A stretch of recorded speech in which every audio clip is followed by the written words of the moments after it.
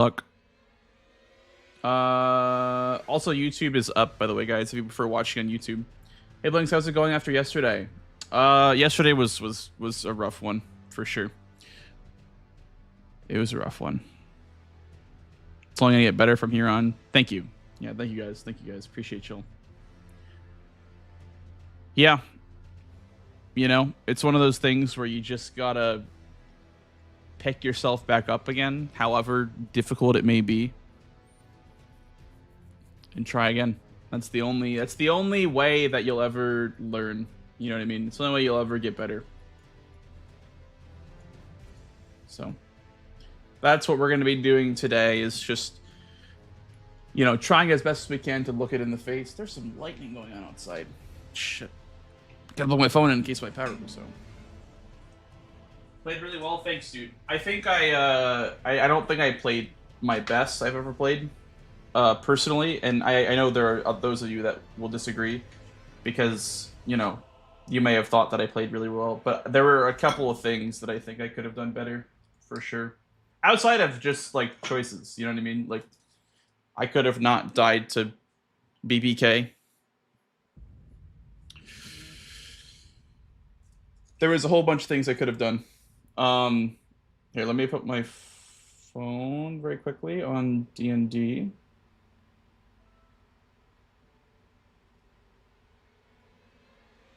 Do not disturb. All right.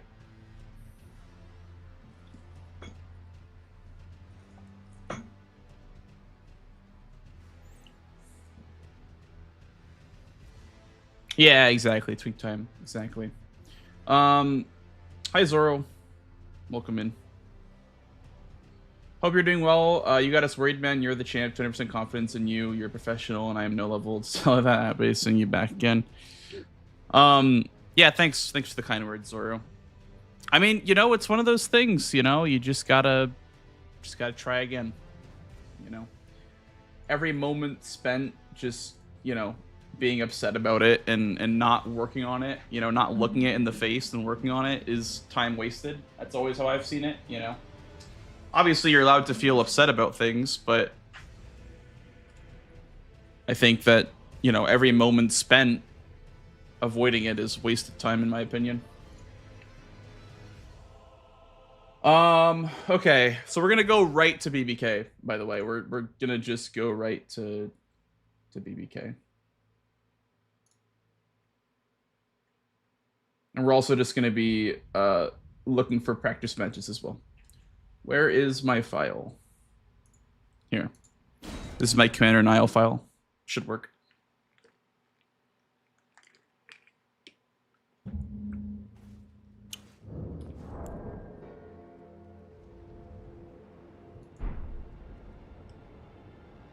Honestly, you did really well. The BBK Tom died as well. But he found Starfist. Yeah. I think going for it was a little ambitious just because of the amount of health that I had. It was a little ambitious. But I felt like my punishes were even off. Like, my normal gargoyle fights were just not that good.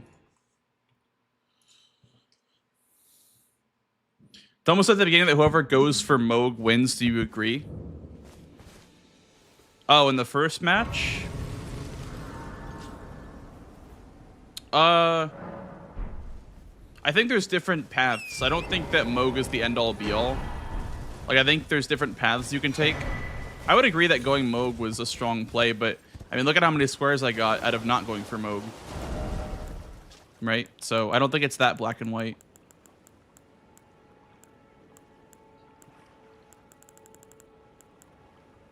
$22. Let's go to 30.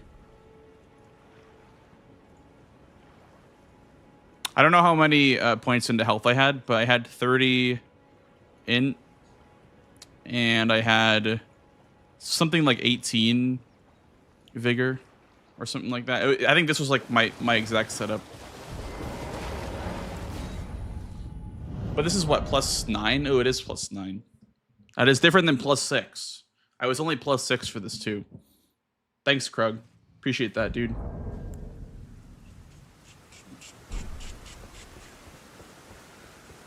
Standing strong out of mob. Yeah. That's fair. I think if I found Starface, I would have gone earlier. Steeple is still good too, but it was a very early game board.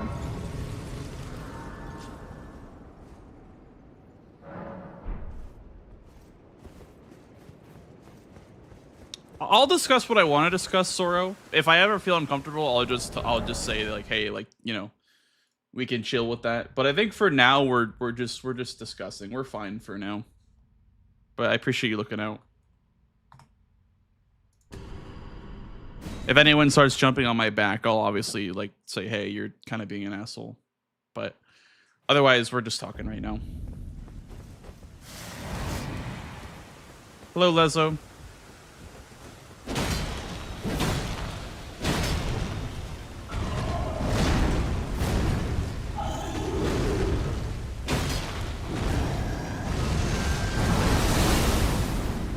The first time that I died, I did not delay my rule enough. That would have killed me, I think. Wow, this is actually like a one-shot fight. You have to be really careful.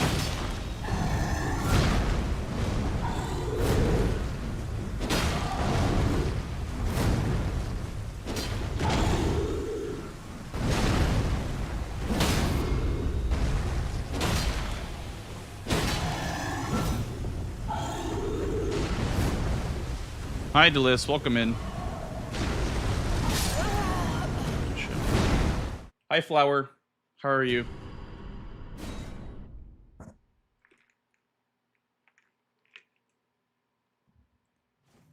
I appreciate it. Xenoron. I appreciate it, buddy. No worries, dude.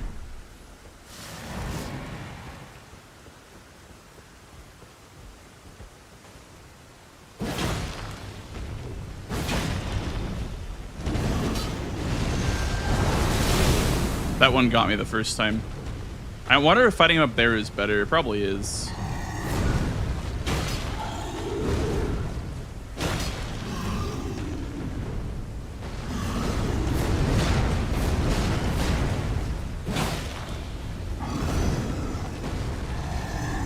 Oh my goodness. I wonder if fighting him up here is better because of the elevation.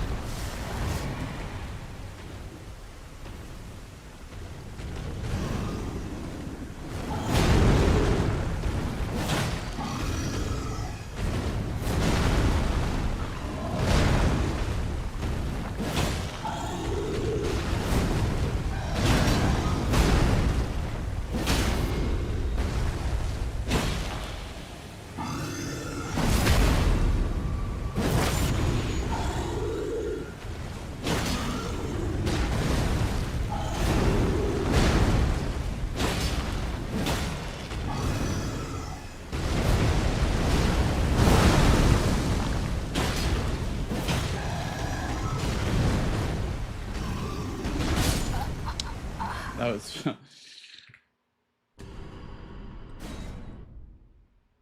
Hello, Sonnen. The stairs suck so much in this? Yeah. Definitely. The stairs suck. Hey, Barake. Thank you. Thanks for the follow, dude. Welcome in. I would agree, Distro. I think I did greed a little bit on this fight, but I don't think that's why I died. I mean, maybe like for one of the deaths, but I think it's because I don't know the moveset. I don't know how many attacks you can punish with on every attack. Because every attack has like a certain amount you can punish. I don't know the exact data on gargoyles, I guess. This you can probably charge her to with a great sword.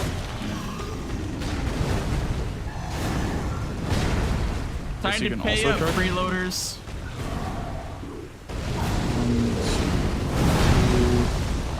Charge her too.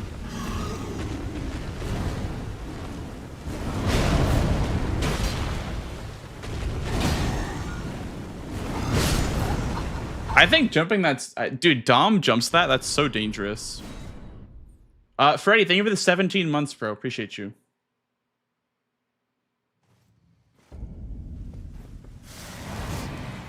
Actually, let me not buff the weapon. Because it'll probably be better practice to not buff it.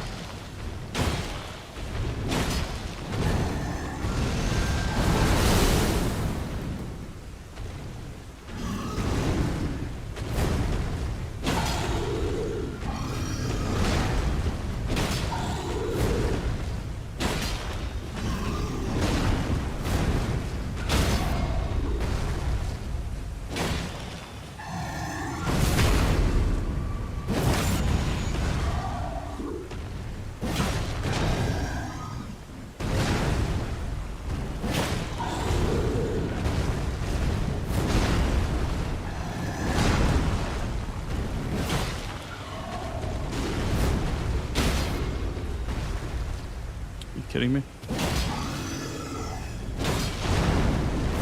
Dude, he literally skipped the animation. Wow, this arena sucks. Thank you, Cyan, for checking in. Thank you for the 24 rents. Your damage was slightly less than Starfist. Let me try with Starfist. It probably would be easier with Starfist. I mean, obviously, it will be easier with Starfist, but...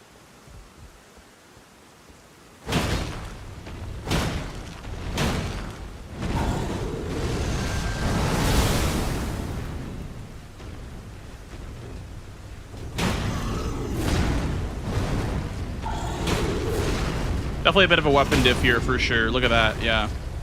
Definitely a bit of a weapon diff, I would say. I'm so comfy on this moveset.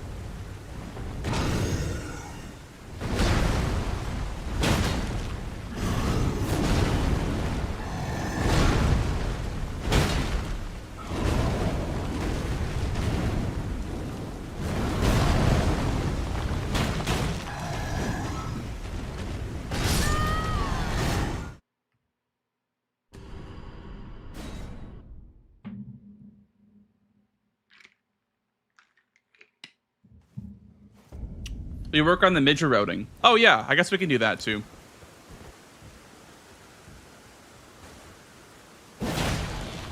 We work on the midget routing too. How much poise do you have? 110, so a little bit less than Radon. Or no, not Radon, a little bit less than Rolana. Thank you. Thank you for the follow, dude. Come in, welcome in.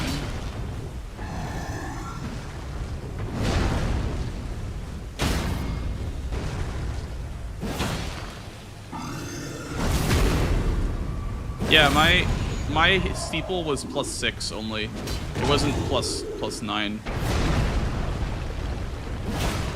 for this fight.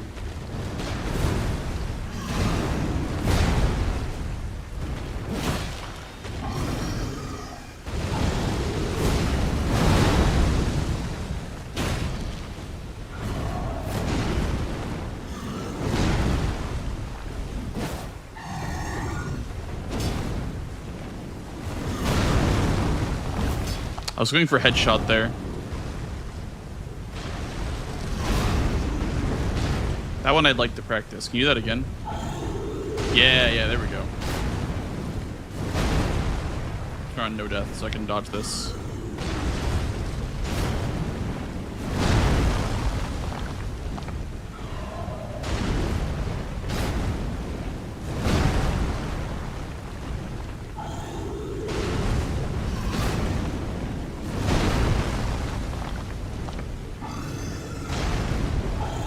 You can even go into it.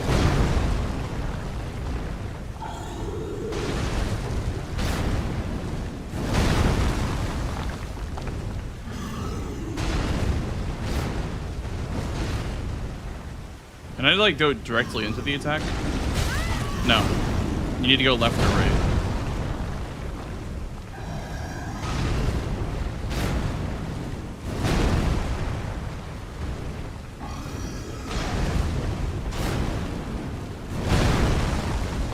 Okay.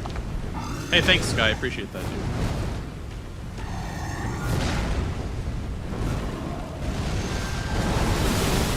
It's okay. I'll take the consistency of having 2 early games in a row. I think I gained something better than a win yesterday. I think I definitely leveled up a lot, actually.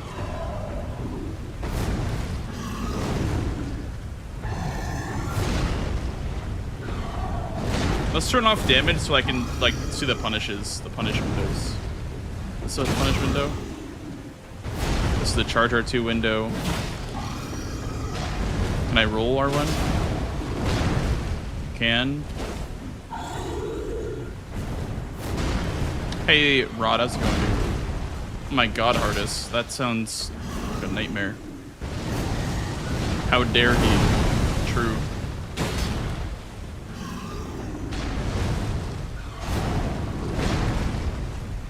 Thanks, Double. Appreciate that, dude.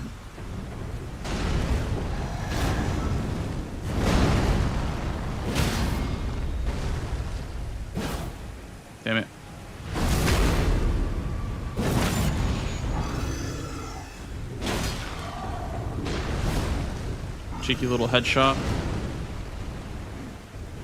Yeah, it'll be on Thursday.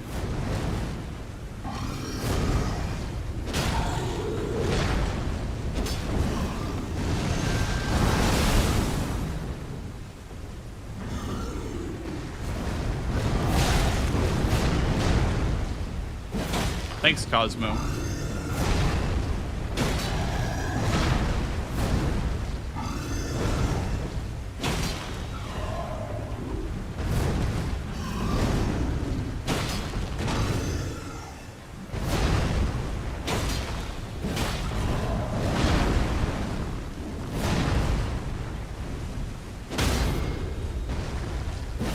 Dude, that hitbox is so weird.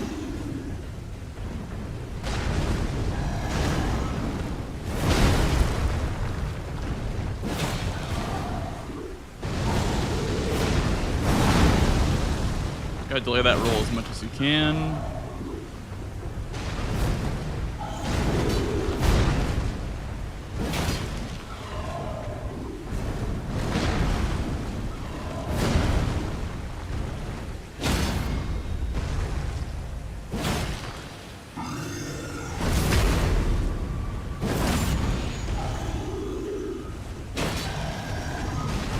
Yeah, the arena is pretty terrible.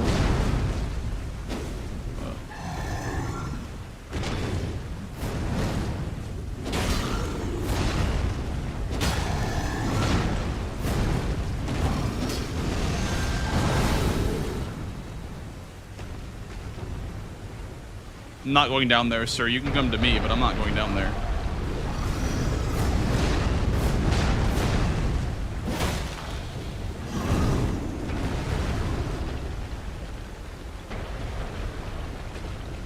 What a goofy boss. What a goofy boss.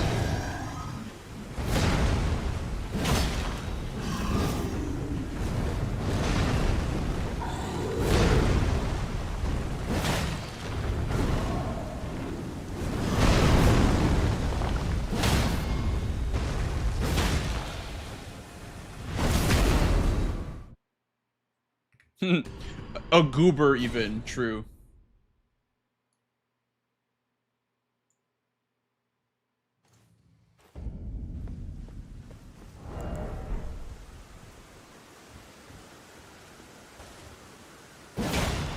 Oh.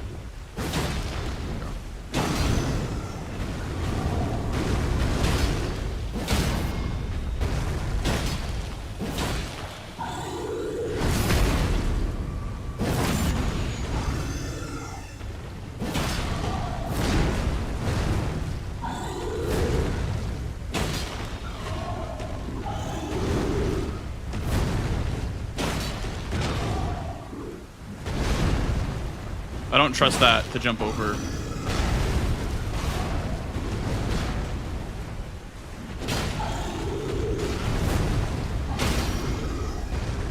That shit is so goofy. Whatever. I can get headshots on him from here.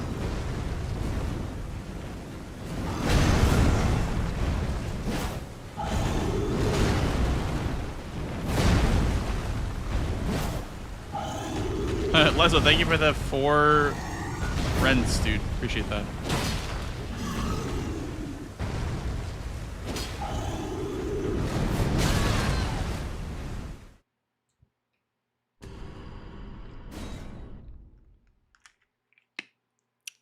Thank you, Demeter. Appreciate that.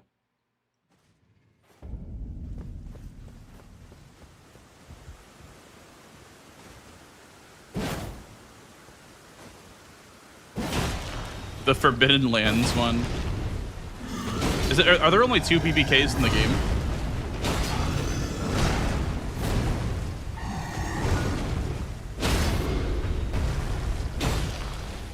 Are there any like non-boss BBKs?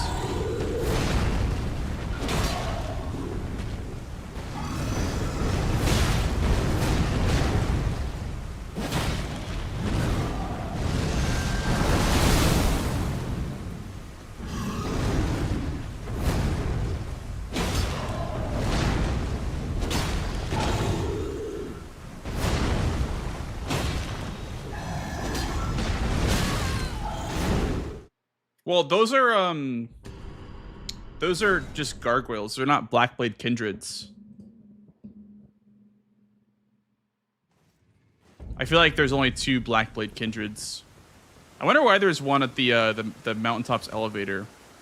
Like the lore reason. I know that this one's here at the Bestial Sanctum because Garank is like the destined death guy. I don't know why there's one at the elevator.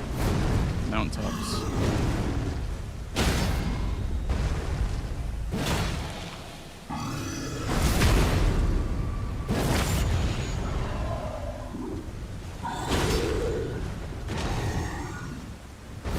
Yeah, they're both employed by Malekith.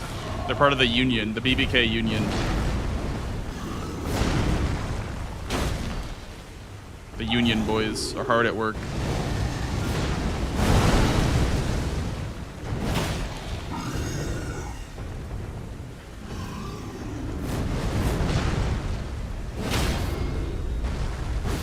Dude.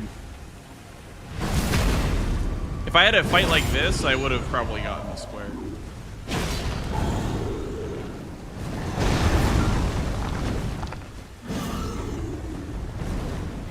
Never mind, not anymore.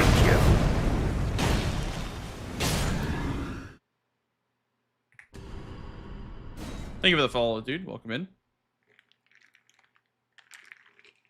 The Forbidden Lands one gives more runes, apparently. Well, it's because Dragon Barrow is a endgame scaled area. Dragon Barrow is like meant to be done after Mountaintops and almost like same time as Consecrated Snowfield.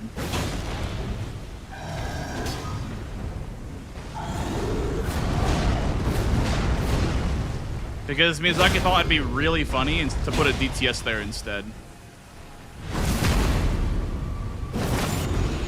He thought it'd be so funny to say, hey, remember that enemy that you didn't like in front of the Capitol? Here's another one.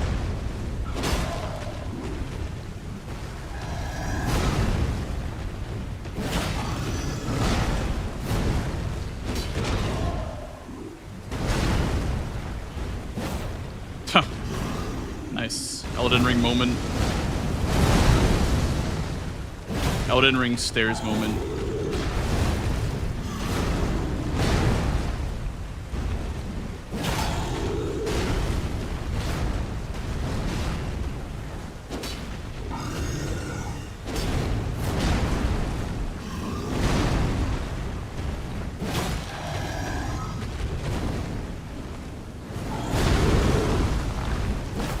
Buh.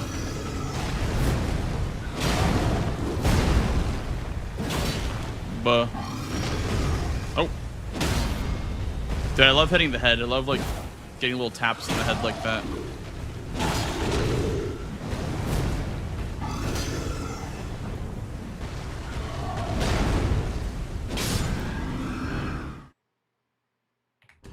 What does that even mean? That sounds ominous, Jigglypuff. Holy schmoly.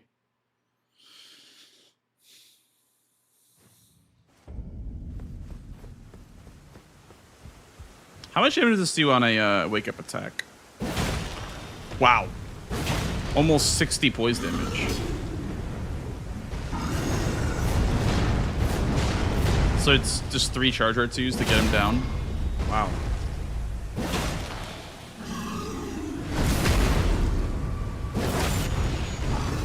It's like basically scripted.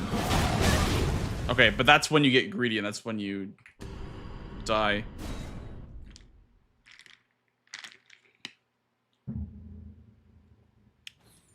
Starfist wouldn't miss there.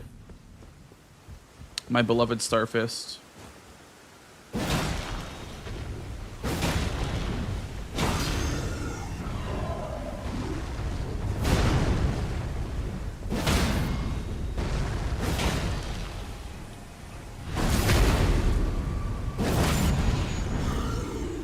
If you don't, I will.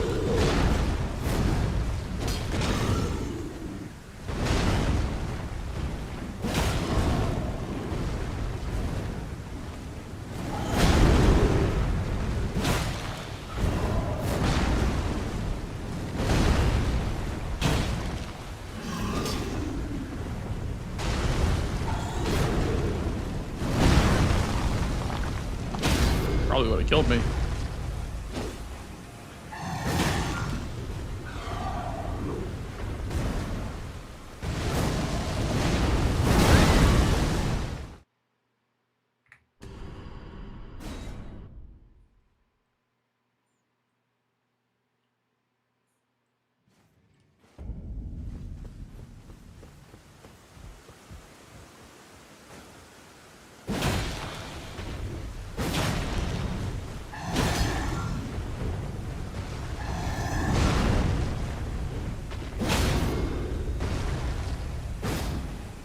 That's so hard to hit. The positioning is so hard on that one.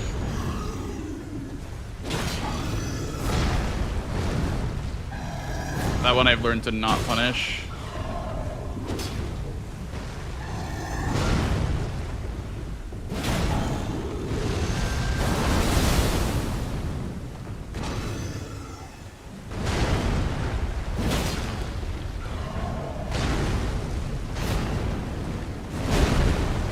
Ah, it's like when he goes up in the air, I never know when he's gonna come back down.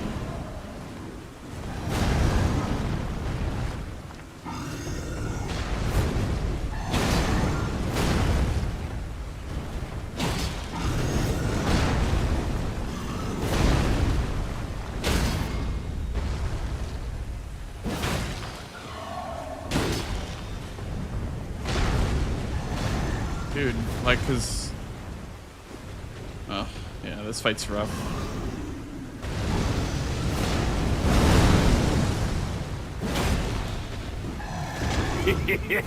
Thank you.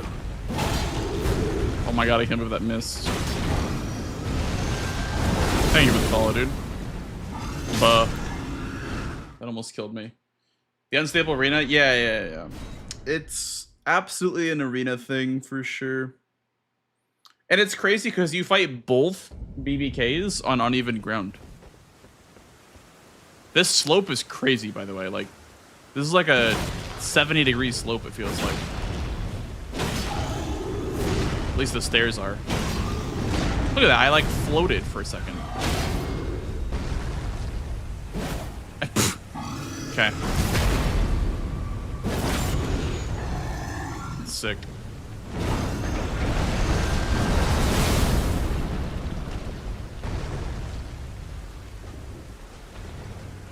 Hello?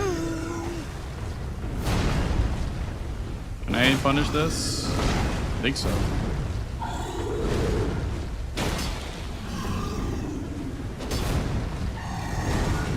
Okay, that was not punishable.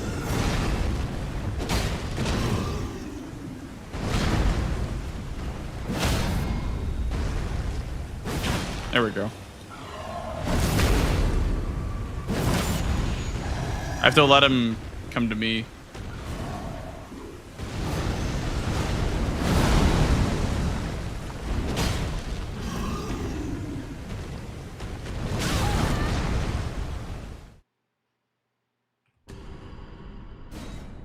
Metallica, yeah, high pepperage.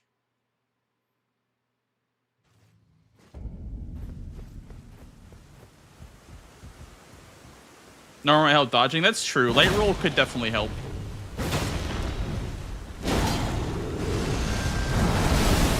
I think this is the best place he can be, is like up here. But I don't think it's consistent enough. Because of that.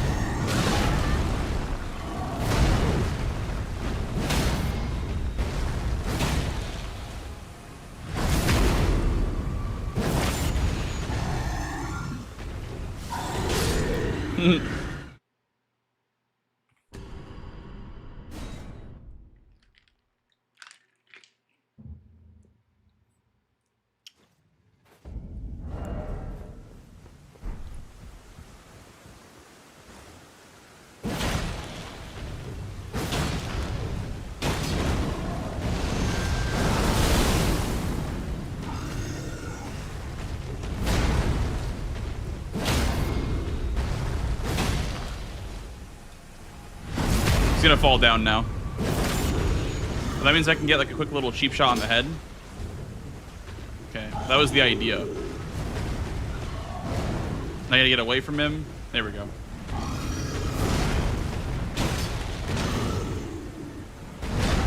Hey, juice box. What is this? 1, 2, 3.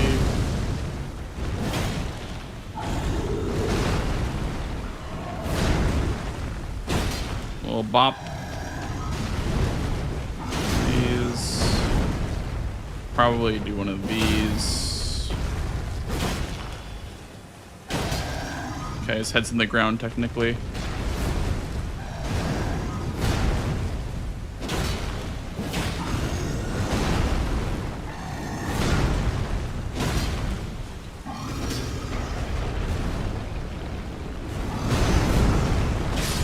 Okay, while I'm doing this practice, by the way, can anyone like link me the play in the VOD of yesterday where Tom did the right Forbidden Woods skip? That's my favorite viewer.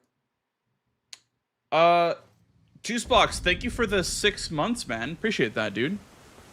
Holy, thank you for the primer. Probably later tonight, Ken. Yeah.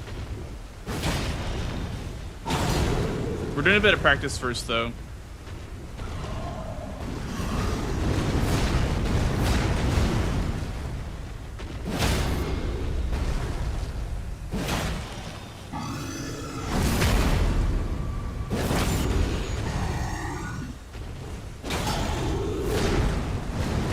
Also, to answer your question, though, so I did have a good day today. Much better day than yesterday.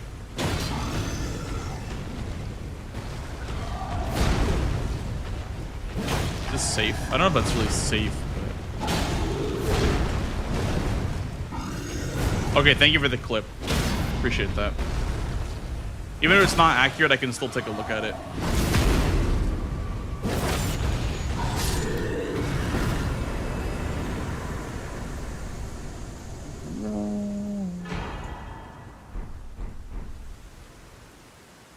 DMGS Pog. Okay, let me try it with the Starfist now and see how much like different it is. If it is easier. I mean, I'm sure it is easier. Time to pay up, freeloaders. Lefty, thank you for the 37-month primer, man. Holy schmoly. Appreciate it. Match against Chris on Thursday. Golden boy. How much damage does this do? That's like a surprise attack. That's still a lot of poise damage. It's like barely less than the greatsword.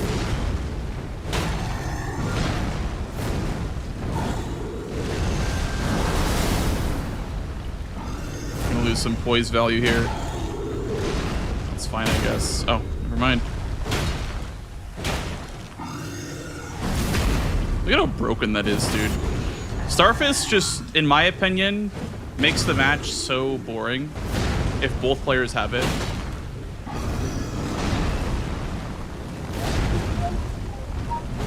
Oh my god.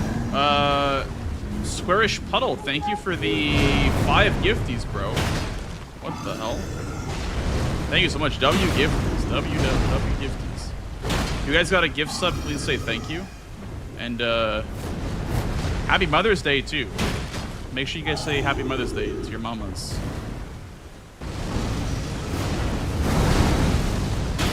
Thank you so much, fellas, for all the support.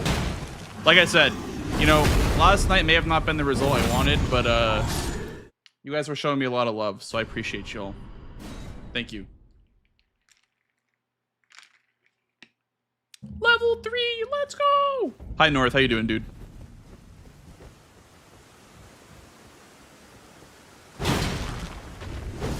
Yeah, it's pretty good, isn't it?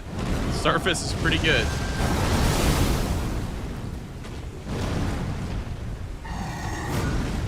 Time to pay up, freeloaders.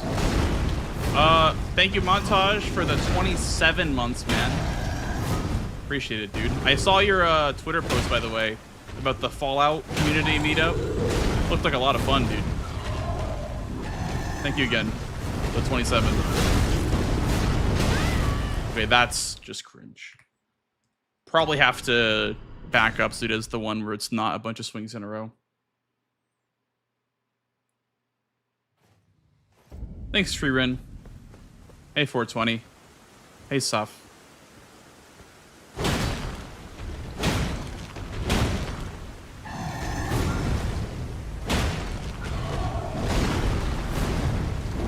Carried you in RL1. And that's totally okay. Starfish is a very, very good weapon to use. I never blame it for using whatever is strong, you know?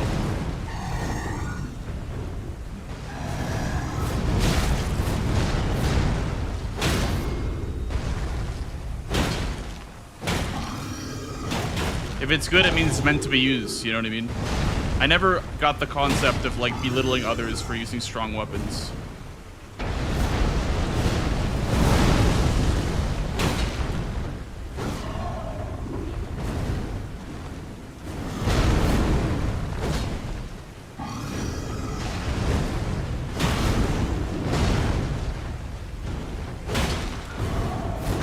Hell yeah, montage. I'm glad to hear it. We just did winners finals for Bingus for the preseason tournament. I sadly am dropping to losers finals now, but I'm glad that I was able to win my first 2 matches, and the matches in winners finals were very, very good. So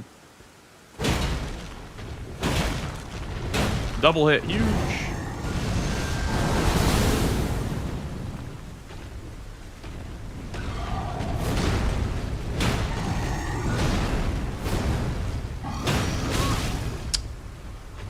Little tag is all it takes for BBK to kill you.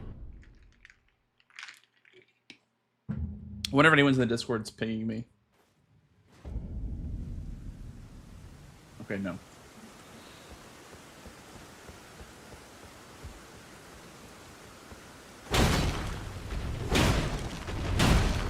Is there any value in grease for BBK? Magic grease, yeah. Magic grease is good for this fight.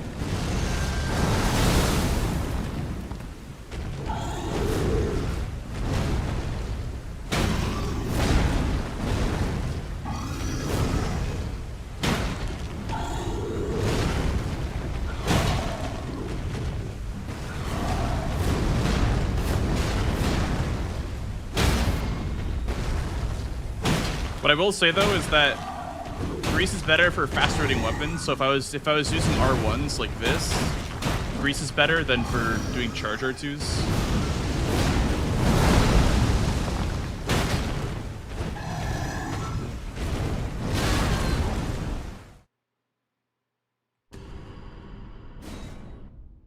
Optimal magic grease. Well, there's 2 in the academy, and there's 1 on the way to Old Altus Tunnel. Those are the ones that I know of mainly. And then there's 3 before Goldfree, or like on the way up to the capital.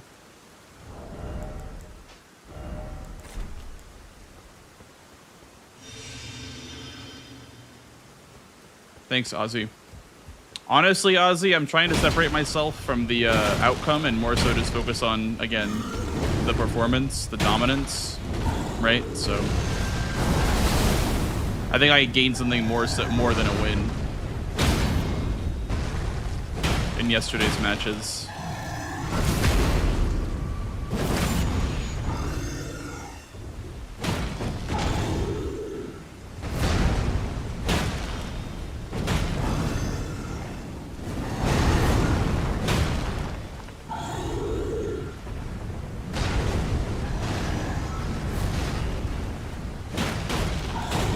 You see how like the grease is making do a little bit more magic damage, or a little bit more damage per R1? Because like grease is like a flat amount. So like on a charge R2, it's the same value as on a tap R2 or an R1. So when I hit twice, I'm hitting them with the grease twice too. That's why status grease is so good on the claws.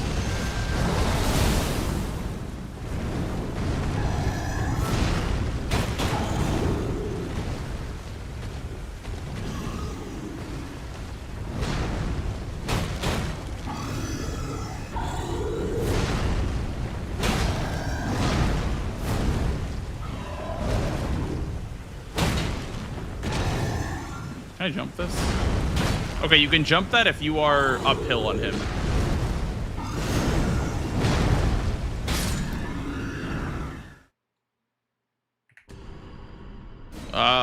Yeah, I died to Kindred 3 times in yesterday's matches. Keeks.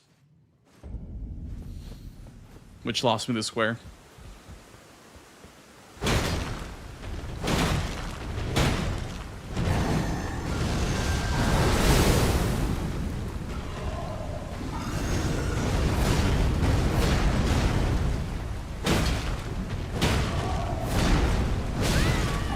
A little bit greedy there in the charger twos. Pretty sure grease damage is also affected by motion values. Really? I didn't know that. Here, let's compare. Let's compare. Okay. Turn off his AI. Actually, let me activate his AI so I don't get sneak attack damage. And then I'll turn off his AI. Okay. Unbuffed. Unbuffed is 410. Or sorry, R1 buffed is 410. Okay, so that's like 30 damage extra. 24 damage extra. 506. 24 damage on that as well. 714. 740, so that's 26. Right? Is my math working?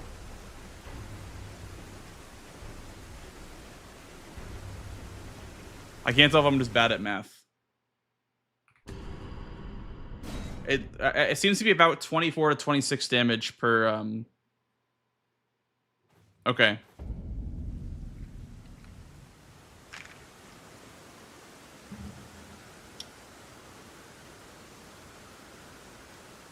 From quick Google, no, but it applies to whetstones.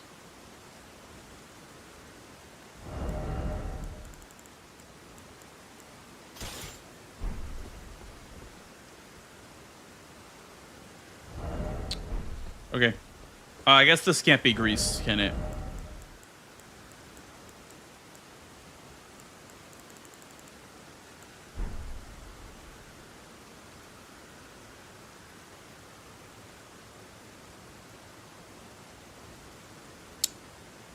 What's a colossal that you can grease? Great Club?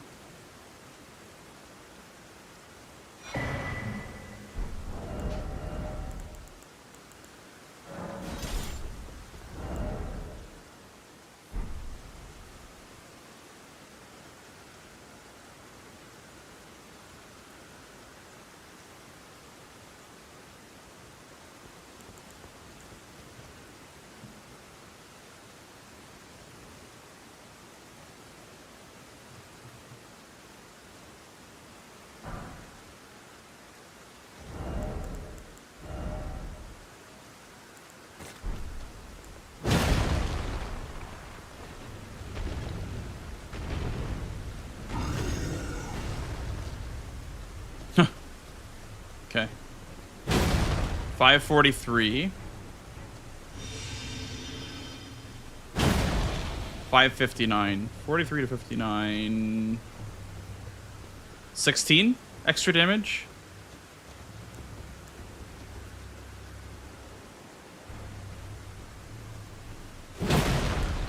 $10.38.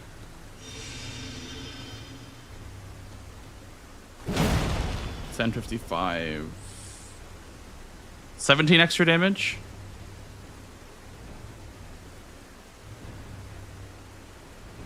So it's like not that much extra damage. It seems to be a flat amount. It seems to be a flat amount.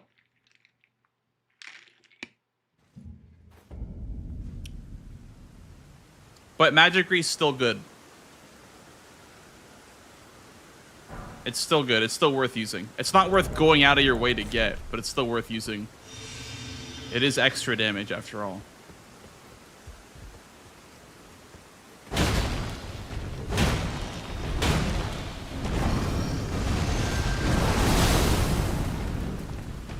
Also on every single hit too on fast hitting weapons.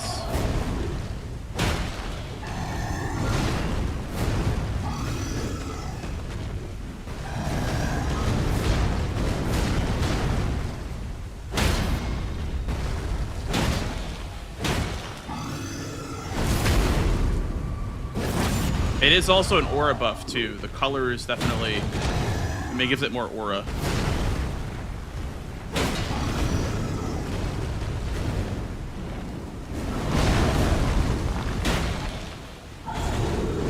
Dude, I miss tumble buffing, bro. I wish that was in this game somehow. That'd be so fun. I love tumble buffing in DS3 or in DS2. Tumble buffing was kind of just part of the game with the weapon infusion system.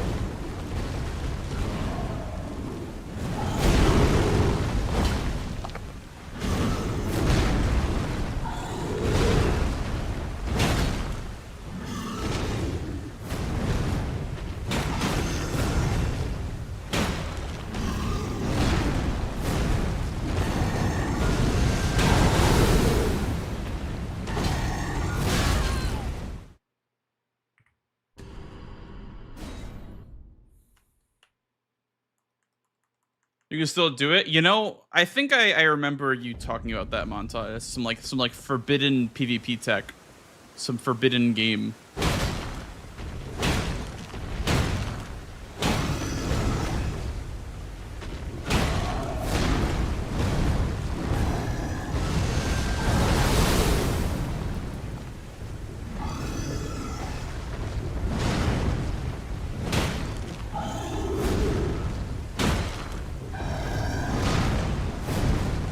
That one you can punish if you get a good angle on him.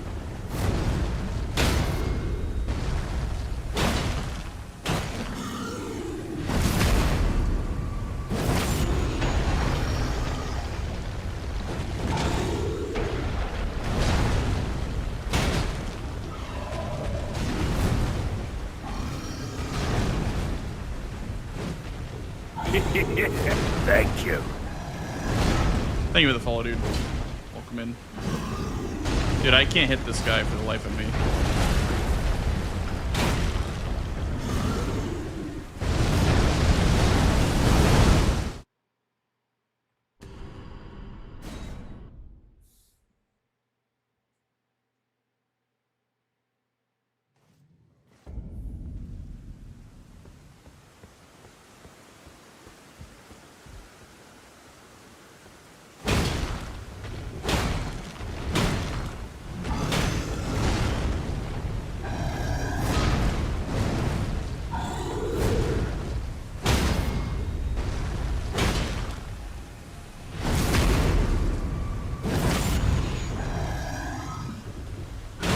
The headshot, bro.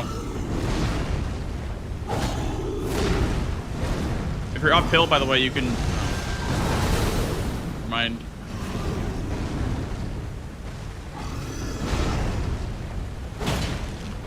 You can jump this if you are uphill on him. Today I learned.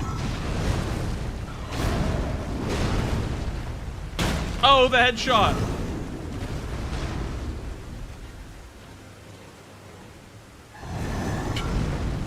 God, this guy is so goofy. Headshot.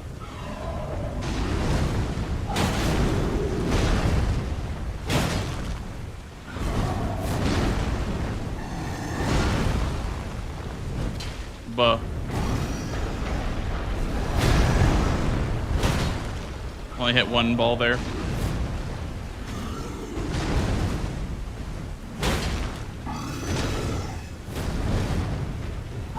Ah!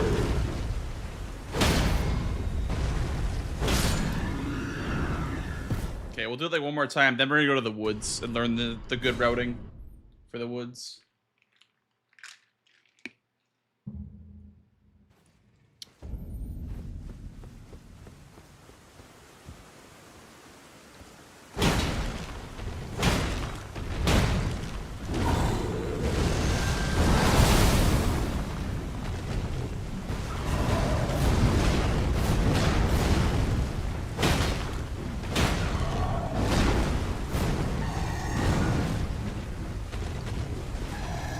Wait, so is magic not good versus BBK? Because it's good against guards.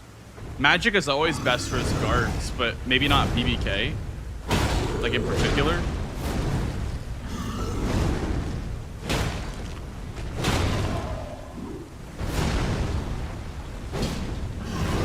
Okay, yeah, I was gonna say, because magic is always good versus these guys.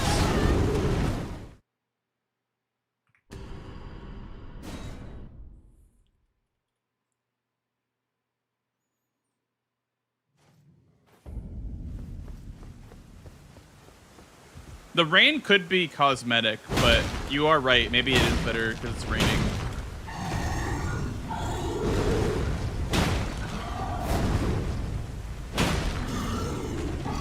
Just like how in Annual Limit can't be nighttime, even though it can be nighttime, like world map wise.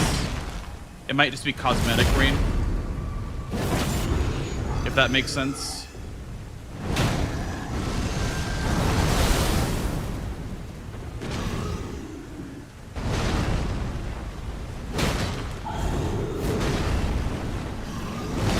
Dude, that was... he did me dirty there.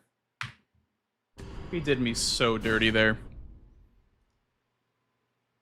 God, this guy sucks.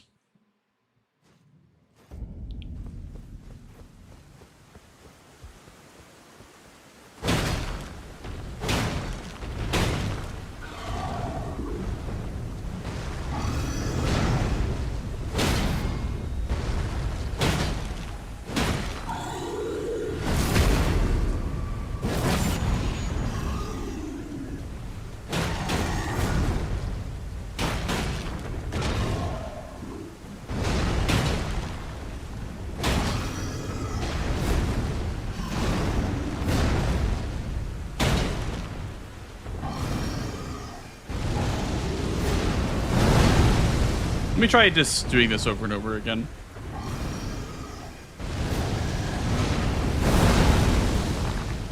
Can I do like a roll for everyone? You might have to delay your roll a little bit.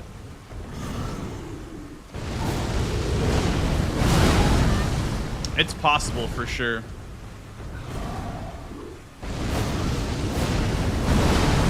Yeah. You can roll every single one. It's just really, really hard.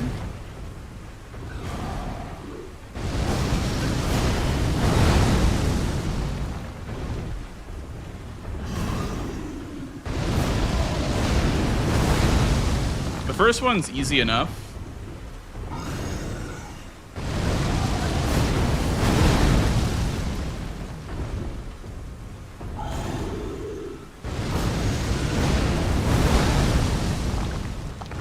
Okay, so note to self, never do that.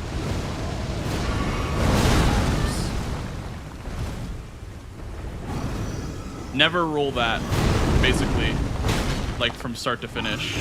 Only roll the end of it, so just get away from him.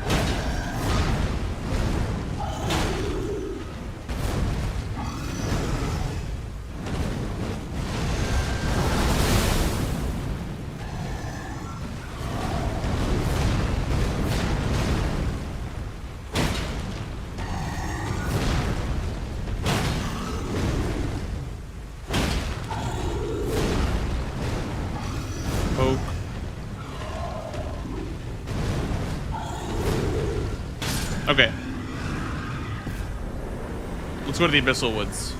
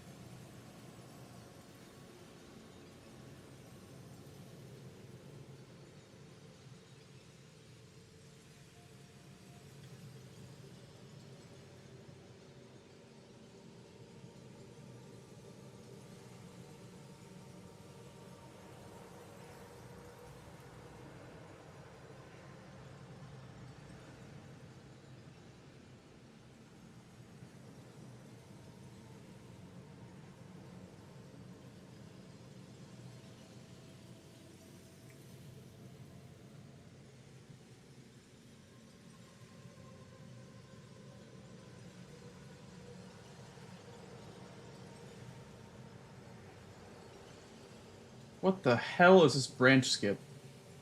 That looks so cursed, actually.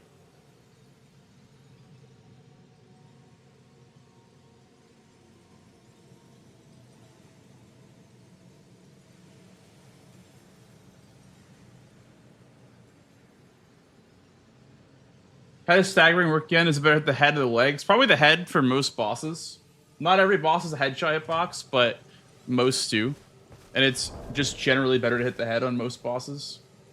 There's a certain sound for headshots. This is the matting hand grace.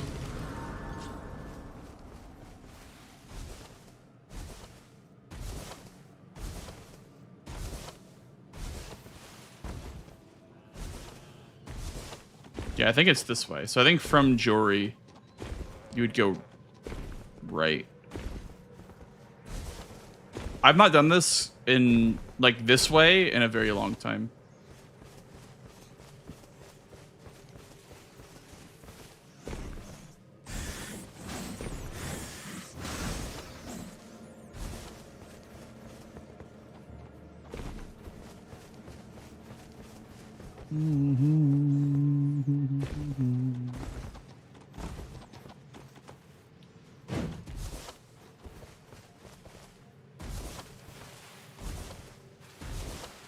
If you miss it 3 times, it's not worth it. What if you hit it first try?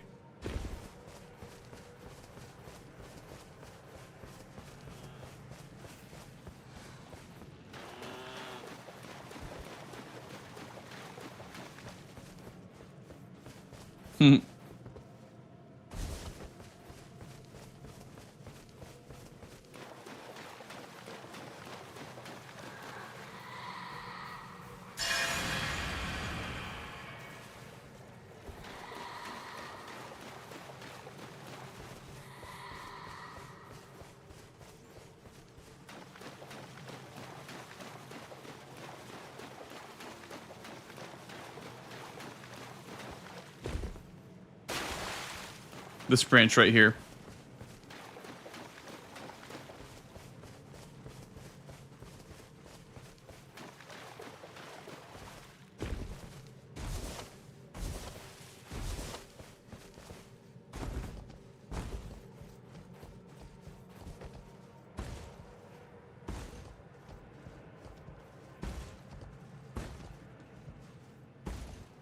What?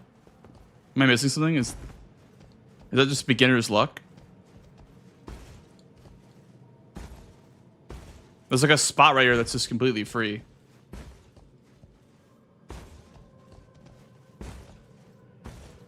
It's based on the angle that you land at, I guess.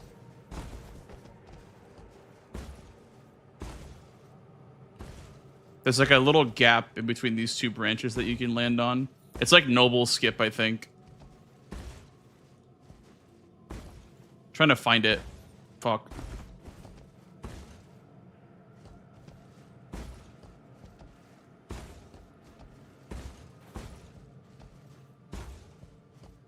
Slipperiness, yeah.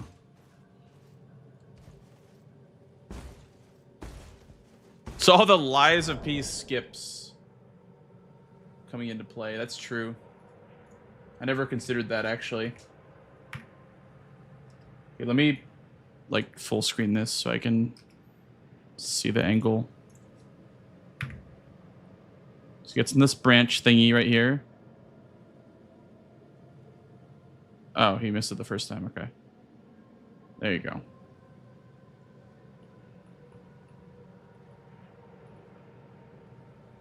Boom. And then southwest. Boom. Boom. Okay.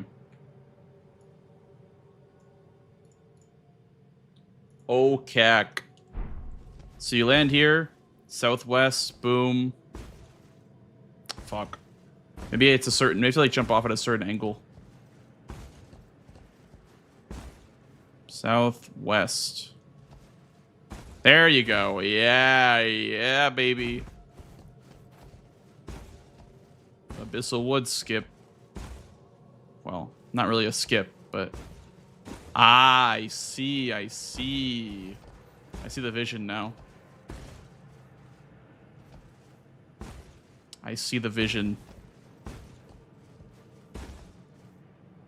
Probably have to like, go from like here.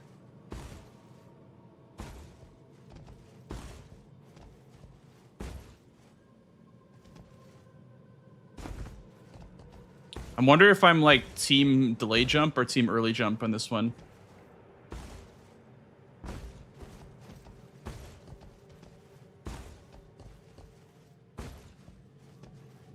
Normal day in the Krot Zoo. True, actually true.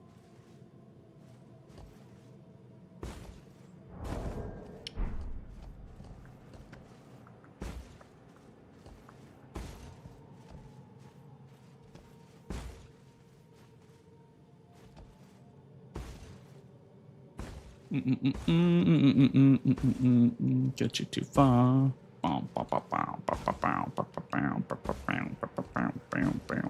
Don't you know?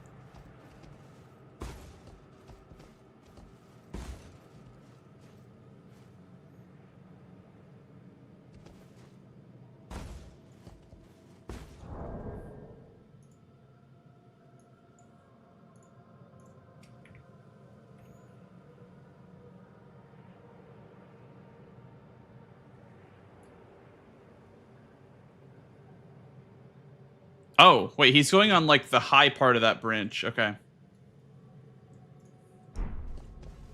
Like this. Oh, okay.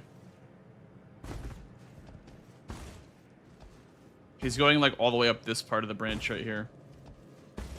Like this.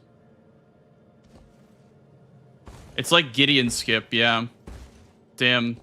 Dude, Gideon Skip is back and better than ever.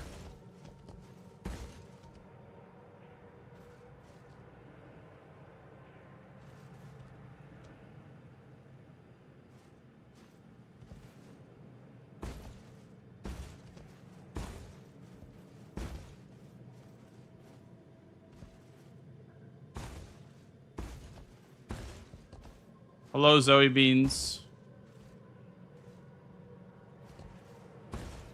Yeah.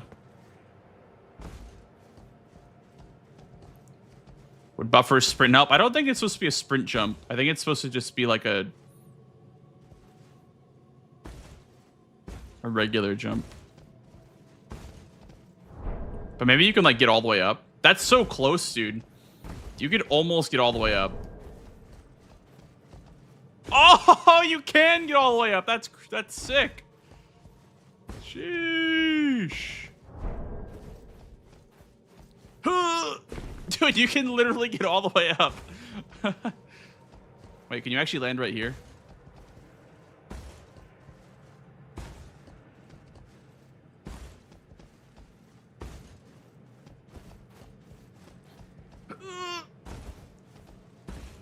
The tree jump has returned. Yeah, now it's like tree jump. Yeah, now it's like Dark Souls 3 tree jump.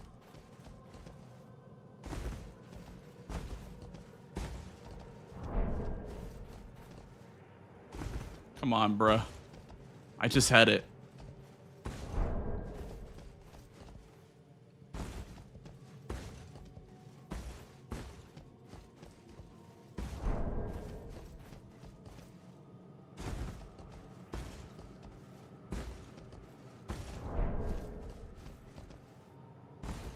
Fuck.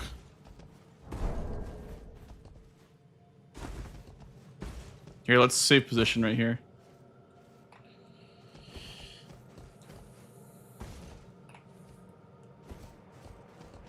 That's a really good question, Darcy. I have no clue. People were saying that if you miss it 3 times, it's not worth it to do, so it's probably a very little time save, if at all. But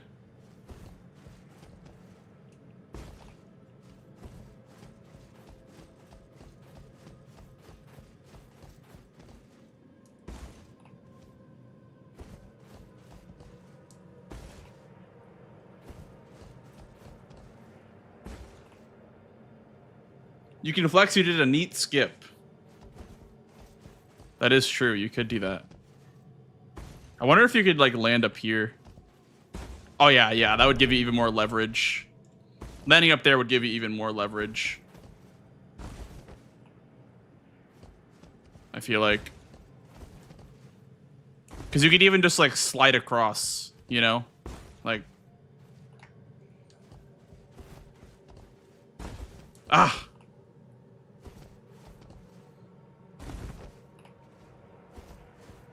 This guy right here. Look at that. That's my favorite viewer. Slimer Rod, thanks for the primer, dude. Appreciate it, appreciate it.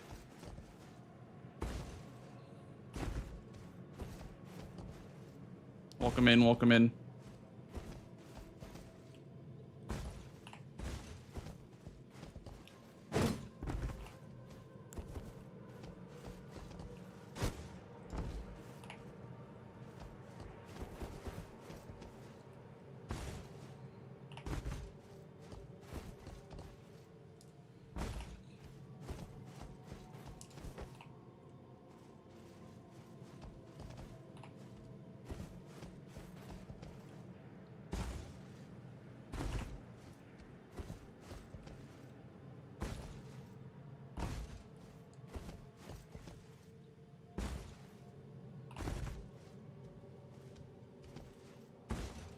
Oh, wait. If you can land right here.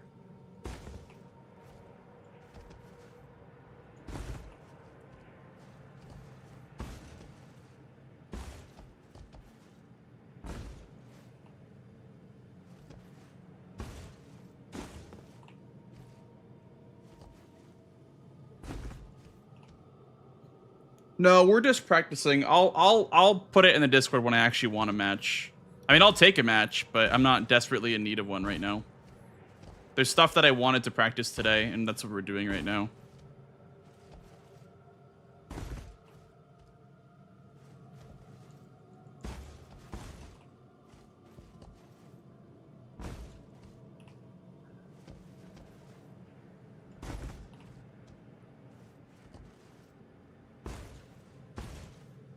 Okay, I don't think that angle is better than this one right here.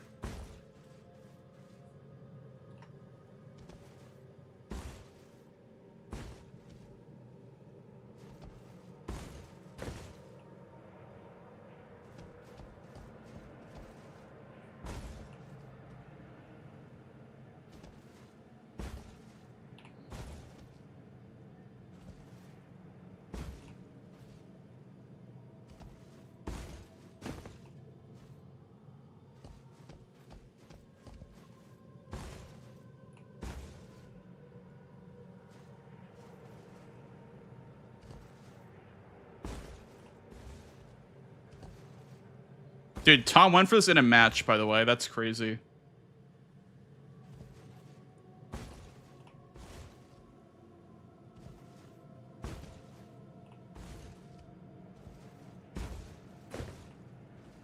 I feel like if you just vibes it, it kind of works. But like every time that I'm getting it, I'm just kind of vibing it like that.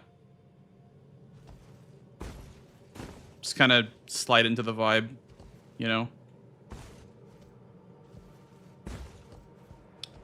Trying to like, so it's this branch right here. I'm trying to like just get the vibe of like how to jump on this branch.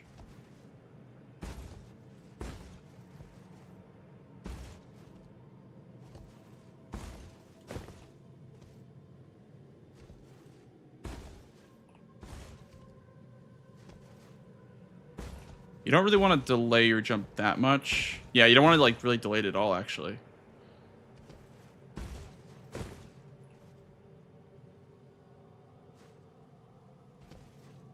I've been like delaying my jump.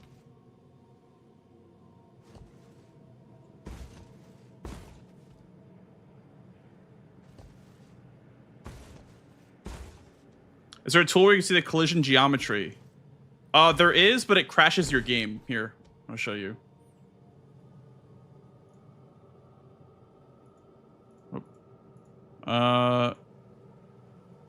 Walls hitbox, character hitbox. Sound view.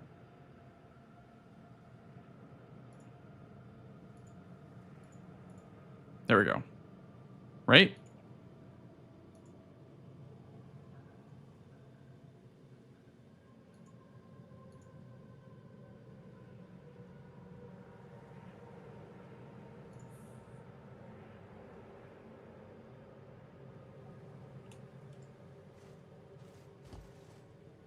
I don't think it's really working that well.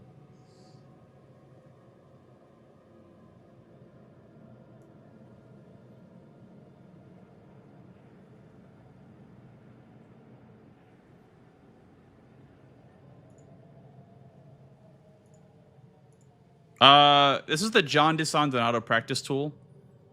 I think I have a command for it. If you do !tool.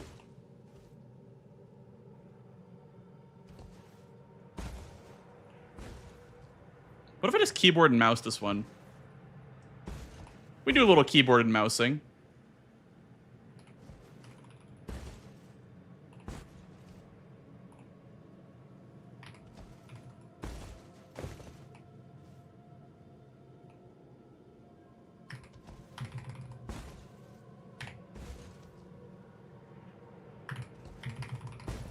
We do a little keyboard and mousing around these parts.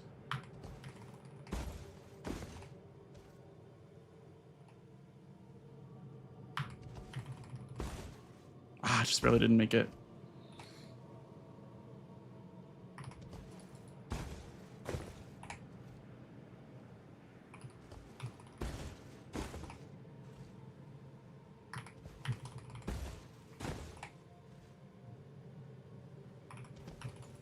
Whoops. Wait, I even still landed it.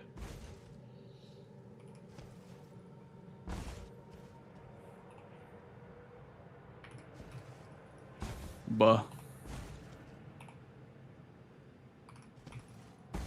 Oh yeah. Mitch Riz would be very, very proud of me. Mitch, where are you? I need you now more than ever. Mitcha.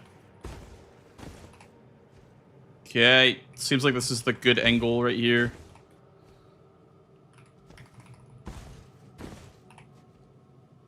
Can a prism stone be placed in the spot where you have to jump? I'll go ahead and do that right now, actually.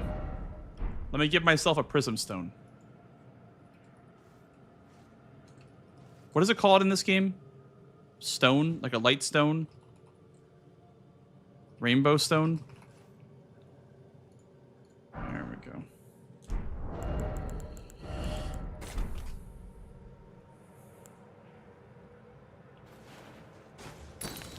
That doesn't really work, though. That's not really where I'm jumping from. I'm jumping from, like, right here. No. From, like, right here. Kind of? More so, like... Yeah, I guess red is the most accurate lineup. How's it going, Neerez? Oh, yeah, good point. Good point. Probably better to go from the spot that I'm landing on.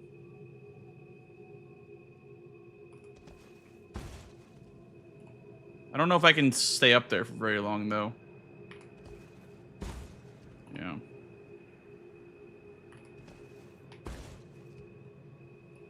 Yeah. Can't really stay on there.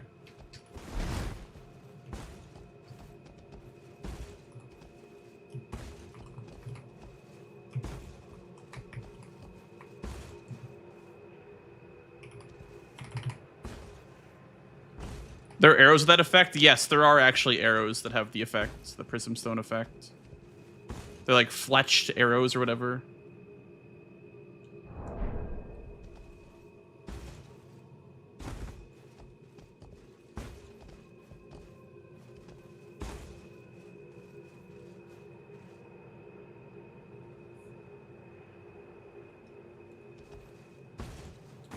Honestly, I love the mouse setup there.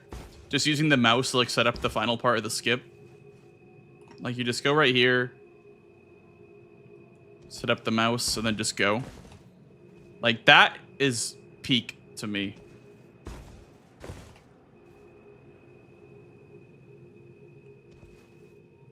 Okay, that's a little bit too far to the right, I think.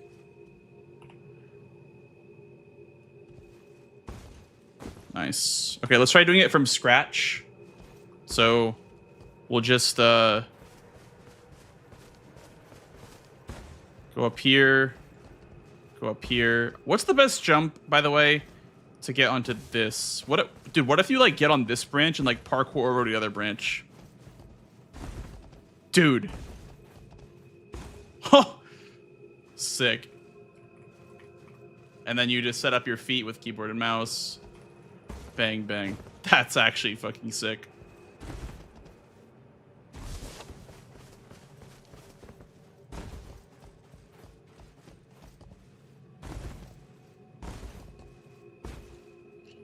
That's why they call me the skip guy. They don't really call me the skip guy, but... Wow.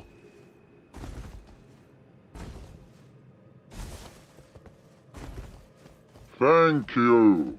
Thank you for the follow, dude. Welcome on in. Welcome on in.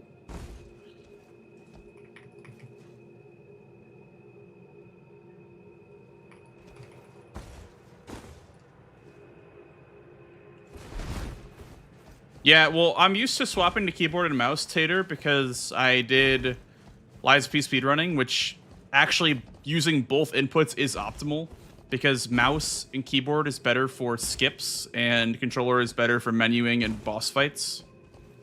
So you have to use both to be optimal, ironically. Also, hi, Nearest. How you doing, dude? I actually was, like, lurking your chat earlier, or your stream. I was hanging out, watching your runs. I was like, oh, Nearest is live. Could watch some DS1.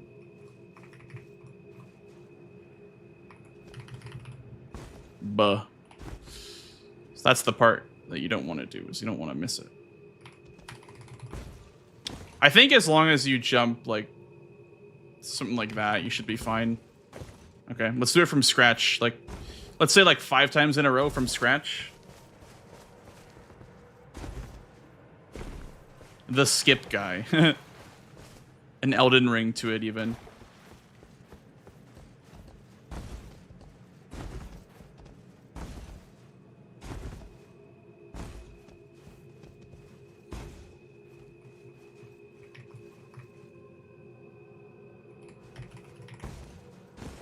There we go.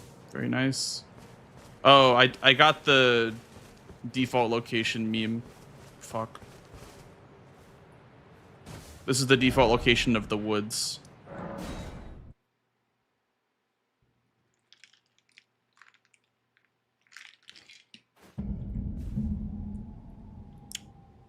I'm gonna go really fast, guys. You ready for this? Also, let me turn off AI.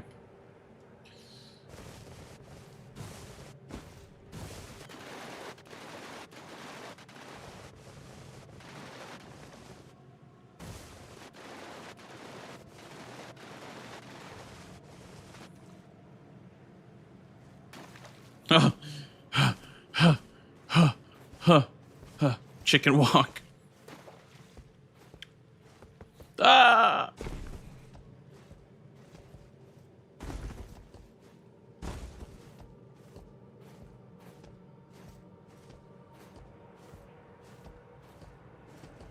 Ah! Can I still do it at 0.5 speed? No!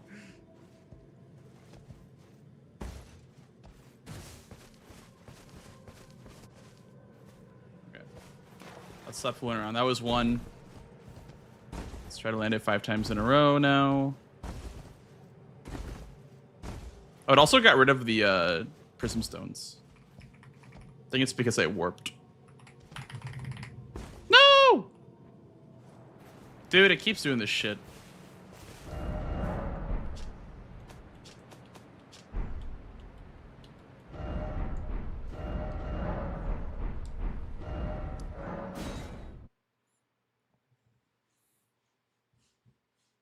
Hello, up and down.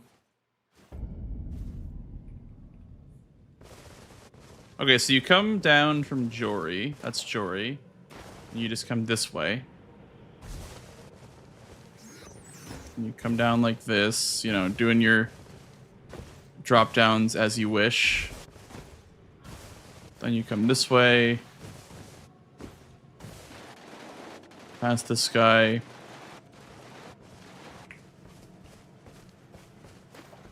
Here, let's say our position, like, I don't know, somewhere over here. That way it's not, like, too super far away. Oh, it's what you do to me. Swing time, are you looking at what I'm cooking right now?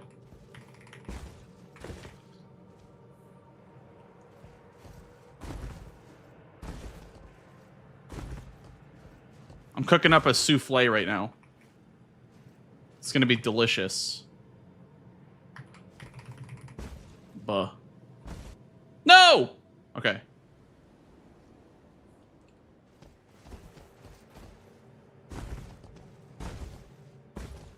Mm-hmm. Buh.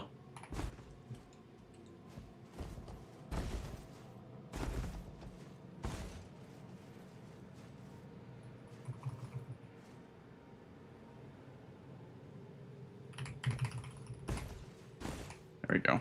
That's one.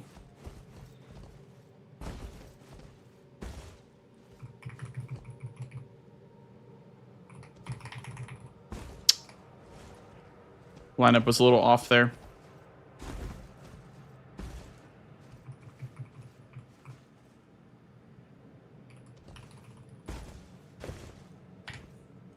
That's one again.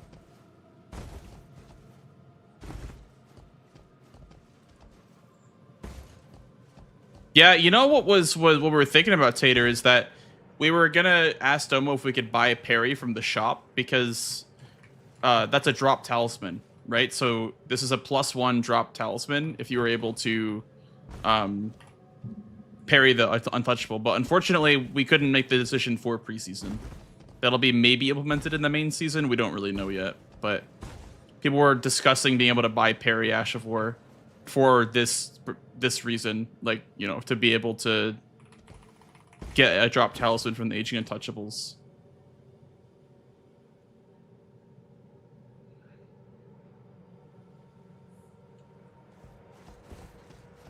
Because, like, as it stands right now, 3-drop talismans, 4-drop talismans is just a meta square, right? So it would be really cool if you could use a parry Ash of War for the untouchables for not only 1-drop talisman, but also to make it not a meta square anymore, because it gives you more synergy for going down here, which I think is a good thing. I think incentivizing this area is really good, in my opinion. Is the W-1 the compass setup you go for? You know, I haven't perfected it, but it's something like that. Yeah, it's like I could try to get like a compass set up here, but so far what works best for me is, like, I guess the W on this tree right here makes the most sense, but even that's not perfect, right? So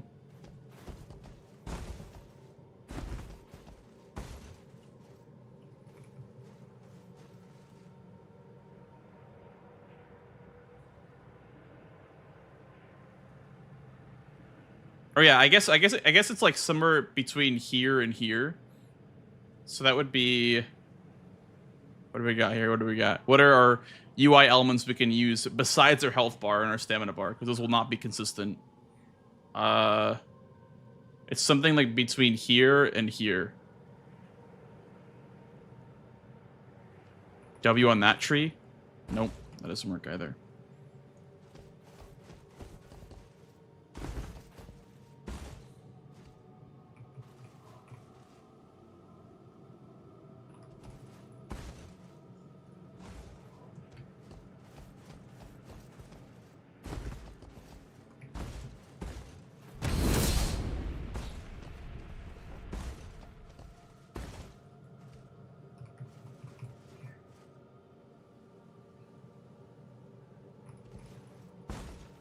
I'll keep going with that.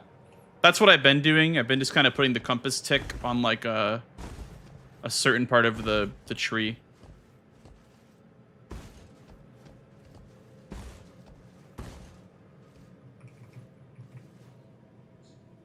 Like that.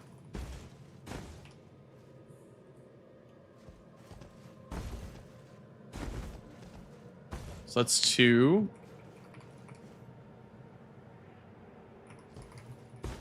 That's 3.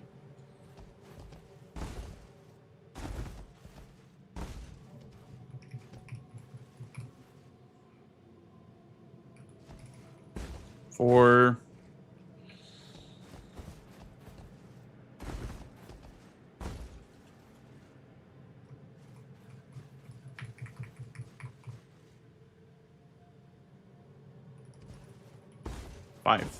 Cool. Now, what exactly do you skip? You skip, I guess, that part of going around. Oh, yeah. This is actually pretty good. Because this does skip quite a bit of running.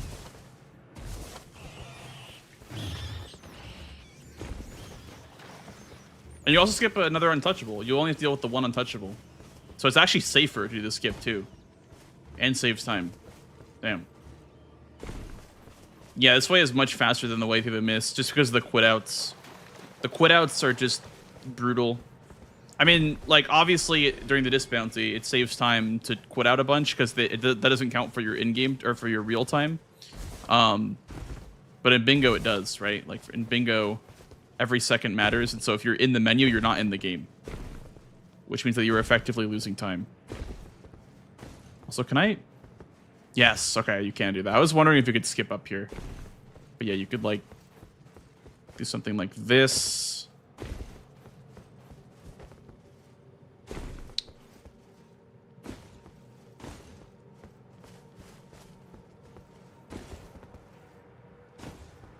It's so dark. Boom. And then you just come right here, boom. Okay. Cool. See, chat, this is the reason why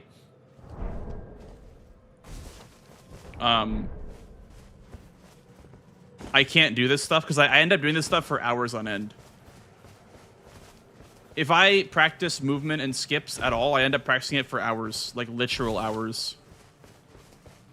This is why I can't be tasked with finding a skip, because I'll just end up using a bunch of my time working on my movement and new skips.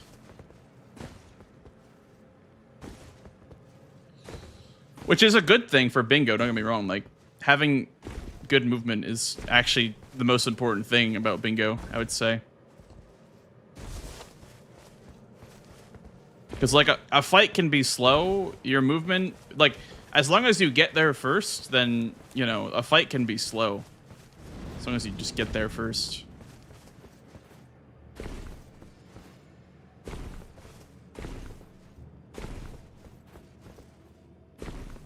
Alright, let's put it all together now. Let's put it all together.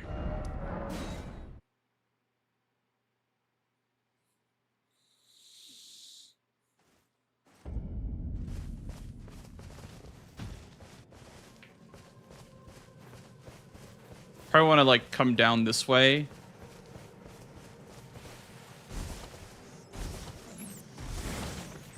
Now, I'm sure not all of you want to watch me run through the Abyssal Woods over and over again.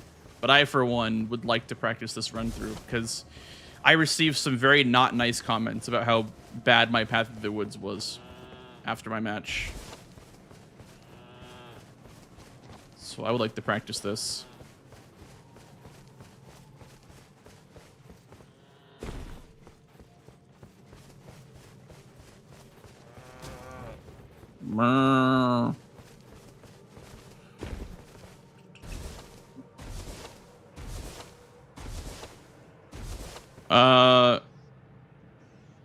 I'd love to be able to get down from here.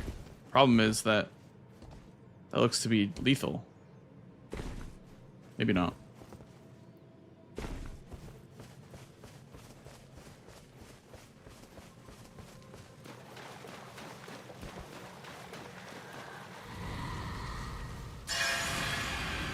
Thank you. Thank you for the follow, dude. Welcome, welcome. About the timing, I would say that the route that I took is undoubtedly slower in a real-time tournament setting, because you in speedruns, when you quit out, it does not affect the... Oh, I see what you're saying. Tree skip versus no tree skip. Okay. I see. I mean, it's probably like... Oh god. Like 10, 15 seconds faster. It's probably not as much time as people think that it is. Yeah. 15, yeah. And so every screw up makes it less of a time save than running through normally. Does look very, very fast though. Because when you look at the path you have to take otherwise, like look at that path. Look at that path that you have to take. That's kind of brutal. Also, there's a second aging untouchable. Problem here is there's a rat. This rat would be the bane of my existence, probably.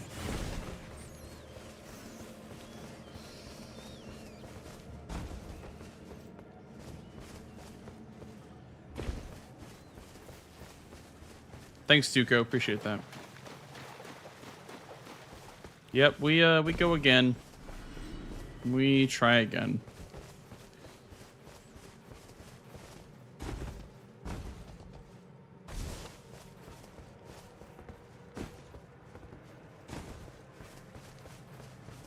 Okay. Cool. Very, very cool. Where on the map is friendly bottle in relation? I'll show you. So this is like to the right of the matting hand grace. The perfume bottle is to the left. So this is the matting hand grace right here. Here, I'll go speed mode. So here you can use torrent up until like one of these rocks, and then you're on your own. And then I guess going right is faster in bingo, but if you're going for the mance. But if you're going for matting hand, you would grab this grace and then turn right. But if you were not going for matting hand, you would just go right. But if you go left on this trail, past the matting hand, and then if you keep going this way down the trail, there's a church over here, and this church has 2 skidoo and a perfume bottle right here. Hey, Frenzy Flame. It was actually a vanilla pickup. So it's like kind of the complete opposite.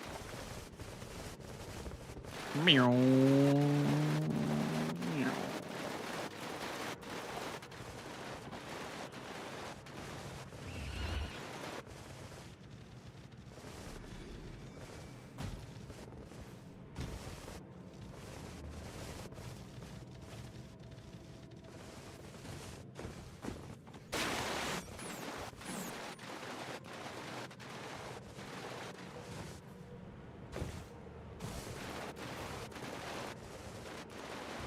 Yeah, it's really not that bad.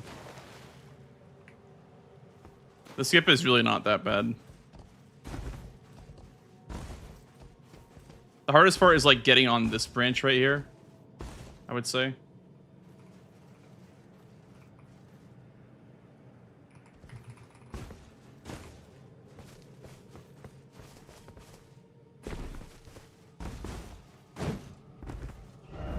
All right. I guess I'll say I'm ready for a match now.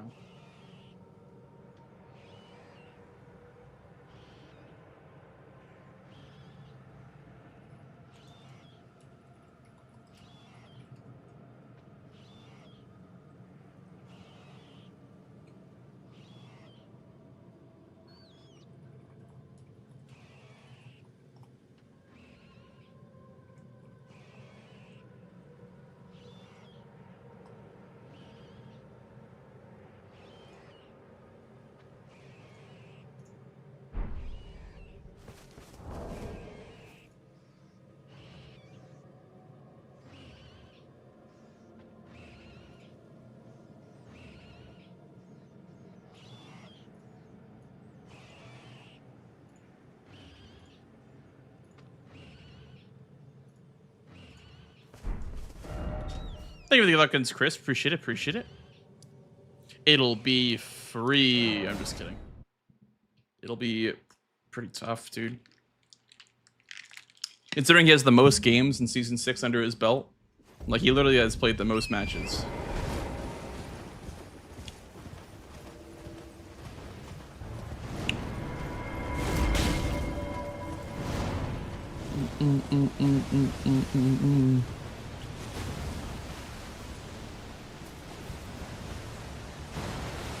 Dude, I'm so embarrassed to say, but like my baboosh is so bad.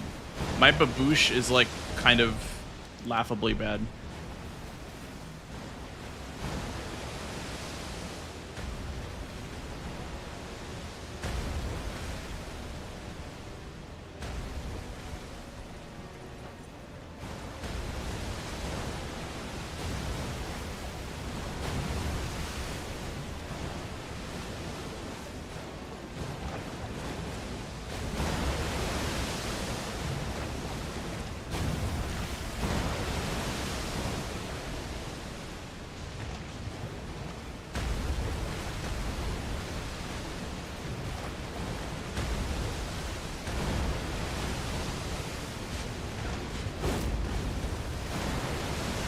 Did it really miss him?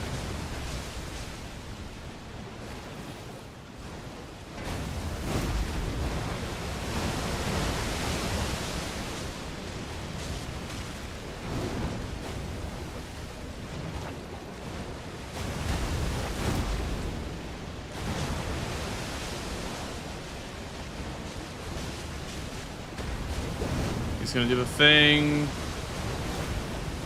Yeah.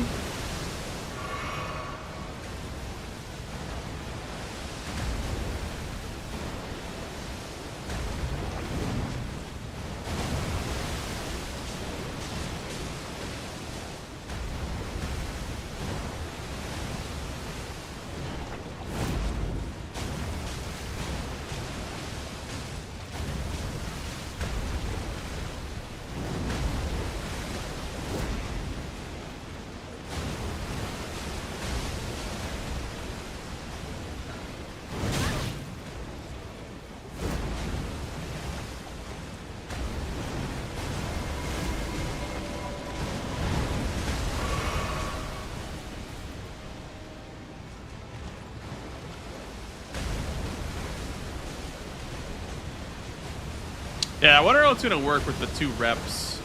If it will be like, you know, wins for your region or whatever will count for something, or I don't know how they're gonna do it,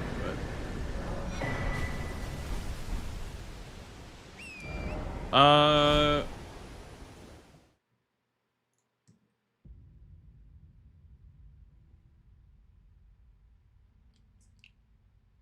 what do we practice?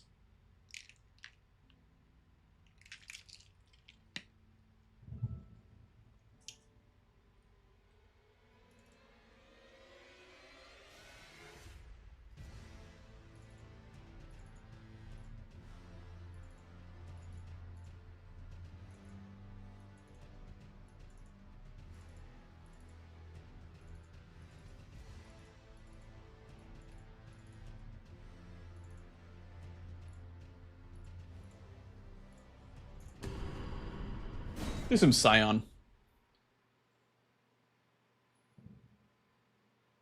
Hey, CX. Thank you for the good luck.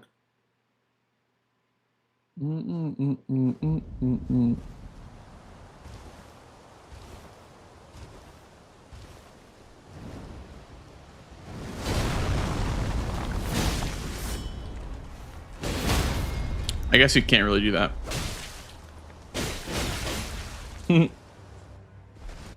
I was trying to spam it, but I guess you can't. Even though it's 2 to stun, you can't really spam it.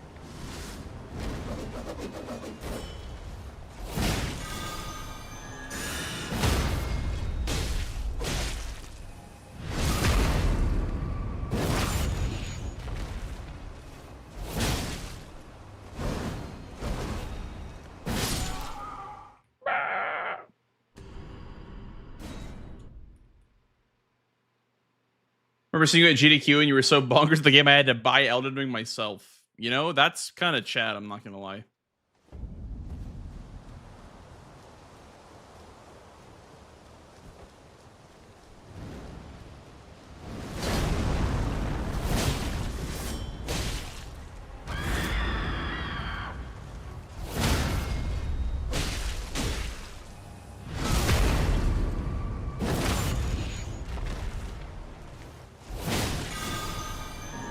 Thank you, kind sir.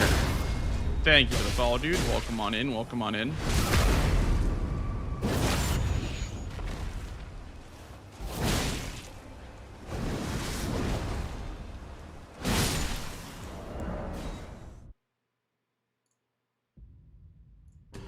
With Impaling Thrust and Unsheath, yeah.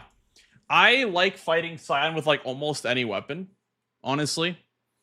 Like I sat down one day and just fought Scion like for 2 hours straight with every weapon.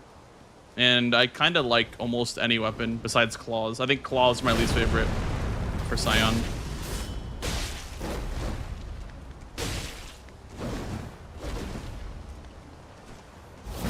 Oh. Okay, it's gonna be 2 more.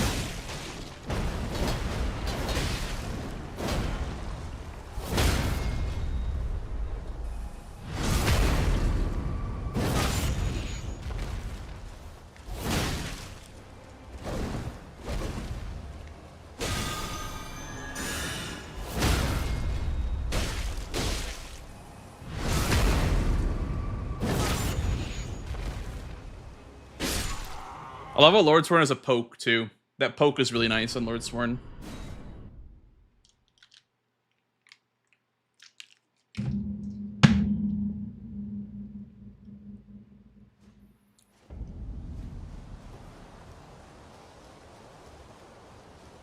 Unsheath I actually like less than a lot of other options.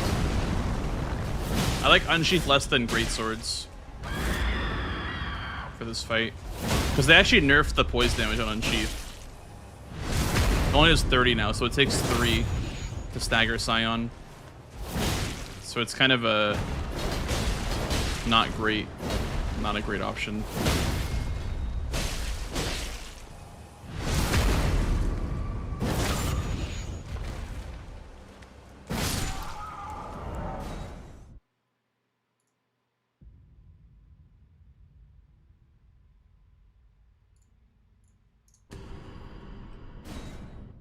Yeah, I used to do a lot more poise damage.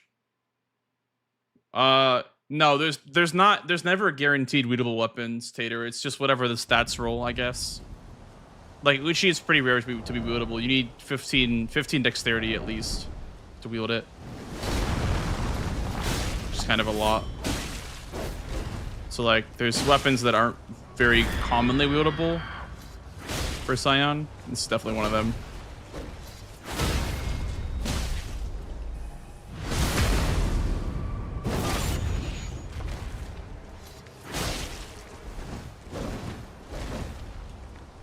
Because like here I can't unsheath because it won't stun, right? So I have to just kind of wait. But now it would stun if I unsheathed. It's fine, like Uchi's fine, but it's not my favorite. I would say my favorite is probably Square Off and then probably Spiked Castus or any sort of bleed weapon. Are my second favorite.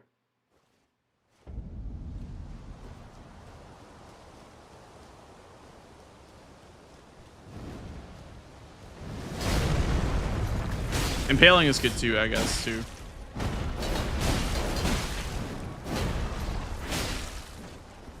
And then here you can kick the shield, which is nice. For your post. Unsheath again. Unsheath again. So to be fancy. I almost died trying to be fancy.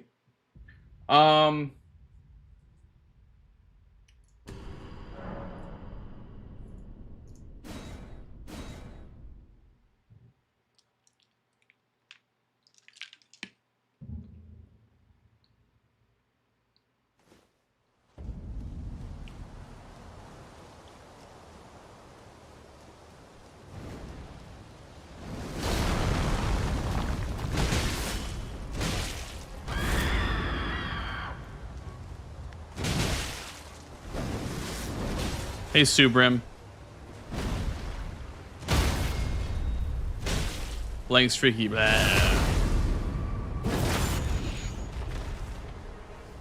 Bang, bang.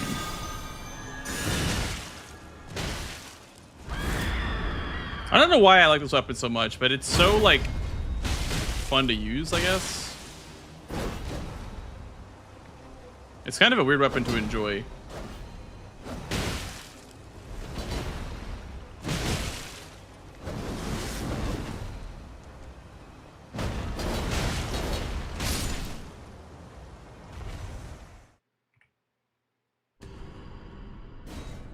Yeah, well, the thing about that is that if Scion was just, if you were given a bad weapon to fight Scion with, nobody would ever do it. Like, the reason why this square even exists is because good weapons can roll, right?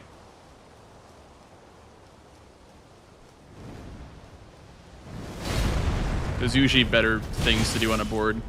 Because going Scion puts you behind on everything else in the entire board. If you go Scion, you're losing out on potential like tunnels, magma worm synergy, falling star beast synergy. You put a lot in the Scion pot, you know, for the pressure that it builds as a square. Which is honestly not a lot of pressure, admittedly, because you're behind in everything else if you go for Scion.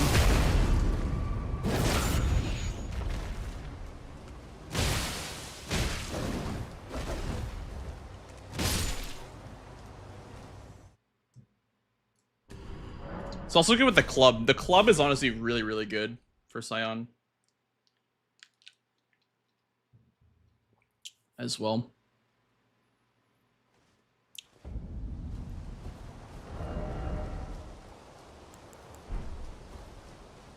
I think I just like this fight. I think I'm just like a weirdo that enjoys this fight, even though it has flaws.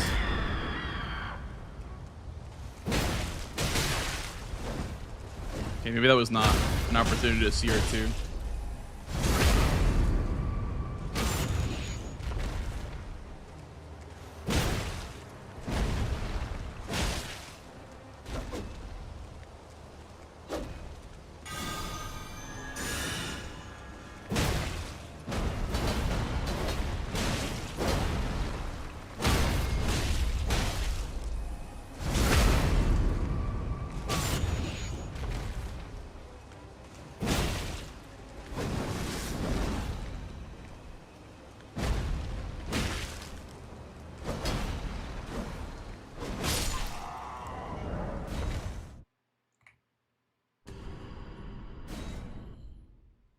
There was no instant Scion yesterday. Yeah, I think for me the base game board was screaming go for Radon because there is Remembrance Boss hitless and Dagger's Claws fist only, right? So that's an easy synergy right there. And then 30 int, right? So I think I saw a lot of Radon synergy. I didn't want to give that up for just one square in a corner. That's the big thing about Scion too, is that you just give your opponent info on what you were doing, and then they can just pick whatever they want. So it's kind of a weird square to do, because this delays your torrent by quite a bit.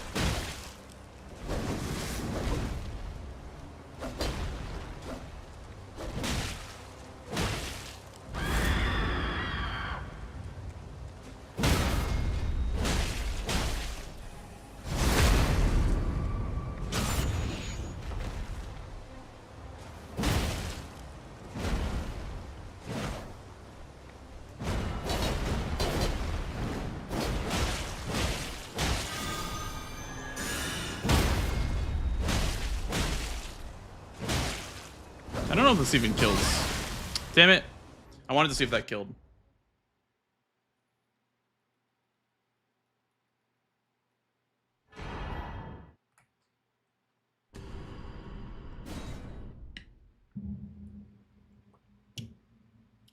An X number of Scions. Yeah, I don't know. X number of Scions is okay for a square. It wouldn't be my favorite personally. I think I like just the one. I like having this one as a square, but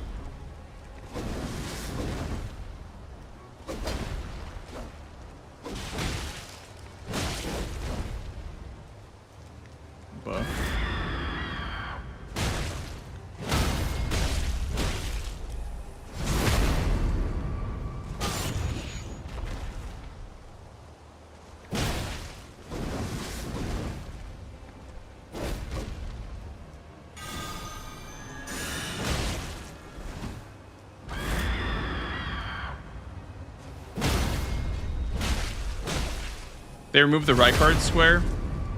So the current Rykard square is Rykard's Great Rune. It's not Rykard boss fight.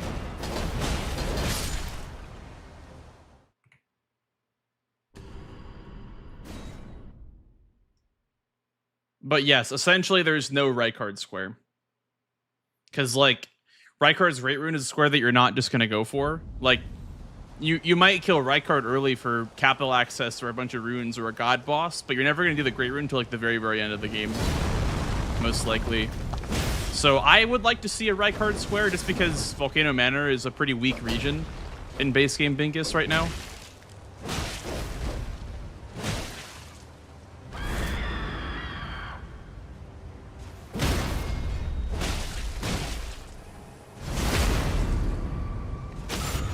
I'd like to see more like incentivized paths and like setup routes too, right?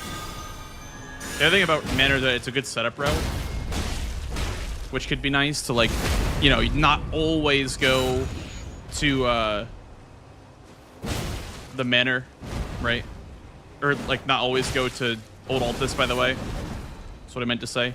Old Altus instead of, like, you know, are you going smithing? Grab Shiefra stones. Are you going somber? Go Old Altus. The other route you could do is go Volcano Manor for a 5 and a 6. So, and a potential 7 if you really wanted it, but.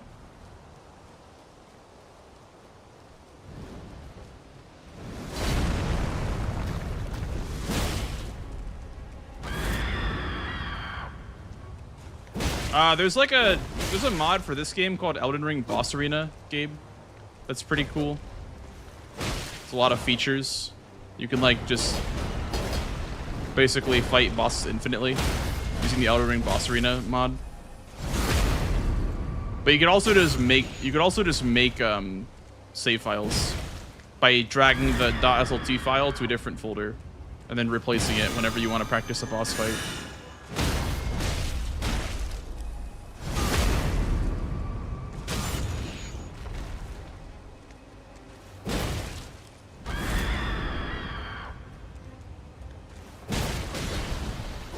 Youch. People like Moog for early runes. Yeah, early Mogwin is pretty good because you get a Somber 9 and a Somber 10, actually. I see it as, like, slower Halictree, but also, like, more synergistic with Moog.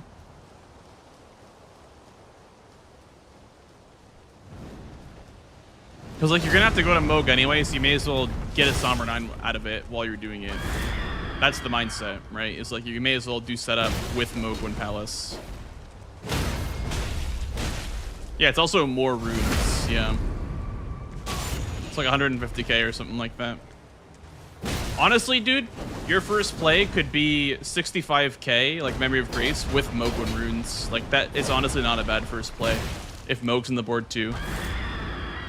Just like 65k with Mogwin money. Yeah, exactly, Ruji.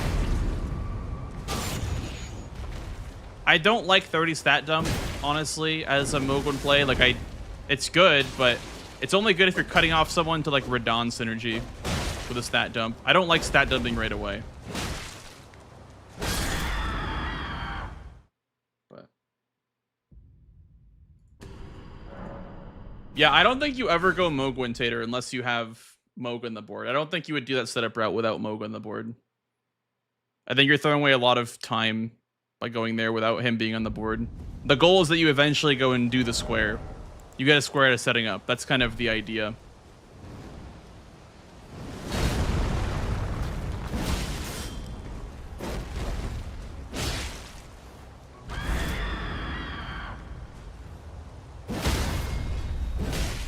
Aggie loaded up some Bingus.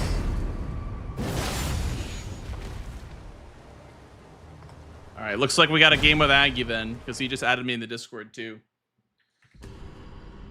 Hell yeah. We got some Bingus versus Lilium Agacus.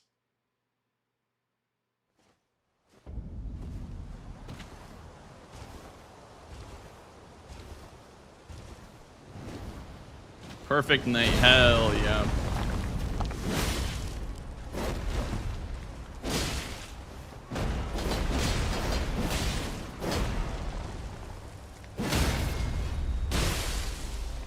See what I mean? Like, dude, greatswords are kind of sick for Scion. Like, other weapons are useful. You don't just need unsheath.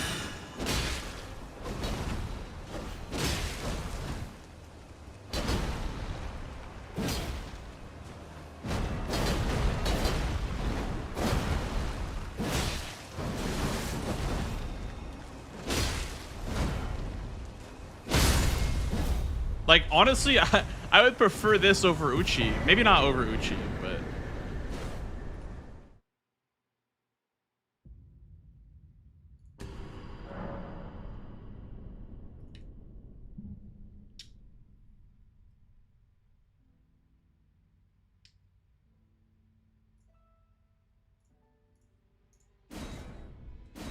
Here's some lions, I guess.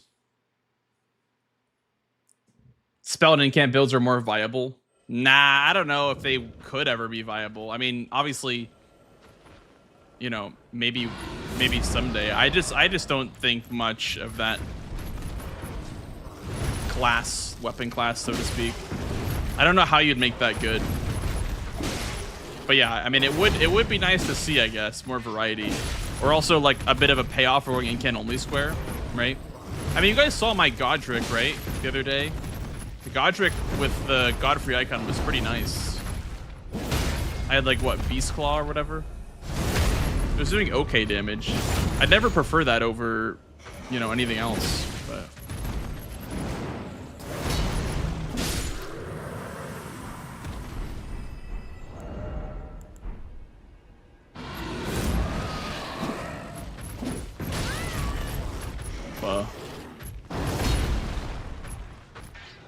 Yeah, I would have probably won the game, Gabe, if I got incant only, because I was ahead on Estelle as well. I had one of the Estelles dead, he did not, so I would have for sure gotten Estelle.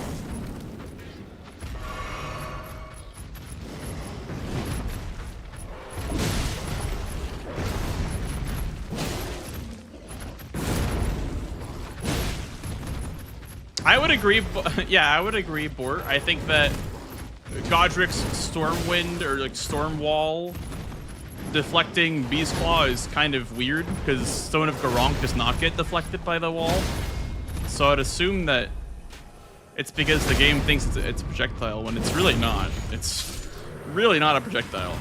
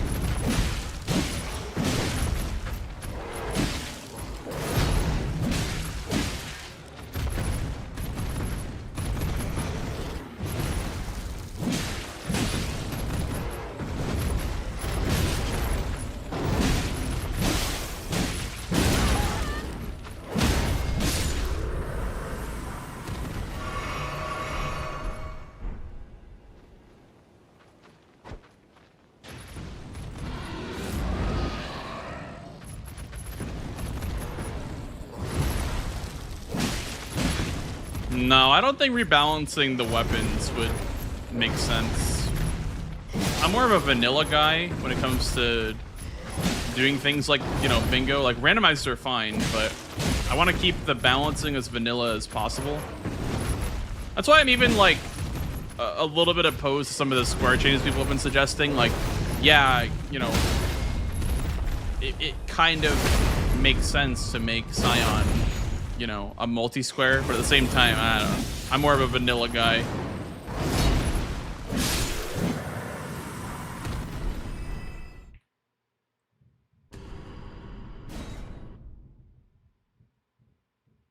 Right at 1,000 out of 1,000 7TV. What do we do?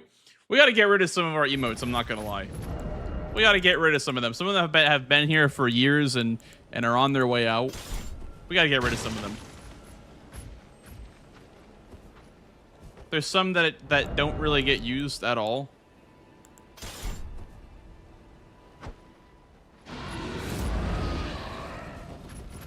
Like wide diva ass. Nah, then we can keep that one. That one can stay. That one's cool.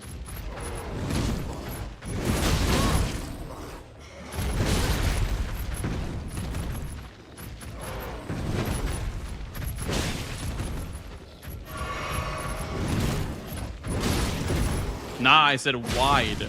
I think that one says wide.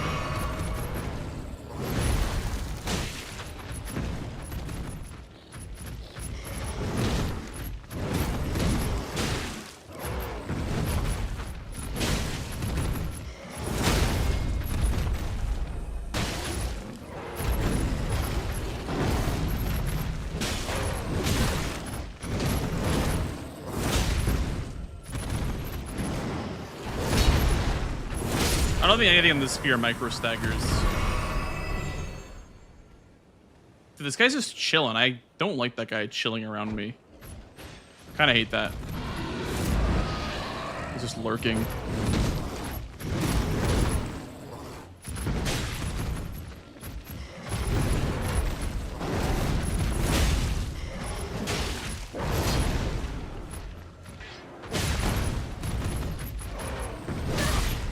Buh.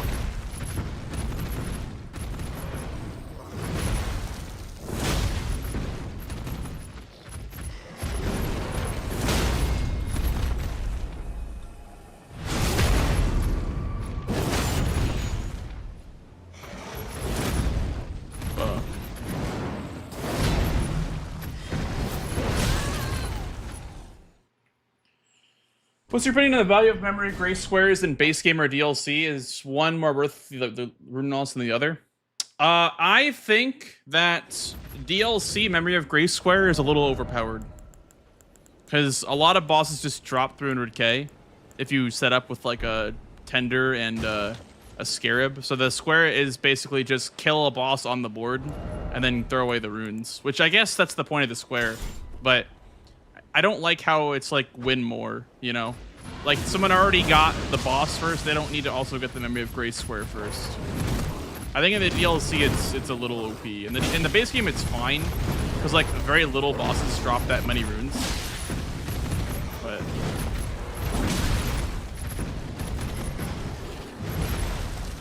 But like for example, you could literally just do Red Bear and then 300k right away after Red Bear.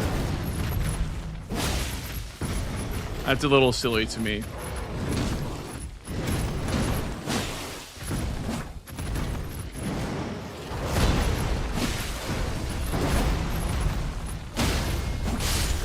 Make it 2 mil. I mean, you could make it like 500k. I just think that Memory of Gracing in the DLC is weird. Because everything gives so much money. And you also already have like a full build. Like, yeah, you don't have strength and dex, but you have 50 Hello? health. Hello? Hello? Anybody there? Somebody who can help the great Kenneth Height. Me. I'm good. Just doing some base game practice. I'm down for base game practice. Sick. I'm sorry, I know how much you love the DLC, but I mean, I don't hate the DLC, I just prefer the base game. yeah. Honestly, after doing a bunch of base game, I like it a lot personally. It's just a bit more unpredictable. I don't know. There's more options. Because like there's more than one way to play it. Yeah. Mm-hmm. I have a lobby if you don't already. I do not. Give me the deets. There you go. I'm blue. Dabba deet. Yep. Dabba die.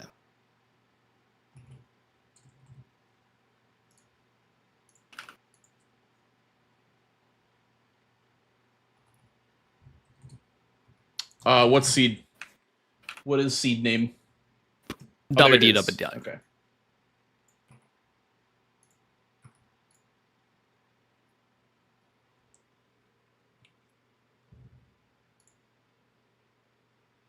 All right.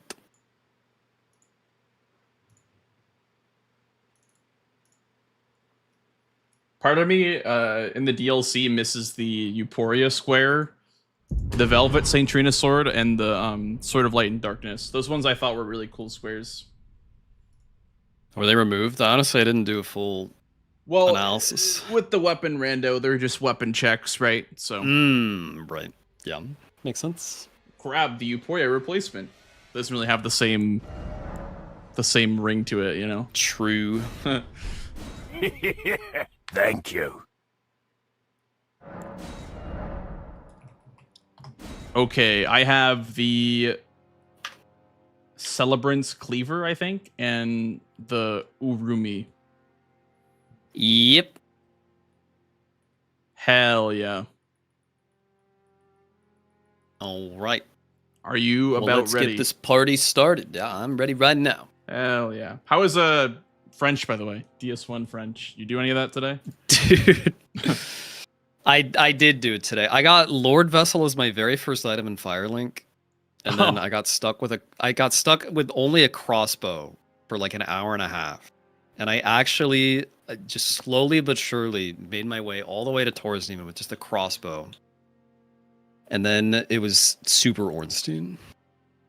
And I was just plucking away on the tower because he couldn't reach me. Oh, the tower, yeah. But you run out of arrows? No, I came with like 800 arrows because you can carry 999 Wait, in that oh game. yeah. I see. And then he did one fuck ass move where he hit me and I died. Damn. Wait, so So sad. are bows right-handed weapons in that randomizer? They are, yeah. It's That's miserable. so crazy. Wow. It's so fucked up. Wow. Ugh. It was a run though. It had character. Yeah. It certainly had character. It definitely sounds like it. Hated to see it go. Oh, I'm not streaming my game. Where's the game? There we go. All right. I'm ready when you are. All right, me as well. I will get it started. So good luck, sir. Good luck. Buh. Thank you for the title change, Cheryl. Appreciate it. Do parkour for Euphoria %. Yeah. Could do that. Holy. These kind of go together, low-key. Remembrance Weapon. Rick's Great Rune. Thank Golem. you, kind sir. Thank you for the follow, dude. Welcome in. Scion on Precipice. Commander O'Neill. BBK. Putrid Trio. Stat Dump. Cracked Pot. Raya's Hand. Colossal only is important. Tallies. I'm going to mark that just so I can keep an eye on my tallies.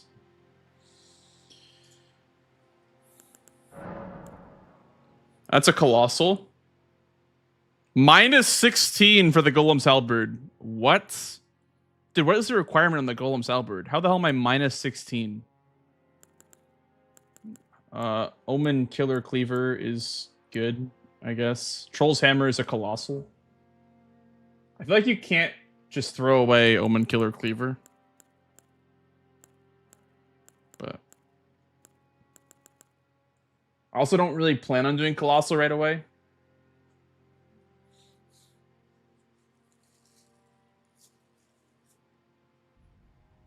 Thank you for the good luck. Appreciate it.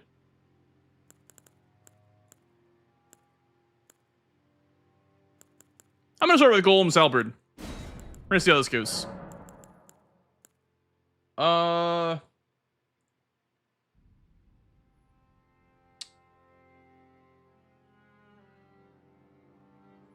The problem is if I start cracked pots, I can't start with keys for Old Altus. But I already have a Colossal. I guess that's the point, is I already have a Colossal. Change the name to Lanks. Frick yeah. What a cool cape. Yeah, I picked him for the aura, actually. I picked this character for the aura. True. I would love it if the characters, honestly, like that you like for the random classes had like randomized like faces. That'd be kind of cool. A cool little funny mini game.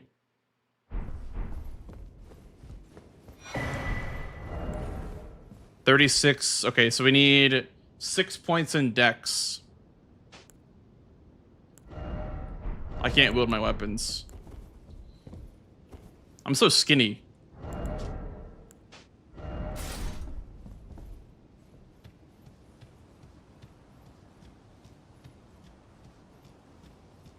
The blank's freaky or a true. Okay, do I want cracked pots first or do I want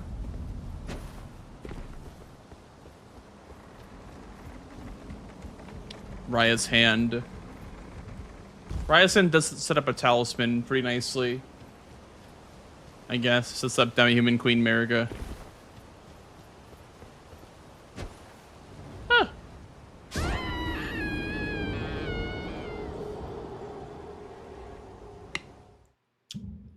Torch X sword altars. Oh, touch X sword altars. I see. Yeah, that'd be kind of cool. I like the minigame of going up to the altar. But what I liked the most about it was that, you know, you could get a different result from each different catacomb or different, you know, place for the sword. Like Ancient Rao was sort of light, the catacomb was sort of darkness. There's like different ways to complete it. I really like that part about it. Very, very cool square.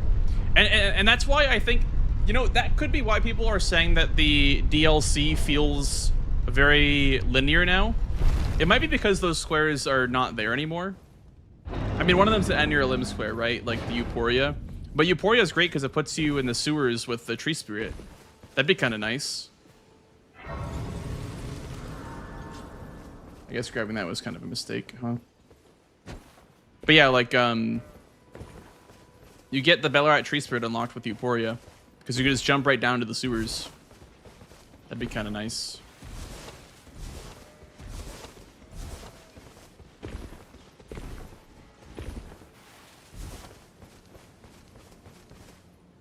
What, waiting for bingo? Yeah, I like him too. Thank you, OBS Ghost.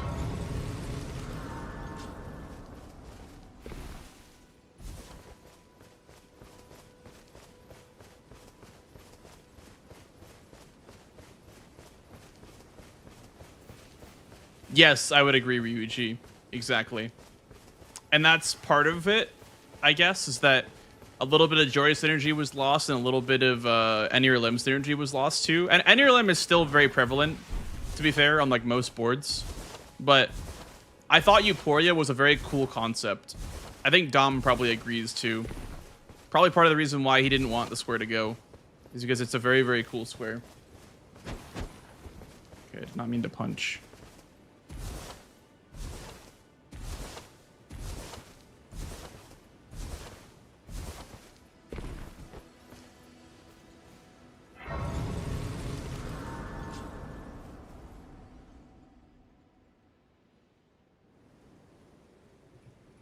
They serve but you. I can play turning to aid you. You need her to the foot.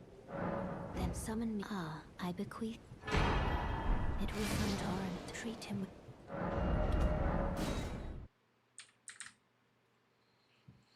Yeah, I'd love a scoreless update, honestly.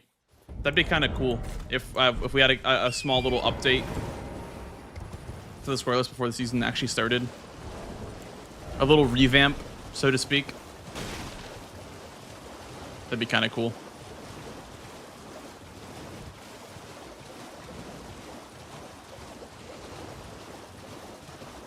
I mean, obviously, I'm not even guaranteed to be playing in the real season, but if I do qualify, I'd like to see a scoreless update, probably.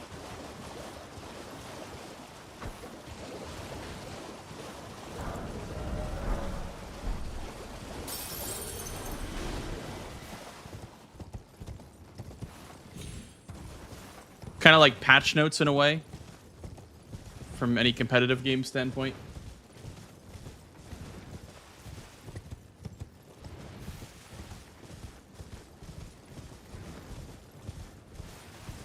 No, I think there will be square updates, CRM.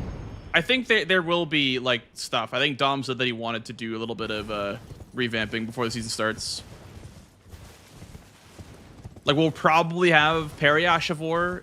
I don't want to promise that. We will most likely have Periash of War for Age 1 Exaltation for Drop Talisman. But that's just like one of the examples. Also, the new Jarberg routing dropped, by the way. You like that?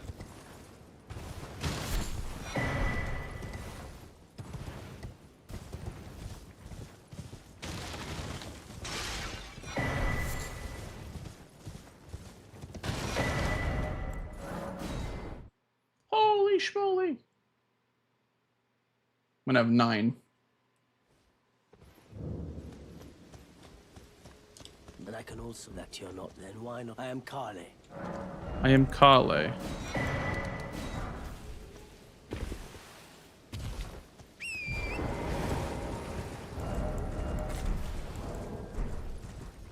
It's the ballpark for lower finals known. It's gonna be on Thursday, I'm pretty sure.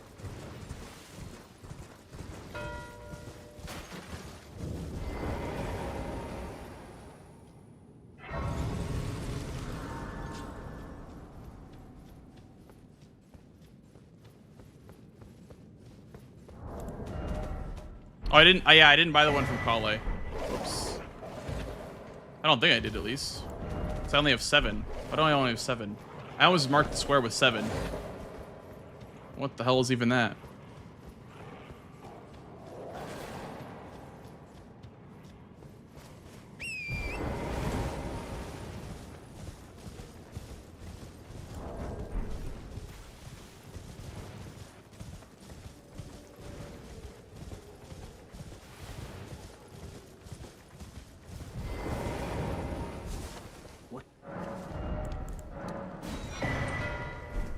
Okay.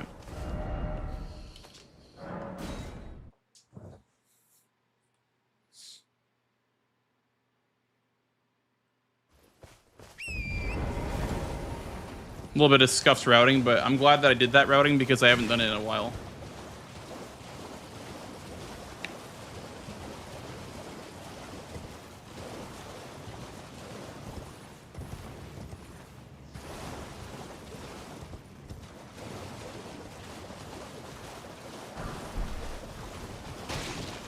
I see 2 stat dumps, or I see a stat dump and level 55, so I'll grab the extra feet, I suppose.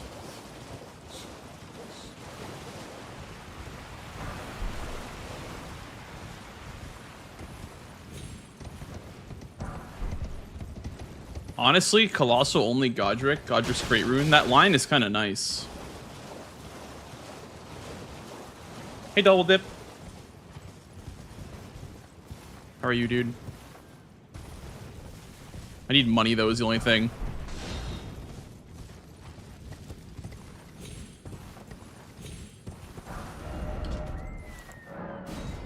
I need money and I need to block stuff if I want to rush column 2. I also don't have a weapon besides this, which I don't have the stats to wield yet.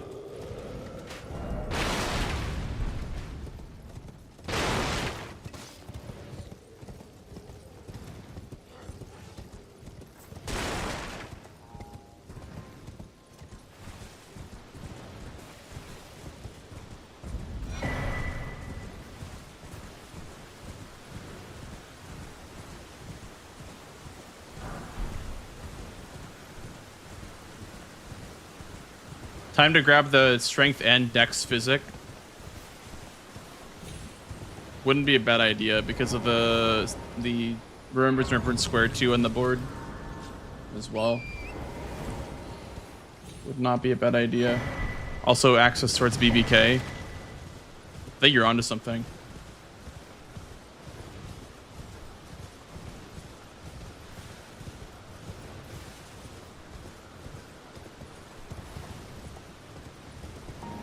Thank you, kind sir. At least the strength one. Thank you for the follow, dude. Welcome on in. Welcome on in. Any reason to go to Bernal? I don't think so. But this is a big talisman hotspot, so.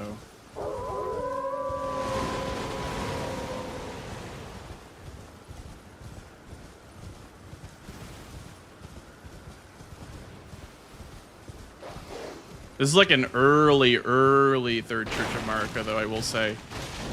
Very, very early Third Church of Marika.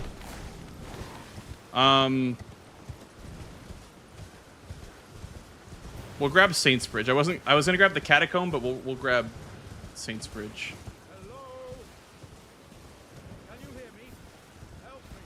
I'm stuck.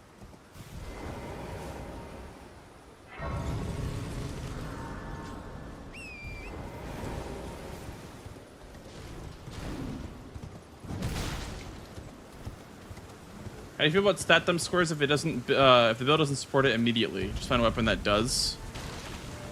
Stat dump squares are just, I have to spend my money on this stat.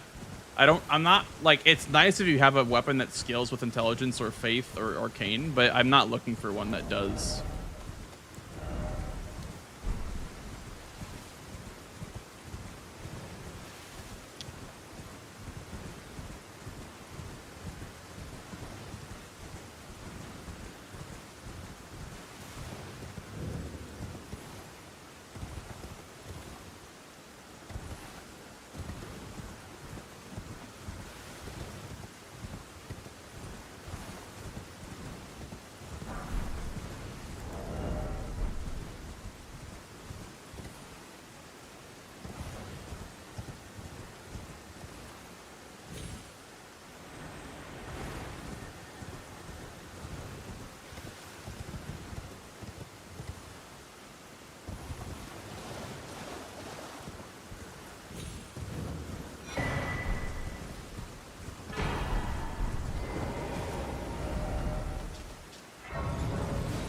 I think this play is like absolutely awful, by the way.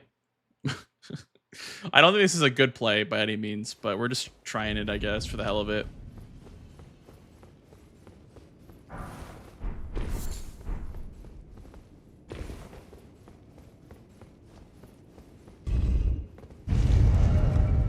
But I do have the physic now for strength, I guess.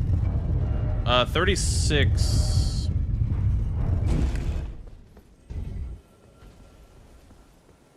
That's like 20. Oh god. I was gonna say 23, but yeah, I think it's 24. Pretty sure it's 24.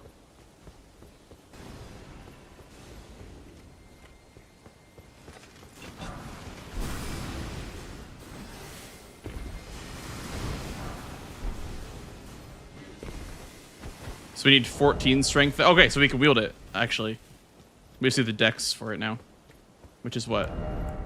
14? Okay, we need 6 levels in dex. 6 levels in dex, and then we're fine. Hey, Alexis. Yeah, I mean, Tom played well. He deserved it. He deserves the dub. He played really, really hard for it.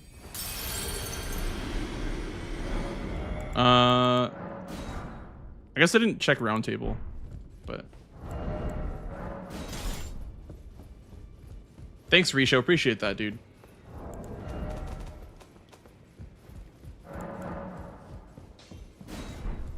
You're no match loud, you're...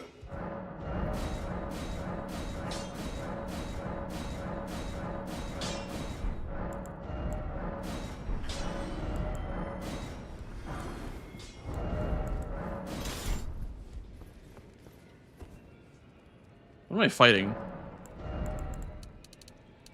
14 and then go like 22 vigor or something like that.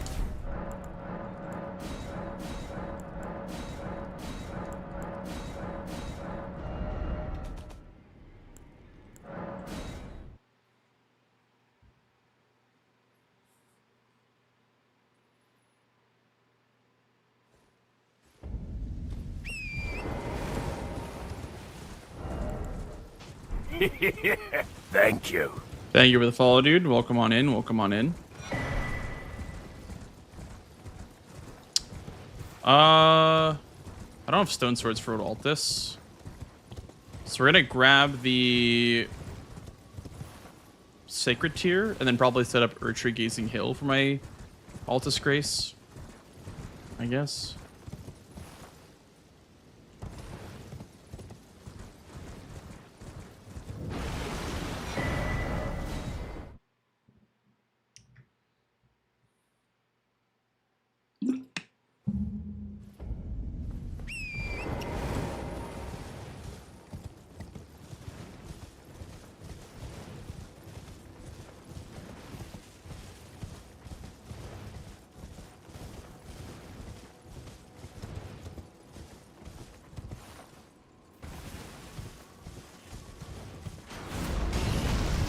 I'm down to Gillica as well for a permanent bonus to our damage.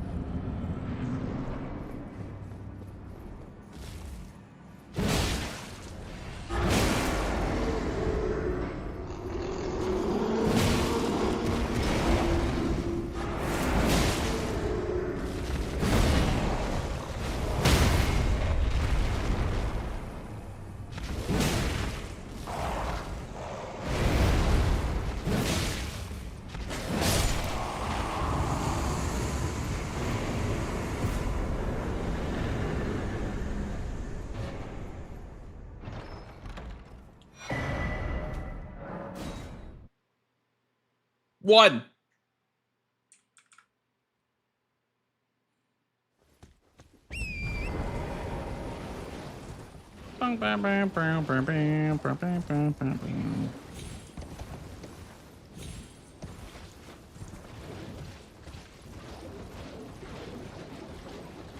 A slow early game? Listen, you can't rush perfection.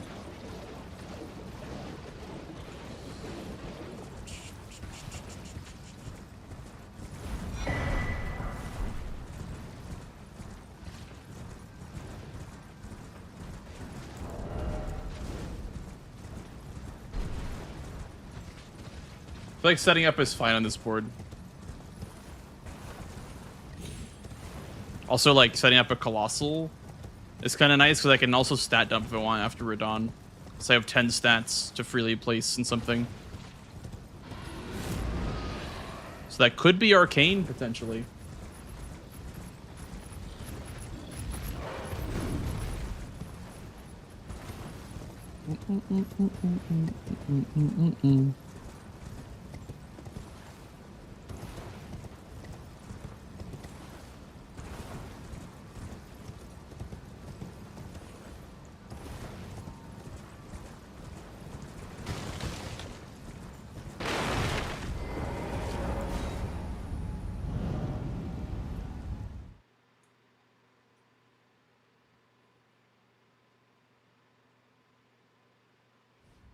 Why no Cragblade? It takes time to grab Cragblade. Those guys in the chairs leaving upgrade materials for us, it's so nice of them. Yeah, that's true, actually.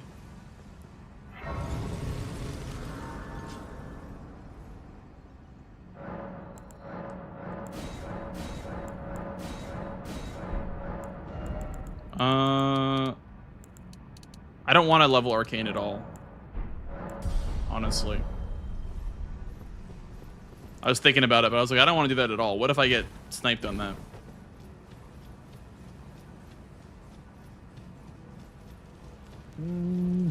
Champions, welcome. The stars have aligned.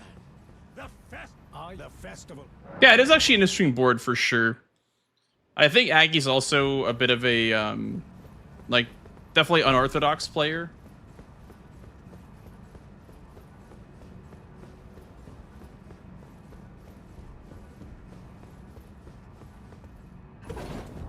Level too much for Radon.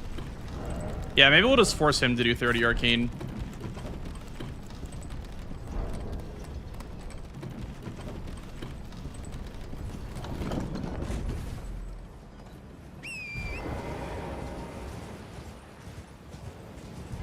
Hope I have some next my corpse when I die in a random field in a random chair. That's the spirit.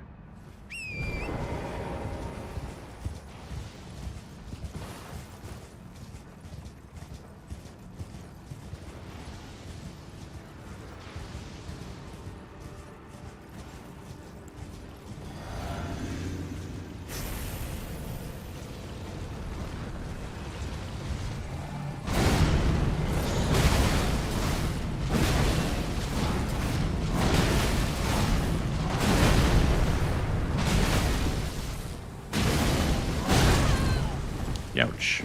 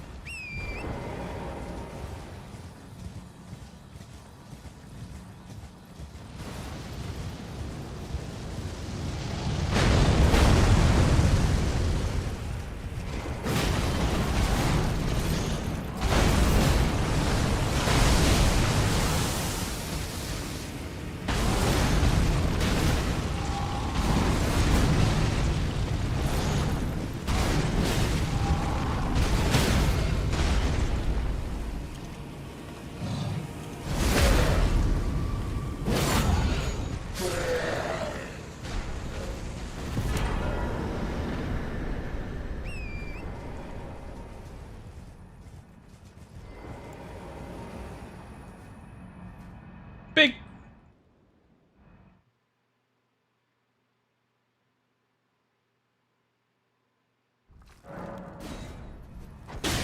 Wait. This is no time for games.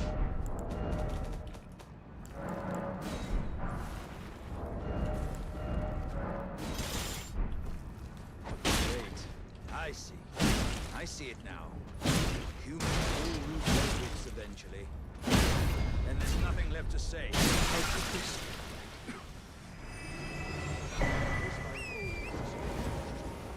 Was my whole existence just a crock?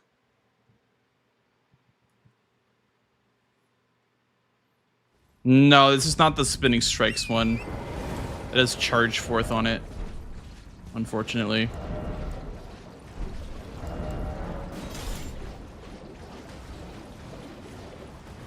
Yeah, I don't think I can do 30 arcane yet.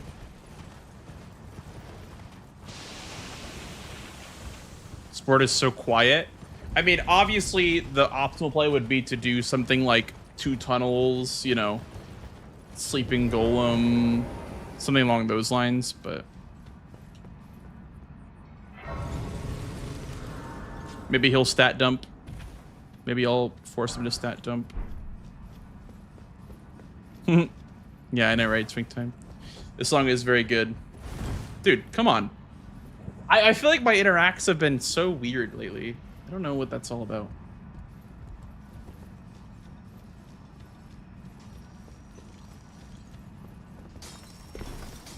Yeah. I think Physic is fine in this board because of BBK, but I don't think doing it right away was the play. I think just doing Radon Colossal, like maybe getting Haltry money, then putting it all into strength. I mean, I got hit on Radon though, so.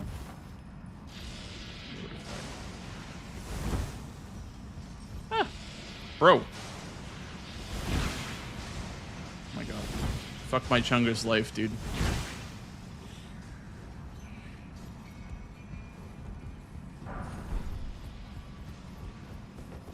Also, this weapon kind of rocks, I'm not gonna lie. Hello, Rhythm. I knew it. I knew he would dump if I marked that square.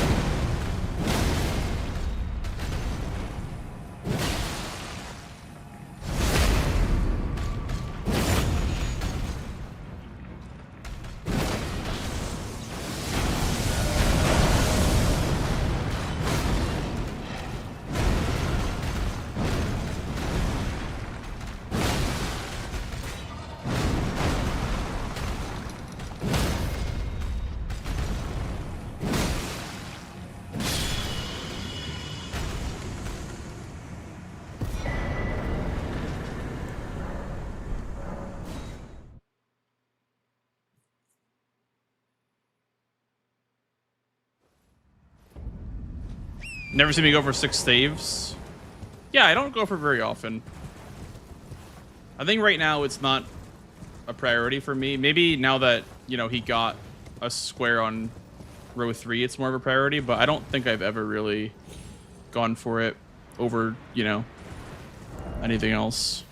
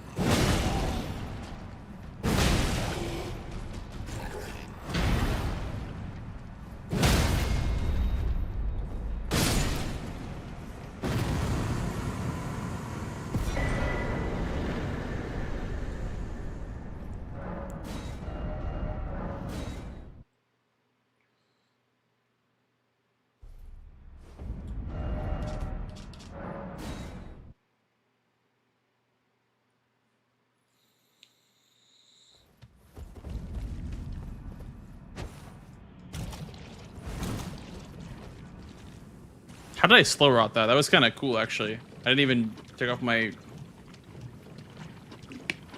armor or anything. Just kind of did it.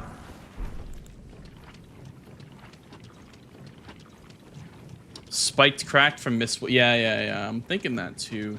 I was thinking about like if anything underground made sense. I guess I do have the 3rd Church of Marika, Grace. That is kind of close to that. O'Neil. Commander, oh shit. He's going for center square. Do I contest it? I don't think I should. I'm gonna go for the Rot Trio. I need a somber weapon. I'm gonna go for the Rot Trio though.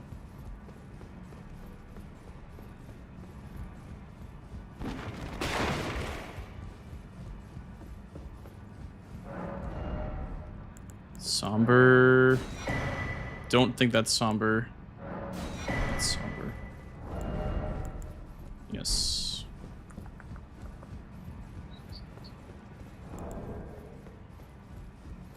Probably Rot Trio is the ideal block in the situation. Those are the challenge them well.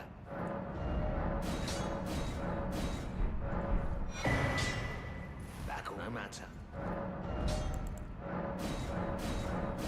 Oh, I have a 9 from going to Holly Tree. Clutch.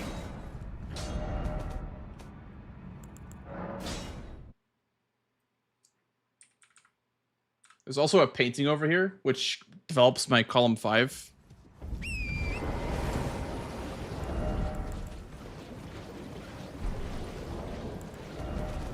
What's our weapon for Rot Trio? Still Golden Halberd. Okay.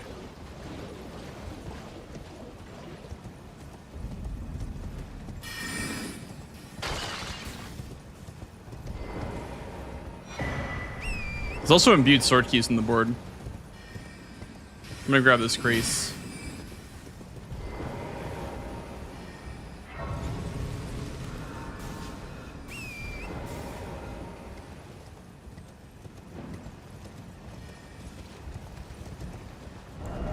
Oh, for strike damage? That's true. I don't have the faith for it, but yeah, strike would have been good. But I am plus 22 with a good amount of health.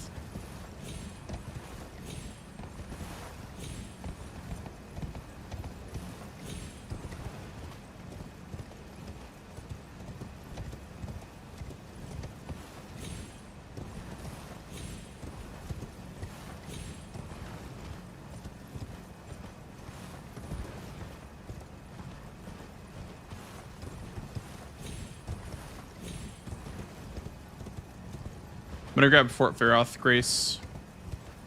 I guess the better grace would be inside of here.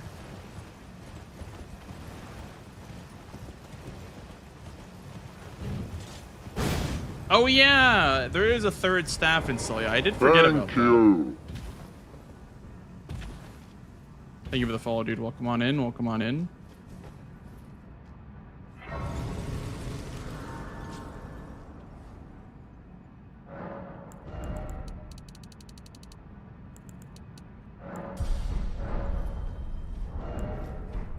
Lots of strength. We're very strong now.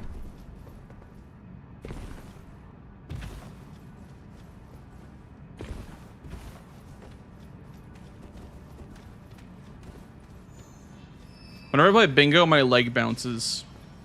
Do you guys have like leg bounce? I don't know what they call that, but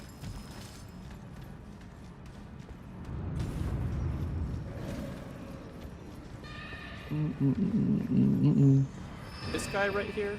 That's my favorite. yo, easy come, easy go. Thank you for the primer, dude. Restless leg syndrome. Yeah, I have that. I think. I don't know. But for me, it's very selective. For me, it's whenever I'm nervous, you know? Or whenever I'm, like, antsy, I guess, as well.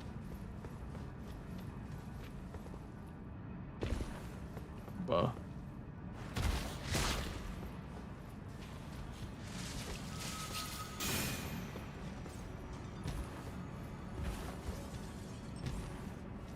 I'm looking for maybe a BBK at some point too. Like that could be nice.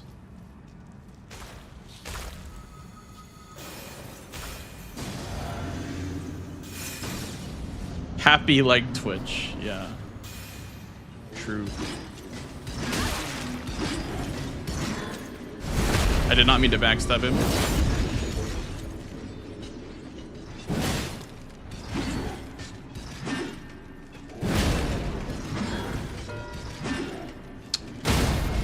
Darn it. There's sorceries on the board.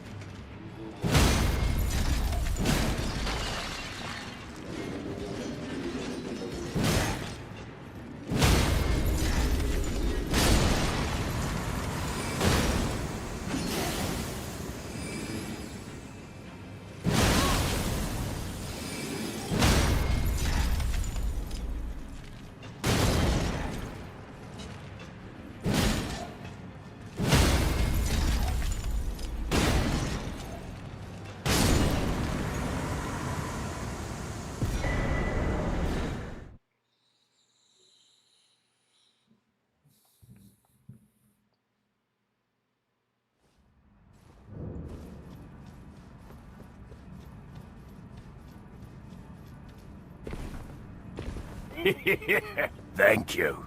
Thank you for the follow, dude. I wonder if he goes for Grail without status effects. I wonder if I can catch him on this. Or if that's too greedy.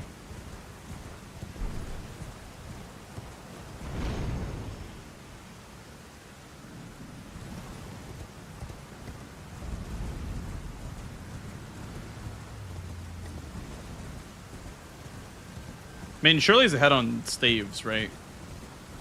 Surely paintings is like the safer play.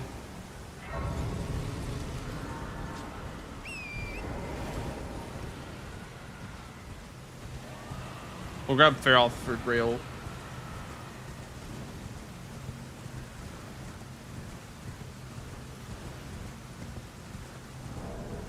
A fidget toy? Honestly, I probably should have like a stress ball or something like that. Almost forgot my Ren. That wouldn't be good for either of our sakes.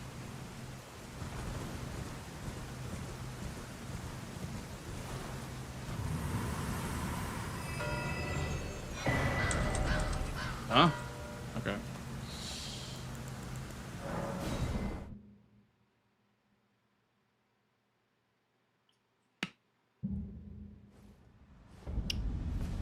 There's no way you just prep the entire Bingus. That's crazy. I gotta learn the Kessel Soul painting, I guess.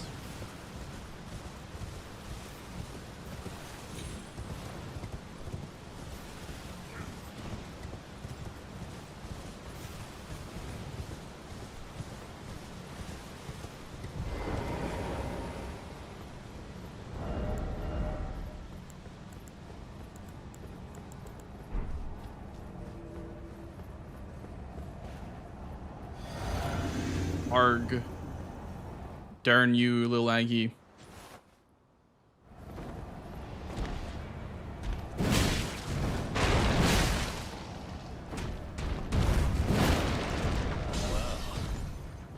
Thou art of passing skill. Warrior blood must truly run in thy veins. Tarnished.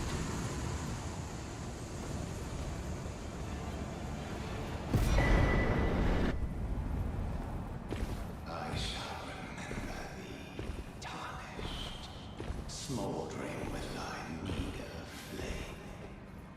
Cower in fear of the night. It's tightly hooked. The guards you breached. Fair. Thank you, kind sir. Thank you, Bard. Appreciate that, dude.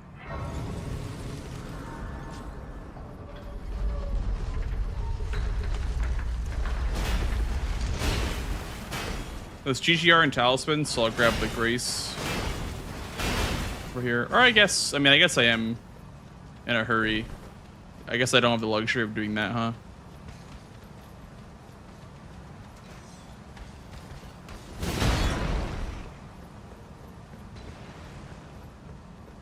Yeah, paintings is probably like 8 minutes, I would say, from no progress at all. But with Torrent, obviously. You wouldn't have no Torrent for that estimation. Tree Spirits on here.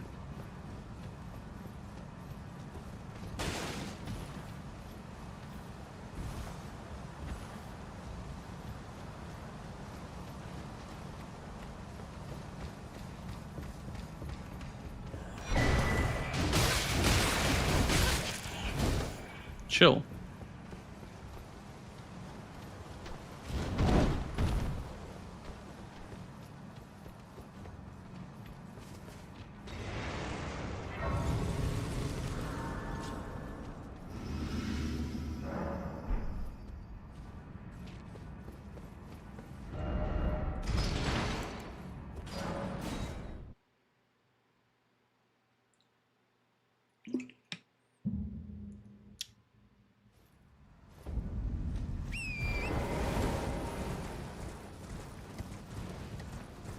I will say I do have first step, which is good for the other painting.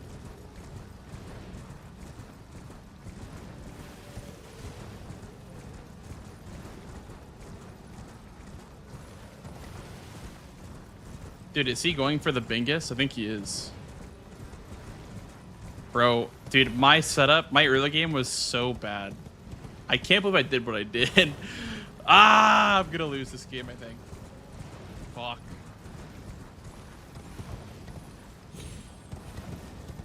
He also has column 1, 2. I flubbed it, chat. I guess I have imbued sword progress.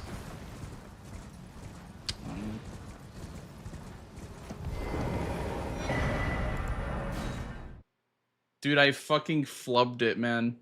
I do have first step for this painting, though.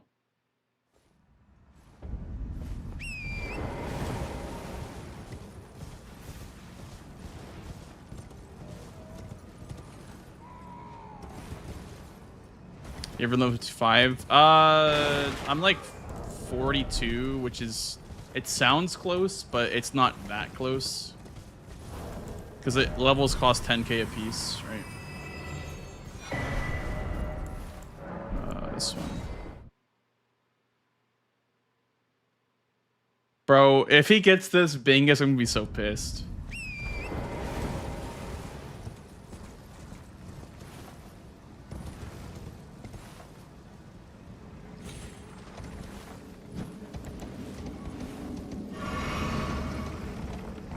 Maggie, please don't get it. Let me win. Talisman value from rewards. What talisman did I get from painting? The scarab was a helmet, if that's what you were wondering.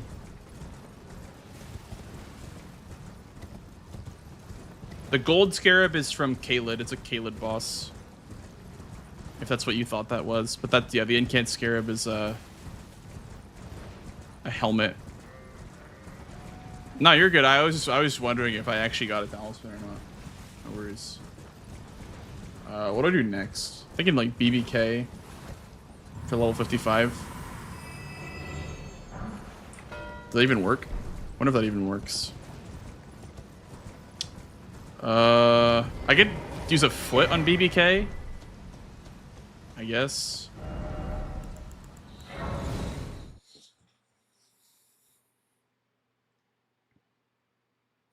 You got the Lord of Frenzy Flame ending today? Nice, Slimy. That's my favorite ending. I don't think I'll be able to get 55 with BBK. I'll need something else, probably. Maybe like Godric. But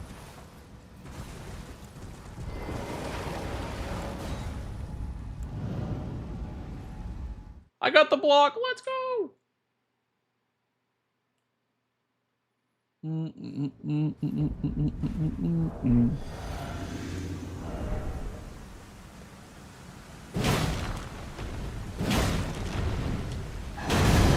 The practice coming to play that we did today. Holy.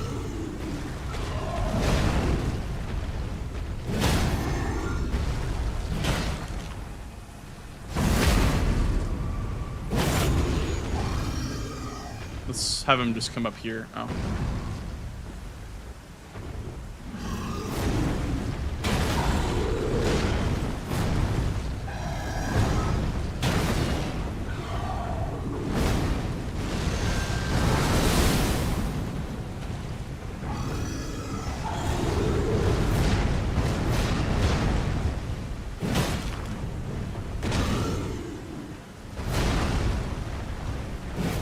Bro, what? How is that a miss? Whoa. This guy is crazy.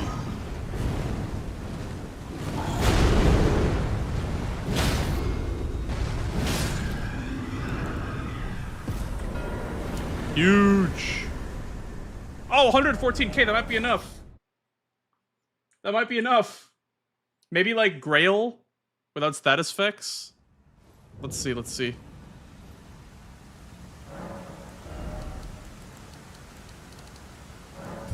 Very, very close. 52. I think Grail should do it.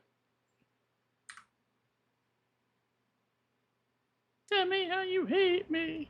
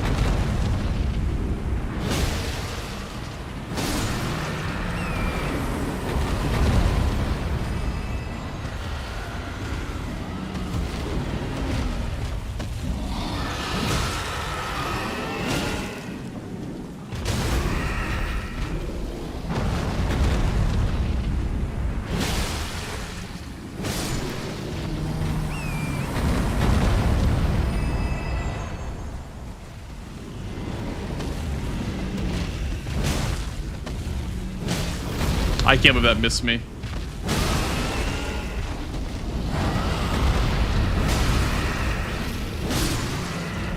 Hey, thank you, Shadow Harlan. Appreciate that, man. Thank you for saying that.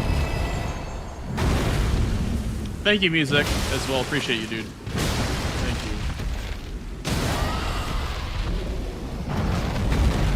you. Much love, dude.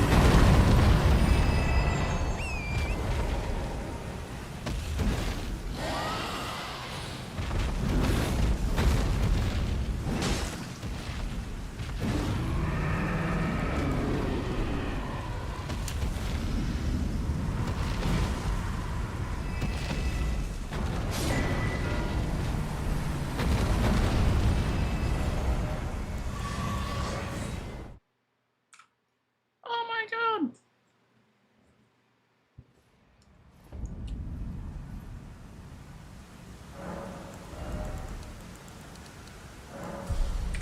Let's go. Sheesh.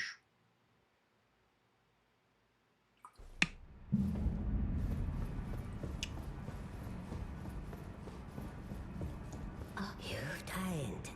Let's grow anchor until it will Sounds good, Slimy. far. But the Grisur pray seek to become let down. Okay, is What are our options? the thing. Dude, they're both arcane weapons. I think this is my best bet because it's less arcane. Damn, they're both arcane weapons. Fuck. Ah, I can't use them because they have arcane. Alright, well. The rare remembrance weapon synergy with the 30 arcane square. What a crazy thing. What a crazy thing. I'm gonna grab the charge tally and the charge physic, by the way.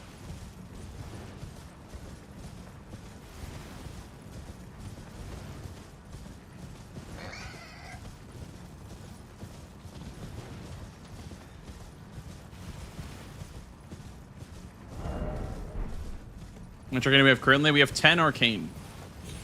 Or 9 arcanes. We need 6 levels for that cleaver, which is going to be a lot, actually. 6 levels is probably not possible.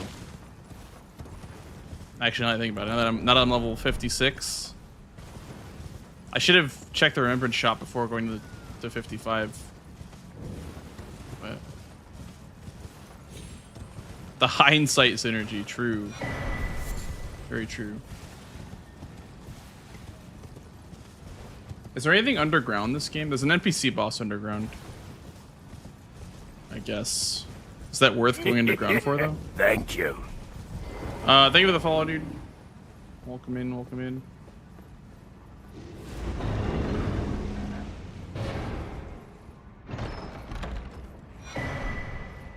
Well, the thing is that arcane weapons are weird because arcane weapons, the physical damage actually matters. Like, for a lot of other weapons that require just faith or just int, the physical damage is not affected by the intelligence requirement, but for arcane weapons, it is affected by the arcane requirement. So, like, Moog Spear you can't use if you don't have the arcane for it. Like, it's kind of shitty if you don't have the arcane for it.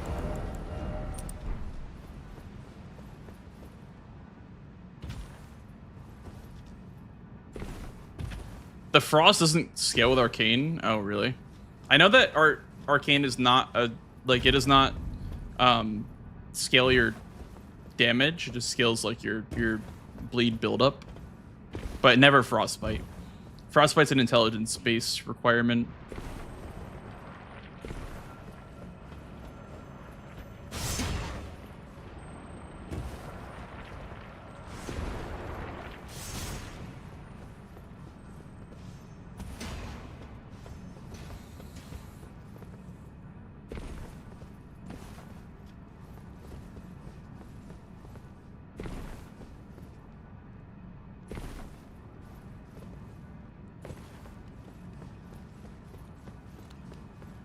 There's really not a whole lot down here.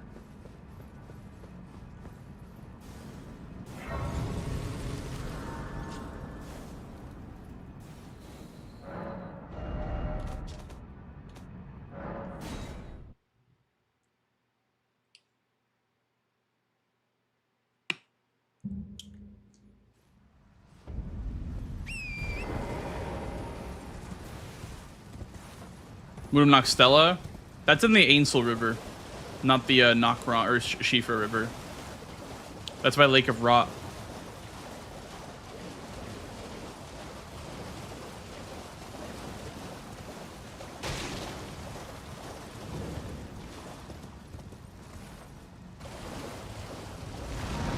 Thank you, kind sir.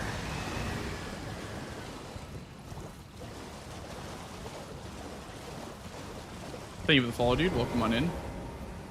Welcome to Good Burger, home with a good burger.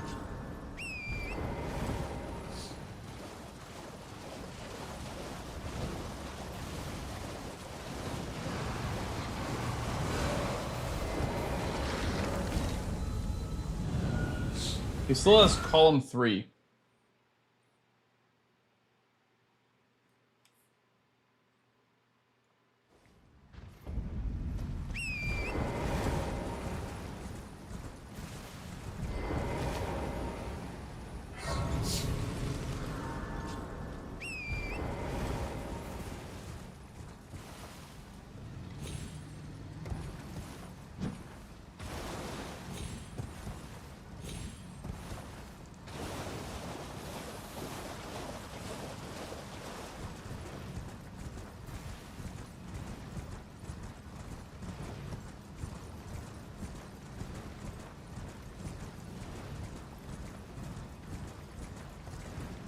Yeah, no worries, Chess. No worries, no worries.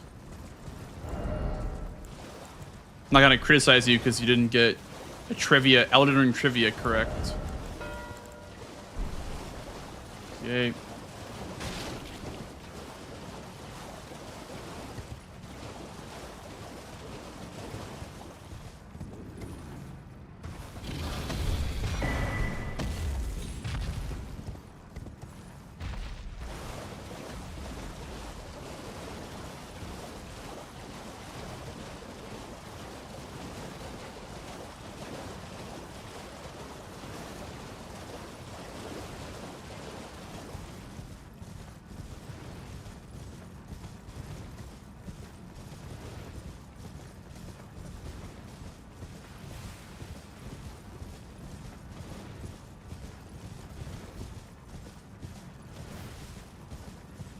Get talismans and prep BBH. I think this is a decent bit of academy on this board.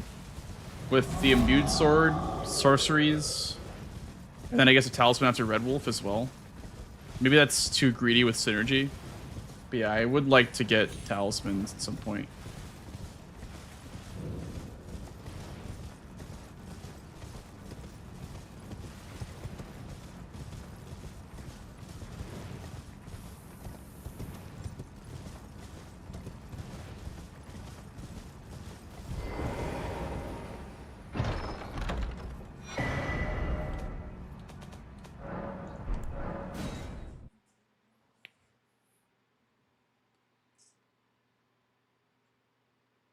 Yeah, so yeah, Capital has Underground. Or sorry, Capital has Morgoth, Underground has NPC boss. That's really about it.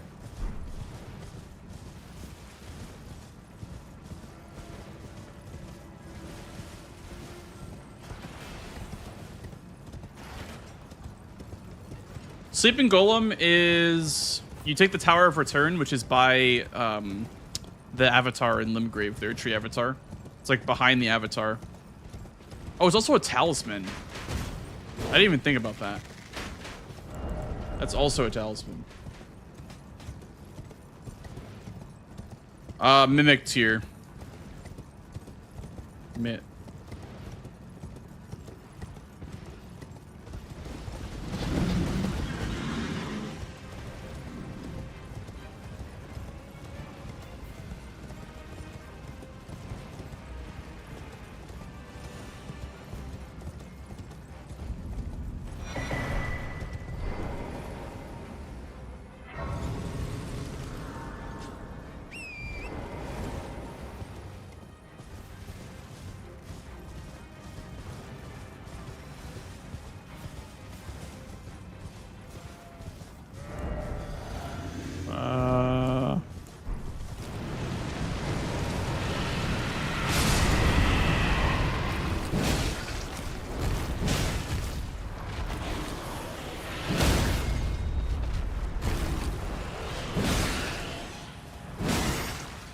Dude, my damage is so disgusting. No! Don't kill me, please.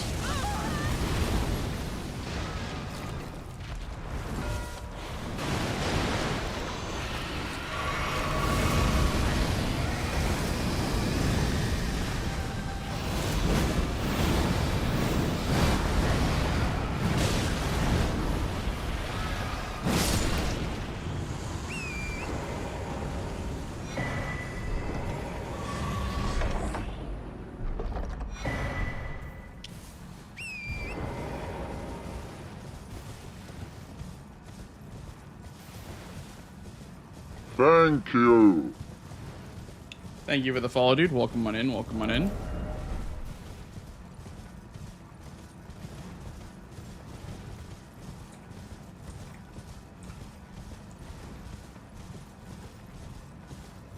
Yeah, I have a lot of health. I also didn't do my physic for charge attacks. This is going to be a disgusting build, by the way. This build is going to be disgusting.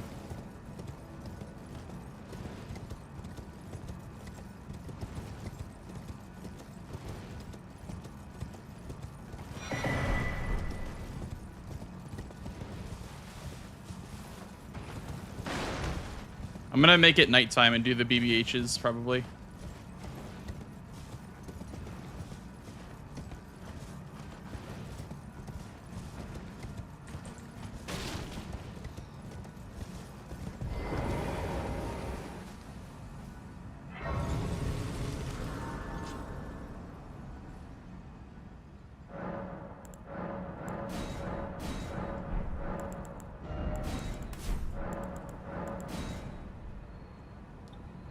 I have one Tree Spirit too, but Bellbearing Hunters is a far more important square than Tree Spirits is because it blocks my row 4. I think he'd be more incentivized to go for BBHs, also because of Morgott Square as well. It's capital access, so him going for BBHs kind of makes sense. I will say the 4th one kind of sucks for him because he needs to go to Caelid, which I don't think he did, unless he was contesting... Unless he was contesting BBK. I meant BBH, but I said BBH, but I meant BBK.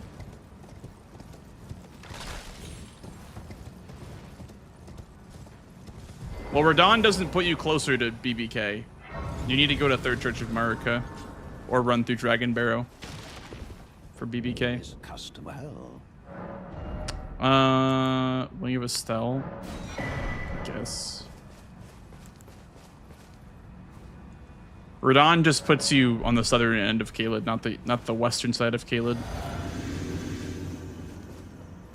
I'm much closer than he is to Caelid Bellbearing.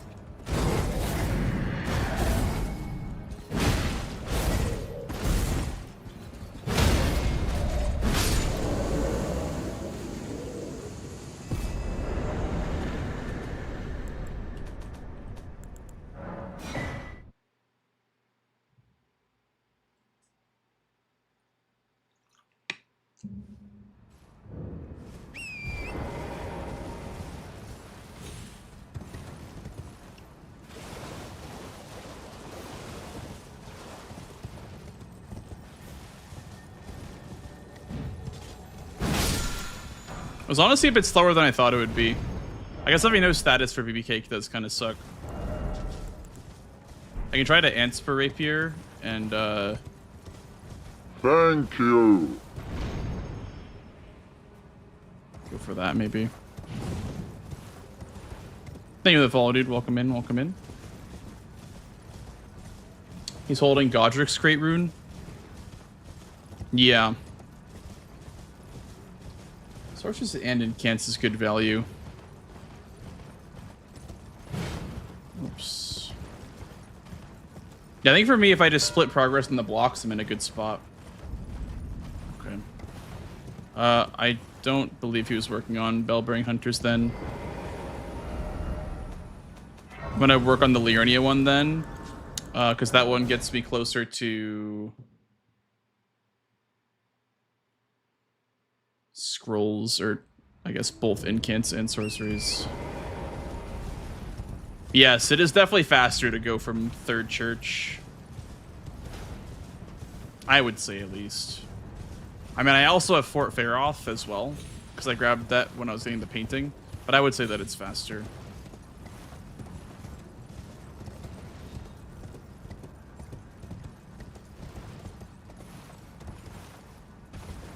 I I mean, Fort Ferrath has a Somber 9, though, which is kind of nice.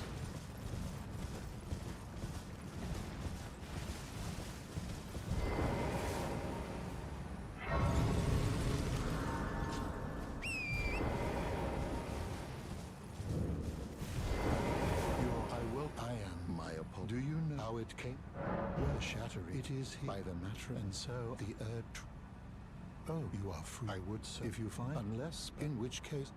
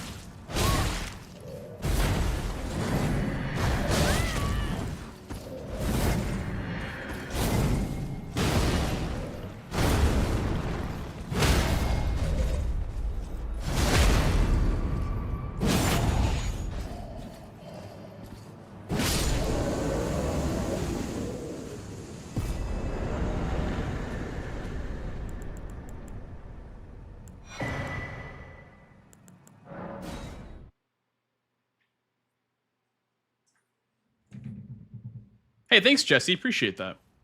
Welcome in. Thank you for saying that.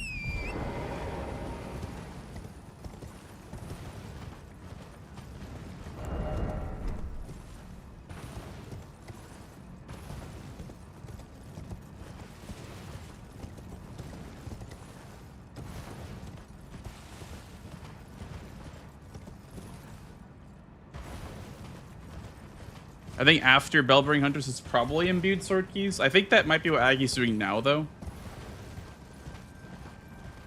Gets you a talisman as well, because it's Red Wolf. You can get the icon.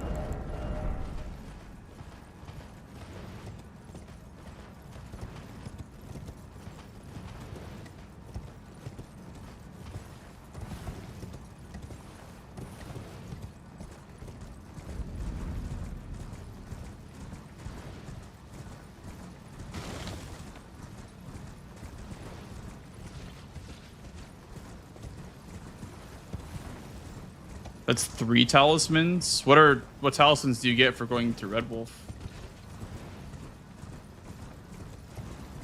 Besides the icon.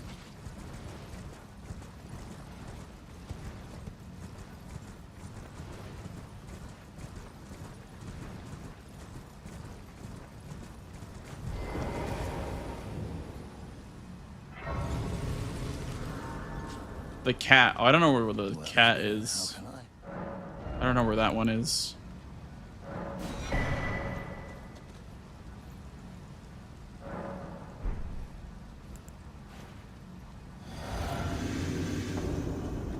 Oh, by the abductor?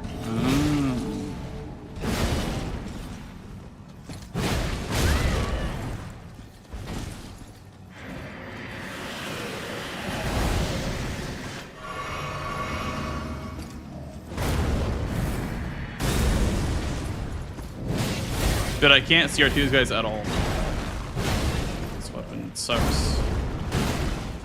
Because my whole build is CR2.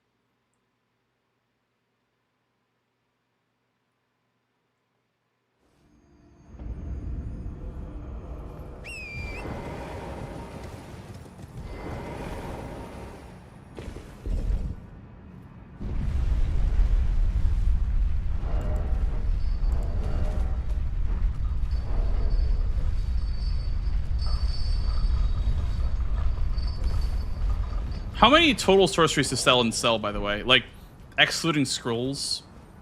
How many... Hey, how's it going, pizza? How many scrolls does she sell? Or how many sorceries does she sell?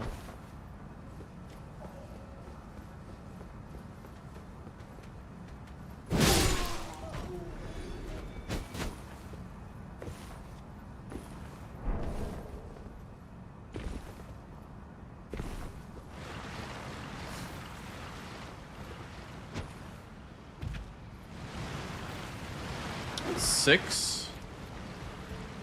Okay, I have 3.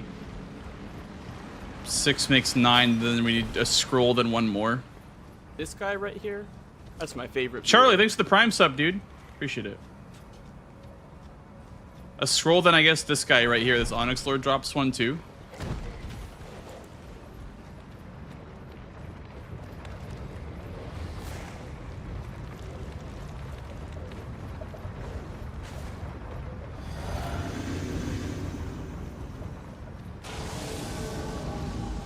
A lot of stuff in the academy.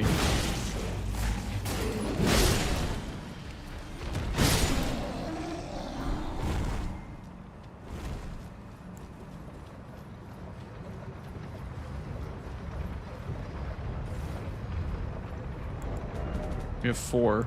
Yep.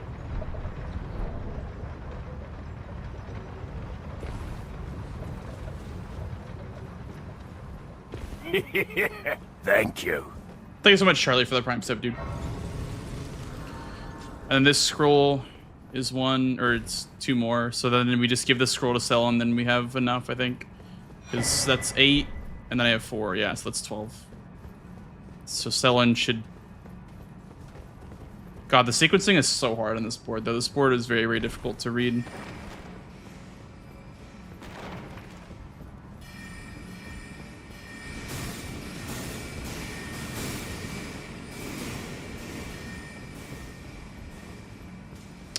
They're randomized just because weapons are randomized, and also because they don't... I don't think Dom wanted us to always use Catch Flame for sorcery only, or Catch Flame and, what's it called? Slicer for those ones.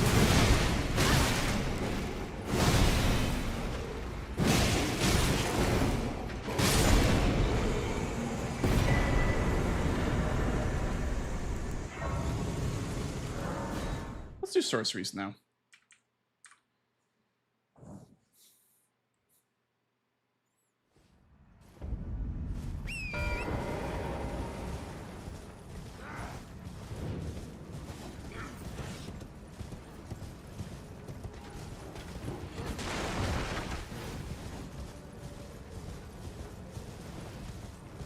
I think I have 3 of these down. So we'll get sorceries, get BBH.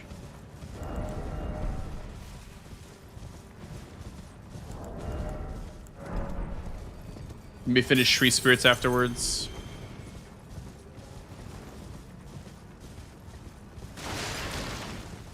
I could have gotten Determination right there from that Scarab, I guess. But I don't think I have time. I think I'm in a bad spot. I think I tried to prep this line too much. But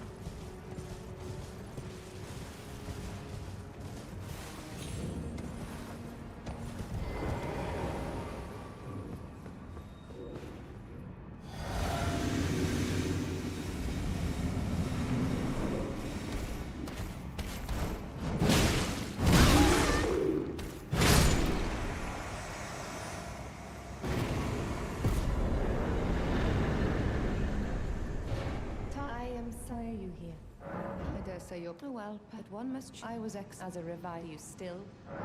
Very well, but I refuse to anticipate. Very well. I'll be sure to never lose.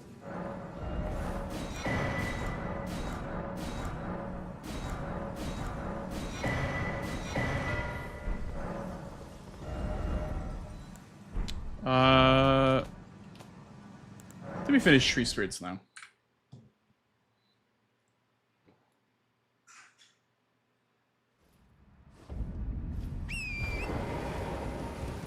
The wiki didn't lie. Yeah, so I guess it's 6. The other tree spirit will be in Stormvale, I guess. I'm glad that I have one dead already.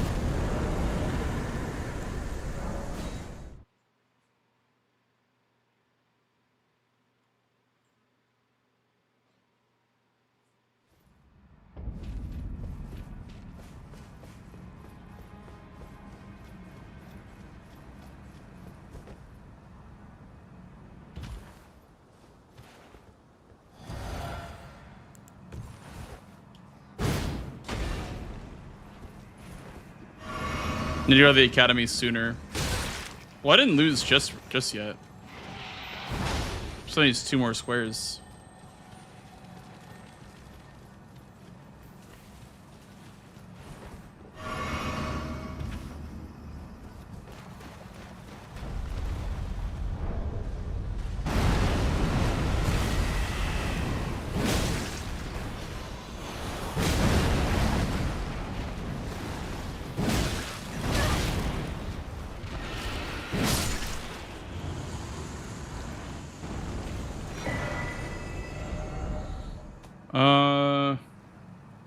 Need to kill Godric now. So I'm open up to Morgott.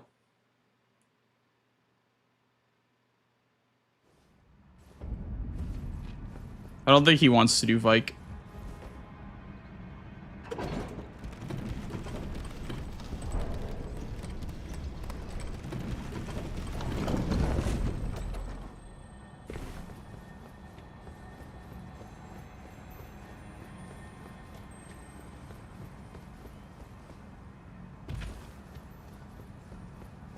We have a lot of progress towards Morgott with the Bellbring Hunter Grace.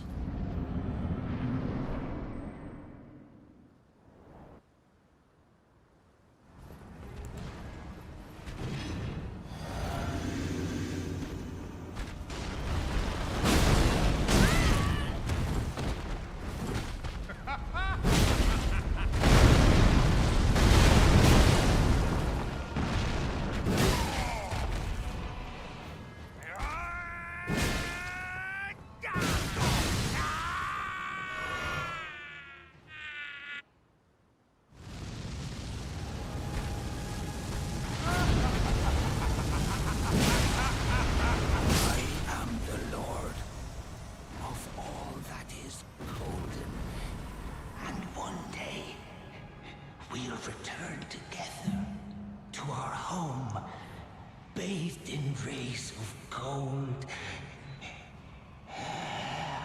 3 minutes. Probably enough time to get a little bit of progress towards Morgott. I don't want to lose out on BBH square, but I'm going to set up Vike first, then I'll claim BBH.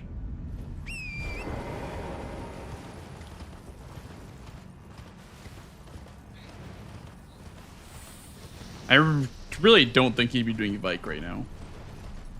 I know it's not that bad, but it's like one of those things where like he wouldn't want to go into my zone and get sniped, because like for me I have to double up with Vike and NPC bosses, right? So I really think he wants to like set up Estelle and Morgott, or Bellbring Hunter Morgott. And I think it's Bellbring Hunter personally. So I'm gonna try to snipe him at the very last second by setting this up.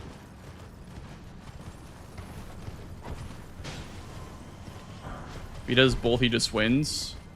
If he gets one more square, then goes Morgott, he also just wins. Because I can't, according to the squares, I can't go into the capital. I can, and we know that I can, but he doesn't know that. So, That's why the high percentage call is one more square and then capital. So why not do the square that progresses capital, which is Bellbearing Hunters? So.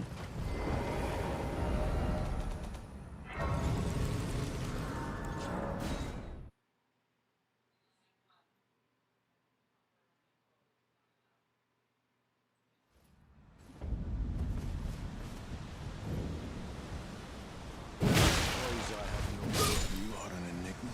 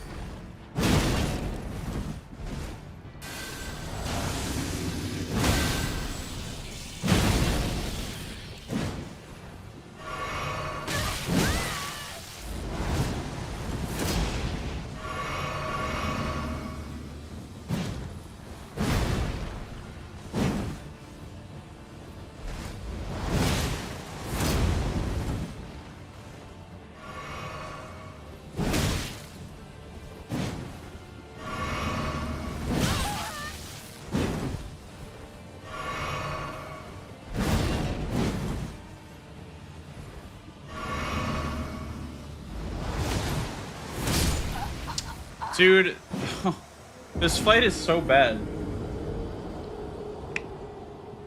I can't play how I want to play.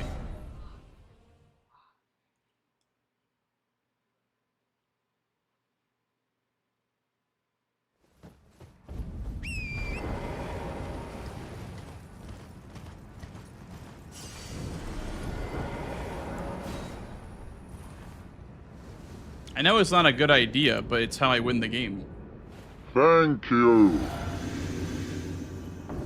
It's by getting more hits on Vike than Aggie does.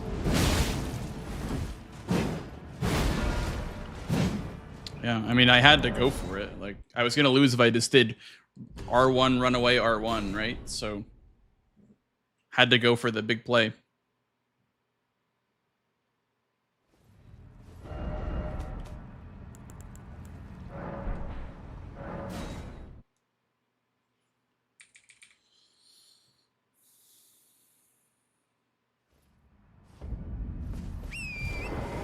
You probably noticed that I have this grace.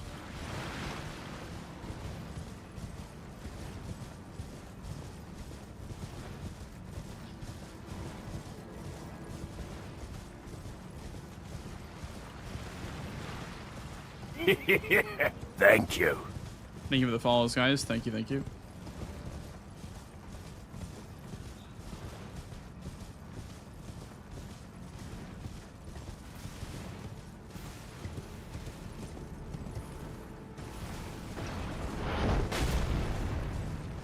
Do you have any NPCs killed?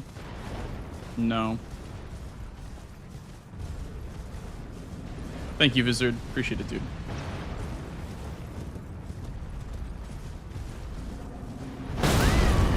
This was a collectathon board that I was not prepared for.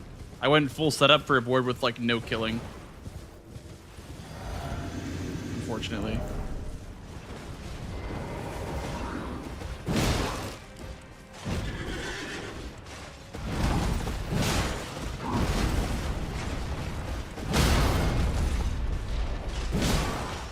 My fault for not reading the board right.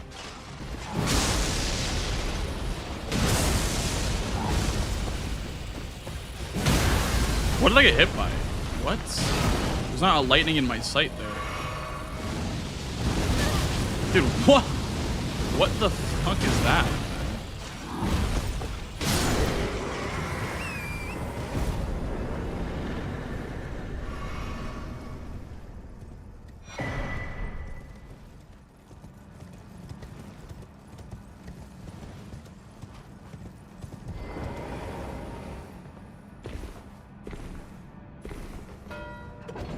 He had a bunch done already.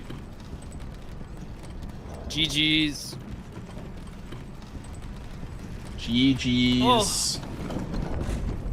Quite the match. How many NPCs did you have killed before Vike?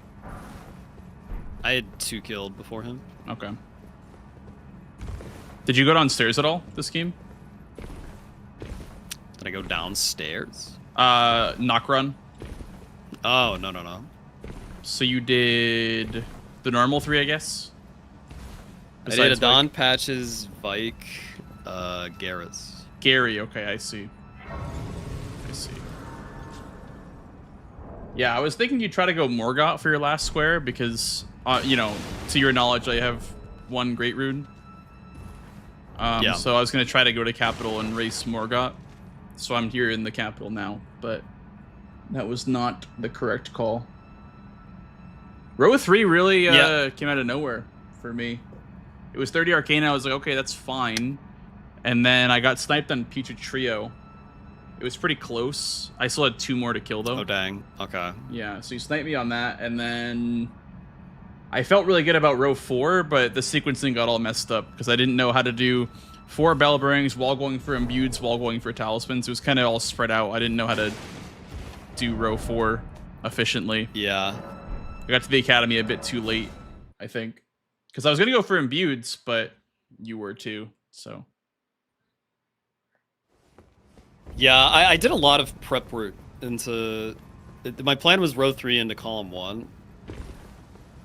So... Makes sense. Yeah, but then... I did too much prep after completing the row 3 threat. Mm-hmm. And then I was like setting up imbued key and NPC bosses. That's when I killed the first 2. Oh. But I should have known that like level 55 was gonna be the problem square there, so I should have pushed for that. Further. Yeah. I saw Grail and I was like, this is a good enough reason to go for level 55. So I did BBK and Grail. Which was luckily I was able to get Remembrance, and then I could kind of just cash in on. Dude, all the they were both arcane pushing. weapons. I was like, really? That was so fortunate. That was so fortunate. I was like, I was curious if you did Godric for your Colossal or not, because like it had taken so long, but like this is just such a weird setup board. Yeah, I mean, I did a really weird route this game. I started with the Golem Halberd for a guaranteed Colossal, but it was like -12 or like some crazy stat line.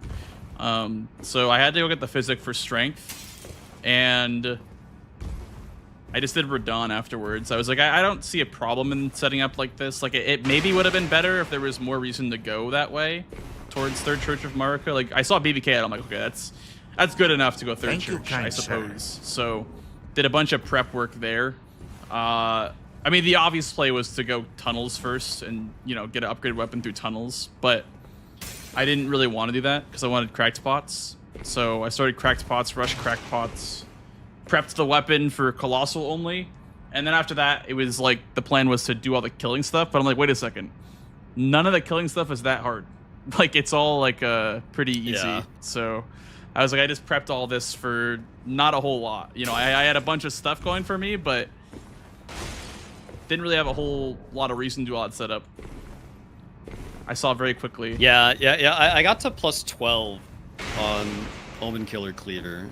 And then, like, I went out of my way. Like, I went to Haligtree and got the 9 and 10 and the money, just because I needed money. Mm-hmm. And then I got a Somber 6 in Volcano Matter. But then, like, I didn't actually further upgrade until, like, right before Vike. Yeah, so, like, really, yeah, that was not necessary. All your squares they didn't require a good weapon, right? So I felt like... Right, yeah. You didn't have to upgrade till almost Vike, yeah. So I should have recognized that too and not set up as hard. I mean, doing the Physic off the bat without any Physic synergy besides BBK is kind of weird too. So that was also pretty an oddball play for me. But I mean, I didn't hate the way that I started out this game. I think I could have definitely gotten more of the acquire squares if I had, you know, not set up as much, but yeah. Yeah. What were your like main talismans? Like where'd you get like the most of them from? There were a lot of synergistic ones. So like 9 talismans is an interesting square to me. I don't usually go for it because it's like such a hassle. But so I got the 2 in Round Table, obviously. I got Great Shield and Ritual Sword, which I was right next to from Raya's hand. I got Warrior Jar Shard after Radon. And then I got Blessed Dew from Sleeping Golem. I got Bolt Drake from Godric's Great Rune. And then I went and got Axe Talisman and Prince of Death Pustulin, Stormveil, which is right behind the Tree Spirit. Oh yeah, that one. Yeah. Wow. I didn't even think about that one. Also, where is the Great Shield one in Altus? It's in the chest.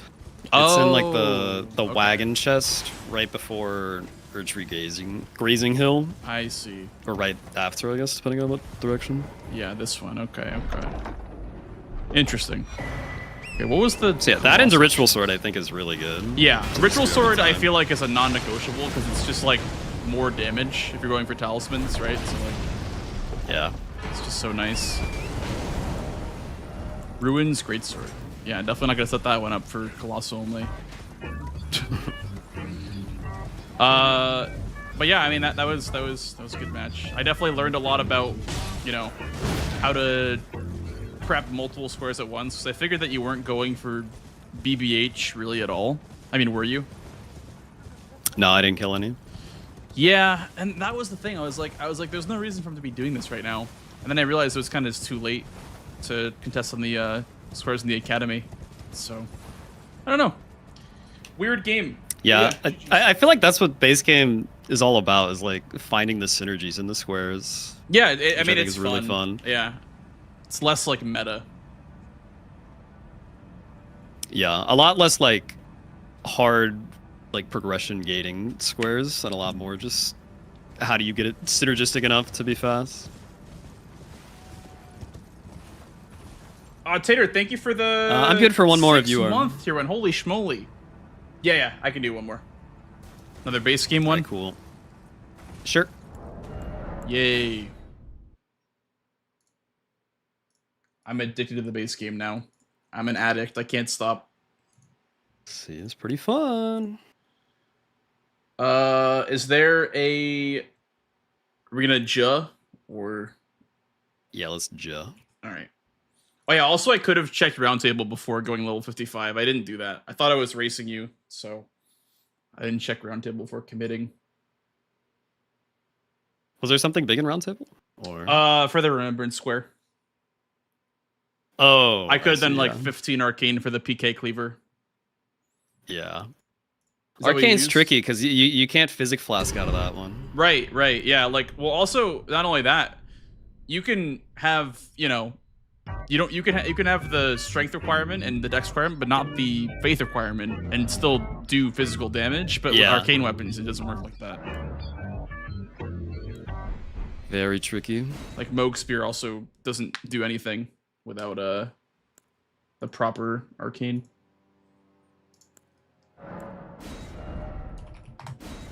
I have a sword lance and a Bofa sword. Yep. Lanks. Okay, I made my character. Nice. You know, I'll be Aga. Nice. All right. Well, I am ready to go again if you are. Yep. Let's do it. Okay. Good luck. Good luck. Good luck. Dude, we got cooked last match. We got kind of cooked last match. Now it's time to cook. Dude, if I won, Vika could have won the game, I think. Good night, Zoro. Have a good one, dude. Also, TP, thank you for the brand new tier 1 as well, man. I appreciate that. Thank you, TP.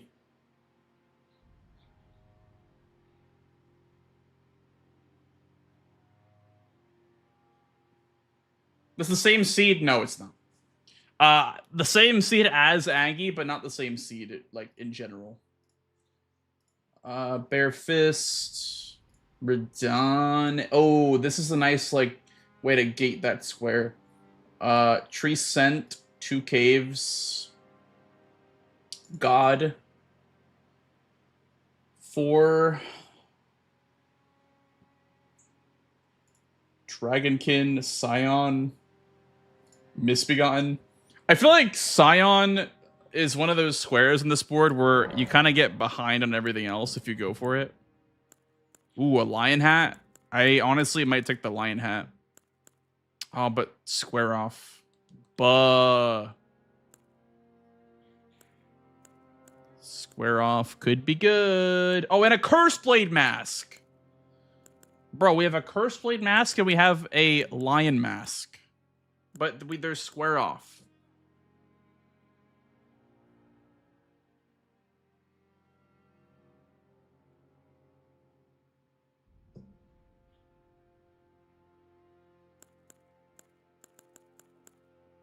Man, I guess the only usable weapon is the straight sword.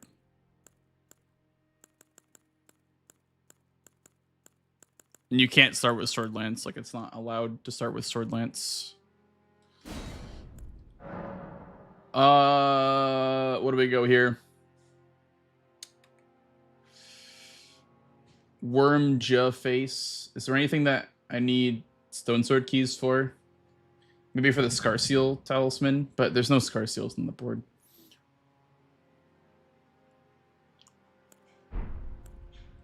Dude, I really want this lion mask. I'm not gonna lie.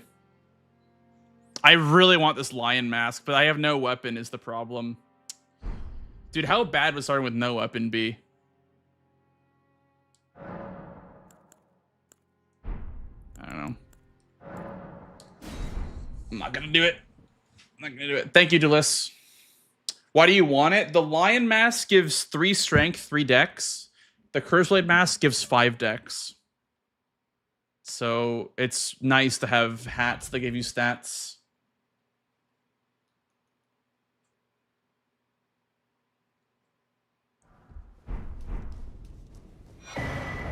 Dude, the dueling shield.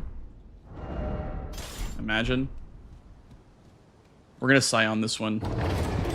I know that Aggie will probably not go for Scion, but I just want to go for it to just see how far behind I get put for going for Scion. Like if it's punishing at all. It's a Limgrave boss too, and according to the square set.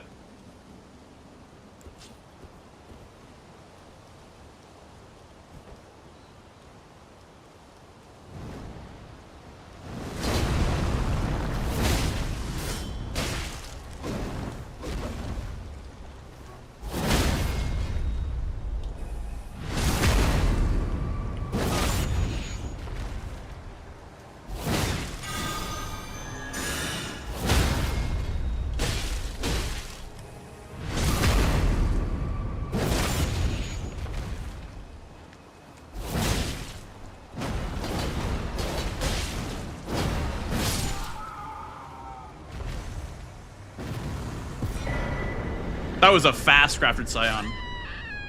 Holy.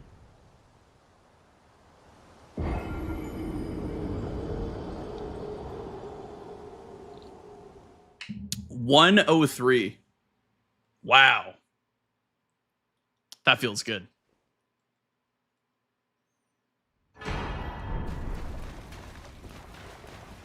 I know. Yo, I know that Scion is not a good play on this board. I'm very, very aware of that, but I just wanted to do it for fun because this is not a real match.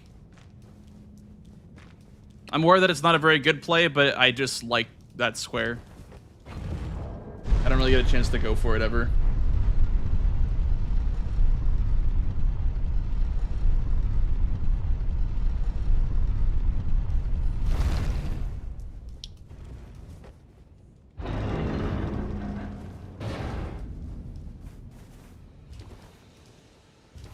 I'm gonna grab Church of Ella for Bloodhound Knight square.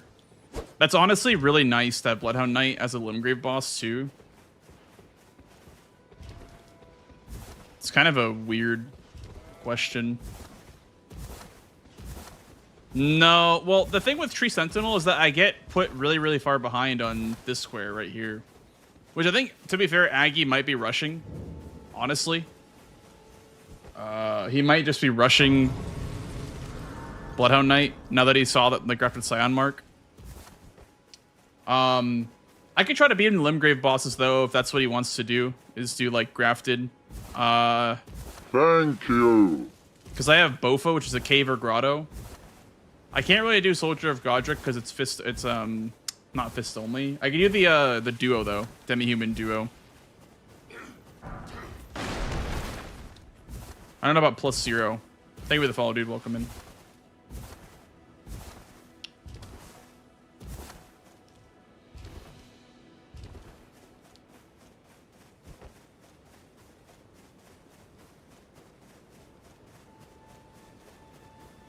Grafted a Limgrave or Liurnia boss. Limgrave according to the score set, but geographically it's arguable that it's Liurnia because it's closer to the Stormvale Castle than it is to actual Limgrave.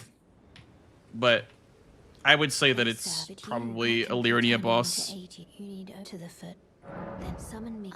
I bequeath. It was some torrent to treat him with.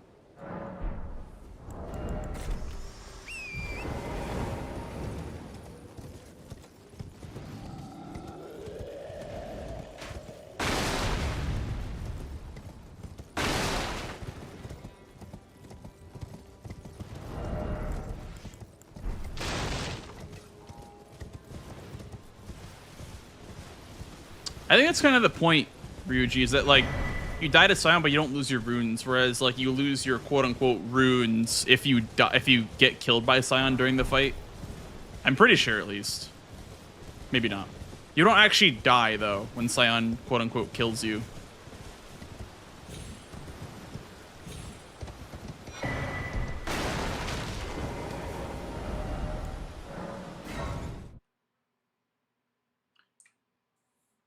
I will do this, I think, and then try to win Limgrave bosses.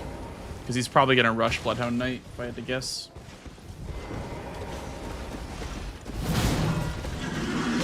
Okay, never mind. Then I will go for Bloodhound Knight.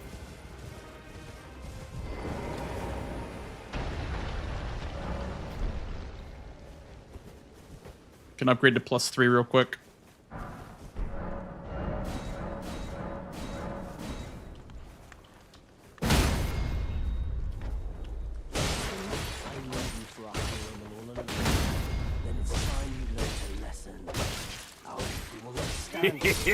Thank you.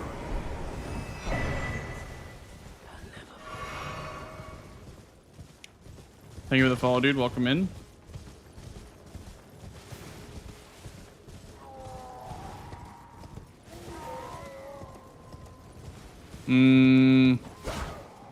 We go like Heel Lake South, I think.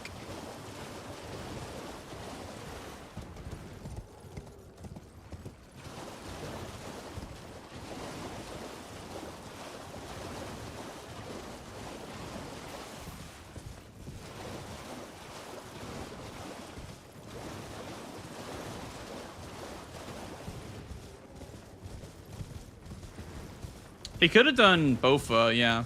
But the problem is the second cave is the bottleneck, because you can either do Soldier of Godric or the Demi-Human duo, but you probably don't want to do that +0 with low health. Yeah, Soldier of Godric's a square. It's fist only, so you don't want to do that. You don't want to do that without fist only. Unless you're just doing it really, really early.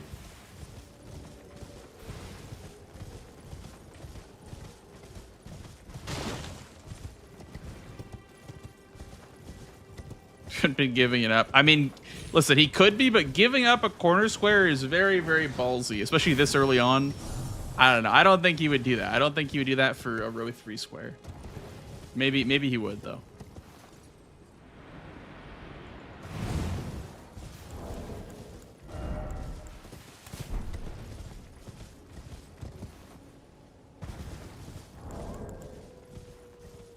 Who would ever? Yeah.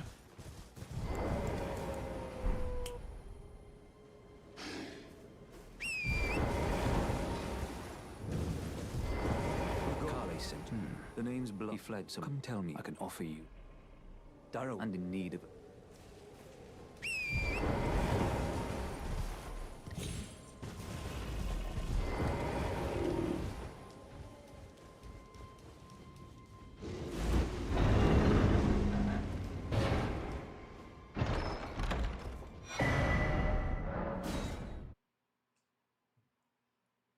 That's what I was gonna say. Brian, yeah. Match is on Thursday. Shutted.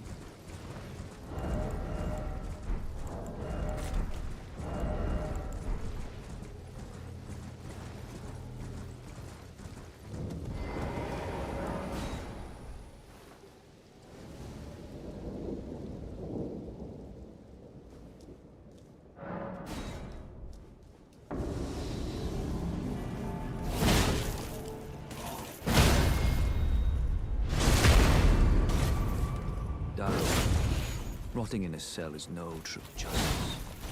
No. This is where it ends for you.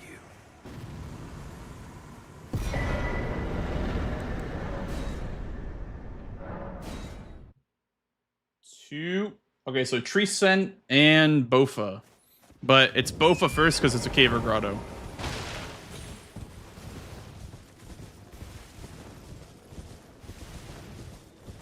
There for moral support. True.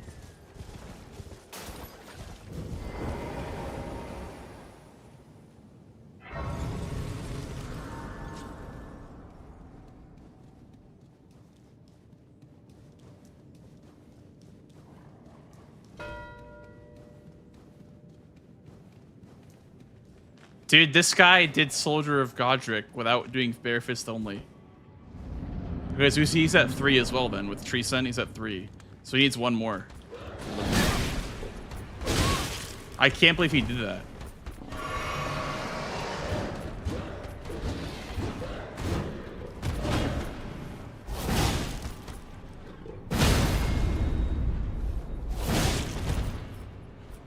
Can I still win this square?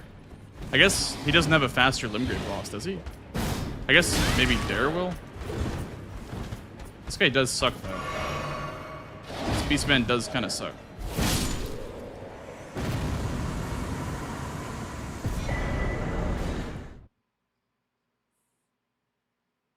Oh, maybe he does Margit for Nefeli Lu? That would be really smart. I also should have gone for Church of Ella Warp, but it's not faster anymore to do that.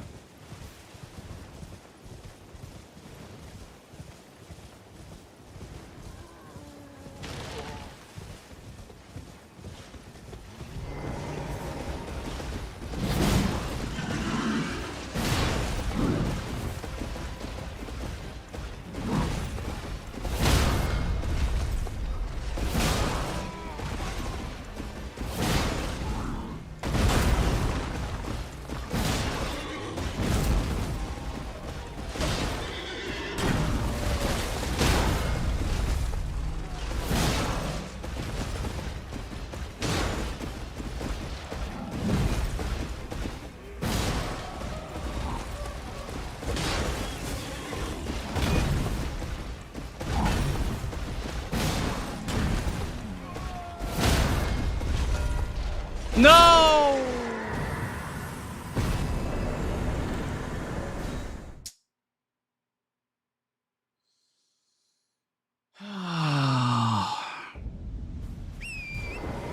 He did Margit then, probably.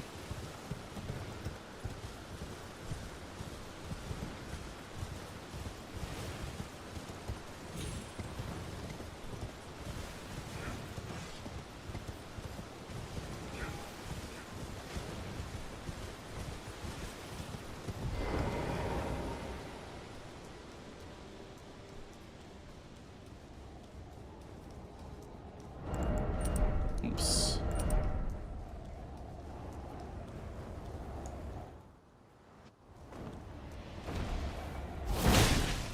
Maybe it's better for me to do Margit than 2, because at least progresses the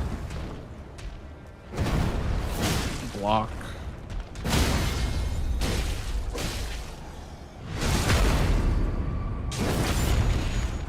How did he win that? I don't understand what boss he did. It had to be Margit.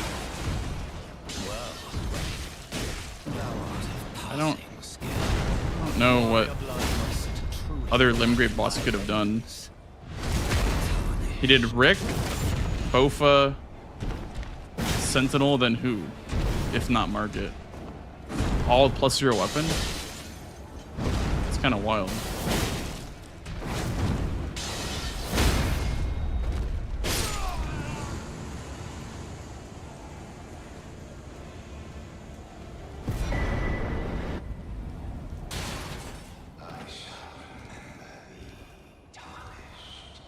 Smoldering with thy meager flame, cower in fear of the night. It's tightly. Oh, God, you'll breach the fair.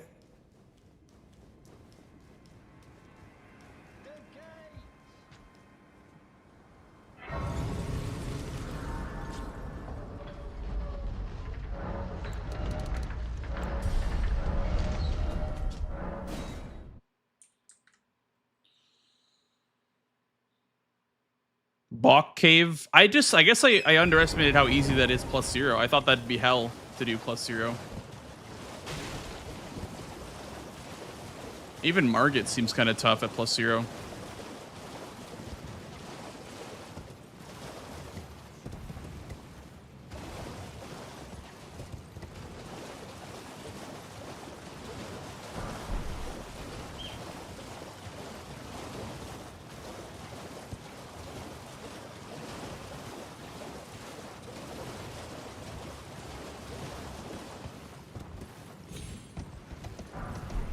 Maybe Knight's Cav. Oh yeah, it could have been Knight's Cav. That's true. A lot of Limgrave synergy on this board. That's very true.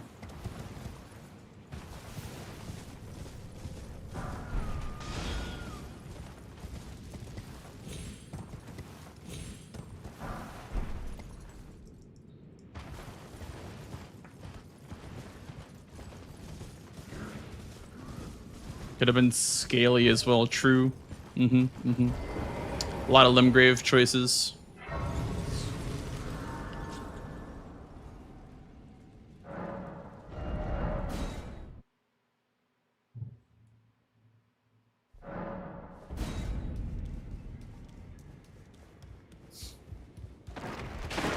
Yeah, Bofa was really slow, huh? It's got bleed on it. Potential.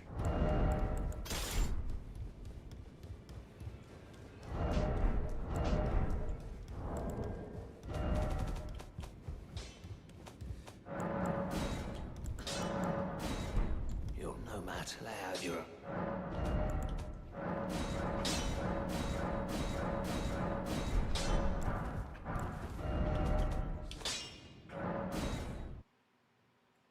I don't know which direction he wants to go, whether it's Radon or Godric, but both build pressure. That's why I killed Margit anyway.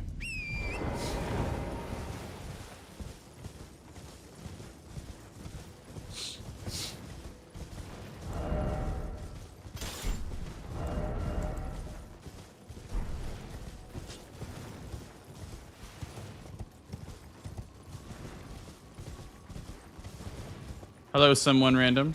Good morning.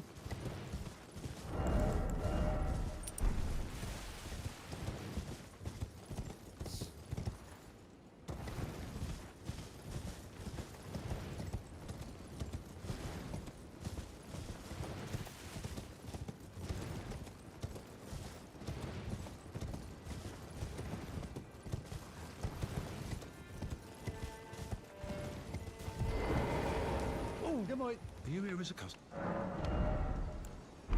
Watchdog staff, good to know, good to know. This gets me stones for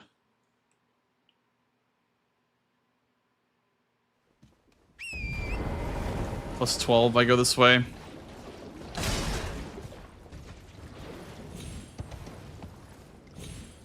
How many matches are we doing today? I think Aggie said this was his last one. But I probably will keep playing after this because I have a match on Thursday.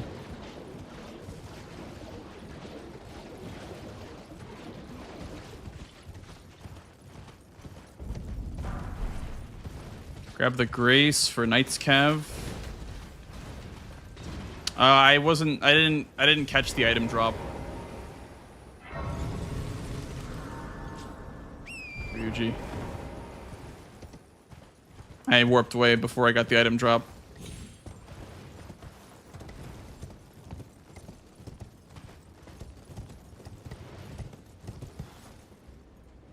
Wake up in 5 hours. Damn. What are you doing here then?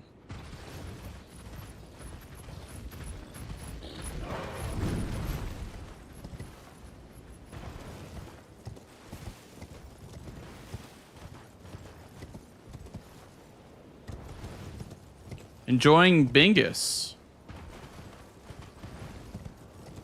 Good answer. Very good answer.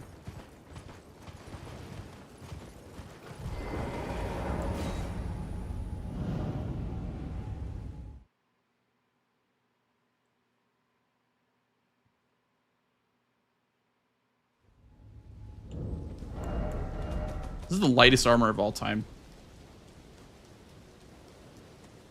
Yeah, I'm having fun.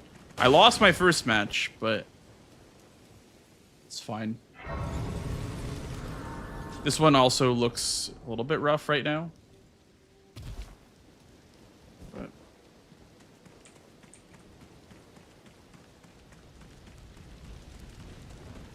Champions, welcome. The stars dude, of alignment. ugh, my index finger hurts from clawing.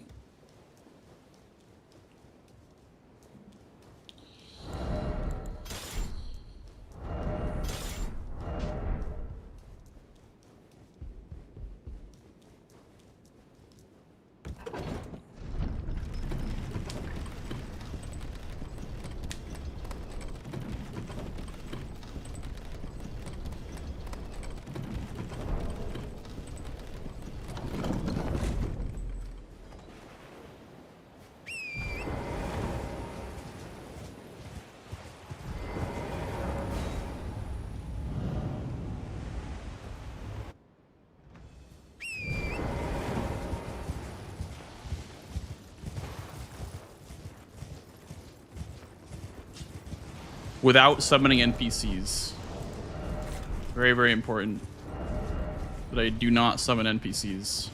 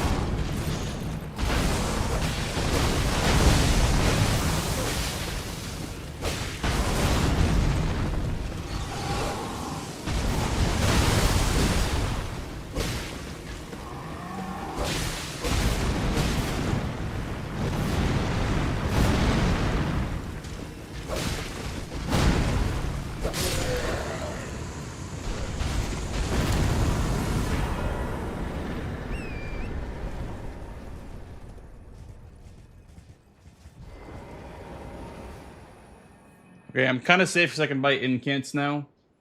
So I think I'll do Dragonkin first before going for incants.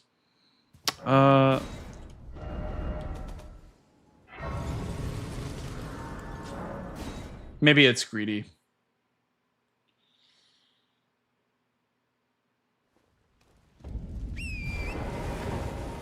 Maybe this is greedy. I guess we'll find out. Do a little bit of limit testing here.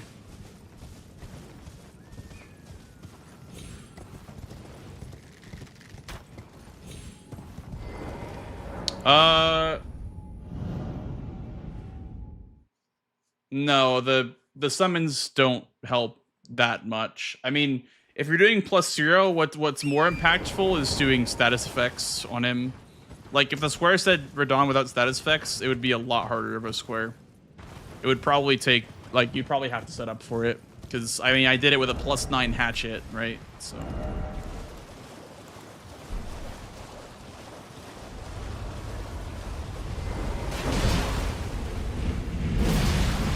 Ooh, on the head. Ah!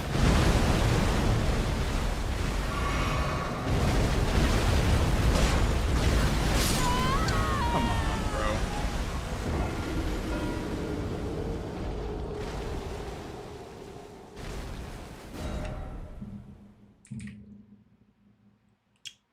Okay, it was greedy then. Although I have money.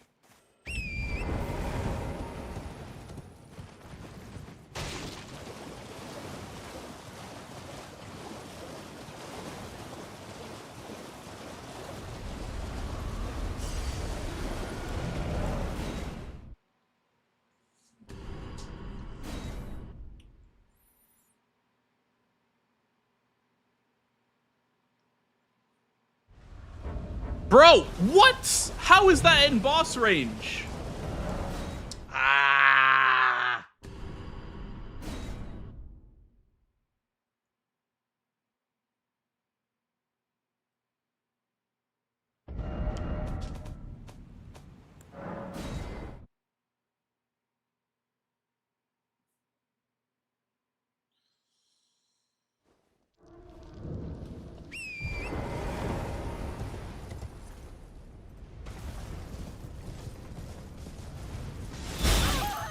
Come on. Who shot that arrow? I'm pissed.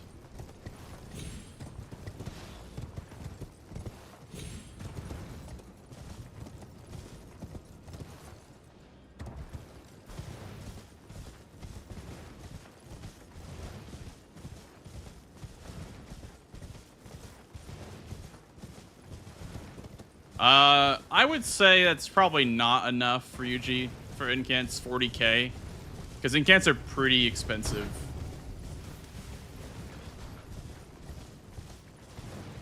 Like, some of them are upwards of like 10,000 per. So they can be quite expensive, I would say. I think we go square off for this guy, by the way. This goober.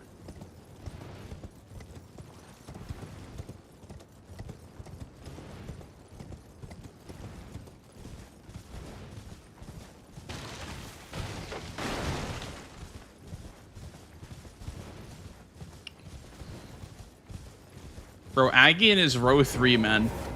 Bro loves row 3.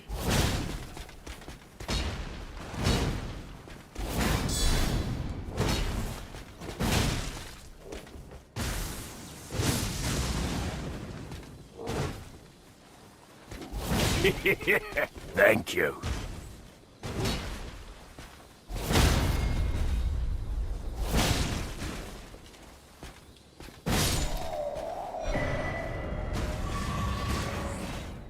Is it worth delaying incants? I don't know. Oh, welcome to I don't think so. NPC bosses is really bad. 4 is really bad.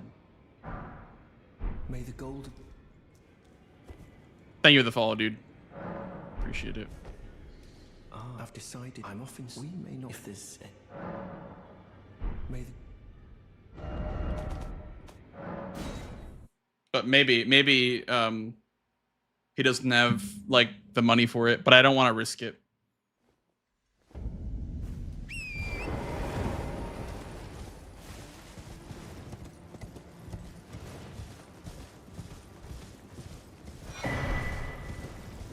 I'm not sure, Ryuji. Really not sure what's better. Right now I have 1. Okay. How delightful. I've been doing and will happen. That's incantate. Very well. 1, 2, 3, 4, 5, 6, 7, 8, 13, 14.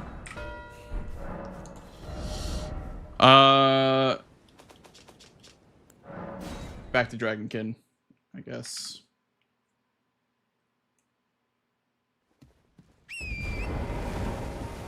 Yeah, see, that was like a little bit over 60k.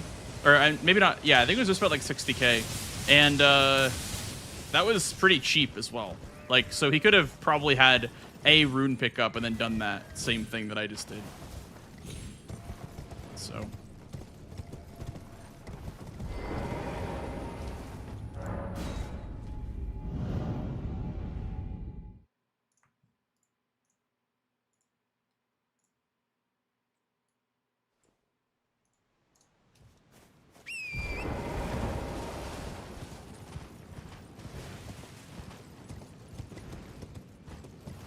You're back playing DS3, the best Dark Souls game. Hell yeah. DS3 is great.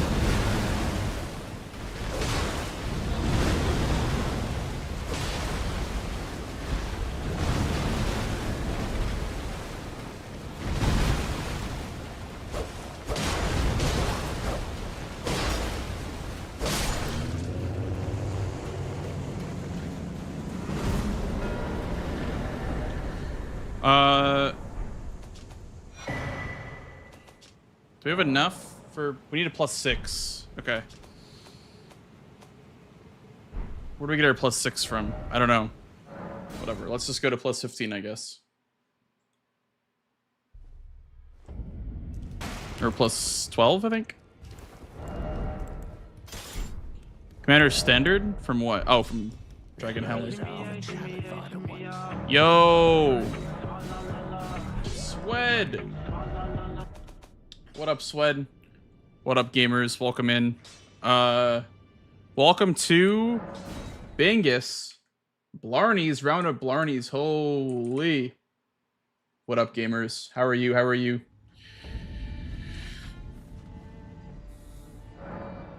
Round of surging as well. Thank you, kind sir.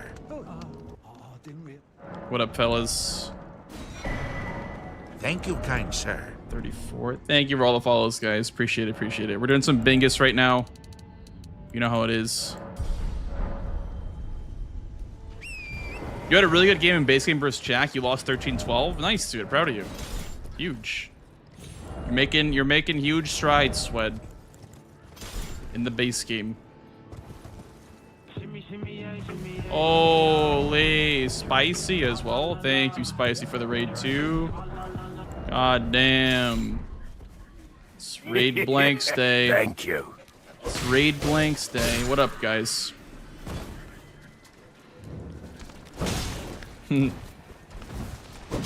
Yeah. Thanks for all the raids, guys. Thank you, Swed. Thank you, Spicy. We're doing some Bingus.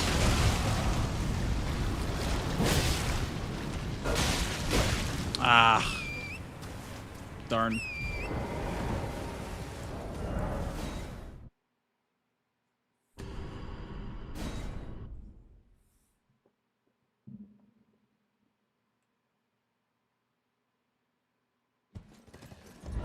I'm down for a cheeky Great Axe check, honestly.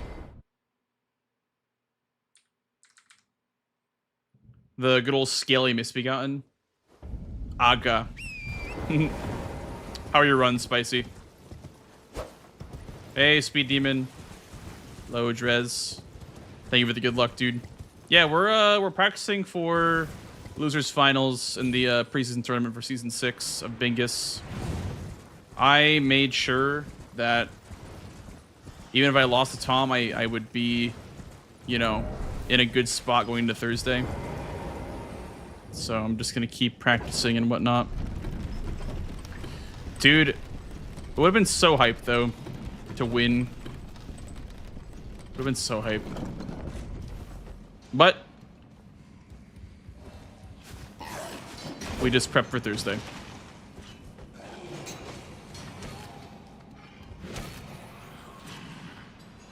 Aga. Okay. I'm gonna go Crusader after this, I think. If I get a good Great Axe. I need a great weapon. Because I don't think this is gonna be good. I can level strength for Watchdog. I guess, worst case.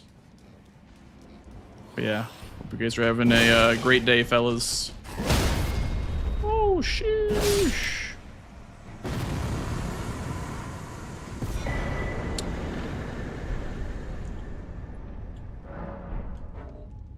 Dude.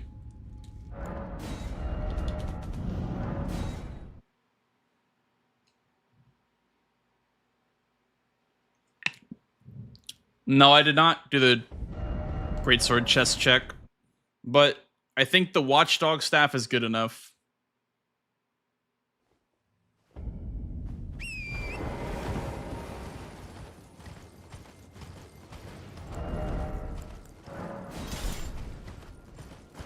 I'm gonna have to put points into strength, though. I really want health.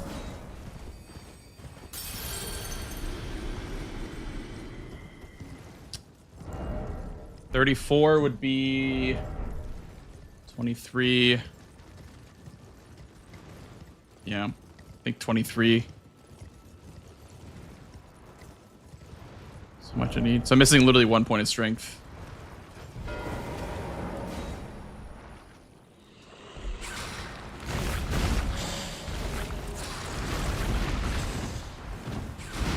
Why did he add unique? Because he added unique to all of the squares. All of the, like X squares or whatever, like for Cemetery Shades as well. Because of the match with Chris, there was like an incident with the rules. Okay, let's get 1 point of strength in case I wasn't right. There we go. Yeah.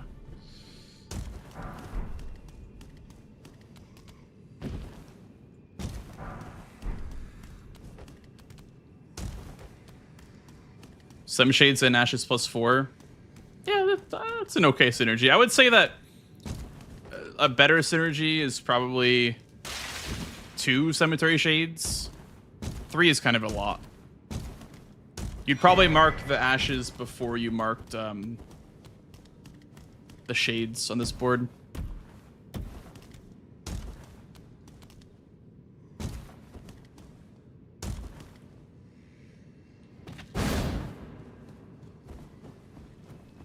Just watch, dog.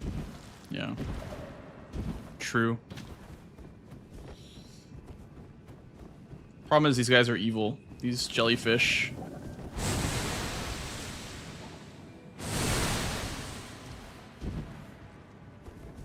Buh.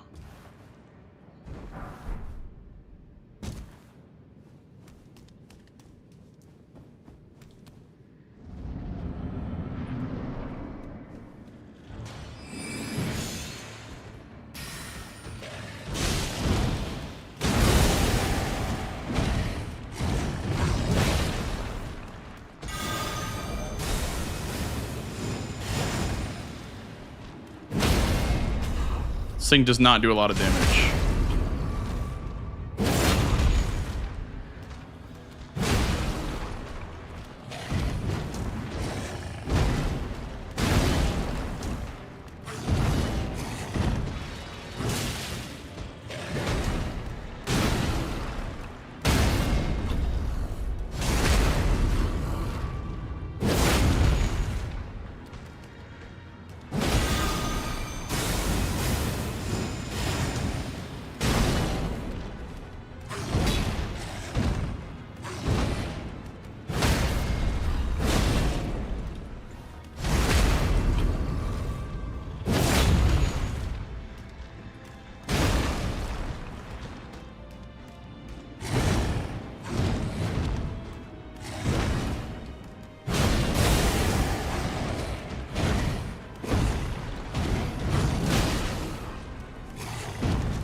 Dude, that attack is so bullshit.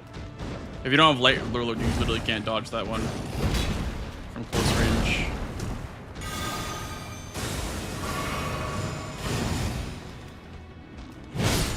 That's so bullshit, man. Ugh.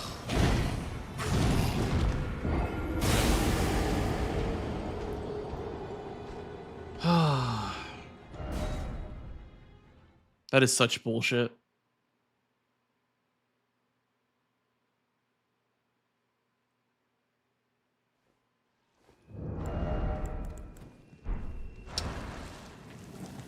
Maybe standard is better.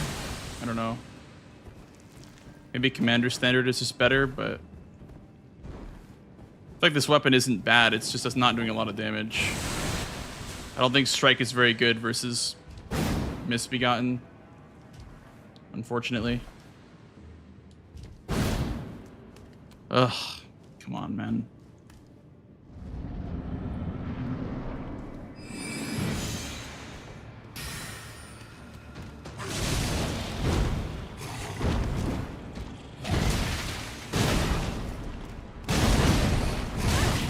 Dude, oh my god, this fight makes me pissed. Oh my god. This fight gets my nerves, man.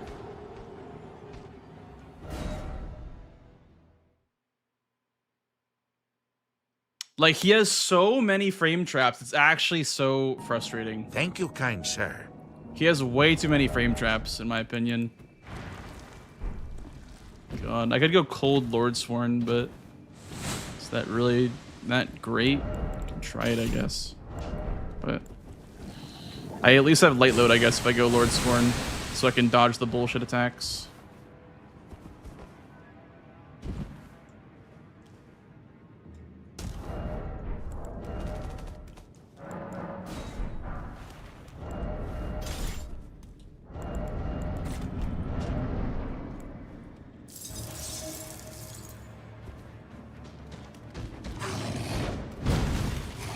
Like that one right there.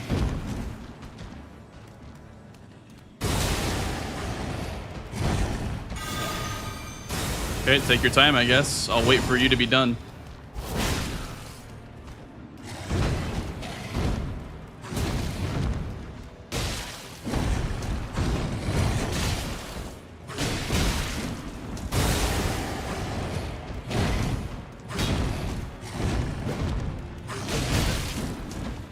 I don't know. I don't know what you're supposed to do in this fight.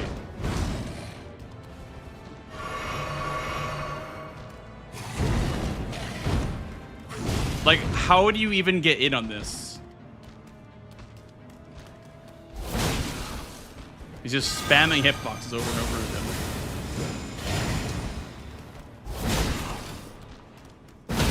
I didn't frost him. Damn.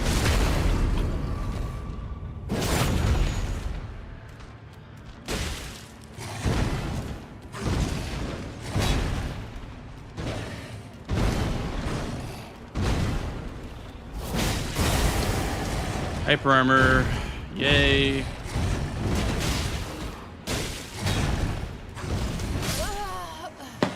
This is so bullshit. Oh my god.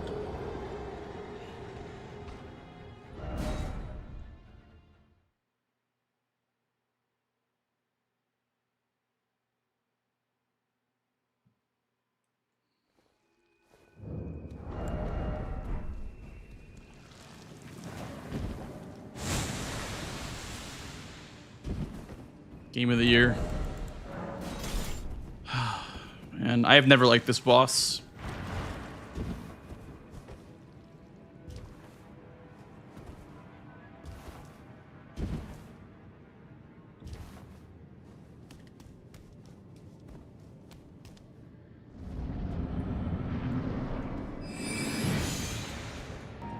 Thank you, kind sir.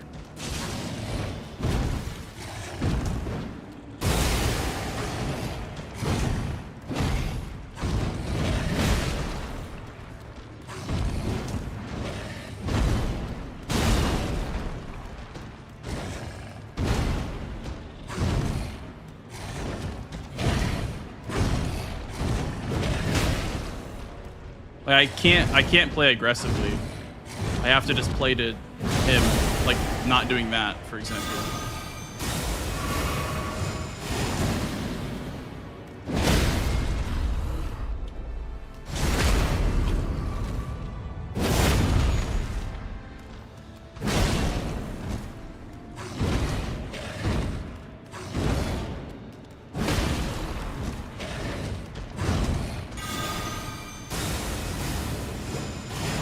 I also can't do charge R2s on this fight ever with this weapon.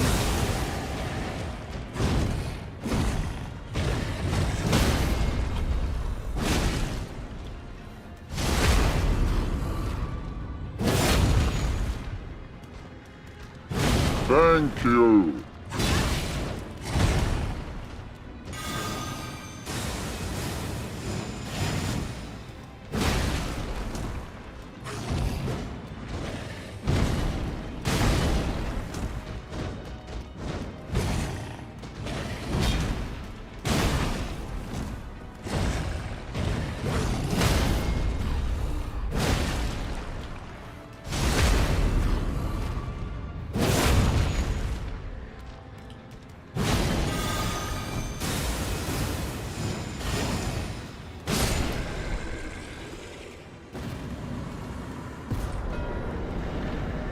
More. It's not bad. Dude, what do I even do? Spear dash?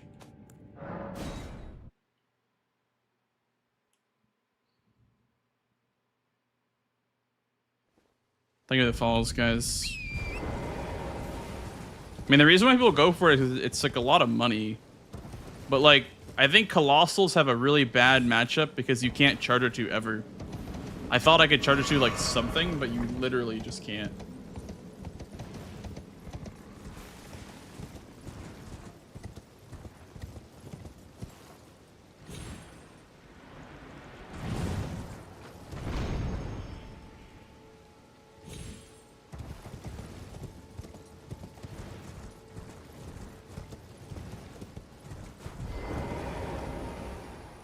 Featured trio. He needs to block row 2, row 5, and column 3.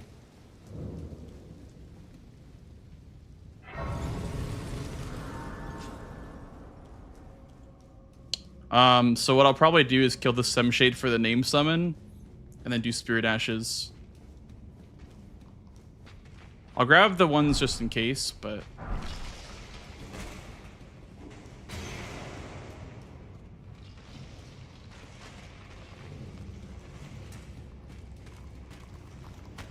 He's probably trying to block something right now.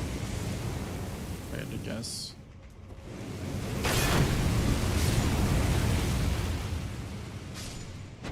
Bro.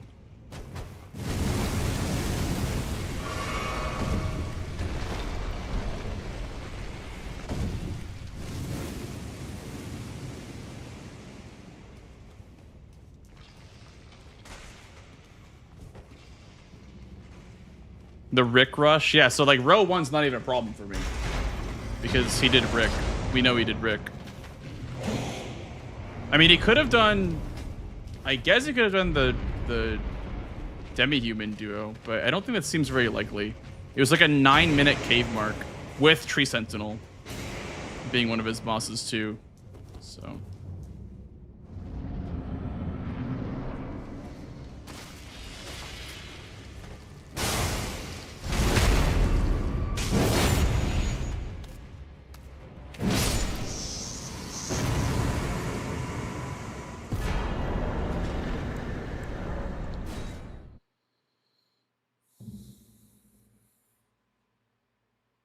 Big damage, yeah. We can bully a low-level Catacombs boss, at least.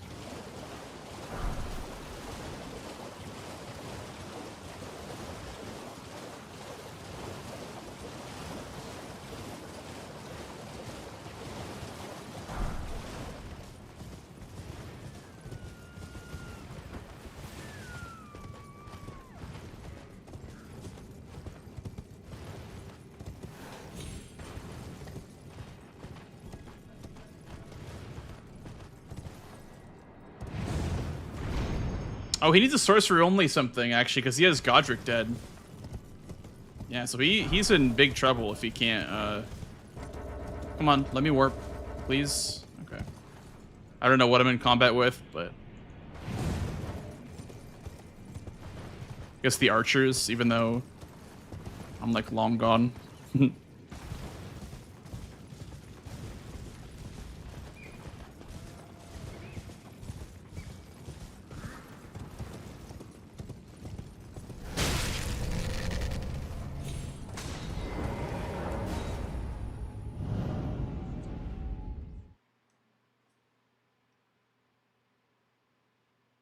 Needs to pray for Scion. Yeah, that's true. It's very true. You do be having to do that.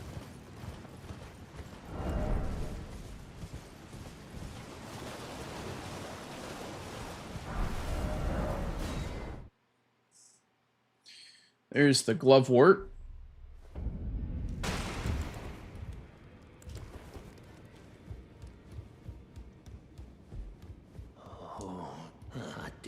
Doing much, just Slayer.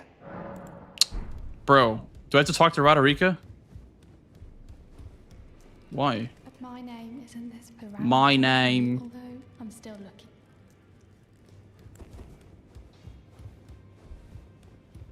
Is Roderica. Bro. Well, hello? Oh, okay. She has a sword in their eye. So if you get him to prayer, then I'm it's still looking. I don't believe if I do. one more dialogue. Certainly, I know I can tell.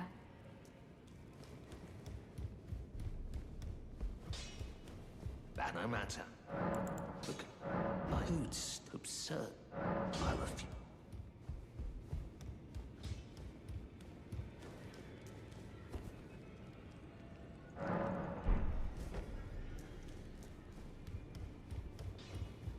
Good to have you to. I can have. I'm as. But and if there's. Well, I search Roderica.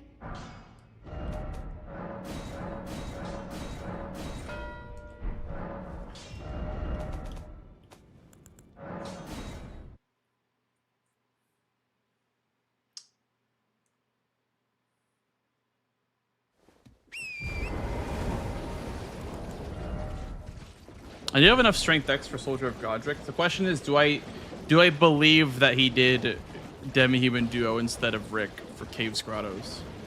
Because he could be setting up row 1 right now, for all I know. He really could be setting up row 1.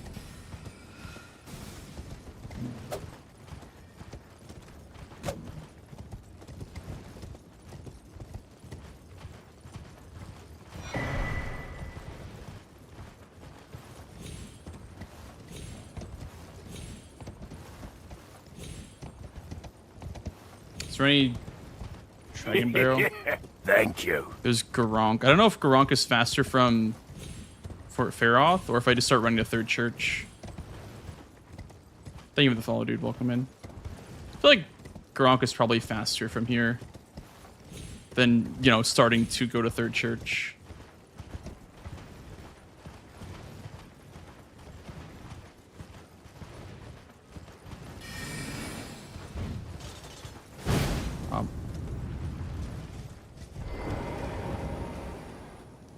Part of me feels like he did the Demi-Human Queen or the Demi-Human Duo, but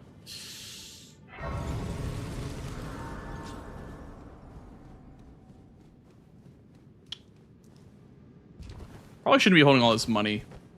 Maybe for potential sorcery only, but I don't think that's really gonna last.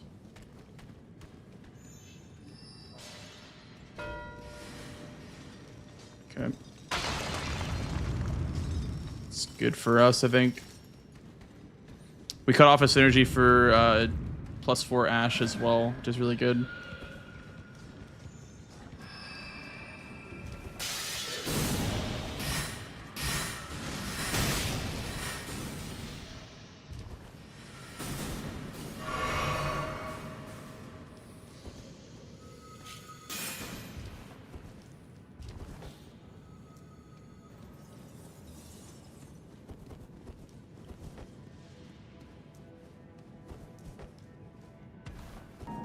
Thank you, kind sir.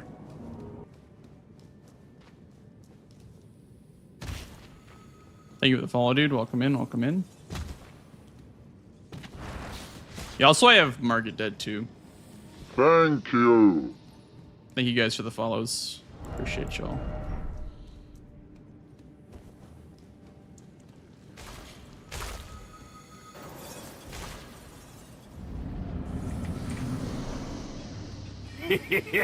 Thank you.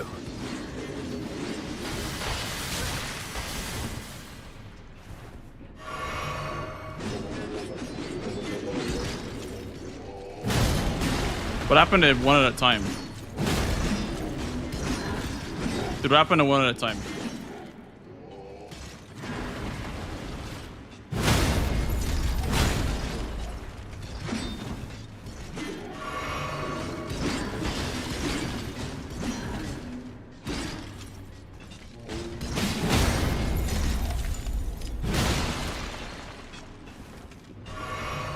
Dude, what happened to one at a time? They're all attacking me at the same time.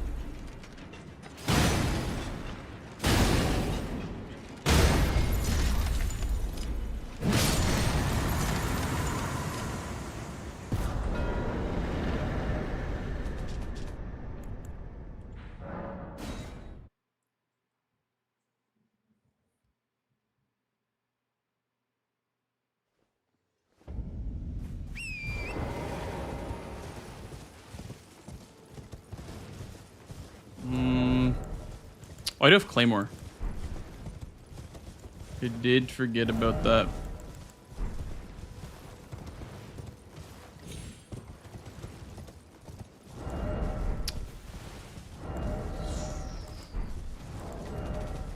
Rock Blaster. That's actually good enough, but I need 21 in for that.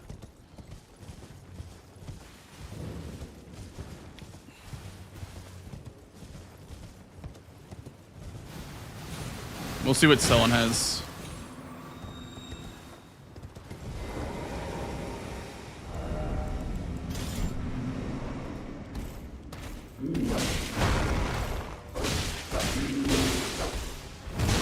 Okay, he's down there.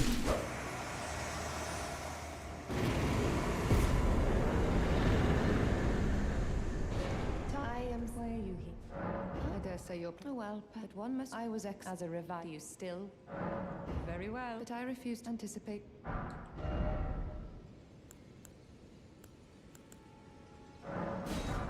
That's probably the best one.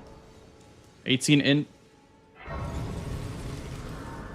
City Dawn too. That is true. Sorcery only is pretty much mine with that information. It's not impossible because you can do a moose still, but very likely that I get that square.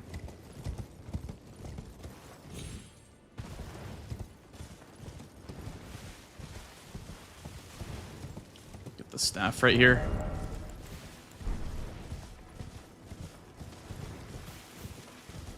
Yeah, we hold it. We hold it.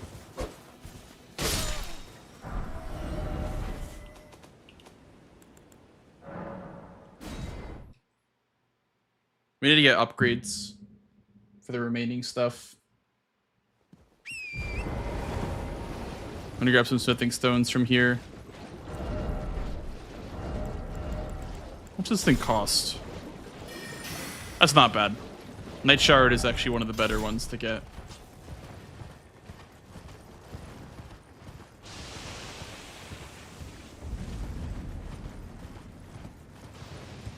Hey, thanks, Furtive. Appreciate that.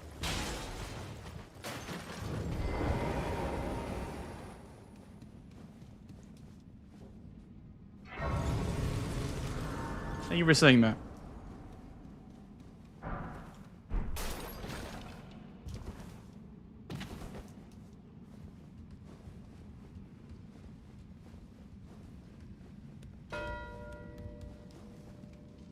Bro, this guy is gaming.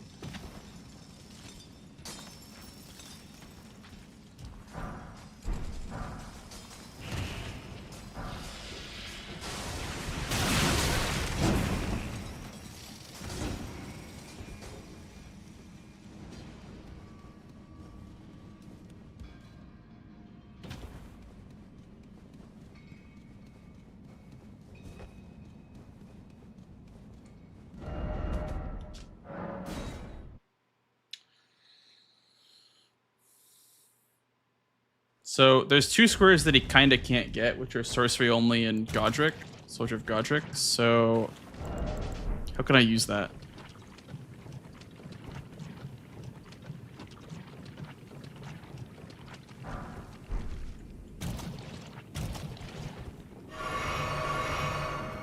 I need to upgrade though. I can't just do a fast square because I'm going to lose out on the rest of the squares. I think I can probably win Fia's. I don't know if he'd expect me to go Fia's. But it is also a little bit risky.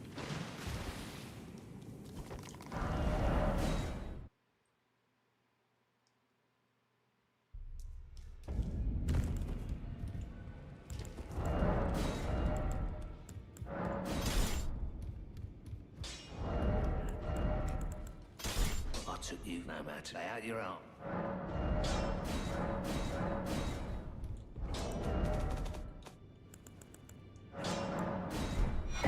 Back no matter.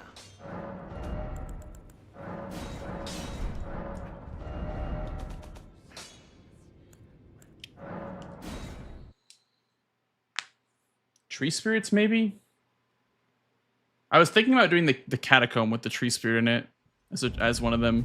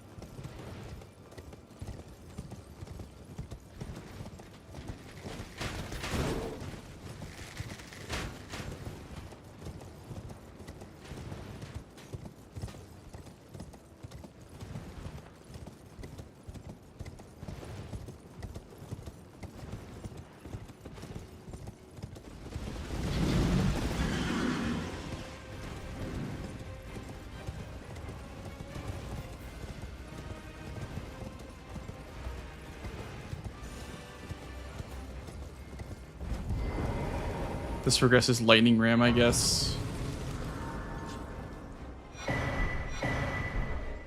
Ah, come on.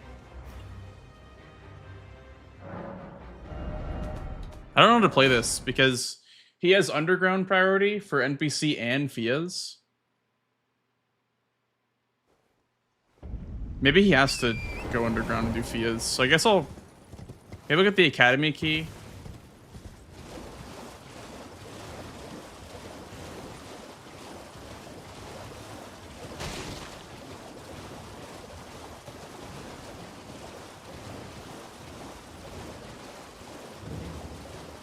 Maybe I'll get the key, then I'll go for lightning ram. I don't know.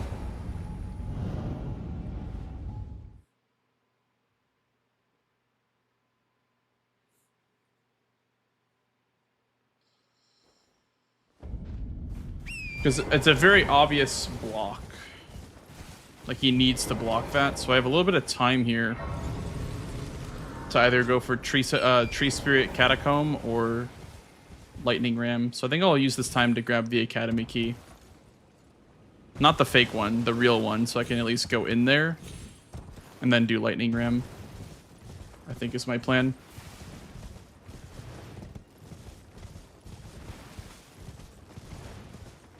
It's been 5 minutes since Mark. Should have like just enough time to go for lightning ram then.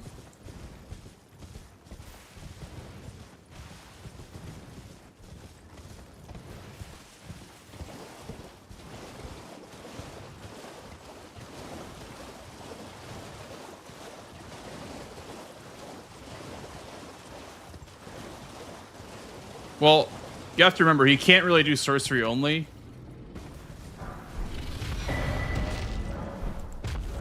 He can't really do sorcery only and bare fists, so I think we're safe on those two. So it should be 10-9 right now, me, because of those 2 squares that he can't really get. So I need to get 3 more squares, which is probably going to be Lightning Ram, Key, Tree Spirits, I would assume.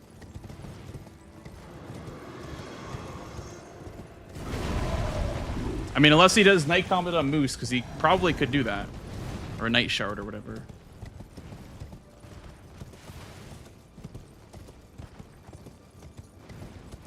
There's no capital, right? No capital. No cap. No capital, no cap. The FP is not bad on Night Shard at all. You're thinking of Night Comet, I think. The really bad FP one. Night Shard is like Glintstone Shard, but blue. More blue.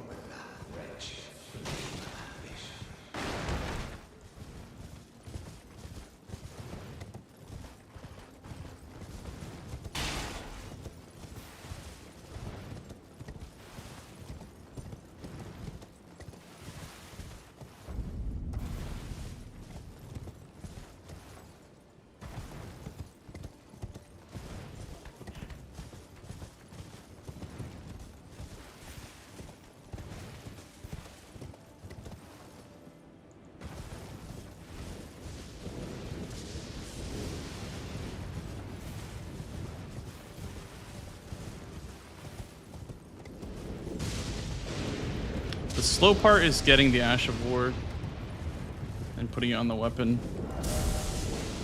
Done this probably.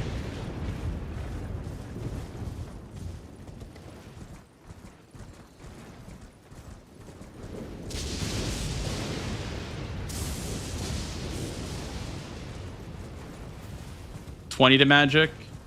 Yeah, that's fair.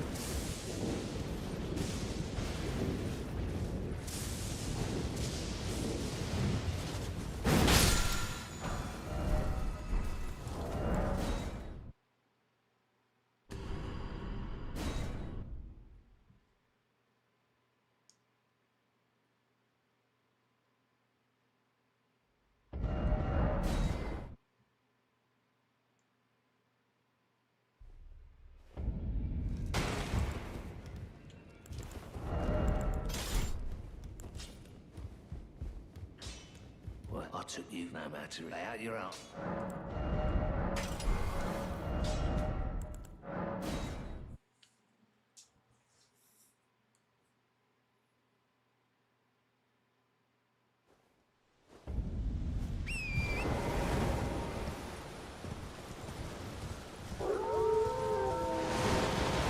Are we thinking that the Tree Spirit Catacomb is never a good play, guys? What are we thinking about that? Is that never a good play?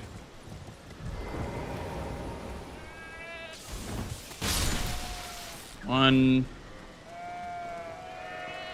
2, 3, 4, 5.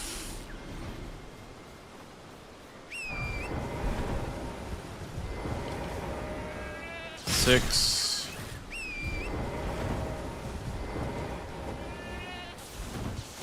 7. 8.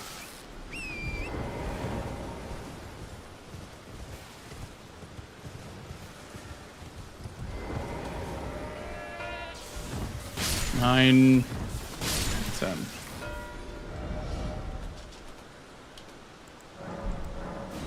Okay, now it's probably raised to Top's Key, I would assume, at this point. He wants to hold prio on the NPCs, so he's going to do Top's Key next, probably. Or Tree Spirits, but I would assume it's a Top's Key race.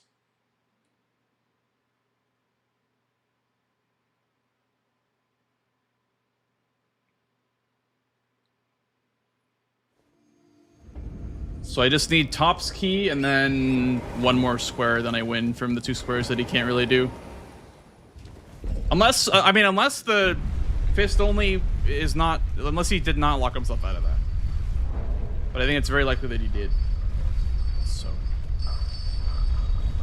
I think it is safe to go for the Tree Spirit Catacomb, though, just because at this point, you know, either you lose Tree Spirits or you lose that. You don't lose both, in my opinion.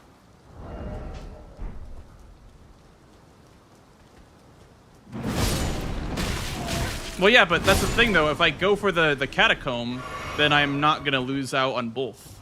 I'll only lose out on the Tree Spirit Square, not the Bell-Bearing Square. That's my reasoning.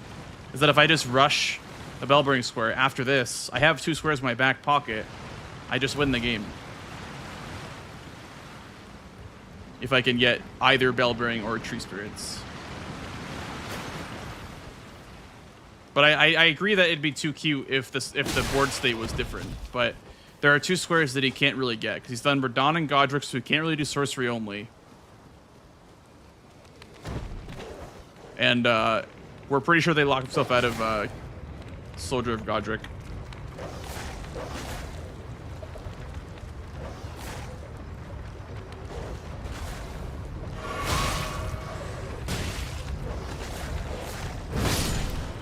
What about Moose for sorcery only?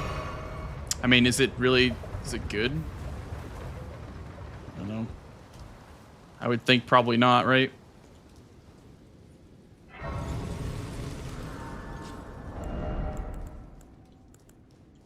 Probably take a long time.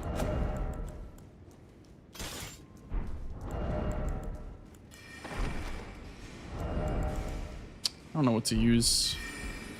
I guess I would have to auto-upgrade my greatsword to use it.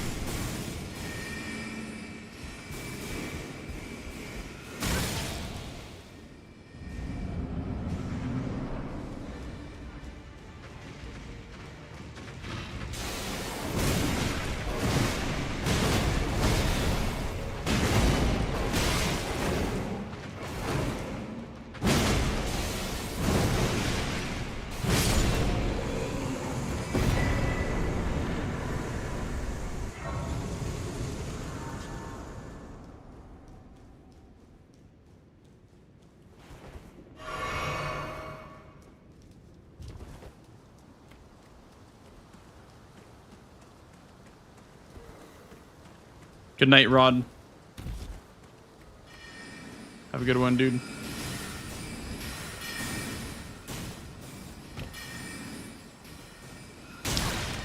Is going from Scenic Isle or Stormhill Shack faster, by the way, for top ski? Does anybody know the actual difference in time?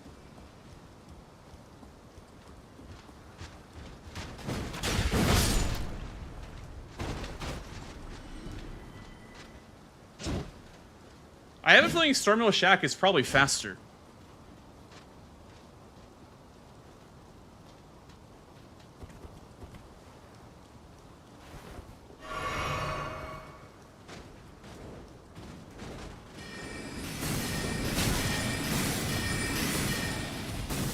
You think Shack's faster? I'm gonna do it. Let's see if it is.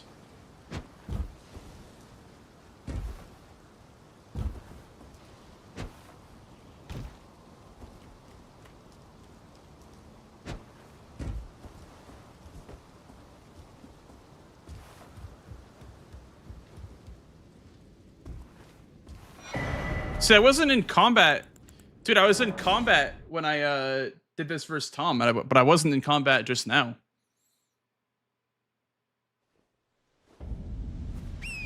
Let's see. So from 1250. I'm going to do the Giga skip too. It's obviously a big risk, but I'm going to take it.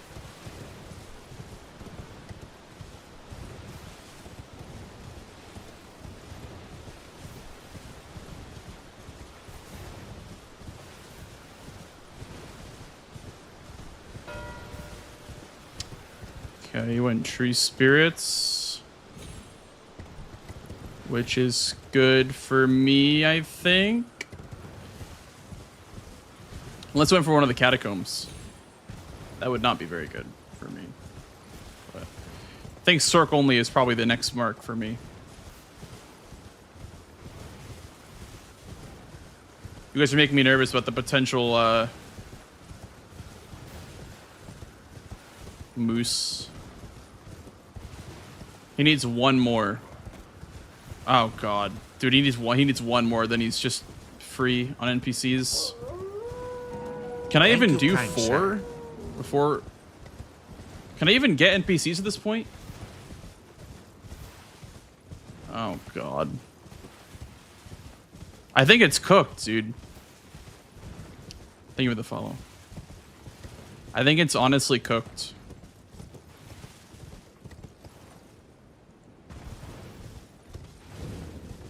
He just needs one more square. You then believe it on for a... You are a true... My name, presuming you're only... I'm afraid... Oh, right. I can tell you, you've seen that. That's only it's those... After they declare the academy, as you might have guessed, making entry and so on, when they come... You've taken... Well, that is Scion. I followed that Scion accused. I still the illustrious... Without one. And you'll never... And if you... Once you've... Would you... I know it, but still... You're willing to... My... Thank you. Now, I can go to resume my...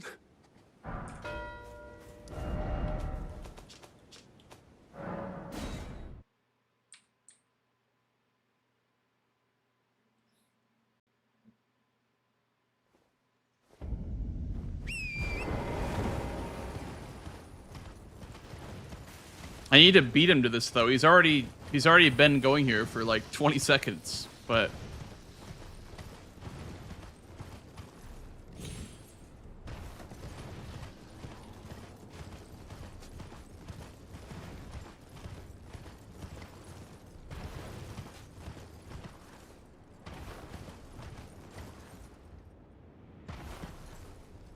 I think so. I was doing NPCs. I feel like that's kind of unlikely.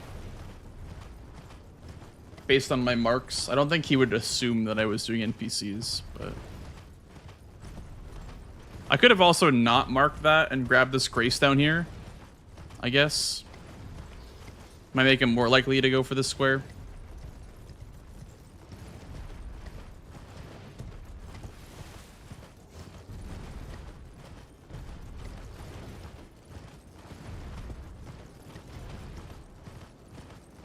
Because, like, maybe I could do 4 NPCs in the time it takes for him to do this square. But he has 2 already. I'll have to ask him after if he thinks that it'd be a good idea to go for NPCs in this situation. So I probably could do 4. The square is pretty long.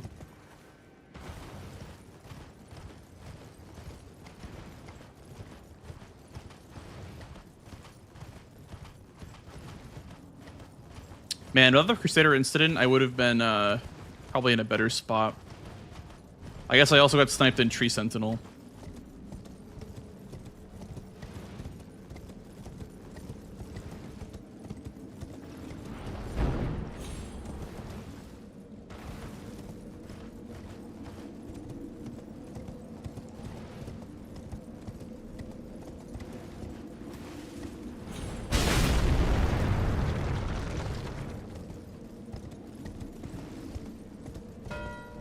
Oh, that's really good. Okay, maybe he thought I was going to steal them then.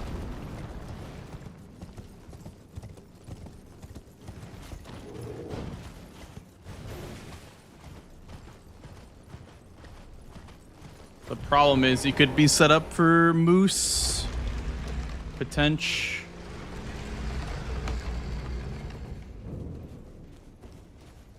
So we'll grab this Grace, then go do Godric.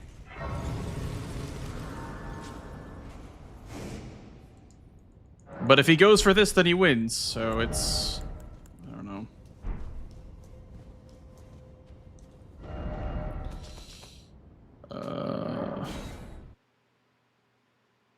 Sork for Morgott Fire Giant is possible. I would say Sork is not possible for Morgott and Fire Giant. I think those are 2 awful bosses to do Sork only.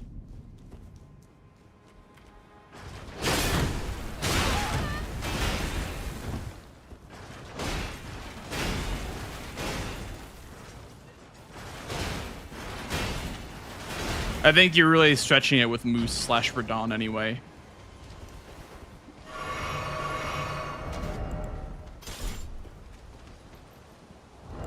But maybe I'm wrong.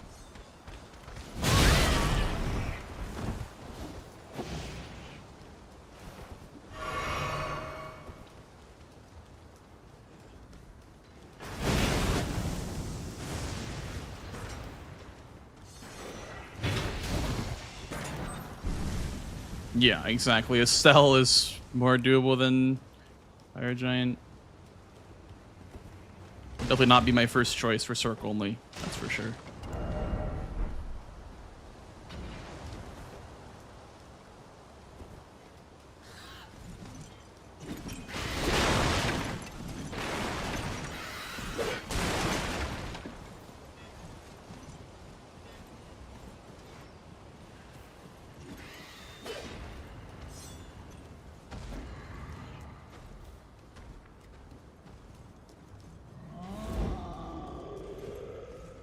Moose is way better than Morgott.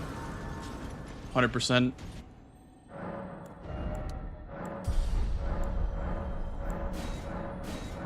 Especially on this board, too.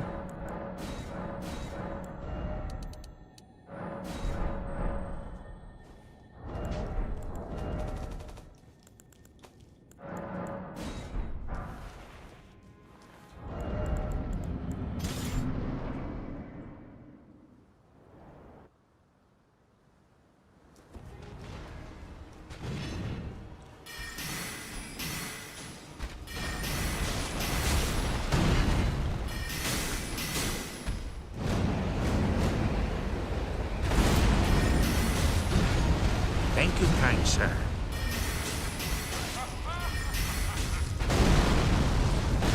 Dude, this sorcery is low-key pretty bad, actually. Thought it was better than it is.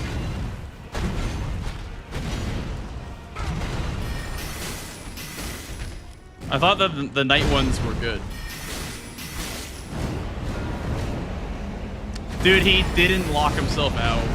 Wow. He didn't lock himself out. Ah! You didn't lock yourself out of that. Shit. Yeah, no, I was thinking that's maybe what you thought when it went so long without being claimed. I thought that for sure your cave grottos would have been those two, Bofa and that one.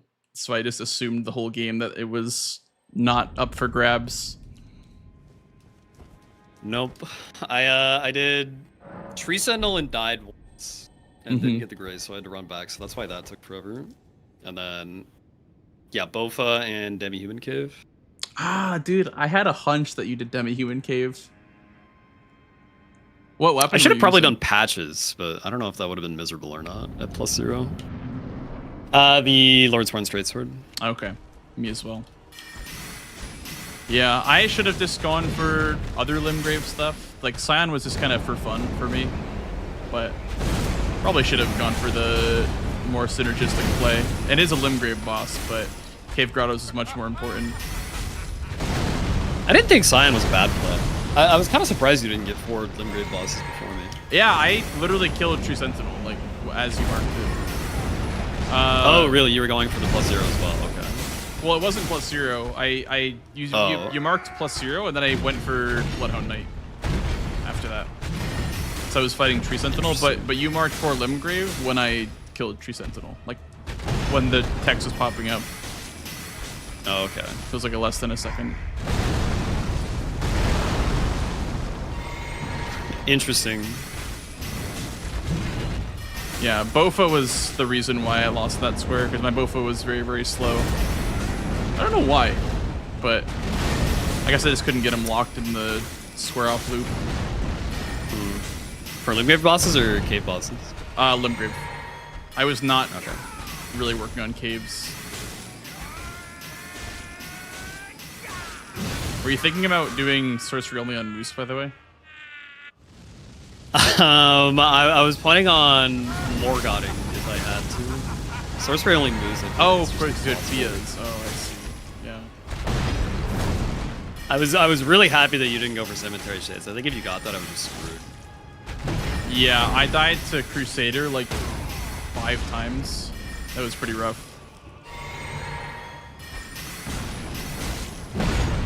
I had a +5 Watchdog staff. Yeah. And it was not very good, because I could never charge her to Risk. Like, nothing was safe to charge her to. Yeah, I could see that. I was very surprised that the Colossal moveset just doesn't really work for that fight. I mean, the crouch pokes are good, but Other than that, I couldn't really get much value. Yeah. But yeah, that took a while, and then I didn't really know what you're up to until you marked Bellbearing. I was like, oh, okay, so he's been downstairs, which means that Fia's is probably his, as well as NPC bosses. I was only at Ikea South with Radon dead. That was my only progress underground. Okay. So Yeah, I I just thought kinda it was sacked gonna that. be. I thought it was gonna be important to have underground at least available to me, because I thought you were gonna get Top's Key way sooner, and then just force Bellbearings into Fia. Yeah, that would have been a good play. I think I just had a hard time reading this board. There were a lot of options. Almost like every line was like kind of good. Okay, I ran out of night shards on Godric with 6 blue. His spell's kind of ass. I'm not gonna lie. Damn, Night Shard's terrible. Yeah. Yeah, I was like, oh, it's the blue ones are good, right? The dark blue ones are good, but no, this one's pretty bad. Not that one. Yeah, I mean, you also got me on Wormface. I was going for Wormface, and you got me when it was like maybe half HP or so. Dang, okay. I didn't really think you'd go for Garronk, but I guess it made sense in the moment. Was that for column 5? I don't remember when you marked that, but that was just a fast square. I think I just marked something and I had church set up, so I was like, okay, let's grab this like wall. Like I'm going off of another square. Oh, you had the third church? Okay, I see. Yeah. Did you use the physic and for I anything? Can continue whatever I was doing. I had spiked here. Okay, that's fair. I was using Dragon Great Claw. Is that what it's called? The lightning. The DTS colossal weapon. Yeah. Yeah. Damn. Yeah. Interesting. I didn't really know what to do at that point as well, because there was a moment in the game. I guess because you got like really good fast squares. Because I could have gotten Knight's Cav maybe. I don't know, but I was surprised I got Knight's Cavs. Yeah. I thought that was greedy of me to go for. Yeah. I guess I just picked wrong because I guess I was focusing on row 5 too much because I saw that you had Godric dead. So I was like, sorcery only could be a good little gambit to put him into, but I didn't get some shades. I did the Limgrave one for the named ashes, then I did the route for +4 summon, so you couldn't combine those two. Yeah, makes sense, makes sense. I think if you hard committed to row 5, I was screwed, I would say.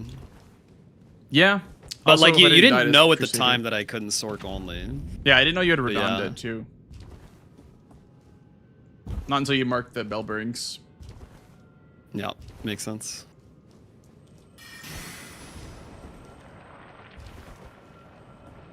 Well, GG's. Interesting games. Yeah, definitely. Are you continuing stream? Yeah, for a little bit longer at least, for sure. Okay. I'll send the gamers over. Okay, sounds good. Thanks for playing, Aggie, as well. Yeah. Appreciate it as Thanks always. for the games.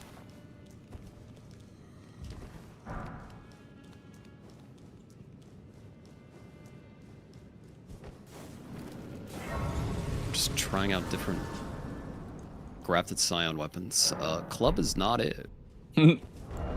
I like I think club's okay. I like great swords probably. After square off, I'd say great swords my second favorite. Over unsheath even. Really? Unsheath only does 30 poise damage, so it takes 3 to stagger, which feels kind of weird. But what's the play with great swords to stagger? The combo where like it does like a 4-hit combo. You can jump the 3rd hit, and then you do a jump R2 on that one. That should be about a third or so of the poise. Then you do like an R1, and then I think a charge R2 staggers it. So it's kind of like it's not scripted, but you can definitely keep it staggered with a great sword pretty easily. But square off is for sure Interesting. the go. Yeah. It was almost sub 1 minute for me. Yeah, that was crazy fast. I got really good RNG, yeah. I had a feeling you'd go for it, and I knew that I was not going to win that race. Yeah, I kind of like Scion, honestly. I used to be scared of it, but I kind of like it. I am still scared of it, for sure. It's a big time sink if you don't get it, or if you get it and it's really slow. Because, like, your opponent knows that you're just behind on every other square in the board. Yeah. So it's kind of a bad square, honestly, to rush. But I guess it is... Depends on the board. Bosses, like on this board. Yeah. I feel like on this board, it was a good idea. Yeah, maybe I should have just, instead of going for Blythe, I should have just done Limgrave bosses. I don't know.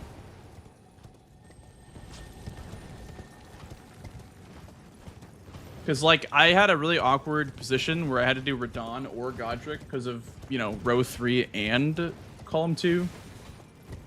But, yeah. Yeah. Why Blythe? Yeah, that was interesting. I was surprised at that. I don't know. Like, you need to do it before you do Radon. And I was like, may as well just get it out of the way now. And it's also a Limgrave boss. So I was thinking maybe that would be, you know, some good synergy. But there was a lot of Cave Grotto stuff, like Cave Grotto with Limgrave bosses, like with Tree Sentinel. There was kind of way too much to greed that synergy. Yeah, it wouldn't have been my first pro, but I guess it makes sense if you were planning on Radon relatively soon. Yeah, because I'd be set up for row 2. I guess if I had pulled the trigger on row 2 faster, it would have been way scarier. Yeah, I thought for sure you were gonna go row 2. Like I like formed my whole mid game around being ready to get Fias or Bell Bearings in response. Yeah, that's totally fair. I think I just had a hard time reading this one. Fair. Base game be like, look. You gotta, you know, with that 3 minutes, you have to be making your whole early game plan, which is just so hard to do. Yeah. I have more trouble figuring out what I'm doing in DLC in 3 minutes than I do base game. Yeah, especially with like buying all the stuff. Like, just because, yeah, you also have to be shopping the whole time. So. Yeah. What did you use for the Fias champs? By the way, like, what weapon did you have? Still just Dragon Greatclaw. Okay. It destroyed. I had a really good fight. You know, a big problem for me as well is that there was one point where, because I didn't do Old Altus, I don't know if you did Old Altus Tunnel, but I was like Somber 6 locked. Like, I didn't have a Somber 6 that I could get, because I didn't want to do Falling Star Beast, I didn't want to do Old Altus, so I was kind of like stuck at smithing like 12/Somber 5.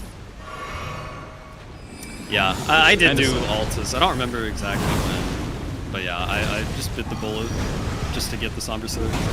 Yeah, that's like the hardest stone I feel like in this format to get. Yeah, the for 6. Sure. Okay, well, GG's. GG's. Until next time, friend. Yep. Thank you for the game, sir. Yep, thank you. Bye-bye. Bye-bye.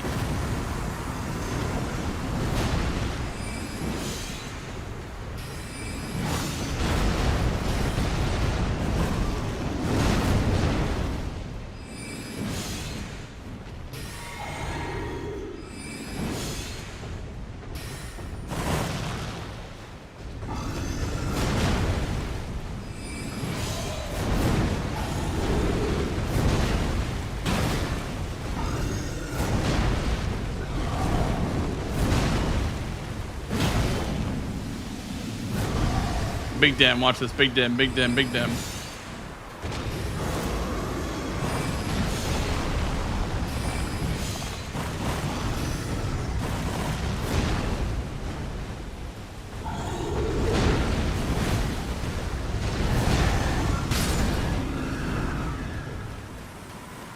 Let's go.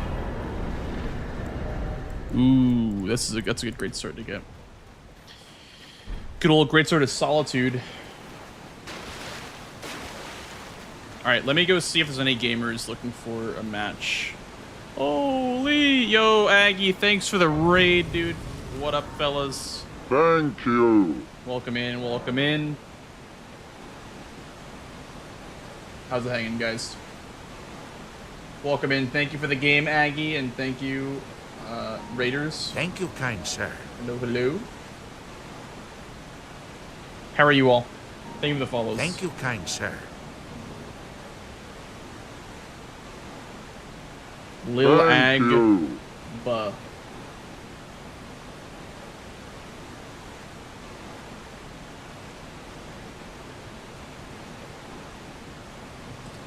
Thank you. Looking for matches once again. I can watch CBD versus Gray, but I don't know if CBD is streaming. So. Thank Oh, he you. is streaming. Okay, do you guys want me to practice, or do you guys want me to commentate CBD versus Gray? Thank you. Ask Mitch to join commentary? Okay. I'm gonna ask Mitch if he wants to commentate with me. Content stealing time. Thank you. Yeah, yeah. Would you like to commentate with me, Mr. Riz? Pico Thank Shy.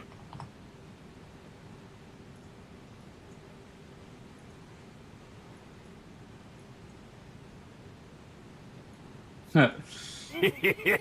Thank you. Hello, hello. Hello. Alrighty. How are we doing here, Mitch?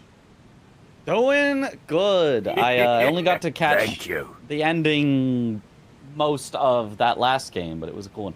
I guess CBD went for the grafted Scion, but got hit, so now he's a little behind Gray. He also started with a different Thank you, weapon, I kind assume. sir. Yeah, yeah. Gray opting for the stone Yeah. club. Yeah. Mm-hmm. I do love that stone club. It's like the regular club, but it's made of stone. I don't know what that changes about it, but certainly something. The stone club backs a but- punch, I will say. Yeah, yeah. Impaling thrust, though, on a starting weapon, I mean, you can't go wrong with impaling thrust. No matter how bad the weapon is, if it has impaling thrust, it's gonna be all right. I would agree. Yeah, I would agree. Where do I go? There is Tree Sentinel with a +0 also that CBD could go for. Doesn't look like he's gonna go for it. Looks like he's just heading around. So, a few early squares that neither of them have gotten, at least. CBD, I think, attempted, but did not get the grafted Scion. Sorry, I'm moving my elements. You should be taking over for commentary because I'm moving all my elements around on stream. Okay, yeah. No big deal, no big deal. All right, I've got the jazz from CBD playing so that I can have background noise. His jazz is copyright free, right? I think it is. Surely, yeah. I mean, I assume it plays in Surely, the VOD, surely. so. Yeah. The main thing that I think they're gonna go for here at the start is Millicent Invader in Kaled, because that's what everyone rushes for. Yeah, Millicent's great because it gets you like money for your weapon. So I mean that's not bad, especially considering that Gray doesn't have a wieldable weapon right now. So yeah, how much money is Millicent? 6,000, 7,000? Yeah, it's like one rune that gives you 5k, and then a couple that give you like 1.2. So it's around like 6,000, 7,000. You know, give or take. Okay. 7,000. 7,000. Yeah, 6 to 7,000. Yeah. Uh-huh. Yeah. So both players getting torrent first, which makes sense. Honestly, I like when players opt to play it safe and do either torrent first before doing Aikido +0, Tree Sentinel +0, whatever. But yeah, Gray looking in the Greatsword chest. While CBD looking for Tree Sentinel, I would believe. Ooh, Tree Sentinel. Yeah. Okay. Interesting that he got the Grace first. You said you do like them getting like the Grace first or getting some setup before going for the +0 stuff? I do, because it gives you a bit of time. Like CBD would know by now if Gray was going for Sentinel, because it would be marked by this point. If Gray skipped everything, then he would know by now. Right. If he was going for it. Yeah, I do like it from CBD's perspective of like, I'm behind because I went for grafted Scion. He might not be if he skipped it. So let me give some time to see where Gray is. Yeah, absolutely. And Gray is getting money and mountaintops, by the way, to wield his weapon. Instead of Millicent, which I guess makes sense because I don't know if he wants to take the race on Millicent, per se.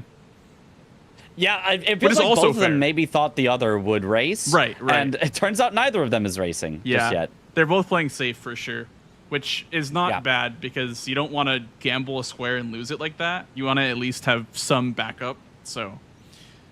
Well, I'm a bit of a fan of gambling squares, as long as it's within reason, right? You don't want to gamble a square that like, oh, I'm almost certainly behind on, but I'll go for it anyway. But like, if you have any reasonable expectation that you could get there at least as fast, then I like gambling for it, because if you win, you snipe your opponent, you're way up. If you lose, oh no, you got sniped, you're way down. But like, it's a 50-50, whereas letting your opponent have the good square feels like 100% chance to be behind by a bit. So I'd rather take a 50-50 on ahead or behind rather than 100% to be behind by a little bit. That's fair. That's fair. It looks like Gray is killing Kale for the finger snap gesture. I think he might be going for Bloodhound Knight right away just because of the 5 bosses in Limgrave and Weeping. I did that last game versus Aggie, actually. I mean, it turns out that it's a little bit of a bait because it takes a while to get the finger snap gesture off and to get, Blythe on your side. But we will see if it pays off for him because 5 is more than 4. Mathematically speaking, 5 is more than 4. So hold on, I'm gonna have to consult my degrees here on this and check on that math. I'm not 100% sure on that. Can we get confirmation? Yeah, no, from okay, upstairs? I've confirmed. I've confirmed. 5 is greater than 4. Thank you. Yeah, so, I mean, Gray will be probably setting up Daykeil Lake South Grace. It also is potentially good for any underground stuff. There's Finger Slayer Blade that I see, and Sister Spirit potentially as well. So, not a bad idea to set up this Grace as well, even if he doesn't get the Bloodhound square. It's still okay. I wonder if he will upgrade that much before Bloodhound Knight, because I usually just go in with a +3, if anything. Like, I get, like, the Stormhill ones that just +3, then go Blythe, or Bloodhound Knight. But... yeah, it feels like you can do it pretty early. He does know CBD went for the Tree Sentinel, and even maybe if he was keeping track, knows that CBD did the Tree Sentinel kinda late. So he might not be thinking it's too contested. Could upgrade even a little higher than that, but yeah, I think around that +3 is totally fine. Much love, Mash. Thanks, dude. Especially, you've got Blythe to help, so, like, the square kind of will complete itself eventually, as long as you just stay alive in there. Absolutely. Yeah. We do see CBD hovering the Limgrave boss's square, by the way. And we do see Gray hovering the Bloodhound Knight square. So we kind of see where these players' heads are at with these square hovers. CBD also, interestingly enough, is lighting these torches for the moose, which is actually like the lesser moose. It's not the other moose, but I would honestly say that the underground one is a bit better because it just gives you a reason to go underground for the Finger Slayer blade, right? Like, I think this moose over here is probably not as optimal, the one in Shifra, but it is quick, right? So it's not that big of a deal to go for this one. Yeah, I would want to time it myself because I feel like you can activate the moose in Nokron faster, but I feel like the time that you save not having a healing moose with the Shifra one just makes the Shifra one better. Usually, I feel like. Yeah, that's fair.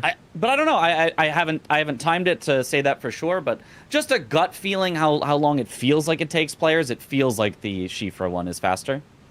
Yeah, absolutely. I could see that.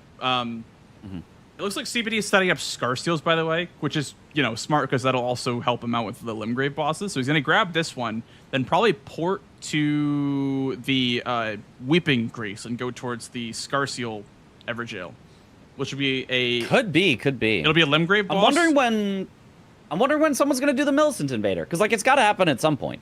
There's just no way it just gets left on the board. Like, wait. Yeah, it's on road 2. That's actually, like, crazy that it's not been taken yet at this point. Yeah. Both players are valuing Limgrave bosses, I guess, which makes sense. But it's gotta go eventually. It's one of those squares that's gotta go. If it's been 10 minutes and it's still not on the board, we're gonna have to call the booth upstairs and see what's going on here. We're a minute away from that. We're at 9 minutes in the game, and it is not claimed. So, yeah. And also, Gray he marked the Bloodhound Knight square, so now he's going for upgrades, while CBD, I believe, is going to go for Millicent now. Okay. Thankfully, Somebody's going for Millicent because I would have lost my brain. Would have lost my mind. Yep, finally we have it. I'm not surprised it was CBD. I think CBD knows just how powerful this square can be. And yeah, Gray committing more, even it looks like, to Limgrave. Yeah, he's getting some upgrades, and they're probably going to set up the Stormhill Shack. I mean, Margit is probably a good Limgrave boss to include just because it gets you closer to the incant only. So it's really not too bad. Also, Godric's great runes on the board too. So there is some Stormhill or Stormveil for sure. Looks like CBD is going to be babooshing Millicent, by the way. I think that's the consensus. Even if you have a good weapon, babooshing her is just safer, I would say. Yeah, a good bit safer. And I tried to interrupt the heal. That's a good way to use your attacks, is like only if she's healing, because it's more safe. That was actually a little scary going in for the impaling thrust, and he is losing a lot of health from the rot here. He needs the heal. Thank you. Yeah, he was raising my blood pressure there for a minute. Okay, nice impaling thrust, gets the kill, marks the square. Definitely, I feel like CBD has had a nicer start here than Gray. I feel like the Bloodhound Knight while summoning Blythe was just a little bit slower than what CBD has done, letting CBD get the 2-to-1 advantage. And I think CBD even has a bit more of the stones and stuff gathered. So he also is a nice start for CBD. Potentially get the smithing 4s in the chair in Caelid as well. So that'll be, plus 12. So that'll be very, very good for him to be very, very ahead, especially having a square lead. Also being ahead in upgrade level is kind of a way that games get out of control. Yeah. Looks like Gray found, I think that was Mace in Round Table. Even though he could power stance the hammers potentially. We'll see if that ends up being a thing. But that's not gonna be. They never do it. Nobody ever power stances. Blanks. You're a player. Why do people not power stance? Why when you have 2 good great swords or great axes or great hammers or colossals even, why do you never power stance them? Well, I'm so glad you asked, Mitch. And the biggest reason is that weapons have requirements in Bingo, not in DRL. But I will say, if you have 2 good greatswords, there's no reason not to, because greatswords have little requirements. So if you have like Flamberge Claymore, or like Bastard Sword, whatever, things that have like lower requirements, it's definitely easier to get the stats for it. But things do have requirements. Like Great Hammers have a high strength requirement. Colossals have a high requirement. Also, they make you heavy. So are they paused? I believe Gray's game crashed or something like that. Okay. I would assume that would be the they're reason. paused real quick. Yeah, that makes sense. That happens. So if you had the requirements, you would do it. Yeah, I mean, there's no reason not to, right? I mean, especially in the DLC, there's a big incentive to do it, because you can start with a Great Axe, then check the Great Axe, and then get another Great Axe. So there is a good incentive to do that in the DLC. Like Double Omen Killer is just ridiculous. Yeah. I still haven't seen that. I think. Well, I mean, this is maybe like too much. But I swear, I feel like I've seen practice matches where people have Great Axe in the DLC, and it's like, oh great, and then they go check the other Great Axe, and they're like, oh, this one's better, and they just swap to it, and they just 2-hand it instead of dual wielding. So I wonder if that will catch on, because I don't know that I have yet seen a match where people actually take the time to dual wield Great Axes. But I think it would be super powerful if they did. I think if you're getting the 2-handed talisman, it could be better to 2-hand because of the 15% bonus. I think otherwise power sensing should be stronger, especially with Claw Talisman.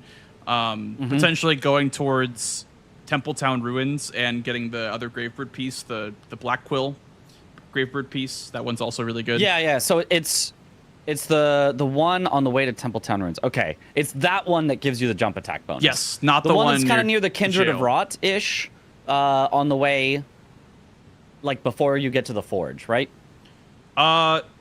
So geographically, the Black Quill armor is like to the right. If you're facing 2-handed talisman, it's to the right of 2-handed talisman. So you just keep like going down. Yeah. So there's some kindreds, and then there's like a little path upwards that leads towards the Gravebird piece. So okay. I thought it was the earlier one. In my opinion, it's not that big of a time investment. based on like the return that you get on it. Honestly, if you have Graveyard Armor on the board, you're going to Temple Town. That's not bad, in my opinion. That's good value. Okay. Tom says that he has 100% power stance in base and DLC. I don't know that I've seen it in an official match from Tom yet, but I'll believe that it's happened in practice. Yeah. And the biggest reason is just requirements, but yeah, like I would say that other players also might not be comfortable power stancing, just because, you know, Tom did VRL, so he kind of knows like his limits, I guess, with power stancing. That'd be my that is a big thing. Yeah, is knowing your limits. CBD is finishing off here the Scar Seals. Scar Seals? Scar Seals. Scar Seals, that's it. And that'll be a second Limgrave boss too. That'll set him up nicely on row 2. Yep, a little priority here. You know, interesting, the squares he's gotten so far are kind of already blocked by Gray's first square, so no real line threats to speak of just yet. But there could be ones forming. I would like to see Gray start bulldozing Limgrave, because that would set him up on column 1. It would set him up, if it went for 2 Nightcavs, that'd be row 5 as well, and it would block the column 3. So there's definitely a lot of value here in Limgrave bosses for Gray. Also, Sacred Tears is over here in Weeping as well. So there's lots of synergy here. And I'd like to see him try to contest the Limgrave bosses, because there are a lot of clumped ones together. Like, I mean, I think he's going for the Deathbird as well. Deathbird into the Knight's Cav, I would assume, would be his play right now. I don't see Deathbirds anywhere. 2 Knight's Cav is so small as well. Only 2 Knight's Cavs. You can get 2 in Limgrave. Both Limgrave bosses, both super quick, and both very easy to do. Too. Looks like it. Yeah, we might have a race. Yeah, this could be a Knight's Cav race. It depends on the grace that Gray grabbed in Limgrave. Might be slightly ahead on this. Oh, Gray didn't go for the Deathbird. Okay.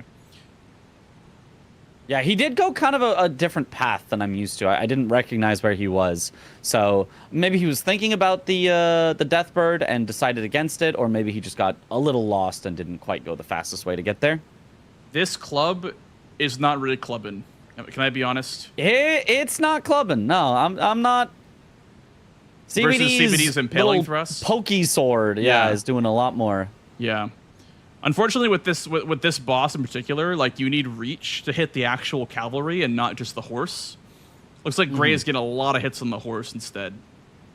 Yeah, I mean, one of the main things, though, is as soon as you kill the horse, you probably get the kill on the rider. Like, you just hit it while it's on the ground. So sometimes it's not too bad, but with how little damage Gray is doing, I don't know that that's going to be the case.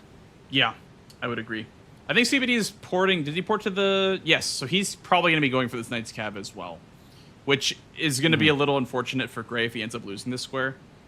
And I think almost certainly he does. CBD's damage is nice. He's already almost there. Even if Gray ports out immediately, I think there's no way he gets there first. Oh, that's such little damage, too. Like, even on a charger or two, it's such little damage. Yeah, do you know what upgrade level he actually ended up getting to? I can't see it being anything more than a +1 or +3. Like, he either took the +1 from the Kale blacksmith bench, or he's like +3. But that's all I could see. Yeah. It's kind of, it feels like at 17, almost 18 minutes in, it feels like the upgrade level should be a bit higher, or Gray should have more current squares to show for it. So Gray went to Shifra. Maybe not the most efficient start at this point. Maybe Gray is +9. I don't know. Maybe he didn't have the money to upgrade. Maybe that could have been it. Oh, that's possible. I feel like then it would be worth it to go to like Howling Tree for the money, right? Like, you'd actually save back the time on these Knight's Cavs kills that were so slow. I'm not sure. Someone in my chat said +7. That's a very weak club then if it's +7. Yeah, jeez, that was not doing a lot of damage.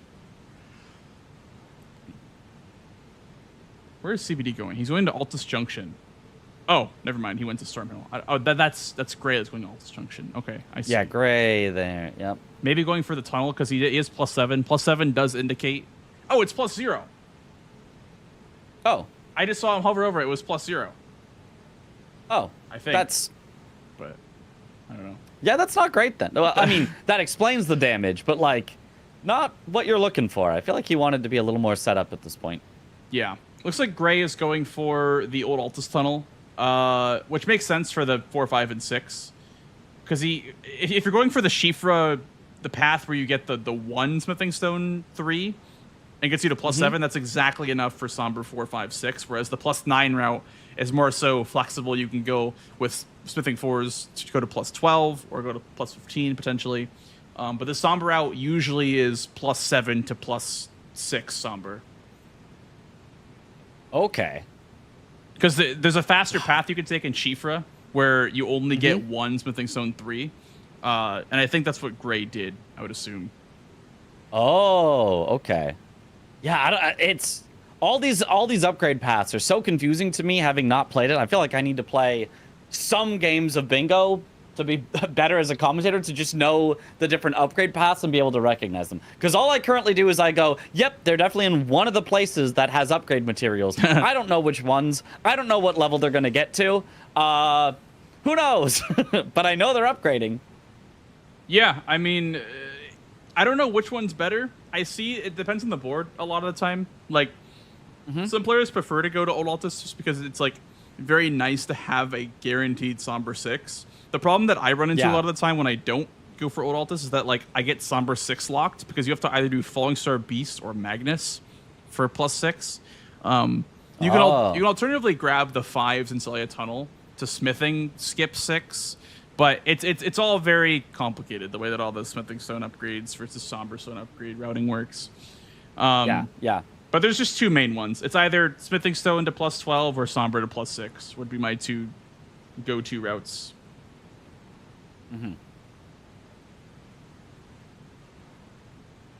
Yeah, I feel like the tunnel is super common. Do you think that's only common if you start with the stone sword keys for it, or will people get some runes to get the stone sword keys to then unlock it to then go into it?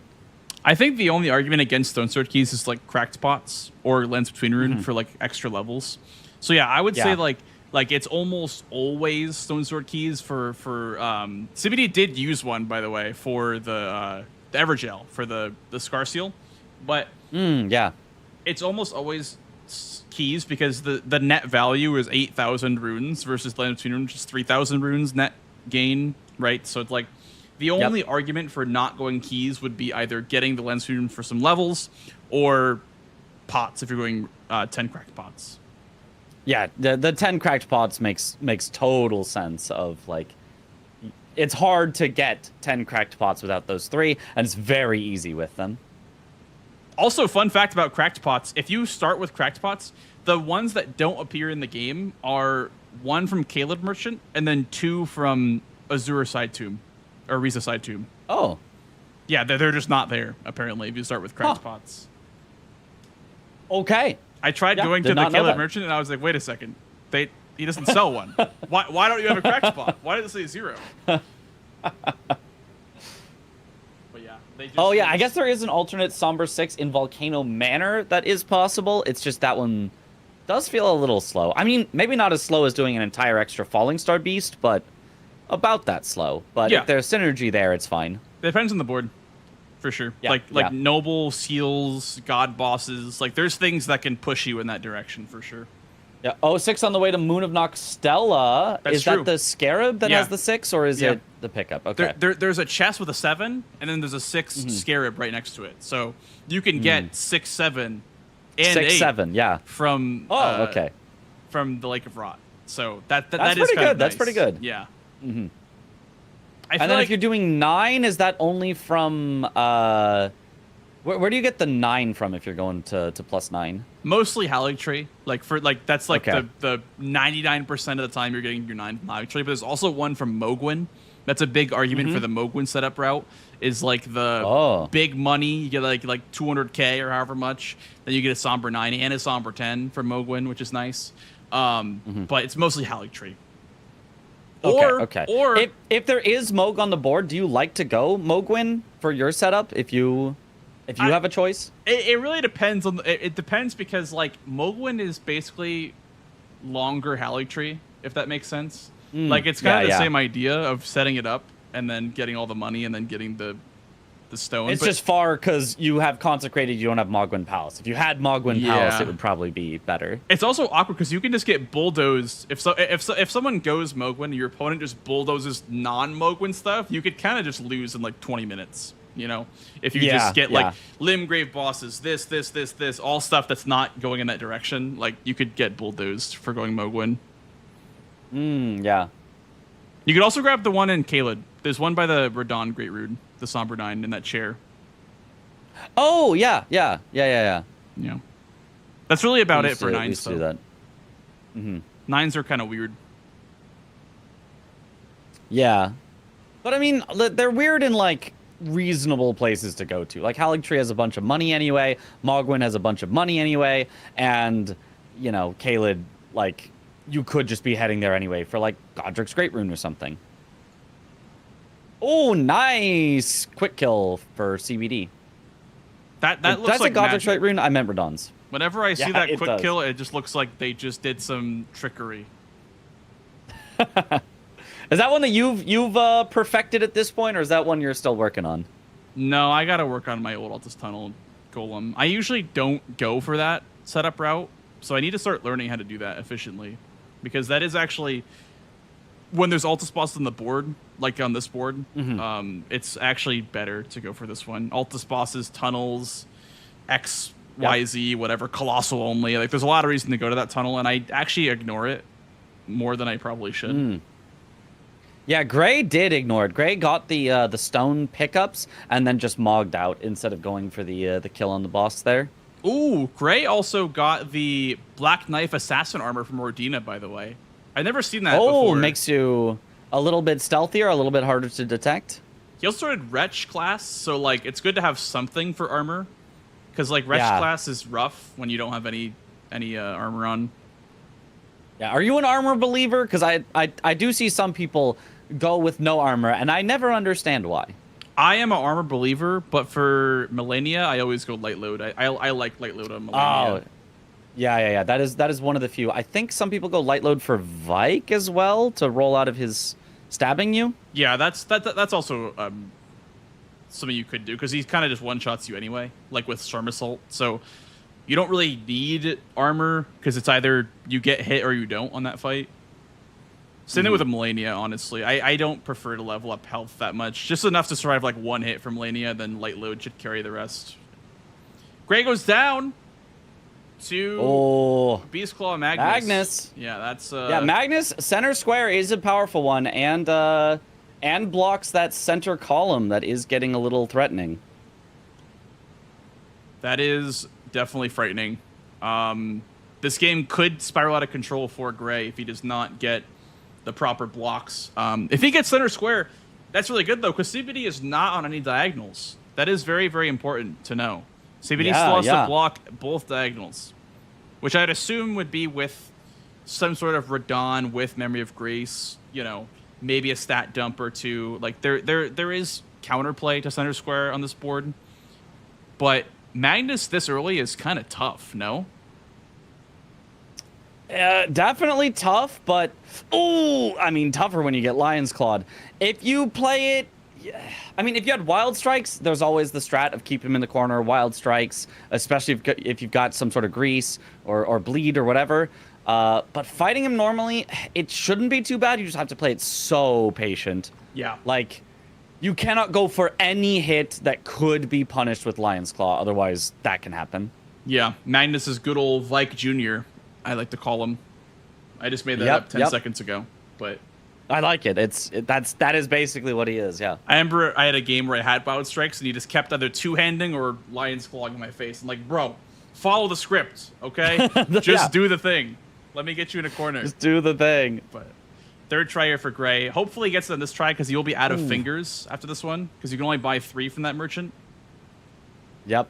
He tried to do the jump over the beast incantation, I forget what it's called, which I really don't like. It can work, but I think the only way it's really worth it is if you're going immediately for a jump attack. I think if you're far away, dodging is just much more consistent, because it reaches way higher than you'd expect, and you have to jump super early. And if you do jump early and then he delays, then all of a sudden you get caught by it on the way down. Yeah. It's not like Malekith, where it's a consistent timing based on your position. He can just hold it. But he got it here. Nice job by Gray. Very good. Even mid Lion's Claw too.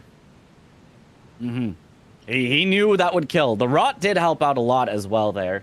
That's good. Really good block. Also, it kind of buys him some time because CBD's thinking, oh, both diagonals are a threat. Now I need to focus on a block. I can't just like be greedy and pick the best squares that are just the fastest. I need to focus on getting my blocks because this could be a play where Gray bulldozes with one of the diagonals and then it's kind of too late for CBD. So this is a really good play to buy him some time. I think center square is always a great comeback mechanic for Bingo just because it just opens up so many opportunities. Yeah, now CBD was already heading for Bell-Bearing Hunters, which is one of the diagonal blocks. And then the other thing that he would need... honestly, I wouldn't be surprised to see CBD go for 30 Faith. I think CBD is very, very willing to spend his runes on levels, even if they're in a suboptimal stat. So that might be what I expect CBD to block with, is Bell-Bearing Hunters and 30 Faith. But it doesn't look like that's actually what he's going for right now. He's going for a Knight's Cav that's in Altus. Mm-hmm. Did he do the Bell-Bearing Hunter in Altus yet? Or was it the Limgrave The one that he did was at War Master Shack, okay, so... Okay. Makes sense then. I think he might make one of his Altus bosses Bell-Bearing Hunter and maybe try to set up this column 2 a little bit. Yeah, maybe double mark at the same time. There is kind of the alternate strategies of, do you hide your progress by doing the like non-synergy things first and end with the synergy and mark 2 at the same time, versus do you start with the synergy and end on individual squares that give you the mark? Yeah, because you could definitely telegraph that very, very like easily. If you were to not play it smart, you could telegraph it, and then someone could beat you to the punch on another square. So, like, CBD, for example, he could hold his fourth Altus boss for his third Bellbright Hunter, and that would be, like, a greed, but it would be a calculated greed, if that makes sense. Because then it's think bang, that, bang. Yeah, I think that is what he maybe is going to do here. Goes for Gillica as his as his third Altus boss. And then maybe he does the Bell-Bearing Hunter in Kaled, and then maybe comes back for the Bell-Bearing Hunter in Altus, and then bang, bang, 2 at once. Yeah, and it looks like he will be able to get this, because Gray set up his Ash of War Lightning Rim, as well as another Sacred Flask. Actually, this is really smart from Gray. I didn't really realize that there's a sacred tier next to the church, or there's a church next to the Ash of War. So that is actually good for Gray. He's going to get the Ash of War Lightning Ram square and potentially progress on the Sacred Flask. So that is good. I like that a lot. Gray. Yeah. Gray's setting a +9 for Halictree, I would assume. Ooh, see what he got killed by Gillica. Just absolutely one shot, I think. Completely one shot. I mean, he has like 6 vigor. You know what I mean? Like it's. He did start with a class with even less vigor than normal. Yeah. Yeah. I have not seen how far shorter than that in my entire life. Yeah, and if he's going for 30 faith, as I expect, he thinks, well, I can't really level vigor. If I want to get the 30 faith, I need to save those levels for it. Otherwise, they're going to get too expensive. I wonder if Gray is going to Mog here with the 65k in Halictree. Ooh, could be. It's a bit of a play that definitely, it's risky, but like it's part of his comeback, I feel like. Because CBD could be doing, Radon into 65k, so this could be a good way to cut him off, you know what I mean? Like, if that's what his thought process is, I think that's pretty good. Like, pretty good game sense. It's always a risk to throw away money, obviously, but I don't hate this. I think this is pretty good. It blocks 2 columns as well, and works in the diagonal. Or column and row. Yeah. So... And I'm a little surprised nobody has gone for Radon at this point. Given that there is Restore Radon's Great Rune on the board, there is Memory of Grace with 65k plus that you get instantaneously when you kill Radon. He gives 70k.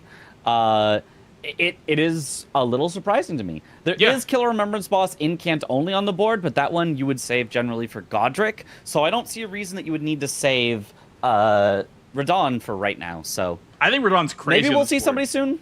I think it's crazy on this board because of 65k, Kaled boss, Finger Slayer Blade, Radon's Great Rune. Like, I feel like there's a lot of squares that kind of are locked behind Radon, and being the first one to kill Radon is really, really good on this board. Because like you want to make the other player like go, oh, I gotta do Radon now. You know what I mean? And you've already marked the squares that correlate with Radon, so it's like you want to make the other player chase you a little bit on that. Exactly. And I do think that probably maybe Gray is going to go for it soon. He has done a lot of upgrades, and I think CBD is still at like a medium upgrade level, whereas Gray, I think, should now be at a high upgrade level. Yeah, you can see CBD taking out this worm face, but it's taking a little bit of time. As his final boss in Altus Plateau in Mount Gelmir, he's not even going for the Bell-Bearing Hunter, which is a little surprising. I'm really surprised, because Gray marked 65k. So let's just tell him, like, oh, he just killed Radon. You know what I mean? Like, in my mind, that'd be like, oh, he just killed Radon. Yeah. There's the mark from CBD, though. Wormface will be his 4th Altus boss. I guess he doesn't want to lose Bell-Bearing Hunters, so he wants to, like, kind of push Gray off of that. But, like, hey, like, I have priority on this, you know? Like, maybe that's his thought process. I mean, there's only the one in Altus Plateau, so, like, I don't know. If I'm Gray, maybe I'm thinking, oh, he's got one, but it's not even the one that he did. Like, CBD does have one. It's just not that one. My God, Gray being tracked down by Bernal. This is really scary. Oh my goodness. Oh God, and the Golden Vow. No. What do you like killing Bernal? I feel like I'm okay with just talking to him. If I'm +9, then I just kill him. But otherwise, I talk to him because it's yeah. It is a great hammer check. To be fair, it is a great hammer check. So great hammers are pretty great. Yep. I don't know what he dropped this time. Candle stand. That's meh. Not the best. It's not the worst one, but it's not the best. Do you need faith for that one? I think you need faith for that one. I'm pretty sure you need faith. Maybe it is the worst, actually. Now that is it the worst? Devour Receptor is probably a little bit worse. The actual Bernal weapon. Yeah, it's like 25 faith I don't know. For that one. Yeah. CBD is progressing Altus, by the way, for, I would assume, Bell-Bearing Hunter. I don't see a lot of capital. Well, now they both have Bell-Bearing Hunter, but Gray maybe could be closer because he already got the Ash of War Lightning Ram area. So I don't know what grace he got on the way there, if he is closer, if he commits. Doesn't look like it, though. Looks like he's maybe going back to upgrade his weapon a little more. Yeah, he's going back to upgrade. Yeah, Gray would probably have Rampart side path if he went to the teleporter. Because that would mean that he went closer to Apostle than the way CBD is going right now. Yeah. Looks like CBD is either committing on Ash of War Lightning Ram or Bell-Bearing Hunters. We'll see. Maybe both. Maybe he wants to do one then the other. This Battleground Grace is good regardless of what he chooses to do, just because it's like capital progress. It's Ash of War Lightning Ram progress. There's a lot of things that this Grace is good for. It's a good central Grace for any Alta stuff. Making it nighttime, which indicates to us, obviously, that that'll be Bell-Bearing Hunters, probably. Yep. As it looks like it. Yeah, he's heading to it. Gray is going to be finishing up Lightning Ram, by the way, while this is happening. Yeah, not bad for either of them. I think they'll both be relatively happy with this trade. I mean, unless... Because I don't think Gray... Well, maybe Gray is trying to push that diagonal with the Lightning Ram, but he will lose out on Bell-Bearing Hunters, so... Yeah, so this column 2 will then be the next focus for Gray, then. He would need to find something in this column that he doesn't hate, and I think that might be just Godric's Great Rune. I mean, I personally don't like stat dumps. I think that they really, really mess with, like, your build, especially with a Colossal like this. I really don't want to be the guy to 30 Faith. I assume you would agree on that, because you're definitely an advocate for more damage and more health, so you can more damage, faster. More health, more gooder. Yep. Yeah. So, I assume we'll see Godric's Great Rune eventually. I don't know if he's going to do it right away, but he's going to have to do something about this column too, because I think CBD is comfortable doing the stat dump, just because he kind of likes that like low vigor, like high risk, high reward style, if that gives him an advantage. So we'll see.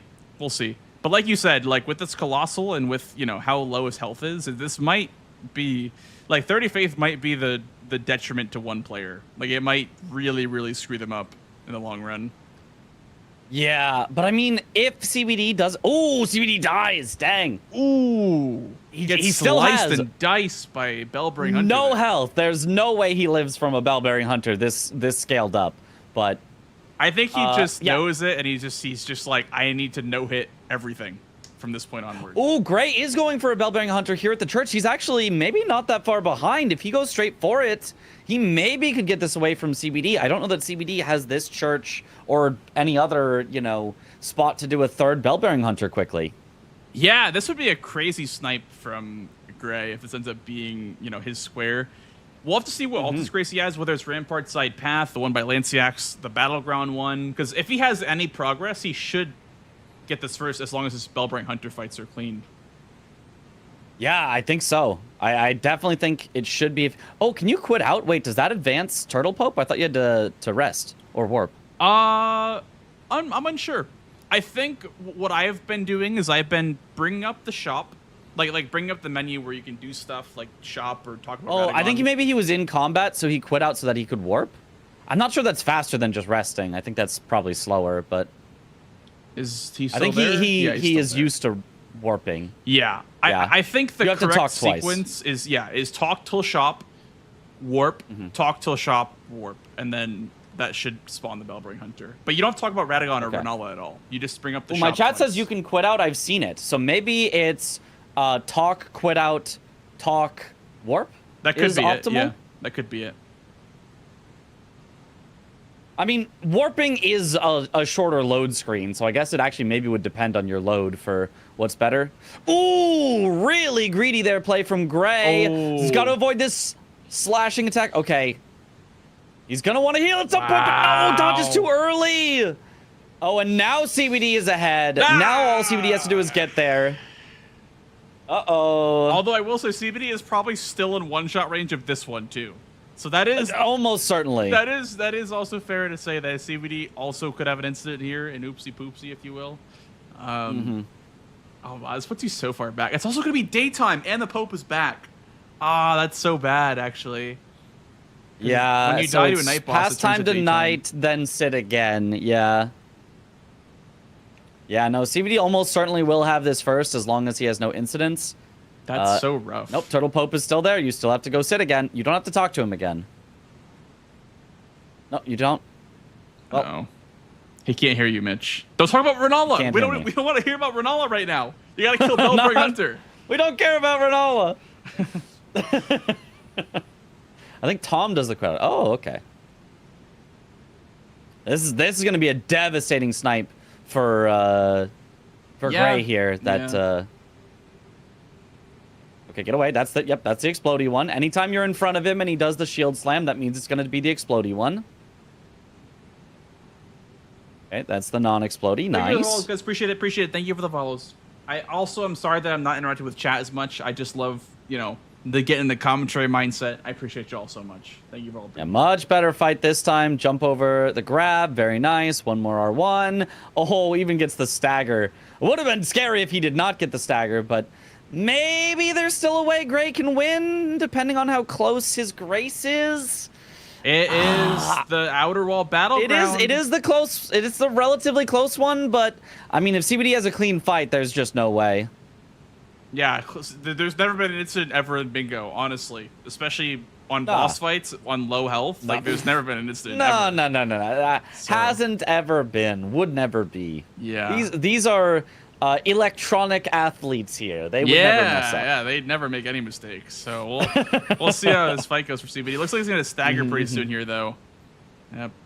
Yeah, big damage. He's also got the I think he's more Rotten upgraded. Great Axe. He's got to be more upgraded than Gray at this point. It feels like it. Feels like he's got to be, or at least similar. Maybe some points in strength. I'm not sure. Actually, wait. This one scales with Dex. Actually, this is like the weird one that goes with Dexterity. Oh, is it? Okay, there's the Bell-bearing Hunters. Gray is gonna see that. Gray is not gonna be that's frustrating. too pleased. That's very, very frustrating. Gets to the Bellbring Hunter and then gets sniped. What is his next move gonna be then? I mean, like we said, it's gonna be like one of the blocks on the column most likely, but like how do you do damage control?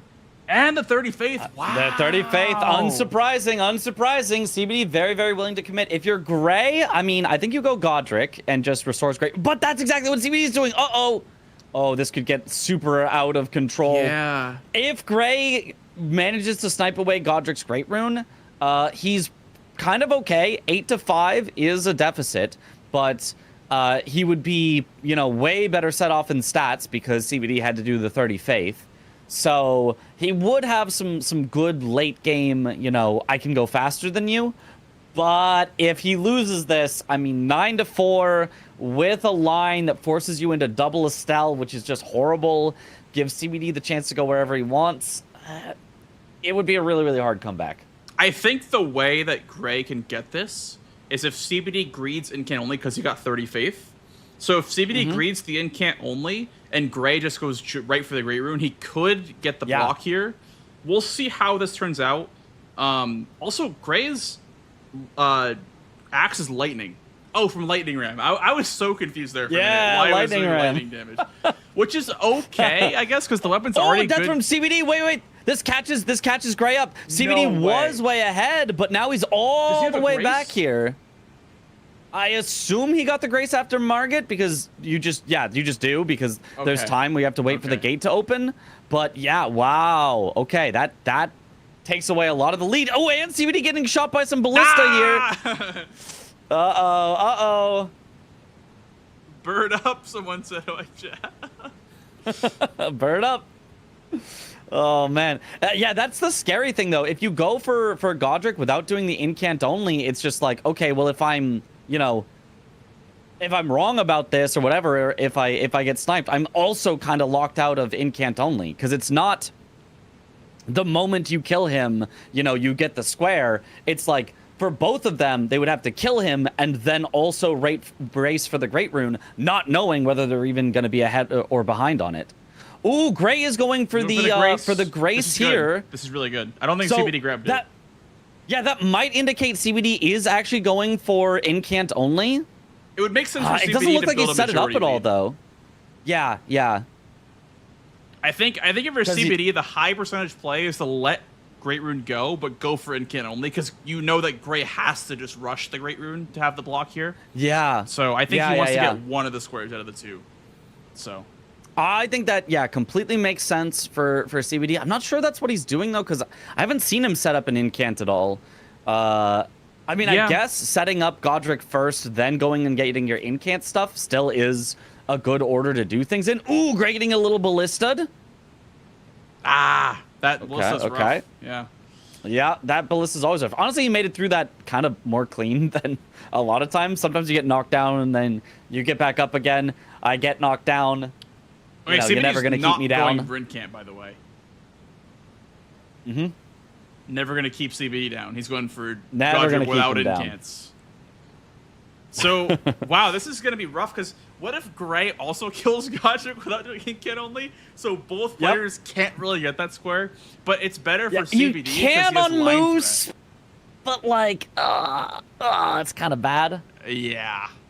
I mean, listen, there could be a Godric incident for both players, either or both. We'll see. We'll see how this goes. But Gray skipping, going straight for Godric. I mean, the thing is, Gray is behind on Godric, but he's got the grace that's way closer to restoring the Great Rune, so he actually could still win this, even if he gets a slower kill.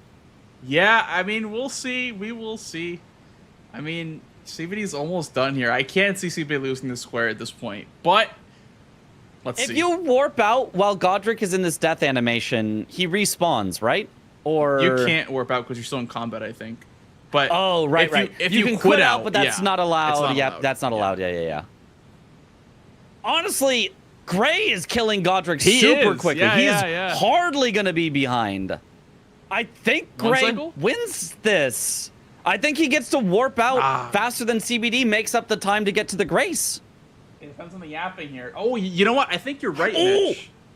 And CBD got knocked down. That's going to lose him even a few more seconds. I think Gray's ahead. I think he's ahead. Happening? Can you Mog out? I don't know. Can you Mog out of Godric and have it count? I have no idea.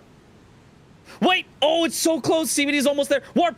Gray, warp right now. You don't need this grace. Just warp. Go. Limgrave Tower Bridge, that's the one. Oh my god, it's so close. I think CBD is now ahead because of the load screen. No, they're literally tied on my screen. They're literally tied. It's whoever runs faster and doesn't pick up this item on the left. Oh, the Grace didn't grab it. No! It might come down to the arrow. The arrow from the archer could determine this. If somebody gets hit. Oh my god. Good call on the Grace. I didn't think it was going to make up that much time. Wow. It really, really did. Wow. CBD does have a lot of experience, though, running through these golems. But he could die, too. The arrow kills him, I think. I think Gray actually went like a slightly straighter path there. I think Gray is now slightly ahead, maybe. If you look at the game timer, CBD's timer is a bit more ahead than Gray's, but I think that you're right. Gray is on a straighter line. Oh, he got shot! But wait, CBD just He's hit. waiting. He's wait, waiting. that loses Yeah. both of them time. I think Gray wins this. Oh my goodness. I think Gray wins this. I think Gray wins this. Yeah, Gray's ahead. Gray's got to be ahead. 26 yeah, their warping. timers are now synced up for me. Yeah. Yeah, Gray's ahead. Gray's ahead. Warping. Wow. Oh my goodness. What a race. That's crazy. No way. Ooh. If Gray gets this is huge for like the block and also for like catching up a majority as well. Cause like this is what he needs. He needs to beat CBD to squares. Yeah, wow. yeah. This is exactly how you come back. It is by snipes, so this is perfect for Gray. He'll still be behind, no mistake about that. But this is step one to mounting a comeback. Wow. Yeah. And if you're Gray, you know that column 2 is now dealt with. The problem is you don't have any lines. The only line you could potentially have is row 1. You just killed Godric without Incan only. So that is also Gray turned himself around a little. Okay, he's still ahead, but like don't spin on the elevator. Keep your camera straight so you know which way to go. Do not spin on the elevator. Keep all arms and legs inside the vehicle at all times. Let's see if he knows when to mark it as well. As soon as it says Great Rune restored. Let's see. Bang! There it is. Wow. Great Rune restored. Wow. Holy. Wow. That was close. That was close.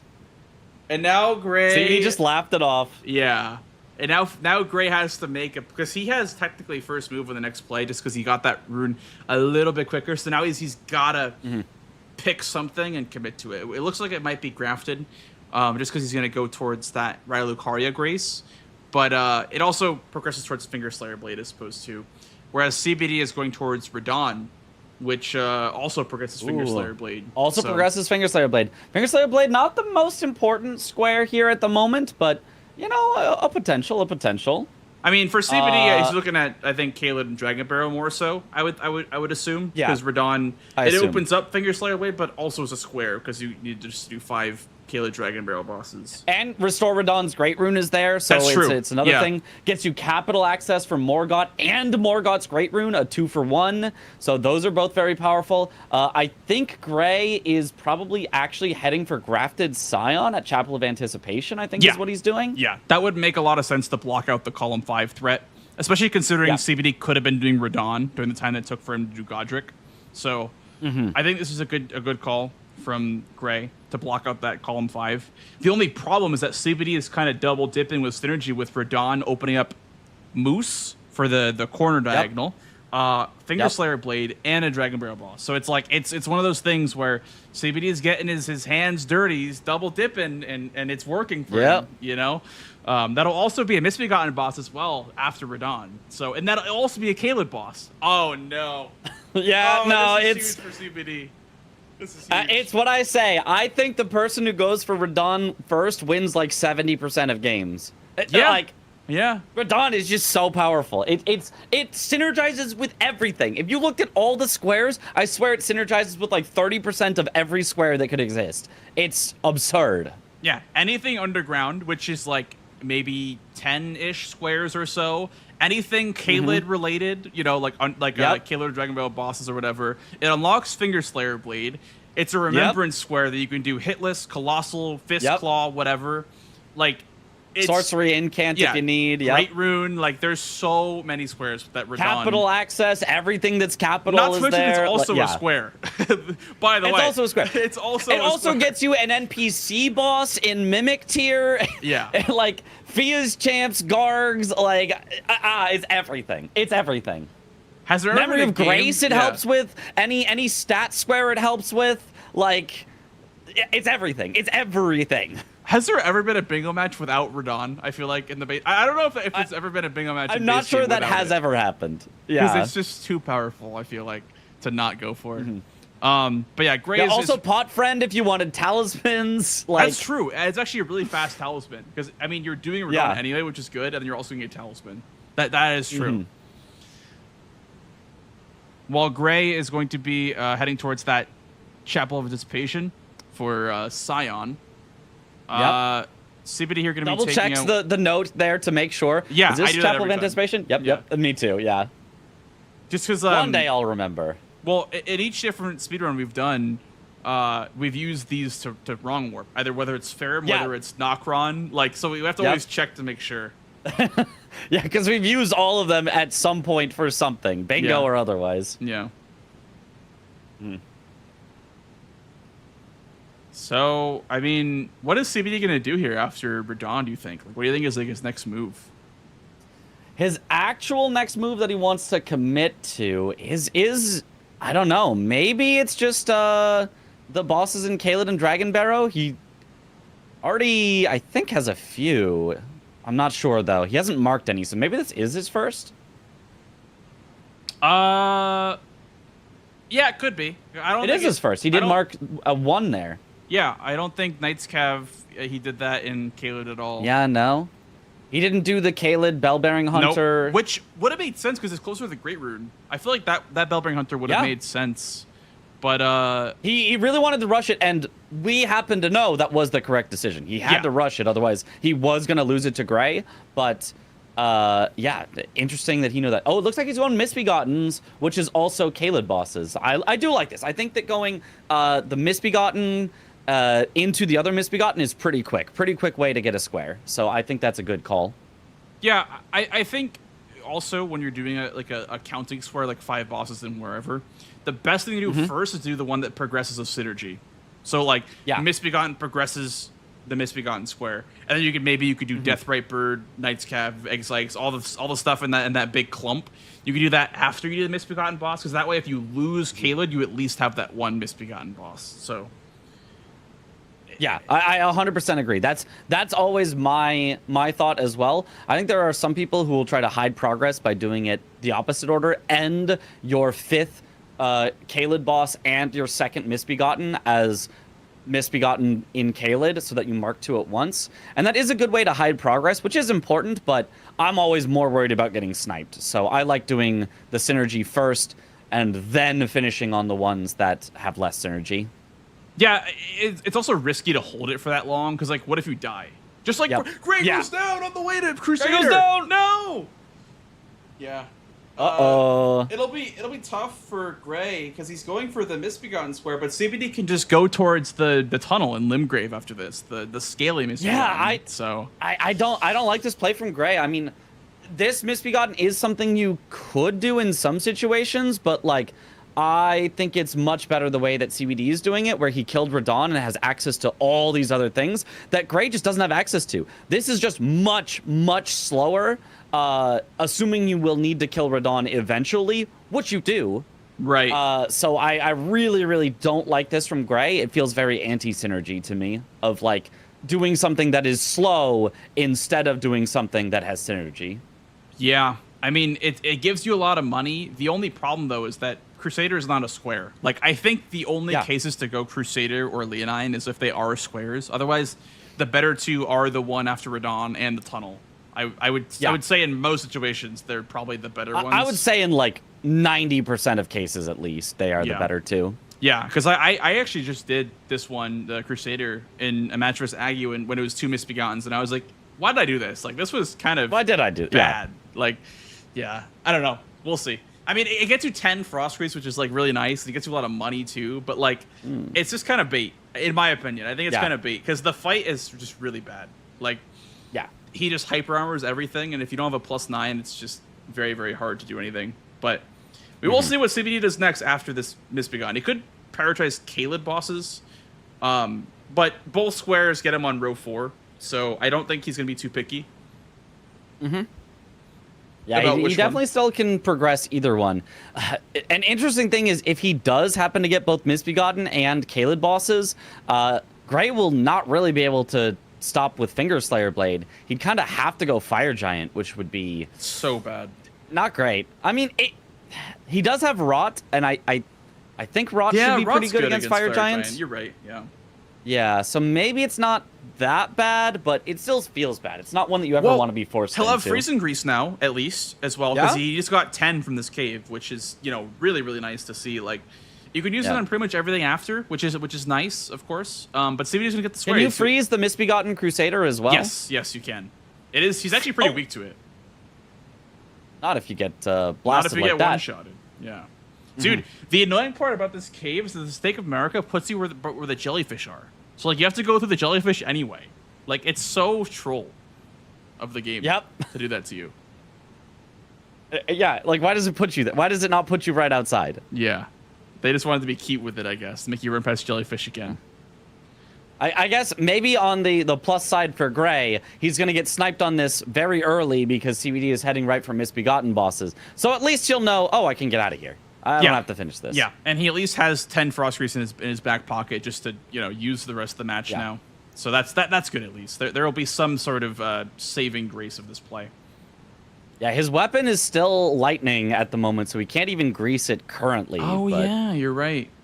I mean, lightning is not good even for something you'd worry about. It's good for deck scaling, but I think you want just the statuses. Yeah, I think the statuses are quite nice.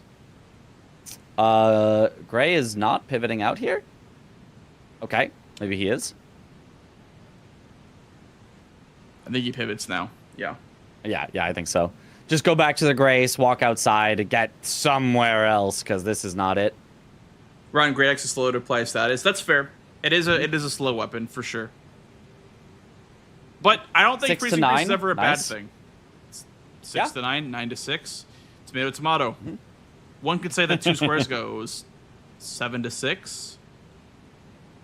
Or 6 to 7. Nah, I'm no expert. I wouldn't say that one. I wouldn't say that one. Okay. I would say 6 to 9 though. That one makes perfect sense. Okay. Yeah, we're gonna go with that one. Gray here going for looks like progressing towards Third Church of Marika for Radon's Great Rune, possibly. Or for a Sacred Flask plus Sacred 7. Flask, that's true. That's true. It also puts you closer to the Divine Tower. So I think this is pretty good. Get yourself on a row 1 if you want to finish that Sacred Flask.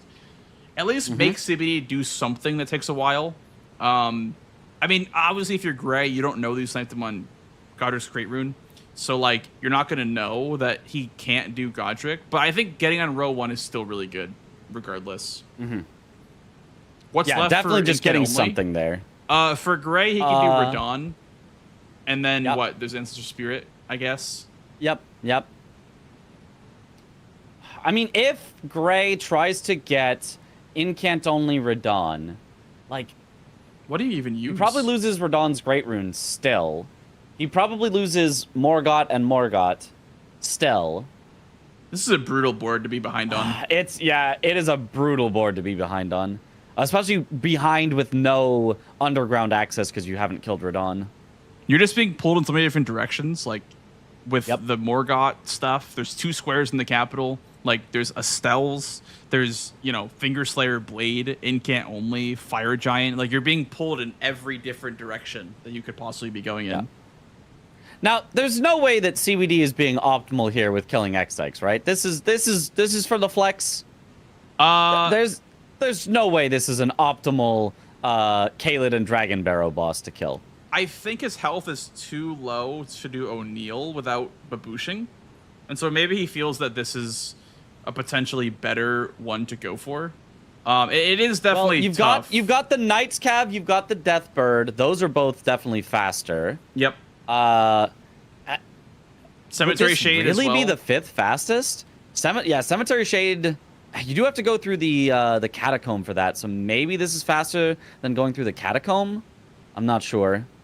I think this might not be the best call from CV, just because the weapon. I think the weapon choice, like if he had a better weapon, it would definitely be a lot more beneficial to do this fight. If you have like double status, like Bleed and Frostbite, Slash is really good, Fire is really good. This guy is really weak to a lot of stuff, but not to what CVD is using. Yeah. It's also very scary because he will definitely get one shot, but Luckily, relatively easy to avoid his attacks outside of the Rot Breath going directly Sustain down. and Mitch, what's up, I guys? hate that Welcome in. move where he flies right up and then breathes under him. Yeah. That is the one that can just catch you. Yeah, for sure.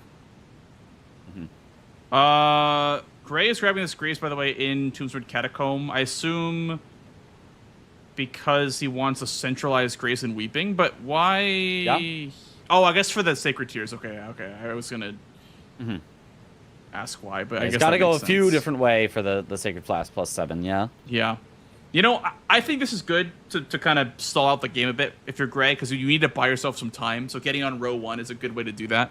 Because CBD has to get one of those squares for his 13th square if he wants to like, win by majority. If he wants to win by majority, he needs the block with either Spirit, Morgoth's Great Rune, Incan only, or Stella. There's no other way about it. So this is good from Gray. I think he's going to lose a bit too much, though, for it. Because he didn't do Radon yet, and he is behind on Capital, and he's behind on Caleb bosses and Finger Slayer Blade. So it might be too little too late, but hey, crazier things have happened. Yeah. Any crazier things in particular come to mind? Or? I don't think so, actually. No, okay, never mind. Not that I can think of, but maybe you guys can think of some. But yeah, totally. I would love to see Gray probably go for maybe Ancestor Spirit after this to keep up that pressure on that top row, because everything else is kind of bad, kind of really long. Ancestor Spirit, not like too long. Yeah, I mean, also CBD set up the other moves, like the lesser moves earlier in the game, so maybe CBD will go for that next when he sees the Sacred Flask square marked.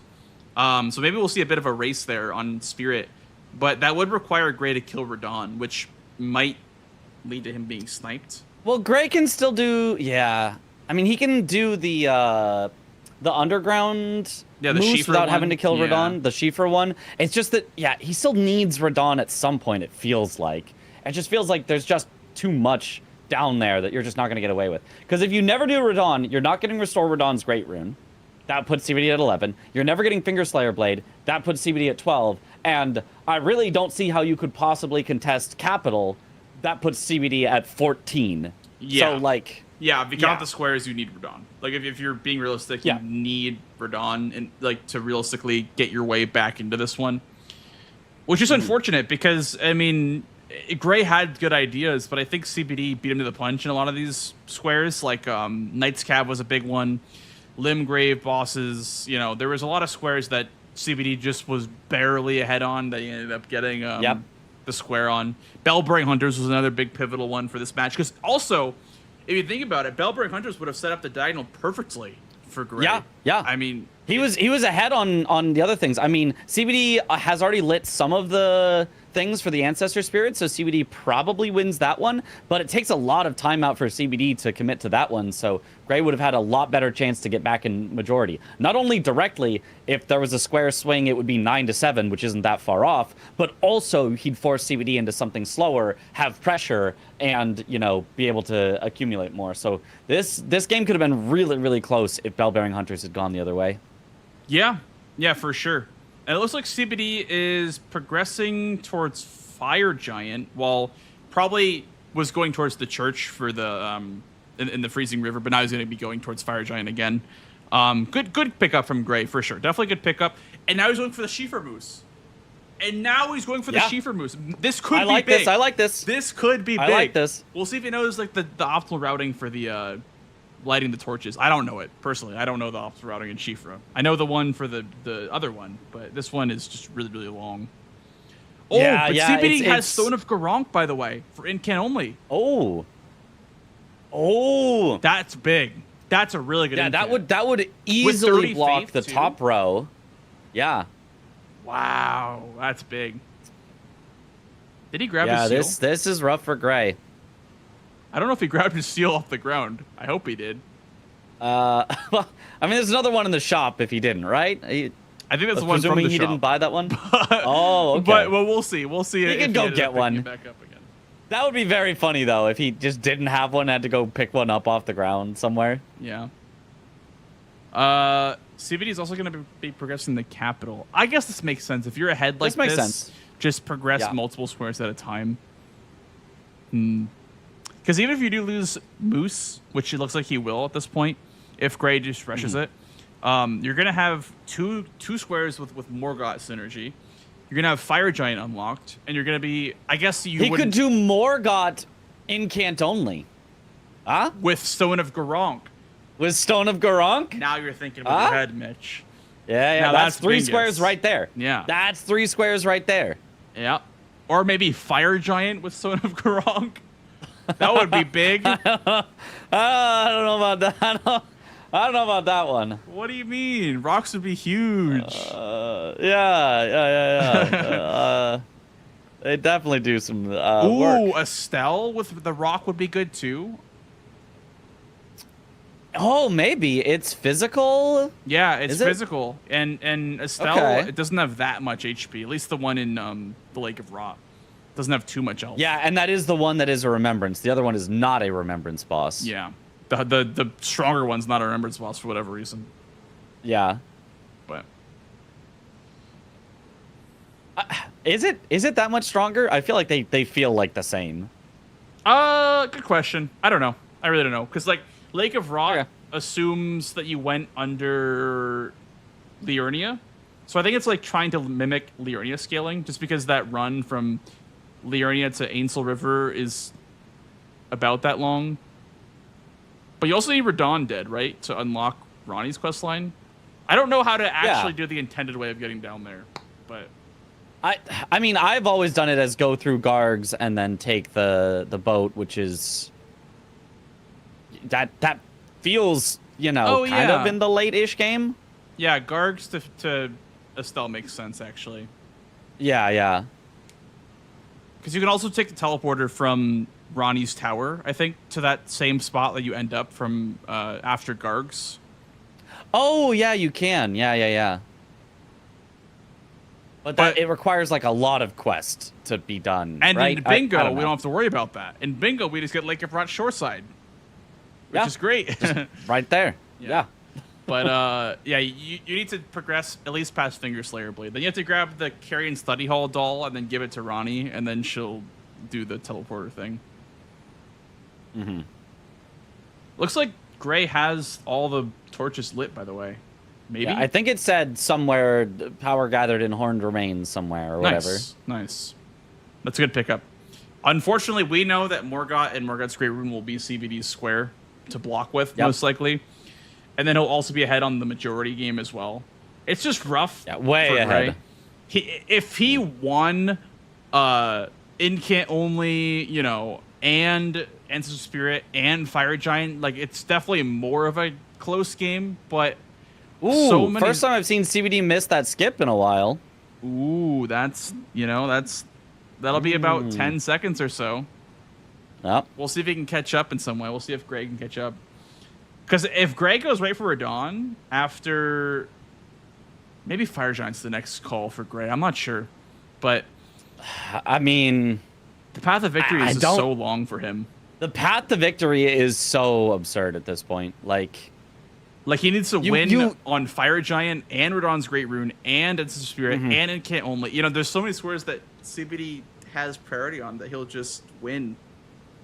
Yeah, the main thing is just that CBD has priority on them. If Gray had priority on them, it would be like, okay, no, this is very possible. But he doesn't. He has anti-priority. He has not done prerequisites for a lot of these. So him coming back into it seems very, very, very improbable. Interesting. Yeah. I don't know. What do you think about this Moose call from Gray?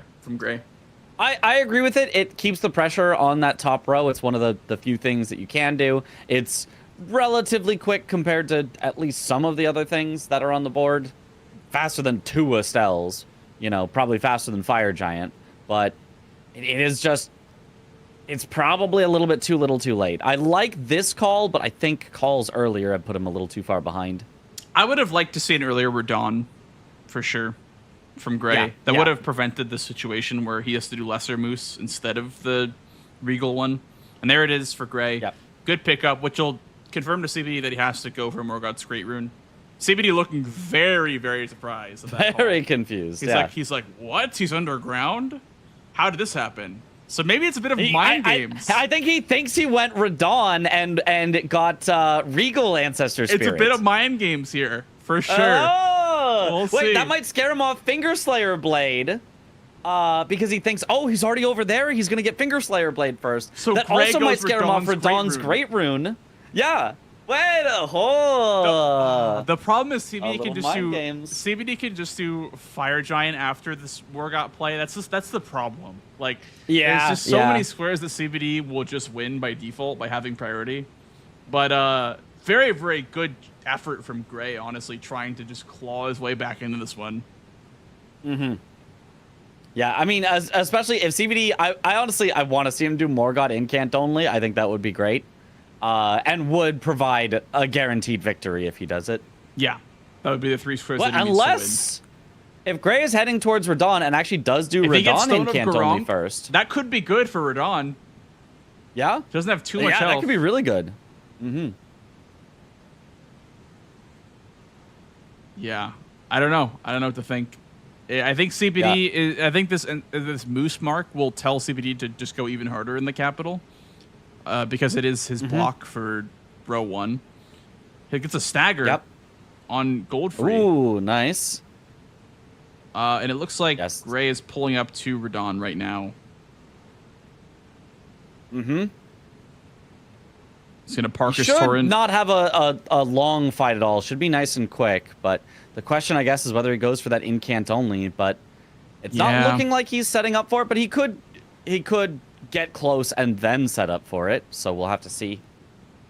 I wonder what CBD is gonna do next. I wonder if he's gonna hold priority on the capital because he saw the Ancestor Spirit mark. I think he would just go Fire Giant, but unsure. Yeah, so we'll see. He's not going to grab this Grace in here. Oh, maybe he is. Okay, no, he's not. He's going to instead go towards the Queen's Bedchamber and then grab that Grace to potentially pivot out.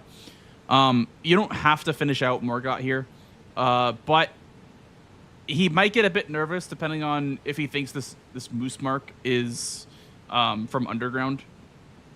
Because that would give Grey capital access. Because he'd see Godric's Great Rune and Moose. That means capital access that's implied if he didn't do the Lesser Moose. So in CBD's train of thought, if he's assuming that Grey is underground, that he can't hold on to this forever. He needs to eventually do this, but he might pivot out. We'll see. And Grey is not going for Incan only, it looks like. Does not look like it. Does not look like it. Yeah, CBD leaving it on the table, I think. I think he's going for just stats.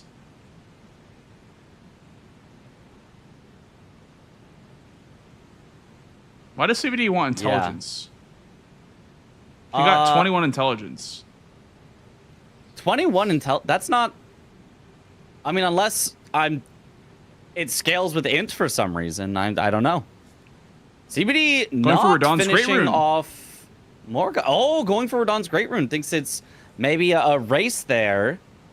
Kind of surprising, but is going to work out well for him. He gets Radon's Great Rune that Grey has no shot of covering, then gets to go back to Morgott and just win. Yeah, that should guarantee victory for him if he can get this Radon's Great Rune. Although Grey does have the Grace closer, I just think it's a little bit too long of a run for Grey after killing Radon. The int is for Dark Moon Greatsword? Oh!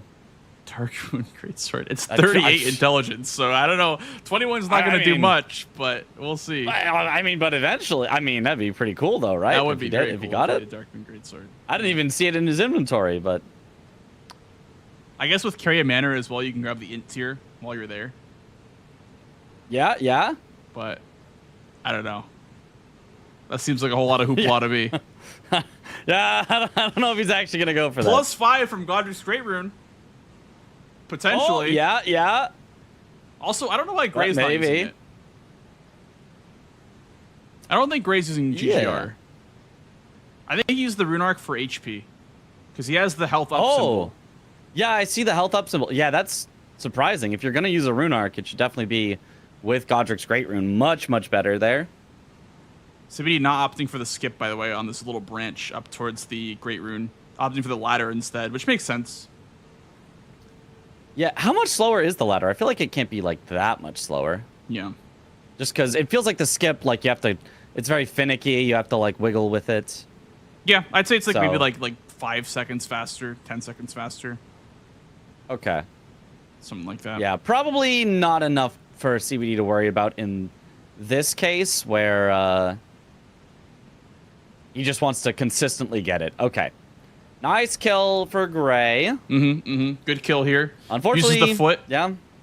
Too slow here to get Restore Radon's Great Rune. He has Fire So Giant we're- hovered, by the way. Oh, don't tell me he does Restore Radon's Great Rune then goes to Fire Giant. That would be silly. I think they're both looking at Fire Giant. Both players are hovering over it. CBD going for Morgott. Oh, East Capital Rampart. Opening the door. He's pivoting? Maybe. He's We don't know. He's going for Morgott. He set up Radon's Great Rune, then is going for Morgott. I don't know if I understand that. He was really close to Radon's Great Rune. He could have just grabbed it but I don't know. Maybe he's really scared that Gray is in Capital right now.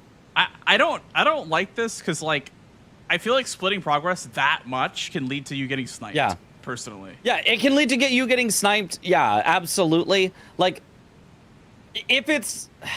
maybe if it's like your very, very final square, like splitting like that is like, okay, but if I get sniped on one, I'll get the other. But CBD is only at 10 to 8. Like, from the looks of it, he's not that far ahead. He is that far ahead because Gray just doesn't have access to the things CBD has access to. But it feels like, oh yeah, if CBD does this pivot, and then gets sniped on Radon's Great Rune, well, he still has to find something to win, and for all he knows, Gray could be ahead on what's left. Yeah. I mean, if you're CBD, like, what if you assumed that Gray had Radon dead from the Moose Mark, and then Gray just rushed Great Rune from that point? He would have won which the Gray race. right now could rush Great Rune and could take it away, and then all of a sudden CBD wouldn't have a guaranteed win. Yeah, I think there's a time and a place for sure for splitting progress. I don't know if this is the exact square to split on, because you could have even progress. Splitting progress is really good when you want to stay ahead on certain squares, but for this situation, I feel like it's kind of risky. In my opinion. CBD died! The I-win attack from Morgott. Yep, I hate that attack. You hate to silly see it. attack. Yeah. Silly you attack. You kind of need light load to survive that one, I think. But yeah, or just like be already running like quickly. Blanks watching Mitch watching CBD and Gray's match. True. So true. Yep. I'm stealing the content from the content thief. You are trying to kidnap what I have rightfully stolen. Wow. That's crazy. That's like a double whammy right there. So who's actually the thief? I think it's the players, personally. Yeah. The players are stealing the content for themselves. We're just giving it back to the people. We're reclaiming it. Yeah. How noble of us. Yeah. Make sure to subscribe with Prime for ad-free viewing on this excellent bingo match. Holy. Make sure to buy the Bingo Brawlers mugs. True. Yeah, maybe get a Baboosh t-shirt. Yeah. At bingobrawlers.com. Make sure to sub to Dom as well for ad-free bingus. And also, it looks like Gray is heading towards Fire Giant, while CBD is on his second try at Morgott. Yeah, going much better this time, but he has been hit a little bit already. I think he's already had to heal some, so... I think this weapon is kind of bad for Morgott. It's surprisingly not as good as I always hope. Every time I use it, I'm like, wait, a Colossal with Rot? That's awesome. This is going to be, like, the best weapon in the game. And it always disappoints me a little. Gray got hit by Fire Giant. Wow. Yeah. You know, nice stagger, though, at least. I think the reason why it's so disappointing is it's, like, dex scaling, so you don't get that, like, double... Yeah, I think scaling. that probably is it, yeah. So the physical damage can be a bit lackluster. Whereas, like, the Rotten Battlehammer is, like, much better performing in a lot of cases. Yeah, just because it's strength. Strength is just better if you're going to be two-handing. Now, if you were power stancing, it wouldn't matter that it's dex scaling because you wouldn't be getting the 1.5 strength. But then you'd have to find a second colossal that scales with dex to go with it, which would be a little bit tough. Now that CBD has marked Morgott and is ahead on Morgott's Great Rune, they'll probably go Fire Giant now. If he pivots out to Fire Giant, that'd be really good for Gray. We'll see if he does. Or maybe Great Rune, like Radahn's Great Rune first, and then Morgott's Great Rune to finish. Because he has it set up now. Could be. Mm-hmm. Yeah, I mean, I guess, yeah, once you've shown you've got Morgott, it's like, oh, Gray's not going to fight me on Restore Morgott's Great Rune, so... Oh, Gray! Oh, my... He's still alive, I think. He's still barely alive. Another Frost Grease. Oh, my goodness. Oh, he meant to heal, but he used the Frost slammed. Grease. Oh, my goodness. Okay. God. Yeah, I think part of it is like a bit of like the weapon not performing the way that you'd want it to for this fight, because it is very slow to proc that frost, and it's not even doing yellow damage. Sometimes it's doing yellow. It seems to depend on where you hit and which hit he's doing, but yeah, not great. When it feels like it's yellow damage. Mm-hmm. A little yellow there. See, there's some yellow. Yeah, that's big. Mm-hmm, mm-hmm. I don't think I'll ever get a frost proc, unfortunately. The weapon is very, very slow to proc frost. Yeah, just hard because of the way that grease works. If you frost infused it, it would get like, 150 frost per hit or something. Yeah. But the grease is just a flat amount, so it's like 50 or something per hit on the grease. So grease makes a lot more sense with fast-hitting weapons. I've also been told that when you infuse, I don't know about status, but as far as like damage, like raw damage goes, there's a motion value modifier for like infused weapons more so than like for greases, because greases is like a flat amount per hit. But I believe when you have it infused with frost, there's a motion value modifier as well. Oh, I am not sure I knew that. It might just be elemental damage. I don't think it might not apply to statuses, but definitely for elemental damage, it seems to be some sort of like modifier for motion value. Yeah, that makes sense for sure. Mm-hmm. But yeah, still not gonna get frost proc here. He's like 3 or 4 greases here on this fight, and still no frost proc. He is, to be fair, very resistant to frostbite. Like Fire Giant is not an easy boss to frost. Yeah, and not an easy boss to keep up hits on. Like, you just keep, like, okay, I'm going to go for 1 hit. Then I'm going to go for 1 hit. Then I'm going to go for 1 hit. And it's like, that's it. That's all you get. 1. And then you got to dodge for a while again. Yeah, there goes the Frost Grease again. Also, the Rot, I think, ran out as well. So this is just pure damage from this point onward. While CBD is heading towards... I cannot believe CBD has not restored Radahn's Great Rune, by the way. Yeah, that's wild that he set that up and he was like 2 steps away and did not finish that one. That one, what if he gets right up to Morgott's Great Rune, then he pivots out and restores Radahn's Great Rune, then he pivots back to restore Morgott's Great Rune? Honestly, he might do that. He actually might do that. That is definitely an option that he could choose. Mm-hmm. Damn. We'll see how the Fell Twins does for CBD. We'll see how like that fight fares for him. Because I mean, Colossals are really good, honestly, for this fight. From my experience, Colossals are very, very good. They get a nice little stun lock going, except for when they have hyper armor like that. Yeah. Honestly, I think anything that is great is good for the Fell Twins. Just anything heavy. Great sword, great axe, great hammer, great katana. I think all of those would nicely stagger the Fell Twins. Anything that's great is great. Yes. Yeah. Always true. Great is better than not great. Why don't they call him the bad sword then? Like for like short swords and long swords. Why don't they call them bad swords or like bad hammers or like bad? Yeah, they axes? should. In fact, they should go further. Those should be terrible. Terrible axes, even. Yeah, terrible swords. Yeah. Great axes versus terrible axes. It'd make it much more clear which to use, like... Yes, yeah. Everyone would understand. Oh, these ones are great. These ones are terrible. Yeah. Bastard sword. Also rename, this sword is a bastard. They should rename Alabaster to Alablaster. That way that people know that it blasts, you know? We do really, really well on the balance team. Yeah, this fire giant is taking so long. This is the longest fire giant I've ever seen. Can I be honest? So bad. Oh, the damage. I mean, it even has rot, which is like really good against fire giants. Hasn't gotten a freeze proc at all, so like rip that. But like got rot for a good chunk of the fight, and it just still takes so long. Like, why does fire giant have so much health? I regret to inform you, Mitch, that we've been -2'd. Oh no. Yeah. No, this is a -2. bad day to be a bingo commentator.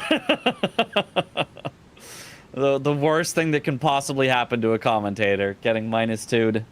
Okay, now what are the bets, chat? What's the over/under on if CBD gets this grace then warps out to Radahn's Great Rune? do we have betting odds on that? There's no way. There's just no way. There's no way. He still hasn't seen Gray mark anything, so he's gonna finish it. He's gonna be like, "What if Gray is right behind me?" Yeah, that's true. I mean, honestly, like he could be sneaking up on him from Morgott. I guess that could be a thought process, a line of thinking, to not grab the grace here. Makes sense because like at this point, if Radahn's Rune is not gonna get grabbed, it's never gonna get grabbed. If you left it up for that long, like it's not getting grabbed. So another frost grease from Gray. I fear that he's regaining frost buildup more than he's dealing damage, but yeah. All right, well, there's Morgott's, and very soon we're gonna be seeing Radahn's here from CBD. What if Gray just like marked just the went square? right back. If he just marked Radahn's Great Rune. He should just do that. He should just tune into CBD's stream, watch as he's about to mark something, mark it first. Watch as he's about to mark the next thing, mark it first. Yeah, Chris did that to me. He marked Sumo while I was in the middle of the fight, even though he was nowhere near it. I was like, Chris, you're an asshole. Classic Chris. I don't think Fire Giant's gonna die by the time that CBD has gotten like 4 squares. I don't think so. Yeah, Fire Giant is just so long. Like, why does he take this long? Fire Giant now angrily exploding, shooting volcanic rock. Well, Fire Giant's definitely not dying in time. Well, that is unbelievable. Yep. Yeah. Gray even knows. That is just unbelievable. Yep. And now he's like, time to pivot. But pivot where? Where do you go at this point? He's going for Radahn's Great Rune, but it's over. You go nowhere because it's about to be marked. There it is. I can't believe that. That was after all that time to just die to Fire Giant at the very end. Yep. Just horrible thing to happen. Horrible. I guess. Yeah, we can head probably into their into their comms. Yeah. I need to block somewhere. Yeah. Okay.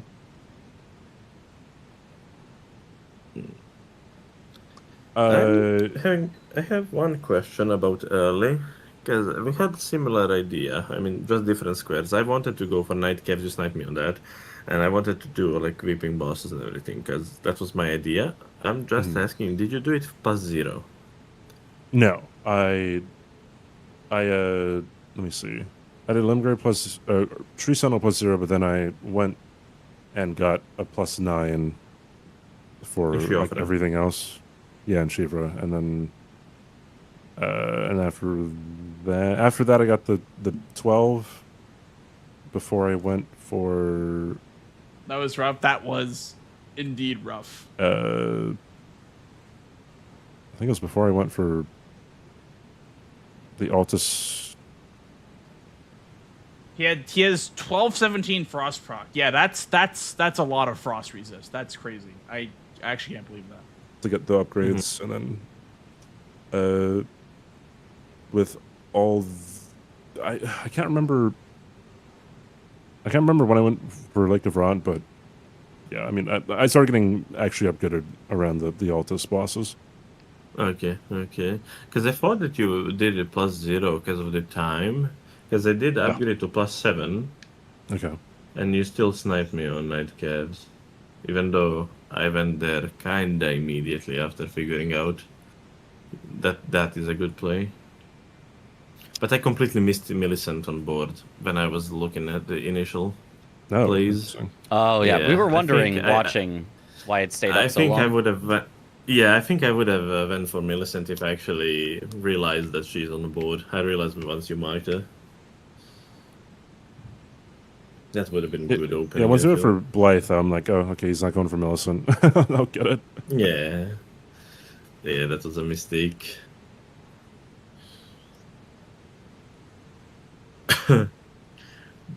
Did you send bell-bearing hunters as soon as I got Mog, or? I think I already had. I already had one, and I was fighting the second one, so I just needed to go to the last one. Because I killed 2 when you. I was on my way for 3rd when you marked it. I was actually in front of Shaq in Altus when you marked that 3rd one. Yeah, I was already making my way over there to try to get. Yeah, and I killed 2. Yeah, okay. Yeah. What was his infusion? Yeah, it was lightning, and then it was. Because I had already killed nothing. one in Standard, I Limgrave think. just to, as I was going towards, or I wanted to go towards Third Church America, and then you mark something, and I'm like, okay, I'm just gonna go for bell bearings, and then I went for the Altus one first, and then I went for the Dragon Barrow last. No, I went for Liurnia.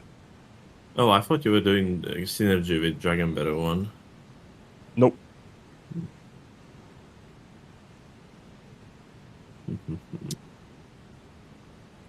I mean, CBD I had was thinking like about it, but- 6 vigor at that point, also. So. Yeah. That's wild. I think it was yet 8. not confident to fight things like without vigor or +0. That is Oh, like one of the. I needed to because there was 30 faith. Yeah. Understand. Well, we did have a question watching. CBD, did you level int? Did that happen? Did I? Yeah, you got like Somebody 21 in chat int said or you something leveled like int. Yeah. No. I was leveling int towards the end. Bro, ban that chatter, dude. But why do you even have 22 int? What is that? It was for the Rings of Light. Wait, you need int They for scale Rings off of Light? int? Yes, you need it for it. Oh, okay. Oh, well, that would explain it then. Well, Triple rings. I Look, did look, not look. know that. Right here. Triple rings of light. 23 ints. holy! Holy. Okay, well, that makes sense then. All right, Is that understandable. like Gideon's spell? Yeah, I think so. Okay.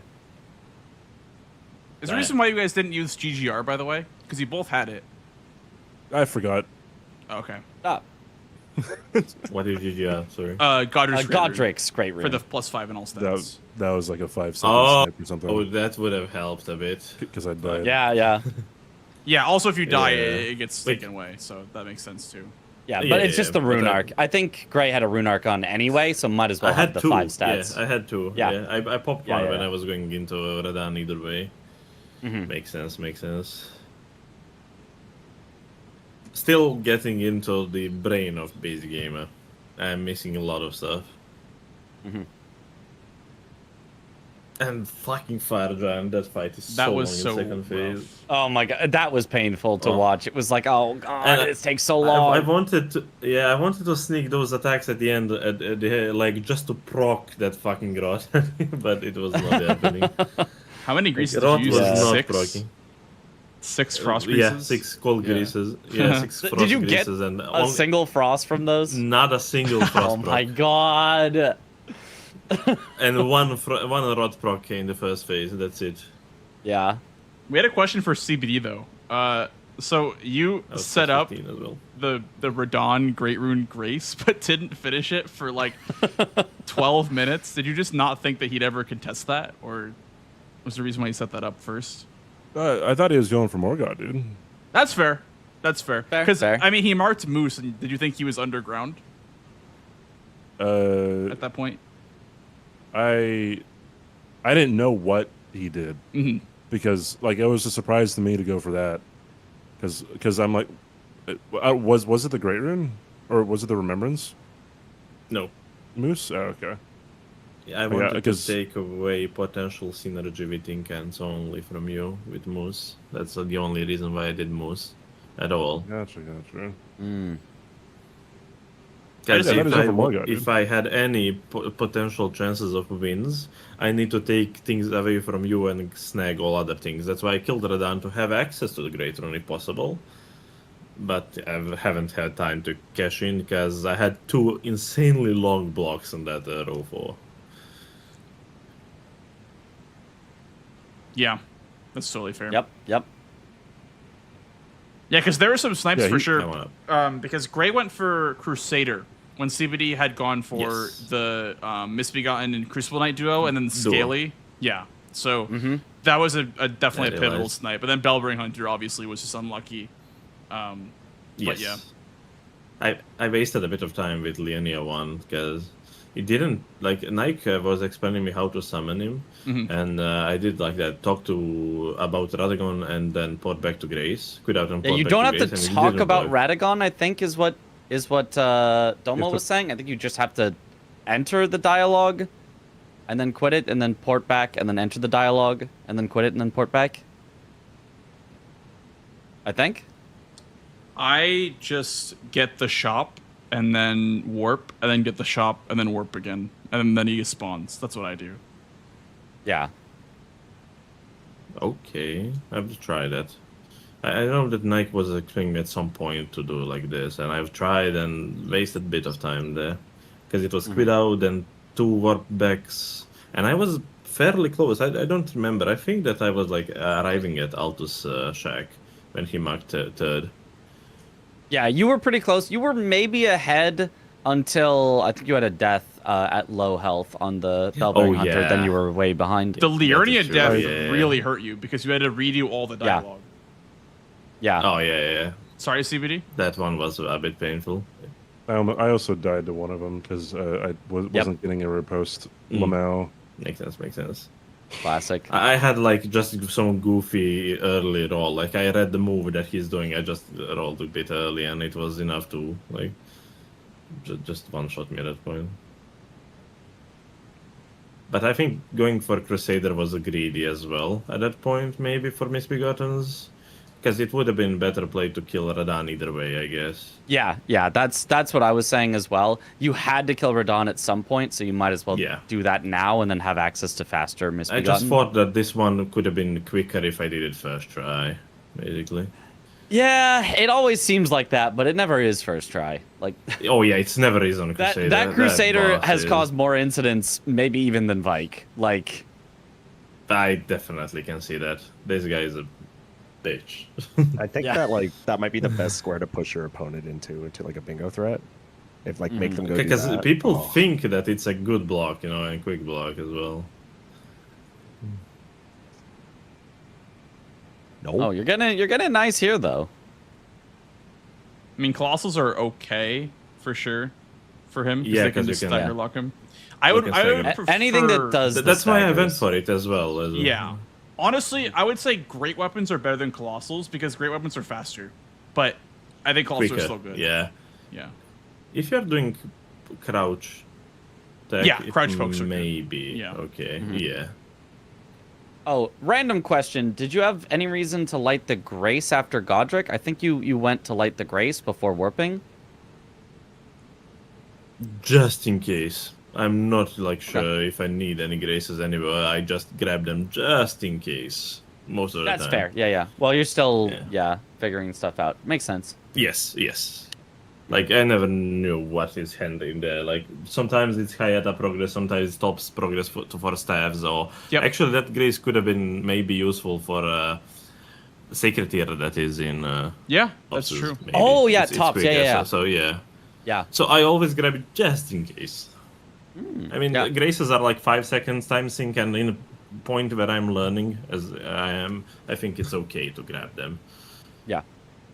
Especially if you pivot warp out, it's like 2 seconds time loss. It's like not much at all. Yeah, exactly.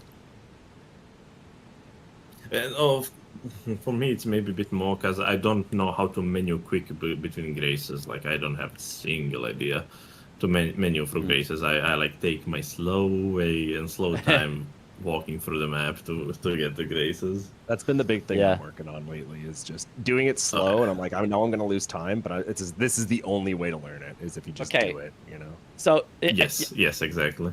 What if you have a mouse handy? Because you can get through races Mitch, let's real get him back quickly to with a the- mouse. You just click on it. You just He's click on it. That's all you do. You pushing just click on That's it. kind of true. Yeah. It's kind of It's true, true. right? It's true. You can just you I don't have to might do it. slowly go over. You just click on it. Bro, at TwitchCon, you like to Mitch is gonna advertise. show up. Mitch is gonna show up with a With trench mouse. coat, and he's gonna open it up. He's gonna be just mouse and keyboards. The salesman. Yeah. Today I actually found a setup for the Abyssal Woods skip that Tom did for keyboard and mouse because I like keyboard and mouse skips. That one is Yeah. actually quite old skip. Yeah. Yeah. We were in a watch party contemplating. Do any of you know the skip?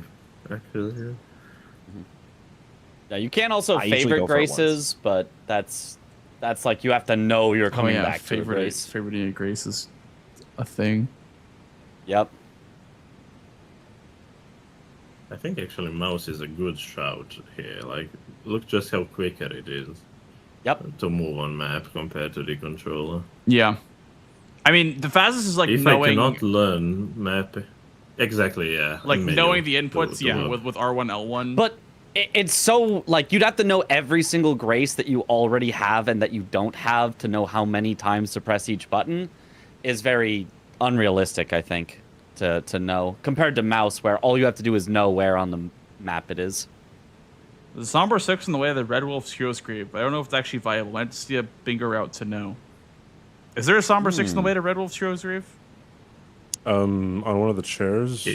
Oh yeah, the chair when you climb the first ladder. uphill. Yeah, I think so. Next It's to like the by the grace, cliff. like on the edge. On the edge, like where That's the not wolf is. bad. Yeah, I'm it's on the edge not a bad of 6. glory.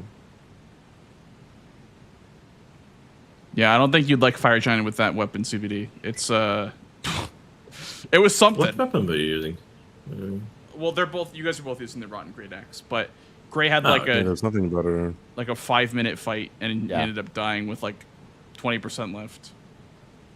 Yeah, maybe even less. But yeah, that's Yeah, was but sad. If did I he had have- at least one rot. Sorry? What was your strength?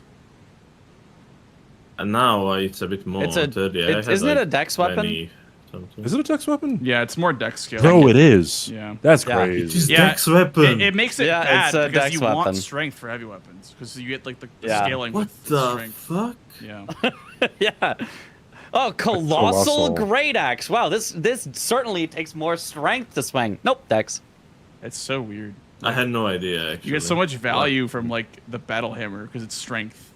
I would assume it's strength. Yeah. But Battle hammer is strength. Pretty Yeah. sure it scales, eh? Better. it's so And weird. it's strike. Yeah. Battle hammer, at least. Yeah.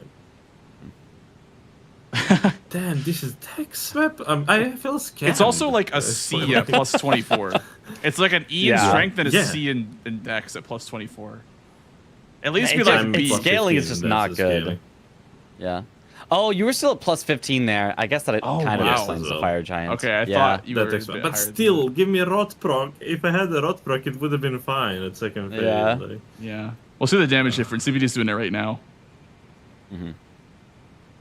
I should have upgraded as well after a done, but I was racing everything pretty much. It's like a little bit better damage, Yeah. I think. You kind of were, but I don't know. I'm still a proponent of even if you're behind, you have to upgrade at some point. Otherwise, you will fall further and further and Yeah. further behind over time because they just do everything faster than you. Yeah, makes Like, sense. yeah, like I've seen people make big comebacks by just like kind of keeping a cool head, not trying to rush too much, and continuing their setup. Yeah, there is Somber 6. I checked it. I Uh-huh. feel Oh, yeah. like the sixes, like for me with learning, like figuring out where all the sixes have been lately has been like the thing that's kind of clicked on like different upgrade routes in base game. Mm-hmm. So maybe that could help you, Gray. I don't know how far ahead you are with all that stuff. Okay, CBD's damage is like a lot better by the way. For Bits fighting. and pieces. Bits and 'Cause, pieces. Like Let me check usually, this, like yeah. what do you usually go to? Like a 7, like +7, +3, +5. Like what do you tend to do? +6 somber most of the times in game. Only if Do you go I'm to, killing like- something a bit Altus Tunnel most of the times. I feel like in early game I'll be like +5 or like +15, and then like the only time I go get a 6, like I'll go all the way from 7, 8 as well. I'll go to the Yeah, rock if you're face gonna to do a get 6, that. you may as well do 8. Yeah, right, exactly. Last few games that I've been doing, like majority of time early, if I'm killing like Limgrave, Weeping bosses and stuff like that, if I don't need necessarily much strength, I go +7 only, smithing. Mhm. And Yeah. only after if I have to kill something a bit higher, I go +6 umber. Yeah. And after that, at some point, I'll get more. That 5 in Caleb that you showed me has been really helpful, Blanks. The one where The one on in the balcony? ravine. I didn't hear either of you. Oh. The one in the ravine, like yeah, like behind like the Yeah. big magic head, I think. Yeah. Yeah, that thing's Yeah. really helped me. Yeah. Like The- pull it all together. Like I guess. outside of Celia's tunnel, right? Yeah. The smithing 4 Yeah, is that one, closer yeah. to Radon, skips Somber 5 though. Like that Yeah. gets you to smithing 12, which is Somber 5. Mm-hmm. So like it's good Yeah, if you're or- gonna go do Falling Star Beast and then go to 6 after Falling Star Beast. You also have 4 on right before somber 4 right before those 4. Yeah. On the way towards Radon. Yeah, yeah, And Oh, you I see have what you're the saying, 5s Blanks. obviously in the Celias. yeah. And you have 5s in Celia. But yeah. Yeah. I'm So just gonna Sweat. drop 6 items 5s now. in Celias, but yeah. So Sweat. Like Okay. if you're rushing Radon, you could just do +12 smithing, then you leave Radon with a +5 Somber. If that makes sense. Is Isn't there, it like, a somber on next to Radon? balcony? Yeah, There on is the a Somber balcony. 5. Yeah. Is that the one you Yeah. meant? What was that? What you mean by leave with it? No, I just mean that +12 smithing is equivalent to 5 It's Somber. It's equivalent to 5. Yeah. Okay. So if you just find a Somber weapon, you can do 6, 7, 8 I see. Mhm. after Radon. And Celia FSB, it's actually Somber 6, right? Yeah. Somber 6 and Smithing 7s. Yeah, I never gotten value out of the smithing 7s, but you do get smithing 7s out of that one. You also have Smithing 7s if you are going from Millicent Church up until Fort Ferrer. You do. That is true. But the, One s- game, the one smithing game, it will come into play. the smithing 6s are the bottleneck though, I believe, for like full smithing routes. Pretty much. Mogwin is good for smithing 6s. Yeah, there's from my knowledge. 2 of them, I'm pretty sure, in Mogwin. Two 6s. Which is You pretty have nice. one before a Off done. out here for 6s. Technically, you have 6 6s or 3 6s in Seal Tunnel, but you need to break that statue. I know that I've been doing that in my challenge runs. Buh. It's for when you got to rush Rykard. When Rykard Center Square, they'll have that upgrade route. Mile. Good night, North. Have a The good one, Seal dude. Tunnel It's good route. seeing you tonight. I need to learn to fight Rykard. I don't think I ever fought him in bingo setting though. Only in randos. Somebody was telling me that there is loop in his fight. Oh like yeah, if you the can do it in loop's second free. phase. Yeah, you can just do it with a +0. It's super free. No, that's nice. Oh. Basically, like 3 smoke attacks. Not all of his attacks are smoke attacks, but some of his attacks give off this smoke. Yeah, Jamie. So there's auto upgrade this season. So we buy the basic finger seal from Roundtable Hold, and we upgrade that using smithing stones 1 through 4. So that gets you smithing 12, which when you pick up a somber weapon or buy a somber weapon, it gets auto upgraded to +5 somber. And what you can do then is you can get a somber 6, somber 7, somber 8, and potential somber 9 and 10, and that makes your smithing equivalent either +15 if you're +6, +18 if you're +7, I believe, or +17. I don't know which one it is, and then +20 if you're 8, and then 22 if you're 9, and then 25 if you're 10. So there's just like equivalents, like at each breakpoint. There's like smithing to somber equivalents that you auto upgrade to, and it's just a long-winded way of saying that yes, like in this bingo season, we have auto upgrade turned on. So that's why you see us talking about, skipping Somber 5 or, going Smithing 5s or, you know what I mean? Like it's one of those things where your routing depends on whether one you go Smithing or Somber. Yeah, it makes the routes different. Exactly.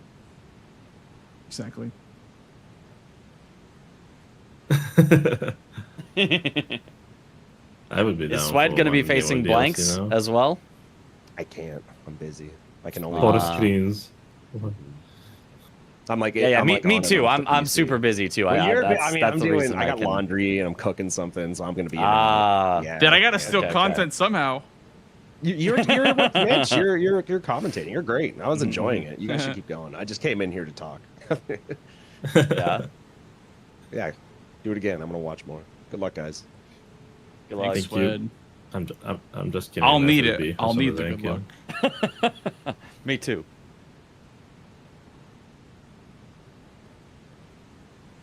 I'm just learning how to do this fight unlocked. This fight been a nightmare. Yesterday versus you. It would have been much better if I killed it first try yesterday. So I've been practicing yesterday. Yeah, I've been practicing quite a bit yesterday. And realized that some people said that it's much better fight to have unlocked than locked. I'm playing against Chris on Thursday, Gonzo. It'll be on Thursday. I don't think I really locked on to a... it's just the same seed. Just take yeah. Makes sense. You'll see. The seed is same seed. Okay, same seed. Okay. Any capitalization in that, Camel Case? Ja. You want to capitalize the 7? And the Ja. Mm-hmm. I forget where the comma is in there too, but it's there. And under the like line at some point.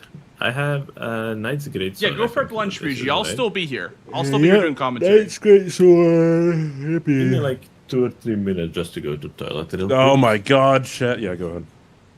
I cannot believe it. What the fuck are we supposed to be doing during this time? Right? You get 3 minutes prep time. That's your time.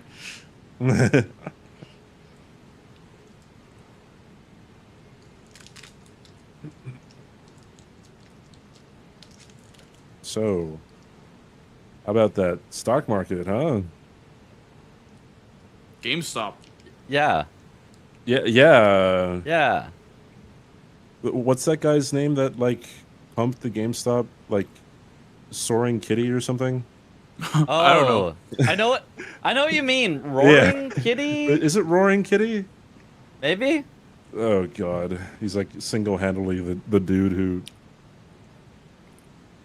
pushed the GameStop stock. The GameStop. It is Roaring Kitty. The GameStop. I was right. Yo. Let's go. I have approximate knowledge of many things. How about the weather? It's 83 and humid. That's how it is for me. It is 69 degrees here. I'm jealous. It is 52 degrees, mostly cloudy. It's also thundering outside, and I could see the lightning kind of flash in my window shades.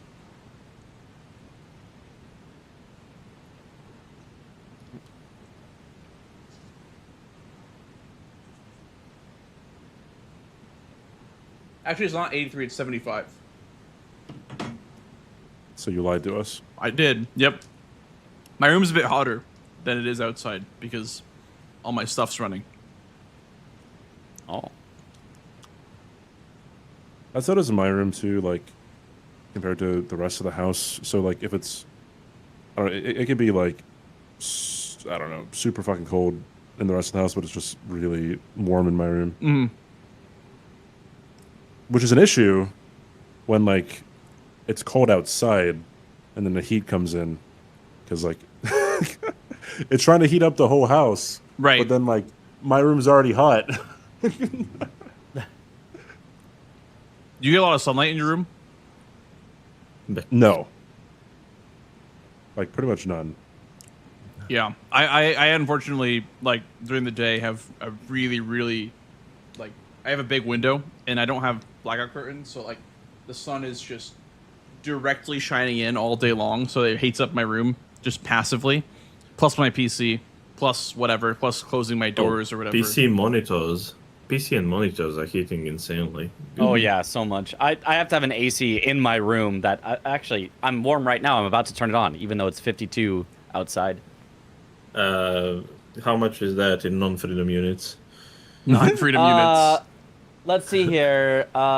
You divide by 9, so that's almost 54. So 6 times 5, 30.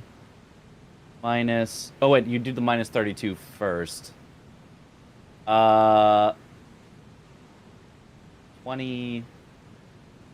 It's a 12? 12 Celsius? That sounds right to me. 12 Celsius? Okay. Currently it's 9:30 in the morning here, and it's 19 Celsius, so it's getting really hot. And PC Oh wow. PC is making it even hotter, definitely. Yeah. And I can monitors. definitely tell you got some sunlight coming in too. Oh yeah, definitely. I can see. Like I have curtains on this window, but on this one I don't. I have like 2 windows in the room as well. Although they are not like it's not facing straight like early sun. It's not facing straight into the off. It's into the bedroom. But during the later hours of the day, it gets really hot. Like You see, yesterday when I chat? was practicing in the evening, it was insanely hot. This is why being a streamer is the hardest job on earth. Yeah, because we got to worry I've been about saying this, cooling yeah. our room. Yeah. I had to turn on AC to cool off yesterday because it was extremely hot. I had to take like 5 minutes earlier today, like adjusting, windows to see like both perspectives on my screen when my commentating the game. It was crazy. That's Streaming is hard, man. Pretty rough out here. It's rough, yeah. I have Knight's Greatsword. Yes, I have Knight's Greatsword. Okay.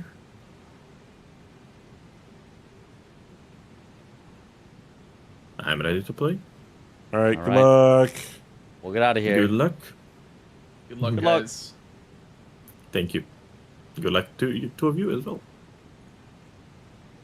Hey, we both picked the right one. Nice. Nice. We perfectly predicted where each other would Hell go. Yeah. I was like, blue team, red team. Those don't sound right. Practice one. Practice one. Practice one. Yep. All right, what do we got on the board here? Ooh. Wait, that's a base NPC game boss's board. center.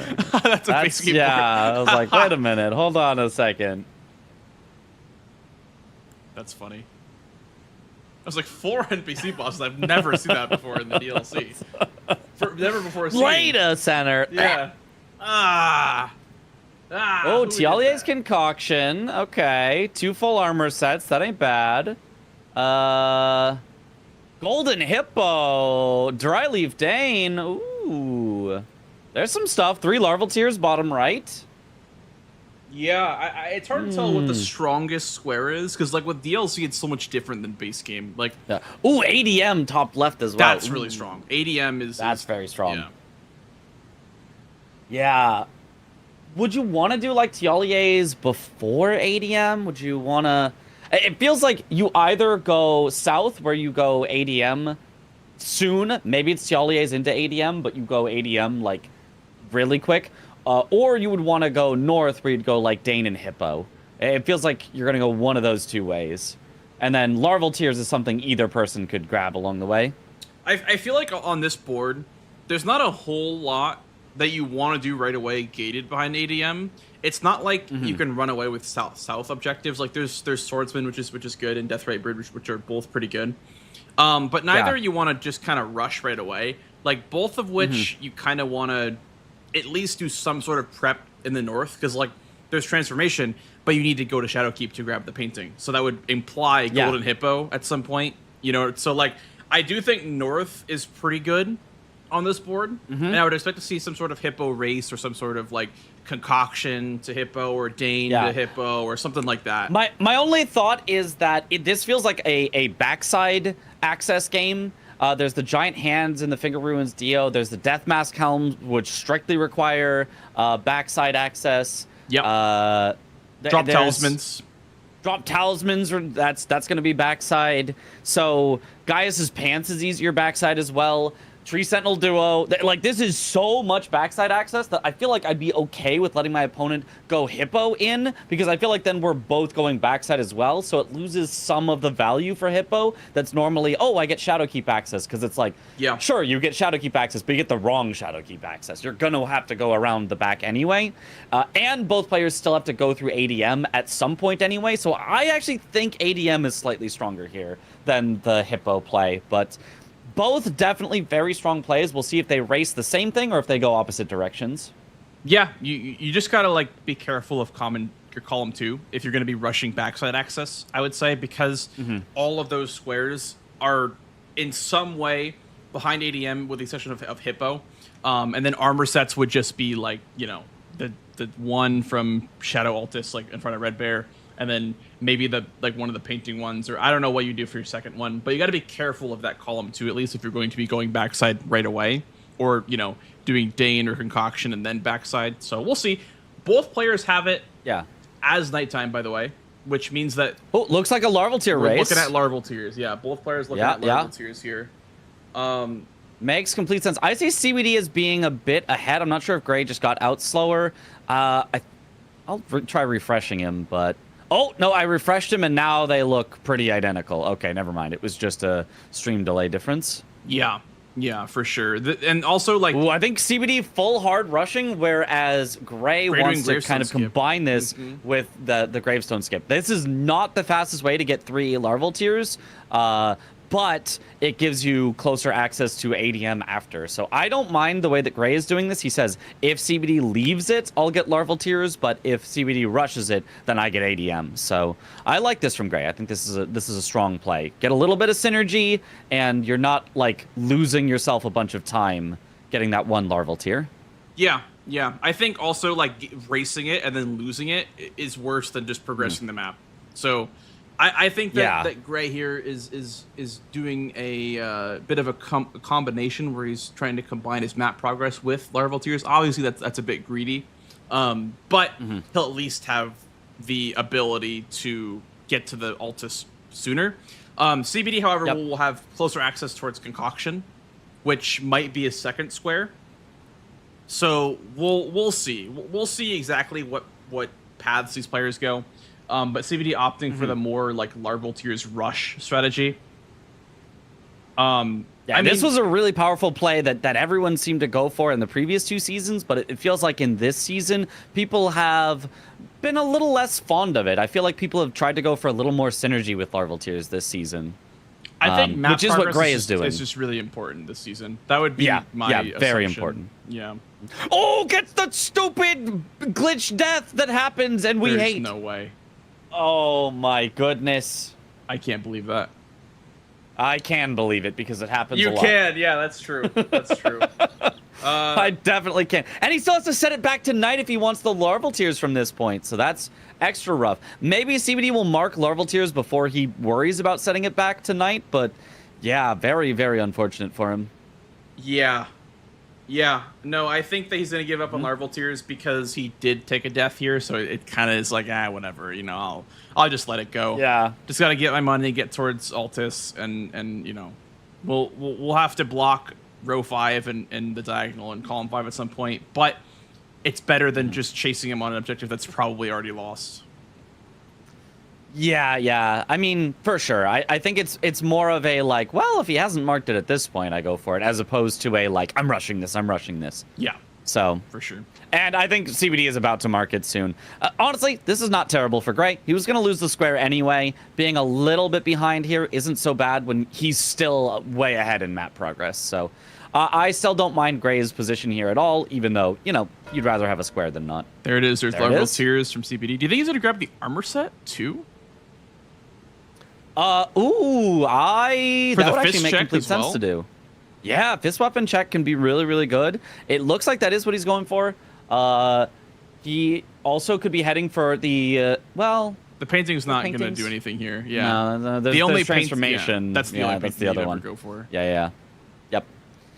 Gray still skipping the Fort of Reprimand, even though he knows he's ahead of CBD.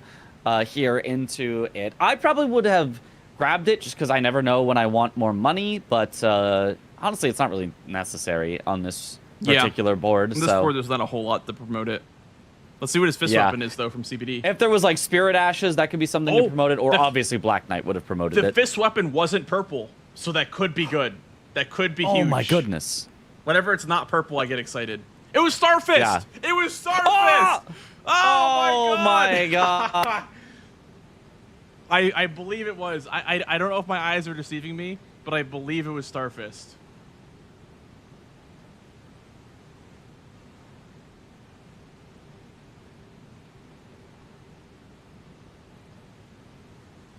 Mitch, I believe you're muted. On Discord, at least.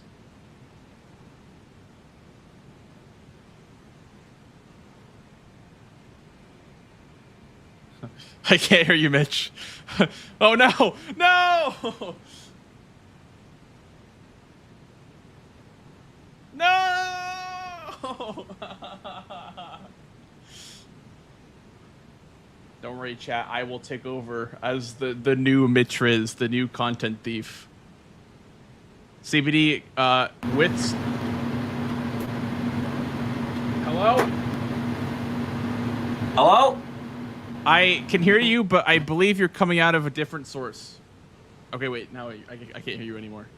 I heard you coming out of, like, it sounded like your monitor or your webcam for a second. Wait, hold. Oh, hold. Question? Yes, I can hear you now. We're yes. back? All right, everyone, yeah. ladies and gentlemen, Mitch Riz is back. Woo! Let's go. Hold that. Hooray. Woo! All right. Saved. What even happened? The stupid mic program will just break sometimes. So what I have to do is I have to close the mic program, then I have to unplug my mic, the thing that it plugs into, replug that in, then start up the program again because the program will just break for no reason.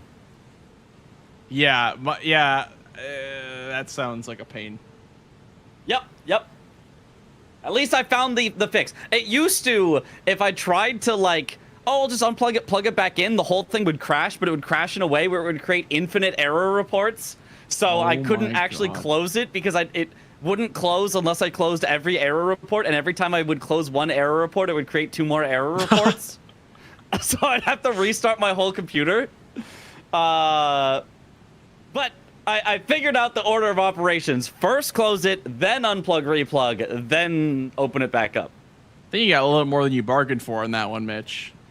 Yeah. That's so funny.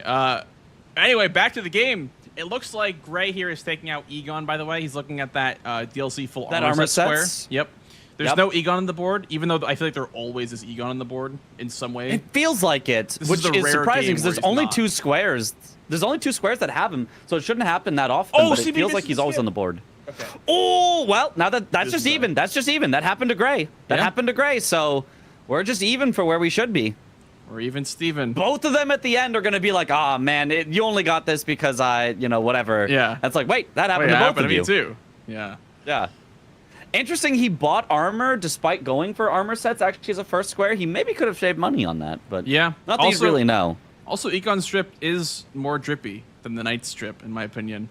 That's true. That's true. And we do know that looking cooler means you deal more damage. Yeah. Honestly, I do like the Knight strip. It's pretty. It's a nice set of armor. It's armor that's got like the cloth in the places that makes it look nice. It's good. I like the Oathseeker armor a lot too. I think it looks nice. Yeah. Yeah, that one's good. That one's pretty good. I could use with it having a little bit more of the Knight like fabric around places, because it's a little bit of just the armor, but it does look really good.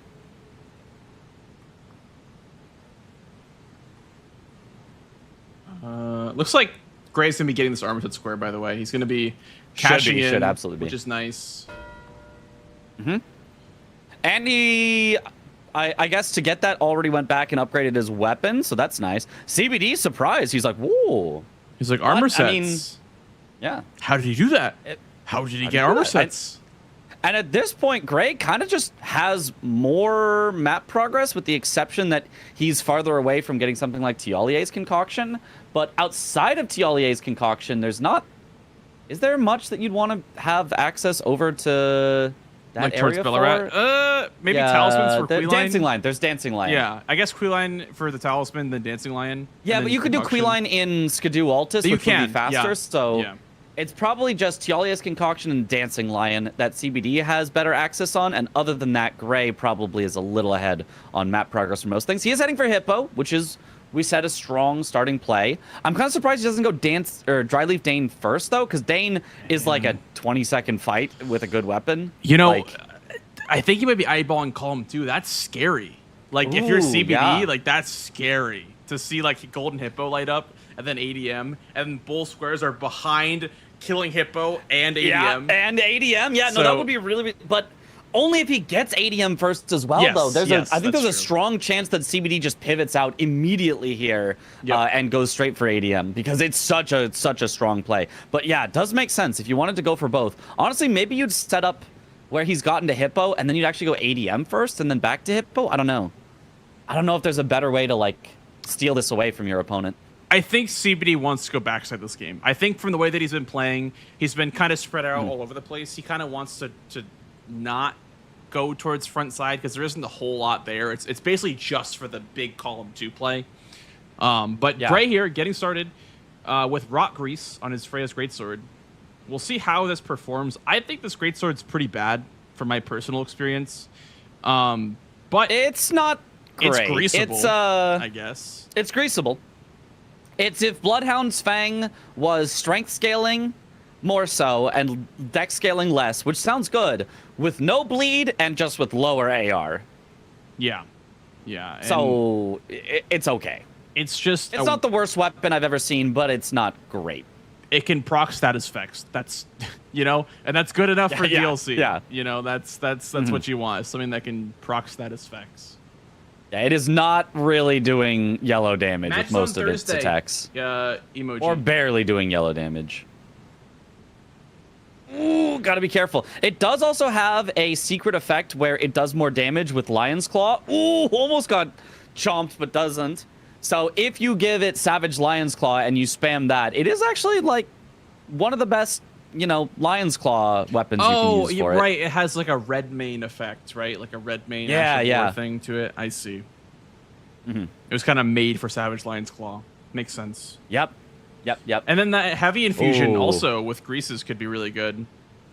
Yeah, absolutely. I could see this weapon slapping more than people give it credit for, at least in the DLC. Yeah. Base game, maybe it's harder to make it work, but I could see a DLC home for it. 4 Outer Lions, you go to the fort with Lion's Claw Lion, you kill that lion, then you put Lion's Claw on that Freya's Greatsword. There you go. That's synergy right So there. true, yep. Also, Synergy. teleporter that goes to the Great Ridge as well from Fort Gale. Looks like we've got ourselves a hippo race here. But, I mean, Starfist might be really powerful, but I don't think there's any way you come up with 10% to 100% health. I don't think you're going to be 10 times faster. Unless, ooh, that was a scary attack for Gray. Barely rolls to avoid all of it. Oh my god, CBD's damage is so much faster, so much better. Like, oh, this is... Yeah, especially this is Hydrogen Bomb versus Coughing Baby right here. But the Coughing Baby had a 10-year head start on the Hippo. It did, yeah. So it looks like a Hippo is going to be down. And honestly, if you're Gray, do you go right for ADM? Is that like... I would. I 100% would. He's heading back currently to Kale. Yeah, probably. Yeah, more greases, maybe also get some talismans, whatever else he wasn't able to buy initially. I really like this. And then... if he just buys greases, no talismans. Surprising. Interesting. I thought there would definitely be talismans you would want at this point. Yeah, talismans are very, very powerful, especially in the DLC. I was gonna mention, and he just doesn't have many effects that I can see on his bar, at least. I don't know what talismans he does or doesn't have so far. Oh, pure strength. Nice. CBD is making full usage of this blue dancer charm, by the way, because the Starfist weighs almost nothing. Like, you get full advantage. You take full advantage of the blue dancer. I will say, though, CBD does prefer to go for the Opaline tier over the multi-hitting tier. Or no, I think it's the... Okay. green spill that he doesn't get. The stamina one. Yeah, I feel like that's objectively the wrong call. Right, if you're gonna go Blue Dancer, like you may as well all in on damage, right?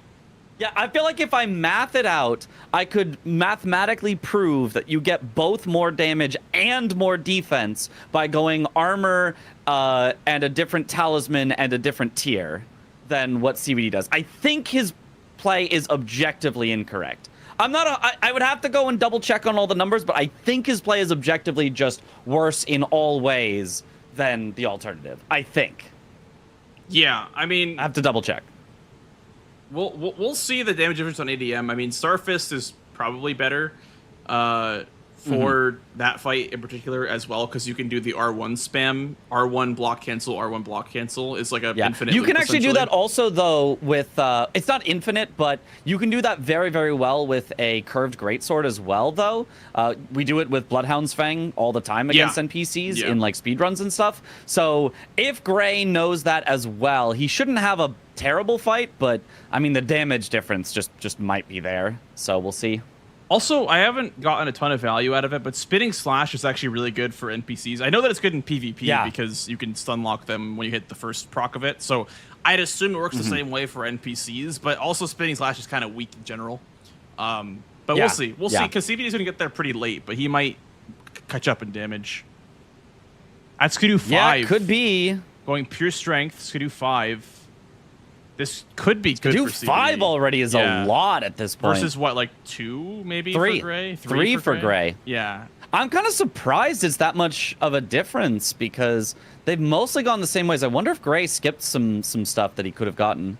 Yeah, I think a lot of the more experienced DLC guys that have been doing it for longer than we have, I think they prefer to skip Skadu.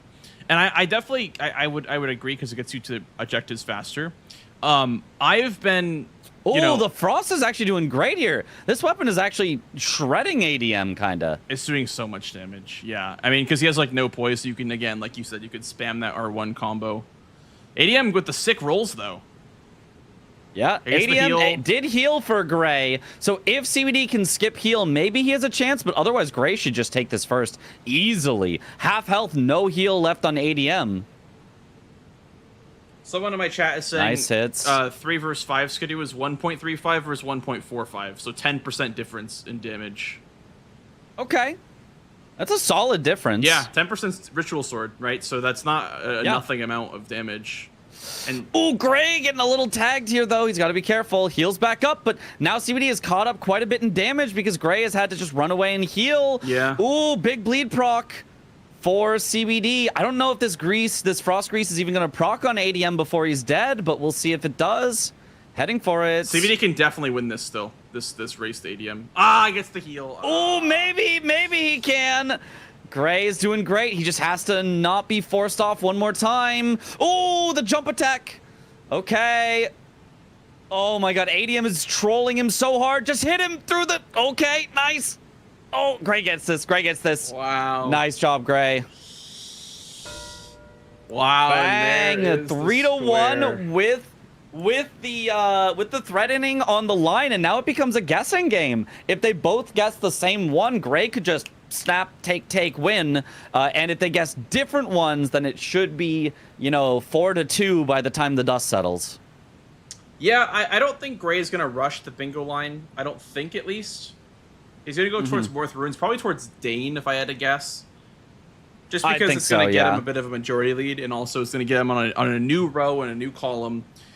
So Dane seems to be the call for Gray, where CBD is going to be probably heading to Shadowkeep for that transformation. Or he's progressing towards the Altar of Dragon Communion for Demi-Human Swordsman / Deathrite Bird. Oh, maybe Deathrite Bird's the block for him. That wouldn't be terrible. Yeah, I think Deathrite Bird makes the most sense to go for. I think it can be quite fast. He's got Strike. He can make it holy. He's got plenty of runes for that. Yeah. Like, he should annihilate the Deathrite Bird. Even though he's very low Skidoo for this, like, it should not matter. The Death Bird should go down very, very quickly. His only thing he has is he has to worry about the explosion. Yeah, Dane has no health. Like, genuinely none. Like, it's so fast. I saw somebody get a perfume bottle. That's Thursday. I saw someone get a perfume bottle, by the way. Is that for the 4-bottle square? Oh, yes, there's 4 bottles at the top. Column 3. So that is also another objective that's southern. You could make an argument to go transformation through Lamenter. It's an NPC boss, and there's a perfume bottle inside the jail, and transformation at the end of the jail. So Lamenter is pretty good here, I would say. Yeah. And CBD, if he gets Deathrite Bird, he could go Demi-Human Swordsman, which is absolutely down in that direction. Yep. And now he's got a counter threat on row 5, where Gray would either have to do Iris of Grace, which takes a while, or Commander Gaius's Pants, which requires a lot of backside progress. So if I'm Gray right here, I would love to have backside Shadowkeep access here, but that's not where he's going for. It looks like he's going for Tialier's Concoction. It is a fast one, but, I mean, you do not want to get behind on these lines, and you do not want to get behind on map progress, and this is not the map progress that you need right now. Yeah. I think row 5 can be a little scary. I think here you kind of want to be focusing on blocks now that you've developed yourself like very, very dominantly on column 2. And I think now is time to play safe and get some blocks. And Gray is just saying, like, I'm just going to keep pushing like these squares in your face. You're going to have to keep blocking them. But CBD is just kind of going to stay back and go like, all right, I'm going to go south. I'm going to go for Deathrite Bird. I'm going to go for Swordsman. I'm going to go for Lamenter potentially. And he's going to try to like do a counterpunch. He's going to try to like say, hey, I have threats too. Respect my threats, So, I personally don't think Bellarat is really where you want to be going. But I guess I can see it with the Dancing Lion, with Concoction, with the Drop Talisman, potentially, if you wanted to go for that Queeline in particular. I think it's fine. Iris of Grace, too. I forgot about that one. That one's also requiring Bellarat. So, listen, Bellarat's not a bad region by any means. Yeah. I just think that blocking might be a safer play here, personally. I agree. Now, Iris of Grace, is a block. You've got access there. He's got access to both Queelines, so that's a potential for a block, but it is scary. It's one that's harder to like directly just go get. I like going backside, having access to everything, getting Gaius's Pants for the block, getting Tree Sentinel Duo for the opposite block, and just shutting down everything that CBD has for lines. So maybe he'll do that after Tialier's Concoction. Honestly, he's got Tialier's Concoction fast enough. He's got plenty of time still, but we'll see if that's where he ends up going. You also have to go backside for Iris anyway, right? So yeah. You got to go there. So, yeah, almost no matter what, you got to go backside. So, drink the Tialier's Concoction here. Why did he... Really good damage on CBD's side. Big damage. Yeah, I mean, Holy plus Strike is the perfect combination. Yeah. I see he opted for Holy Grease, not Golden Grease. I wonder if he just didn't know the difference. Because they do look very, very similar in the shop. I have no idea. Is there... Golden is Golden Grease, just the upgraded version? Yeah, it's the DLC version. Oh, okay. Yeah. What was that? Oh, Bang Bang! Oh, Bang Bang! That's simultaneous marks. Okay, I got scared there for a second. I was like, who just double marked? Yeah, so CBD, that would be wild if there was actually a double mark. He's on row 5 now. He's going main gate. He's going front side. I don't like this. Where's he headed? He could be doing front to back skip to get to Gaius, but like you have to go backside at some point anyway. And CBD that's gonna knows make backside this. Faster total, yeah. CBD knows he this. could go now. transformation as a way to get to NPC bosses, Tree Sentinel Duo, row 4, but I mean CBD is going to be closer on Tree Sentinel Duo just by going backside. Backside, I think, is just the objectively better play here. Yeah, well, Gray has to grab Mother still, even if he goes front to back. He still has to grab Mother. He still has to grab Mother. Yeah. I'm not so sure about this. A pot here from CBD as well. There's a pot in Bonnie. There's 2 pots in Bonnie. Great Axe check as well. Yep. That could be a nice little... I mean, he has Starfist, but... that would have been a good check for Gray, because I don't think you want to be using this Great Sword long term, at least in my opinion. But I think he could use it the whole game, and I think it's good enough. I know I've heard people complain about it, like this is the worst weapon I've ever used, and like I really think it's okay. I'd like him to slap heavy on it somehow. Other things. Yeah. If you can get heavy on it, then it's probably going to perform a lot better. That's the one thing about smithing versus somber is like you get the benefit of Savage Lion's Claw has heavy by default, I there you believe, go. right? You don't have to buy the wet blade for that one. Yeah. Yeah, and Savage Lion's Claw gets extra damage on it. So like, That win, would win, be, win, win. Yeah, that would be ideal. But for him, he's winning the 3-path. He could be reading our minds right now, Mitch. He could be actually listening to us right now, going for that Savage Lion's Claw. And it looks like he is going for that. I think so. Wow. Yep. Makes sense, but I'm Scriptwriter's still wondering what he going crazy. progressed front side access for. Like, is it going to be transformation? Is he going to go back down and grab the painting? Is it going to be hefty pots? There is a hefty pot in Shadowkeep that you can grab in the room with all the nasty guys in the Iris of Grace. So Gray has 1-drop weapon because Dane does not count. Yeah, Dane does not count. Someone asked about that. So. Okay. Okay, now he's finally spending all of his money on all these talismans. This makes sense. This makes sense. What does he want here? Finding his optimal build. Shield is good. Yeah, Ritual Shield's good. Especially if Dane you're going to does be... have 2 NPC bosses. He could get an NPC dropped weapon and an NPC boss with Knight of the Solitary Jail. Ooh, that would just get him a square. Boss. Yeah. Yeah. Yeah. I'm worried about the lines for Gray. He's doing a really, really good job with majority, getting good squares. I'm just worried about lines for him are going to get away from him just because he doesn't have backside access. And every line goes through backside. Row 4, Tree Sentinel Duo. That's backside. Row 5, Gaius. That's backside. And Grace. And Grace. Yeah, both backside.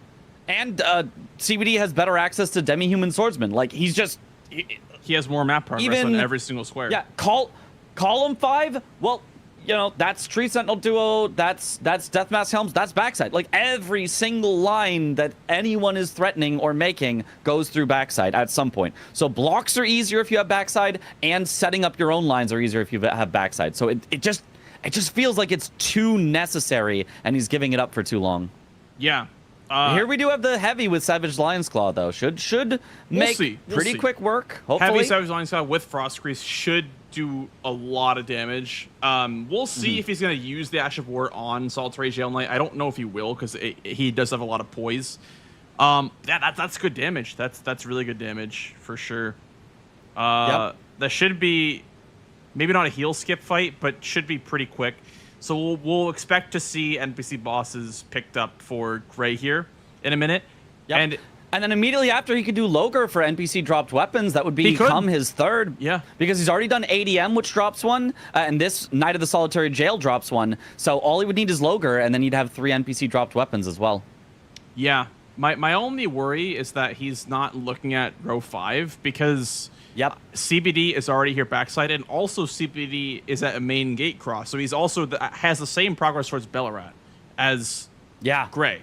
So I really don't know if this row 5 can be blocked at this point, unless he goes Elec River for Swordsman. But well, he doesn't have to go, because he's already done ADM, so he can do the skip to Demi-Human Swordsman. He's actually kind of fine on that as long as CBD doesn't rush it from him. Yes. So if he doesn't get very unlucky, he still has a chance because CBD did not finish off Demi-Human Swordsman while he was down there. But... yeah, there's CBD just mouthed, I am shocked. I am shocked, is what CBD mouthed there. I could hear it in my head. That's how vividly he mouthed those words. Shadowkeep first floor for Gray. I wonder what... he's going front to back, I assume. Yeah, there is some questions about what a dropped weapon means.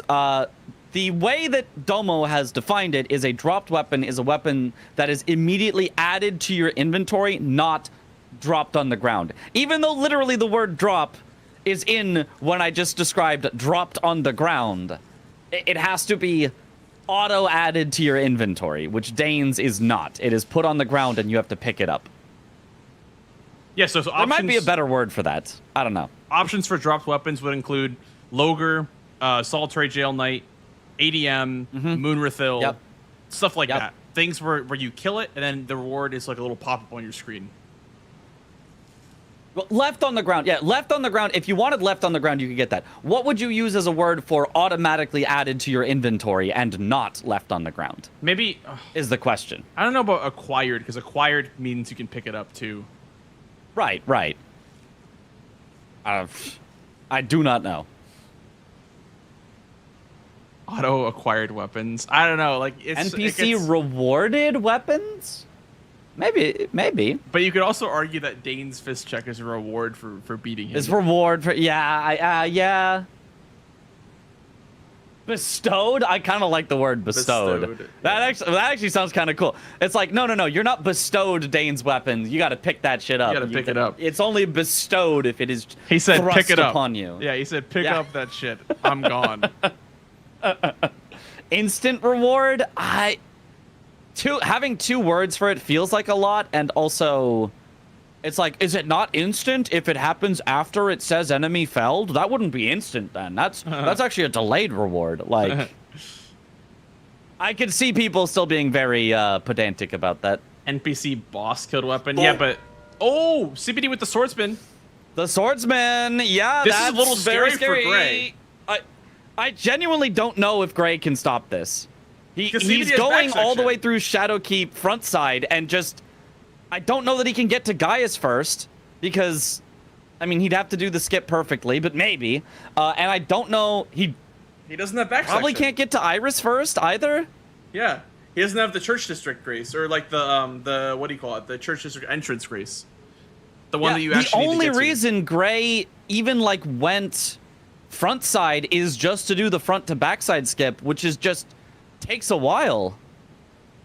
Yeah. I mean, as long as Gray goes immediately Gaius and CBD goes Iris, he should win it. But, and I think it does make sense for CBD to go Iris first, because he has seen Tialier's concoction, so he knows that Gray has been to Belurot. Yeah. So if he wants to try to get this away, CBD probably thinks he has to go Belurot first. That seems like his only option. Yeah. So we'll see. There's still possibilities here for blocks. I do think that Gaius is... Oh, God. What was that on CBD's screen? I missed it. I looked away. He just tripped on a ladybug and fell off of a wooden plank. I don't know what the hell just happened. Well, okay, now Gray's got time to block for sure. Now he's got time. Oh, he didn't grab loft. What? My God. Because he was... Just at all? He was running to loft and fell off of the plank. Oh, yeah. Oh, yep. That's a time loss. Gray is killing the... I think his name is Deathmask Helms is on the board. I hope he doesn't commit to this, because there's a line that's very important right now, but... Yeah, not respecting the row 5 a little bit, I feel like. Yeah? I mean, I guess probably just doing it on the way through as he does the skip, hopefully, just saying, oh, I'm here anyway. Good fight, though. Good fight from Gray on this. Great fight. I would assume that Gaius is the easier contestable square, I was going to say, than Iris at this point. I don't know if CBD necessarily knows that, because I don't think he knows that he's not been backside yet. It's heavily implied by the Golden Hippo mark, but he can't know for sure. So, we'll see. Yeah, it looks like Gray here is doing the skip towards Loft now, while CBD is in Loft already. So, CBD will have priority. Definitely ahead. Yeah. Wherever he goes, he'll have priority. Oh, yeah, the skip. This skip is so tricky. Missed it. I don't find it to be that hard, but I mean, I feel like we have done skips like this in speedruns since forever. The, just jump around something and punch to change your momentum. Yeah. We definitely have been doing those skips for a very long time, so... It's not... It looks trickier than it actually is. Like, you just have a lot more coyote time than you think you do. It's something that's very tricky for people. Incant pick for both of them. Yep. Good incant. It's 4, so it should be this one, Golden Hippo, and then the 2 from Morth Ruins. That should be an easy mark for Gray, because he has Hippo down. I wonder if Gray is going to... I think they both have Hippo. I think CBD finished off Hippo after Gray. Yes. Okay, so they both have incants available. Yep, they both could do it at any time. But this line maybe is more important right now. Oh, looks like they're both going to race on Gaius. Yeah. Or Hinterland's like stuff in general, because there's Scent Duo, there's Giant Hand, there's, Drop Talisman, so there's a lot back here, and so it's important to be here, to at least, not lose everything back here.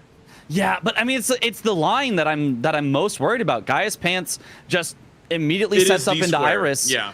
Yeah, if CBD gets Gaius Pants and goes for Iris, he just wins it. There's just no way Gray can come back from not having any access to backside. Like, I think CBD is going also for has Tree access Scent Duo, towards Bellerot because he did Larval Tears earlier. So, like, I think Gray is just screwed if that happened, but he's not going for it, so never mind. Yeah, he's Never going for mind. Tree Scent Duo. Afraid of the line, maybe, would be my assumption. Yeah, so maybe they trade blocks. Maybe both of them are a little scared. Maybe neither of them wants to commit here. And yeah, it makes sense for CBD as well. It's been a little bit since Gray's last mark. Gray's last mark was at 27. We're at 34. So it's been 7 minutes that Gray hasn't marked anything. And maybe he's thinking, what if he is setting up Tree Sentinel Duo and Transformation? Lot of damage. Oh my god, the Star Yeah, Fist is doing a lot of Starfist. damage. Oh, wait, is Gray chasing on Tree Sentinel Duo? Are they actually? Oh, there's no way.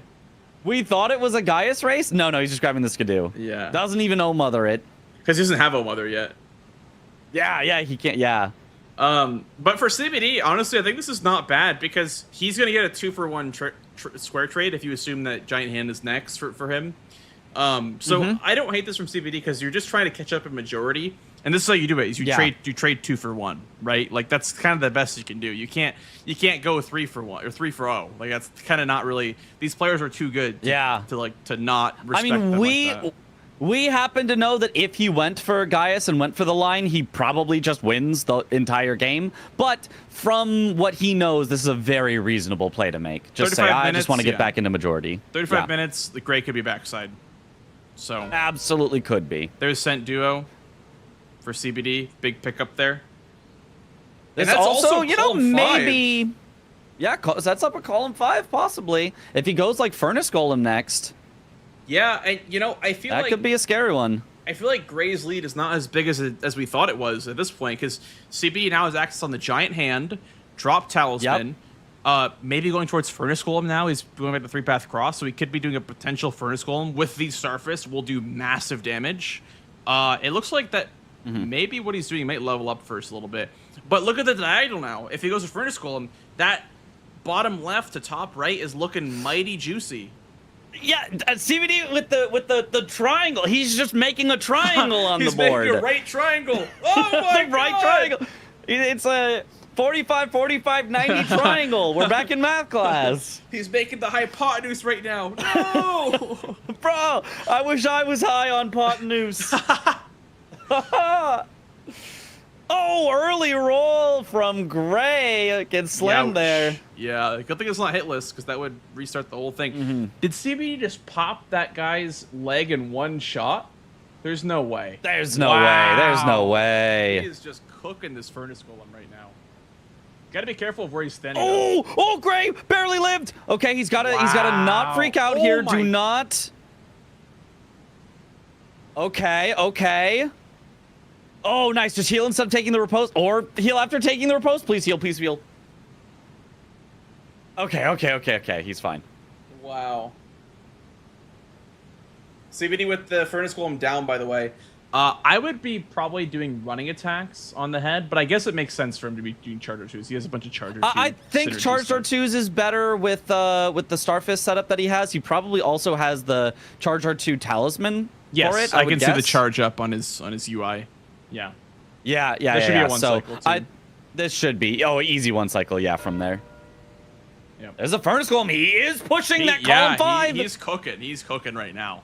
Because like Gaius' Pants is not a fast square. It's like low key, kind of slow. Because not only do you have to kill Gaius, you have to also grab the Pants, which is a whole other boss fight. It feels like itself with the Albin Archer. Yeah, so. And like Gray still doesn't have access to the backside for the Death Mask helms. He still actually can't contest that, and without Oh Mother, he can't get the drop talismans easily because you have to blow the fingers, and you have to go backside for talking to Ymir to even blow the fingers. Like, oh my god, everything is backside. 100% of things are backside. Yeah, you know, Gray could go from loft, pull the elevator up. Like go down to back section, pull the elevator up, ride it down, drain the water, then do the other hat over there. But that's much slower. That's much slower than just going backside. Yep. I feel like he had to push column 2 harder if he was going to go for this play. And that was what we said earlier in the pregame was like, if you're going to push column 2, like you got to make sure that you're going to finish it. Yep. Looks like nice that's guy's pants there. Yeah. He should get the skidoo before leaving. Yep, he will go get him. Yeah, I think that's like a free 2 skidoo levels at least, so it's worth just grabbing.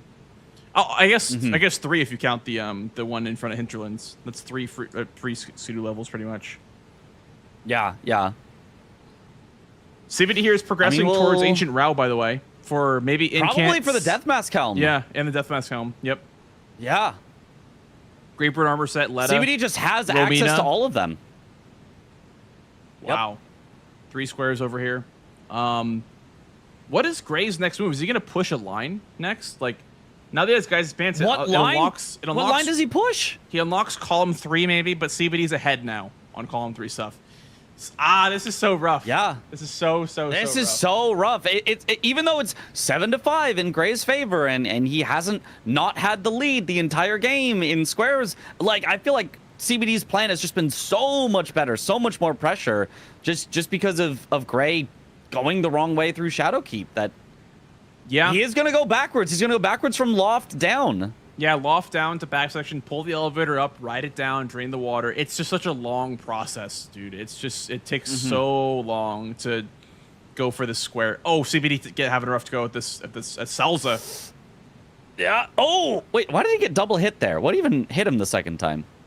The nice dash. hits though. Okay, gets the kill. The dash is like a weird hitbox. I don't know why. Huh. Yeah. Strange. It's very strange. Salza also gives an incant, so he can actually just go get an incant in Rao. Yeah. If he wants. Incant and Rao also sets up Romina. Yep. So that'll block column 3 as well, which I think is what CVD's eyeballing right now is column 3 block, because that's the next threat. Would be column 3, potentially column 4, potentially row 3. But for right now, he's just focusing on actually going to 3-path cross. Not going to finish incants just yet.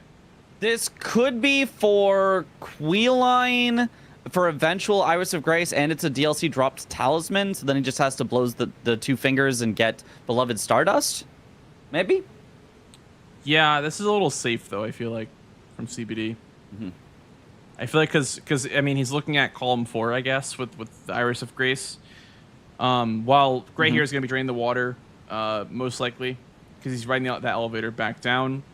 Yeah, I don't know. I'll have to ask him, like, maybe like what the thought process. Yeah, Gray was. at this point is in a good spot to at least block the Deathmask Helm. So that's at least okay. He can get rid of that potential threat there. And then it's just the diagonal. If he blocks the diagonal, which he has access to use the transformation, right? They both do. Yeah. Oh, gets killed though.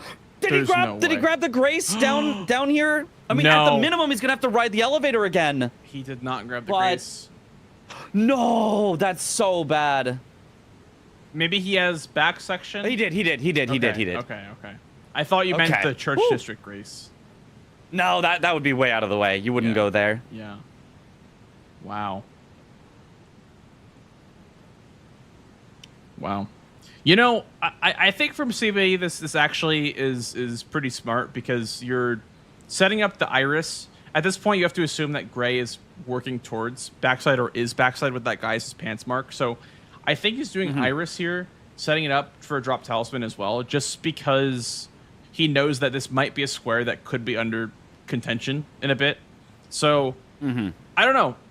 I couldn't tell you. I think incants being on the board still is a little bit crazy, considering they both have to go down. They both literally could go get it in 20... Well, CBD could get it in 20 seconds. Gray could get it in 40 seconds. Because Gray has to go get 2 incants, and CBD has to go get 1 incant. So it is wild that it is still on the board. Maybe CBD just wants to hide progress with it, but... I mean, it doesn't really tell you much if you get incants. They both go, oh, yeah, no, we've both been backside. We know that from the Tree Sentinel duo. We know that from Gaius's pants. And, oh, yeah, we both killed Hippo, and there's just 2 up north. So it feels like there's no progress to hide by not getting it. It just feels like a free square you could get. Gray probably is just scared of the line threat and needs to get it right now, whereas CBD, he's got more time. He could just take it if he wants. And yeah, this is Queeline for the drop talisman and the The Iris of Grace potential. Yeah. Yeah, I mean, I think this is good. I think this is maybe not like the play that I choose, but I think this still like makes a lot of sense for CBD. I would be a little afraid of honestly Romina if I was CBD, like because Gray could mark that at any second. Honestly, like yeah. At this point, Ancient Row is anyone's game because it sets up Gravebird, sets up Letta. It's a very, very good square, I feel like, to have right now. But we'll let CBD cook. We'll let him cook. It looks like this might be the last DLC DLC mask for Gray. For Gray, this will be his second. He has not gone to the one at Romina yet. Okay. He did get the one in front of Mesmer, but has not gone the Romina direction just yet. When he gets it, I wonder if he would continue in the Romina direction. That's what I'm thinking. Like yeah. when that gets marked, you have to know that Romina is under contention as well.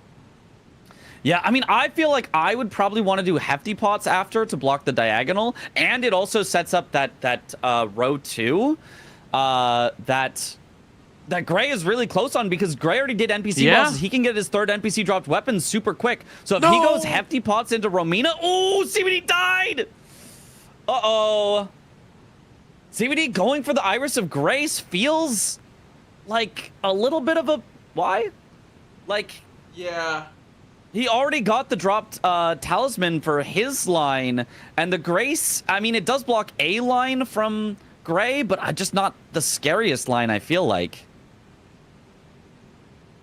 Okay, he's ported it out. Yeah, he's going towards Ymir, possibly for the drop talisman square. I think that'll be drop talismans. It is going to get blocked out here because Gray correctly guessed that he should go for the helms instead.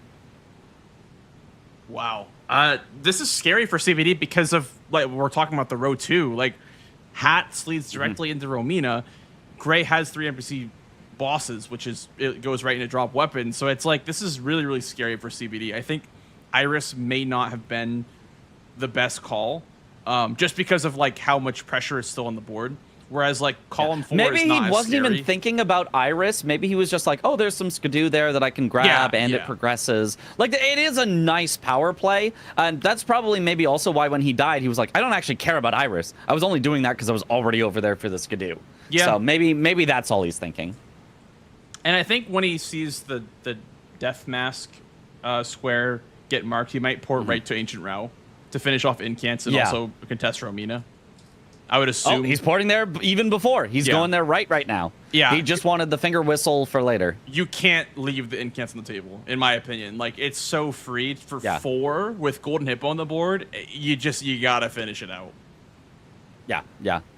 CBD is ahead on Hefty Pots if he goes for it, but most of the Hefty Pots are just pretty easy to get. Like, 5 there's is no awkward. like 5 is a little awkward, but you can obviously do the 2 in Bonnie, obviously. The one at the start, obviously. The one that both of them will have passed by in Shadowkeep that I hope they know of and picked up. And then for the 5th one, you can just do a quick little excursion into Bonnie Jail. Yep. Just grab it and then die. So it's really not that awkward for 5 as long as you have access to Shadowkeep.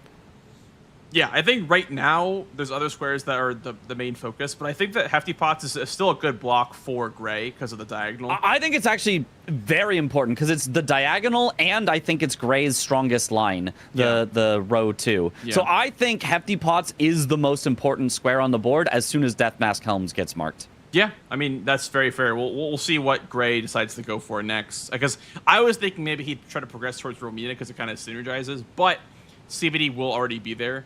Surprised that CBD's not grabbing the aspect of the Crucible incant, by the way. Which is like right to the right over here. But yeah, there's the mark from and Gray. now they both have 3 incants. So actually, the actual most important thing is incants because you can grab that in 5 seconds. But yes. Outside of incants, which should have already been grabbed at this point. Well, CBD has the one Grace? in by the Romina Grace. I don't know if you remember that one, but there's one literally like right next to like the Horned Warrior. Yeah. Okay, so he probably gets that first. You're right, because he's on the way already. But still a little risky. Did a little loop to get the Kukri, though. Oh, but Gray is Gray going to go for it? Oh, Gravesite this, Plain. no, he's not heading for it. He's not heading for it. This is Hefty Loger? Pots, I think. Or Loger. It's Hefty Pots. He's headed Okay. he's headed in the direction of the Hefty Pots. Mhm, All right. Could have been Loger. Loger. He could be both. He could grab the Pots then head to Loger, but Yeah.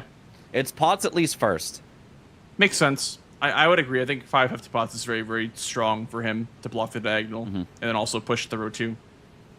But CVD will be picking up Incants as well as Romina, most likely, pretty soon. There's the pot as well from Gray, so that'll be 1 out of 5 for him. I don't think he's done the ones in Bonnie.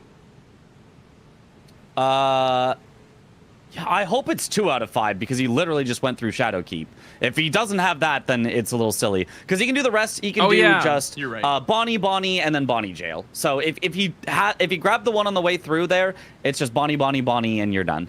Yeah, the awkward part is the money. Like you need like a twig if you want to keep your money. But I think he'll let it go. I don't think I think he'll level before going in. He'll just grab the Grace in Bonnie Village, spend his runes to level, and then just say, "Oh, I can die. It's fine." Yeah.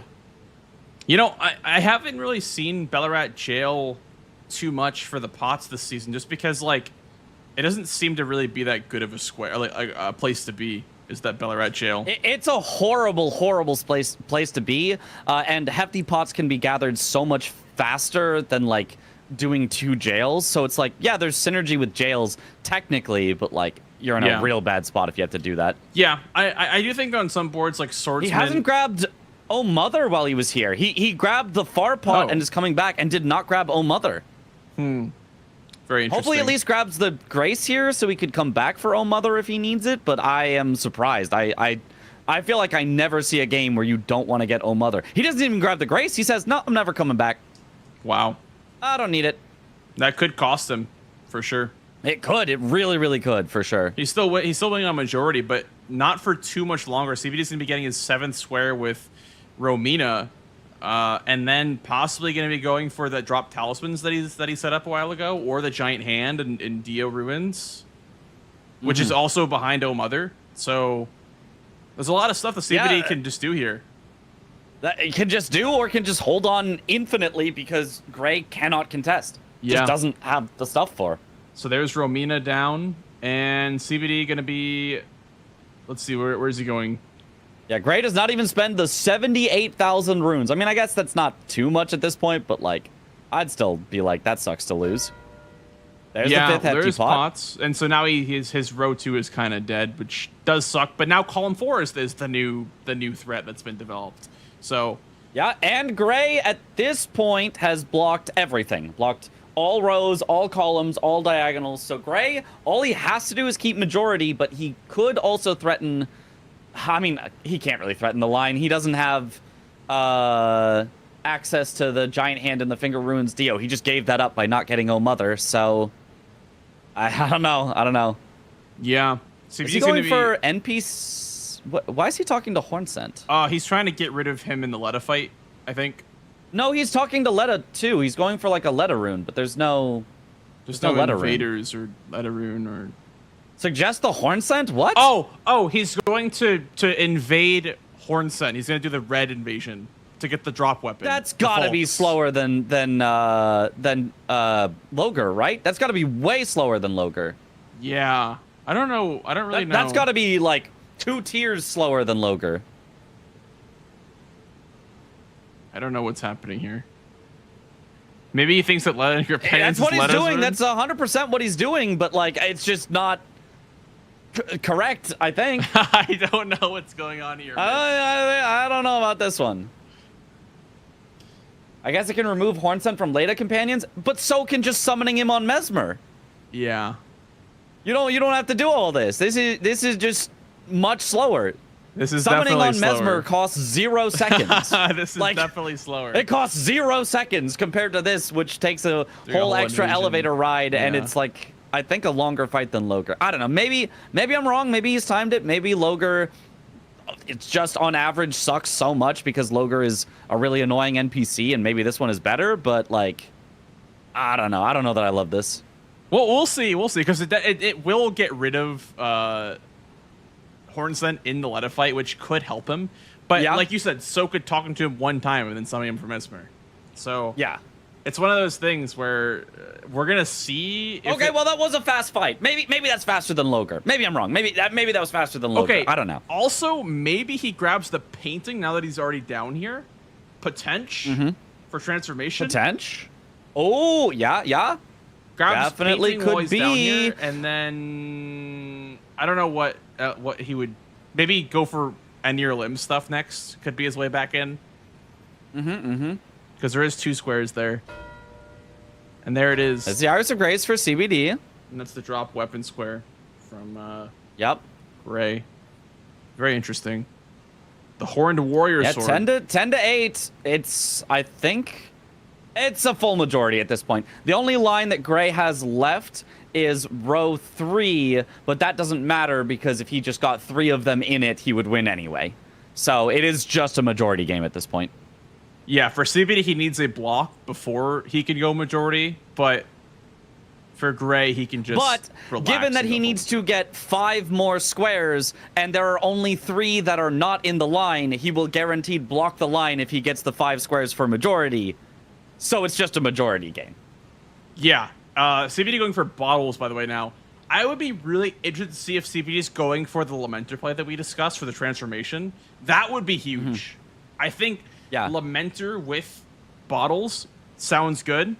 Also, I mean, he needs one of these squares in the row 3. Yeah, Gray went back for Oh Mother here, so a little bit of inefficiency, but honestly, I mean, doing the skip again doesn't take that long, so he does get it now, so this is fine. He's in Hinterlands, but he also has to still run to Ymir for drop talismans. I assume he's just going to go for the giant hand and just get out of here. Oh, maybe, yeah. I guess so, because he would only need 2 more squares to win, so it'd be Dancing Lion +1. Yeah. Maybe Leda at that point. Maybe just like, okay, well, I'll go for the most horrible one that neither of us wants to do. And now he does know that CBD is ahead on Romina, though. There's the bottle, the second bottle for CBD. Yep. He's marked 3 bottles, so that should be 3 of them. So he checked the first one in front of Ensis. He bought the one from Tielier. Bought the one from Tielier. And then this one by Lightning Ram. Yeah. CBD so now going back to Gravesite Plane, by the way. Buying more greases. Buying more greases. Some frost grease. Not bad. Yep. Maybe he's looking at Letta. Maybe he's like, that's my block for row 3. That would be my guess, at least. I mean, do whatever's fast. I think Letta is not... I don't think Letta is the player for CBD. I mean, unless you're down to it and you're like, I bet this is where Gray is going to head as his last square. Lamenter I don't think for Gray CBD. should do it before his last. Lamenter. I think it makes sense. With the bottles, with the transformation. Oh, man. Oh, man. And it looks like Gray is going for the giant hand, like you said. And he could potentially steal away drop talismans if he goes to Ymir. And then it would just be 1 more square to go for the win. Why is neither player going for Dancing Lion, I wonder? It's so free for both It's just kind of out of the way. Yeah. I think they will go for it when it becomes like the time. Gray is having trouble navigating to the hand. Yeah, this is not the way. You want to go more around, more down a bit more before you go to it. Yeah, Tielier's bottle is deadly poison, guys. That's his bottle. Yep. Everything else is randomized. That's the only one that's not randomized. I wonder why it's not randomized. It seems weird that it's not randomized. I think because if you want to randomize a shop, like, everything is going to be randomized. I think. I'm not sure, though. Oh, I guess that could make sense. But in base game, there are merchants that do sell weapon checks, so I don't know. Yeah, and only the weapon checks are randomized. So I don't know. I couldn't tell you. Okay, I wonder if he's close to finding the giant hand. Okay, there we go. So 4 bottles for sure, like, telegraphs to Gray that it's Lamenter, right? Because, like, the only other bottle is in Frenzyland, which is not... Is in, Midra's Manse, which you are not doing. That would never, ever happen. Like, it's not in the Manse. It's in a church past Mattingham. Oh, sorry. Yeah, the church. Yeah. But it's still, like, you'd never do that on this board. So that tells Gray Lamenter is CBD's transformation. So he can actually use information on this to progress other Ooh, things. nice so CBD is stagger. stuck here. Yeah. He's got to be careful though. This hand does hit very hard. And he doesn't have his ritual shield up right now because he's not healed to full. No, Jory's not. Okay, now he does. Now he does. Yeah, oh, falls on top of it and gets hit for it. That's an Very Elden funny. moment through and through. Yep. Okay, heal. No heal? He blocks it. Oh, one more hit. Okay, never mind. He got it. By the way, blocking is a scam. I died to Metter by blocking, even though I saw Tom do it. And it didn't work for me. I got double hit. I commented. I saw that. I was like, this is stupid. Why did Tom live and Blanks die? It made no sense because he did the exact same thing. Maybe I was moving. I think it was because I was moving. I don't know. I don't know. Tom like backed up slightly before she came down. Maybe that's it, because then she goes more through you rather than on top of you. Yeah. I don't know. I'm never blocking. I'm never ever blocking doing that because I do not want to. Yeah, that was silly. It looks like, by the way, Gray is progressing towards the ceiling tree, just for maybe Letta / Gravebird, because if he wins one of those squares, it is potentially just GG. And CBD left Lamenter's jail. Ooh, CBD heading to Dancing Lion, it looks like. This is, I mean, I don't hate this from CBD at all. I don't hate saying, hey, look, I have access to transformation, but I'm not doing it now. Because he knows that this is probably going to mean that Gray is not going to contest on it. But unfortunately for him, CBD guessing wrong and going for Dancing Lion when Gray is heading not for Dancing Lion. So as long as Gray gets the advantage here on Enir Ilum, he just wins. This is also very scary for Gray, though, because if CBD was heading here, and he's already got Romina, if CBD was heading here and sniped him on it, all of a sudden it goes from, oh, I've got a 2-square lead to I have a 0-square lead. So this is a big gamble, but it looks like it might pay off. It's a big gamble for both players, because if you're CBD, you're like, okay, Gray wants to rush 12 squares. Like, the current meta is to simply just rush 12 squares so you can work on every single other square. So CBD's like, oh, the best square is just Lion, because he's just going to do Lion, then progress every other square, because that just makes the most sense. But Gray going, no, I'm going to go for the play that you are going to do, probably. And so I'm going to mind game you by not doing the play that I'm going to do, instead of doing the play that you're going to do, but you're not actually doing. So it's a double, triple mind game. Yeah. Where the roles... Well, clearly I cannot choose the cup of that is placed in front of you. Yeah, exactly. The classic roles are literally reverse of what they should be doing, if that makes sense. CBD should be going towards Ceiling Tree, and Gray should be going towards Dancing Lion, but it's the opposite. Yeah. Because of Bingus, that's why. Bingus, yep. It's all mind games. It's all, as soon as a meta develops, all you got to do is go against that meta, and you've got an advantage. But then, because of that, everyone goes, oh, I'll go against the meta. And then the meta becomes going against the meta. Exactly. It's always changing. Because something becomes strong, and the counter to that thing becomes strong, and the counter of that thing becomes strong, and it's always just shifting and evolving. It's crazy. It truly is. I just love the development of all things competitive. Like, just how different things look if you look at 2 seasons ago versus now. Yep. I mean, don't go back to season 1, but like it is genuinely not even looks like we're playing the same game from then. Yeah. This game is much more optimized, I would say, as far as bingo goes. But CBD here on the Dancing Lion. Now, so great fight so far. He's still ahead if he goes back immediately to Enir Ilum. Yeah, because Gray needs to kill Romina, and there is Dancing Lion from CBD. Gray needs and he might have a sense of it because he's like, wait, Gray hasn't marked anything in a while. Right. So he has to go towards Mesmer now, and he's ahead because he already has Romina dead.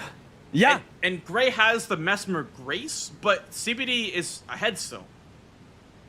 Yeah, he is absolutely still ahead. I think CBD brings this one back because if they both race on this, CBD wins, gets 2 squares. Now CBD has 12 to 11, and has better access, I think, to drop talismans.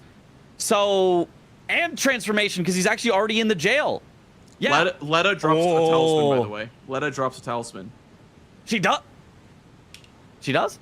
Oh, maybe not. Oh, yeah. Maybe that's like an invasion or something. I know she drops her greatsword, but yeah, I don't know. We'll see. There's like the lacerating retaliatory cross. I don't know where you get that one from. Yeah, that's one of the yeah. drop talismans. Yeah, I know Letta, has like 2 talismans, but I don't know if they're dropped. It's not from the Letta fight, I don't think, unfortunately. That would have been really cool synergy. Yeah. Letta talismans are from killing Hornson in Ansbach with her, apparently. Ah, okay. So does Gray have one then? Oh, you have to go talk to her. I see. So I guess if Gray talked to her, he would have gotten a drop talisman. So honestly, that's a bit of a synergy play on this board. Yeah.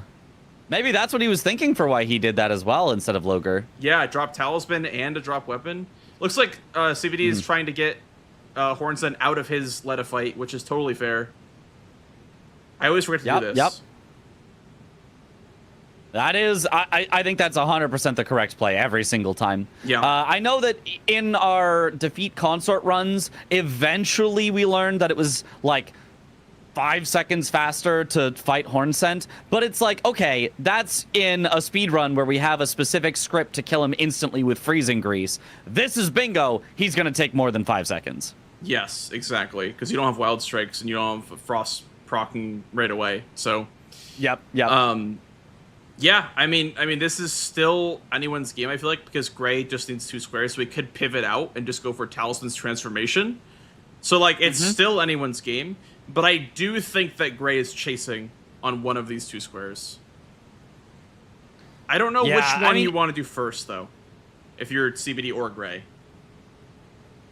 I would think I would probably grab the Gravebird armor first, but I would grab the Grace by Letta first, regardless of which one you're doing. Then I'd probably go back for the armor set, start gathering the pieces, and then if I lose the armor set, it's like, okay, that's fine. I can still fight you on Letta because I've got the Grace right there. Yes, that makes sense. If you don't summon Hornson from Mesmer, you have to fight him. Yes, so that's why both players talk to Hornson, so they can get the summon sign in the Letta in the Mesmer fight. CBD has Mesmer dead, by the way. As Gray is just going there now, I think a little bit of weapon diff here. Honestly, Starfist to the curved greatsword, we can definitely see a bit of a weapon diff. Definitely some weapon diff. Oh yeah, you have to talk to Hornson here. I honestly would have forgotten this part too. You have to talk to Hornson. You have to do afterwards. that. Yep. Gray does not, because I think Hornsent is just dead from Leda. Yeah. Oh, true. Yeah. That's right, because he did the invasion, so Hornsent's just gone.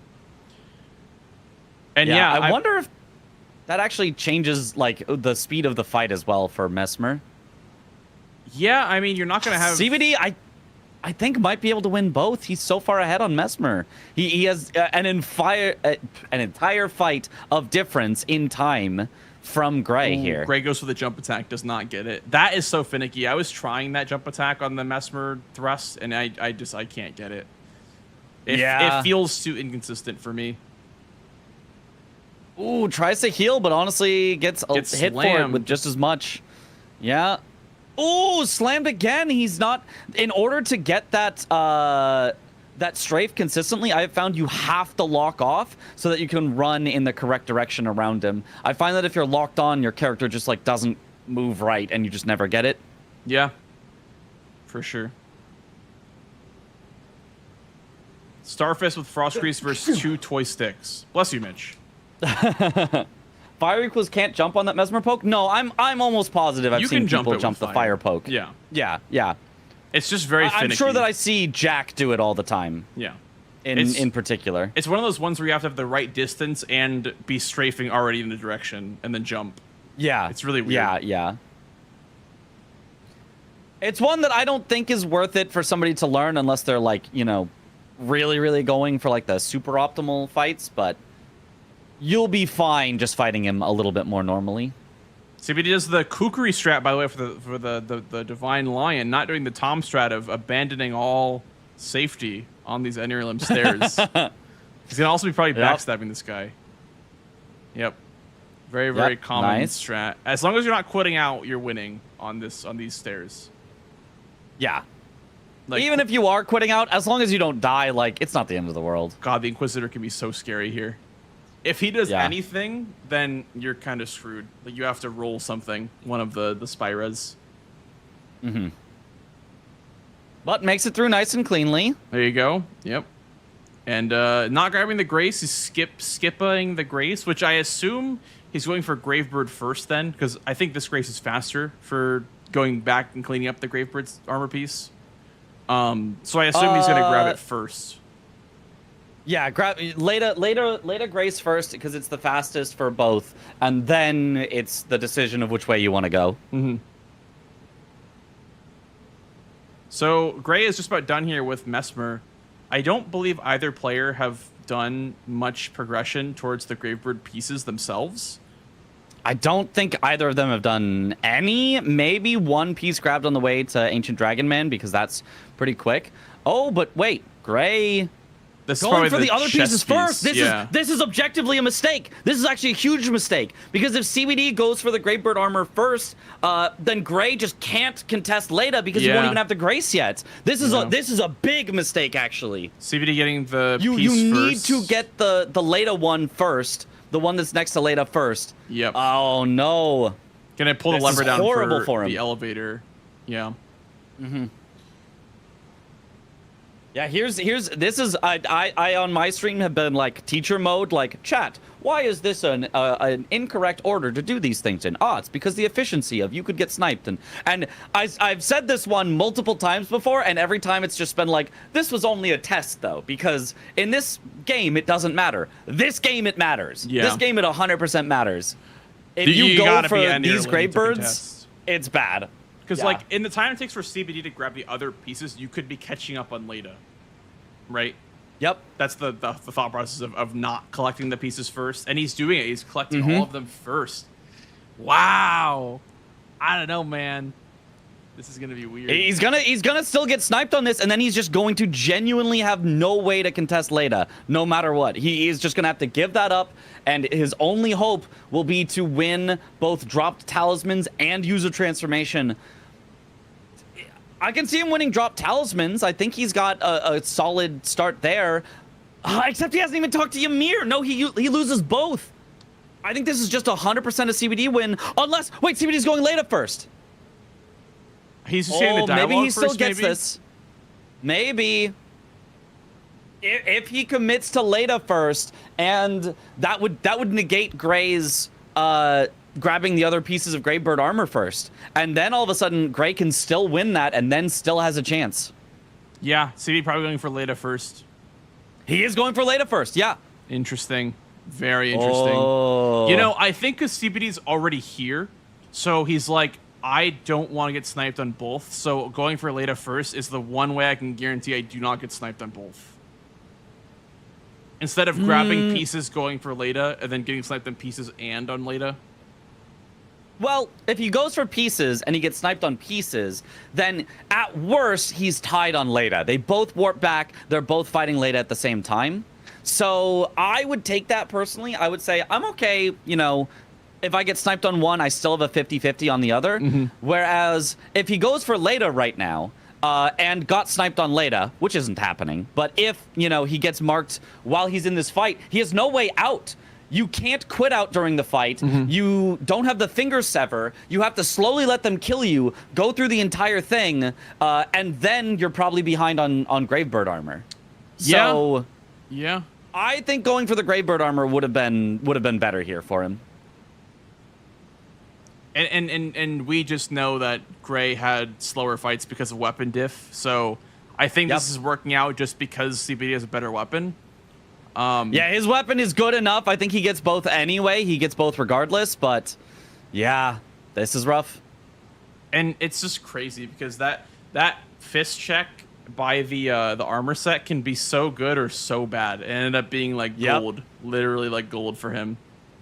Yeah, genuinely, I think without Starfist being so much better of a weapon, like Gray did play really, really well throughout the game and just lost so much time on all the fights. Yeah, there's Leda, and CBD is going to be probably finishing CBD out. still has to go for the Gravebird, which is several pieces. Gray maybe still can get the Gravebird armor first. If he has a good fast Enir Ilum, I think he gets this first. Because CBD only has one piece of the Gravebird armor set so far, so he's got a lot of going back he needs to do. Oh, he's trapped? You get trapped after Leda? Trapped after teleporting here from Burn the Sealing Tree, so you have to rest once. Oh, and he never sat. Yeah. Oh, I thought he would have sat to do Skidoo upgrades before Leda fight, but no, he just didn't. Okay. Yeah. So... Yeah, and the thing with CBD is that he has prio on both transformation and talisman. So this is gonna be rough for Gray once one of these squares gets he might even just be giving up Gravebird and going for talismans. He's actually just going for drop talismans. Yeah. I think this is a high percentage play from CBD. Yeah. Is that you're just gonna get priority on the last square that you don't have priority on. Mm-hmm. Yeah, this definitely... This makes sense. CBD should be able to win this because of the transformation priority that he held earlier. Now, he could have also done transformation earlier and maybe still, also had a good shot at it, but I don't see how Gray can get a transformation before CBD can after CBD marks talismans. Yeah, because I mean, I don't know if Gray has the painting, because after he did Leda Invasion, he may have grabbed the painting. I don't exactly remember, but that's the only chance of beating him to transformation is that if he gets Gravebird and then rushes transformation. Because I assume that'll be CBD's 13 square after drop talismans will just be the transformation. Yeah, maybe he will be able to. Maybe... Is he pivoting? He saw that CBD hasn't marked Gravebird yet. He says, wait, CBD pivoted. I need to grab something else. Wait, this is actually so smart and interesting by both of them. They both just kind of know they need something else. What's he going for? This is not a transformation. What? Where is he going? Oh, what drop talisman he's is... going for Ymir for drop talisman, I think, because I don't think he has Ymir yet. Oh, because he never grabbed any Grace back here. He didn't grab any of the ones at Bonnie Village. Oh, yeah, my remember goodness. like 40 minutes ago I said this might cost him? Yeah. Yeah, I said this is going to cost him? Yep, it's going to cost him.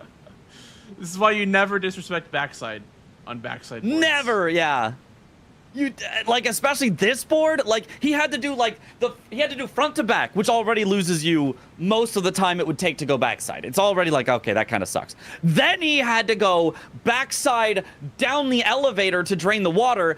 That already put him already way behind. Then he had to go to Bonnie Village to get the pots, which lost him even more time. And now he has to go to Ymir, so he has effectively done the entire route twice, once forward and once reverse. Oh, man. Is there a world where backtracking from the elevator from Church District back to Ymir is faster than going from Worth Ruins? There's no way. There's no way. There's no way. Oh, this was just such a bad efficiency play. Like, I mean, he obviously he was rushing stuff, and we're the only people that know for sure that he didn't have to rush. He didn't know he had to rush. He thought he had to rush. Right. But like that rush lost him so much time, just infinite time loss. Yeah, and he doesn't know it, but he's going to lose drop talismans here in a minute because CBD got one from Queeline, one from blowing the finger, another finger, and then Beloved Stardust will be given from Count Ymir. So that'll be it. That'll be transformation. That'll be it. Probably Lamenter for CBD as his last square. Because he's already in the jail. He already has both keys from the bottles. So. Yep. That'll do it. That'll definitely do it. I wonder if CBD would go. So what if Gray, upon seeing. No, I don't know. I don't know that I can come up with a solution anymore for where Gray can win. I think CBD just has this. Yeah, I mean, if you're Gray and you see drop talismans, you probably. It's such a coin toss because CBD has two pieces of the Grave. Even if you go transformation, you're just too far behind. Like CBD just gets to go kill Lamenter, and that's it. That's GG. That's RIP. Because you have to go all the way up to Senesax, like past Senesax, to get the other transformation. So. Yeah. Ah, man, we'll see. I mean, maybe he's got a rabbit in his hat or something. He's got something up his sleeve, but this looks to be GG's. Mm-hmm. There's drop talisman. There's the drop talisman. Yep. And now all CBD has to do is go. He's not going for transformation. He's going for Gravebird armor. Oh, and Gray's going back to Gravebird armor. Doesn't Gray So- only need his one piece? He only needs the one piece. He's just yeah. I think He's CBD Luffy needs to out grab here. the one and yeah, the one piece. You know, both players. I think CBD needs the 2-piece chicken nugget to get the square here. I think he might need a 3-piece. Yeah, this might be a snipe. This honestly might be a snipe. This could be. This could be. I don't know why CBD went back to Graveyard Armor though. Yeah. You have to assume maybe that he it's doesn't. Maybe he contested. thinks, oh, Gray probably went for transformation Maybe because he left it didn't on the mark table. Gravebird. Yeah. Yeah. So you know, it kind of makes sense. It kind of makes sense. But even with this snipe from Gray, which will make it hype 12-12, like CBD is so far ahead on transformation. Oh, he's doing the lion fall strat. Kind of funny. A little slower, but kind of funny. I think if you're CBD, it actually kind of makes sense because you have Lamentor Jail Grace. So like even if you lose Graveyard Armor, you're already ahead on transformation. Like no matter what transformation Gray goes for, like you're ahead. Yeah. There's the Gravebird Armor for Gray, 12-12, but he just goes to Lamentor Jail. He just goes Lamentor Jail, whereas Gray is probably going to go painting. I mean, there's always a possibility for an incident from CBD, but like with his damage, it's not happening. It's not happening. Does Gray have the painting is the question. I don't think he does because he's going to the first floor. No, he doesn't. He's heading back to Storehouse, yeah. He did not grab it after he did the NPC weapons. If he had the painting already, maybe there's some outside chance. If CBD had an incident on Lamentor, there's a possibility. There's a possibility. There's always a possibility with a Lamentor incident. It's just Lamentor incidents happen at low damage. Lamentor incidents never happen at high damage. Although and CBD is CBD's wearing damage no is armor. High. But yeah, you know, He could maybe. get ganged up on by a bunch of Lamentors. I'm just saying. Listen, never have I ever seen a Lamentor incident in my entire life. Okay, In my entire life, it would never happen. No, but now we're like reverse caster cursing where it's not gonna caster curse. Yeah. So we have to like. Oh, Gray rolled a little too far. Has to quit out. He was gonna fall into the water there. How do we caster curse this for CBD? I don't know that we can. Okay. I think it is Jover. All right. Can we get some 07s then in chat for Graven? Just in memoriam for a great In game memoriam, played. yep. Yeah, a great hour and a half played for Gray. It looks to be. Yeah. I mean, this was quite the match by both of them. This was really strongly played. And that's Bingus. You know, someone's got to win at the end of the day. So. Yep. Yeah, keep them coming, guys. Keep them coming. CBD has never died to Lamentor ever in his entire life playing Elden Ring. So. Not once. Yeah, it's just really unfortunate that he just never dies to Lamentor. Yeah. It just happens, you know. It's too good. Yeah. We'll Not a chance. That damage is so wild. That is really good damage, and the endure as well is really nice too. Yeah, it helps. Oh wait, he's getting a wait. Oh. Wait. Oh my god. Oh, but he gets the hit. Oh my! If he missed that, I actually think he was dead in like 2 seconds. That was genuinely so close to bad because he didn't kill a single one of the little Lamentors. So he genuinely could have gotten one shot. Oh, there's a second chance though. Lamentor is going to do his little clone thing again, so he has one more chance. Oh, to but kill the clone CBD. just died, so he's actually fine. One of the clones just died for no reason at the start, so he can't even die here. Oh, he's getting bullied now. But maybe. But what if it happened? He has to back off now to heal. Yeah. He didn't kill a single one. He just got lucky that the one died on its own. Otherwise, CBD was dead. Oh, no. He genuinely just got saved by RNG. Oh, he almost got locked out of it too. He almost got locked out of the square. Wait.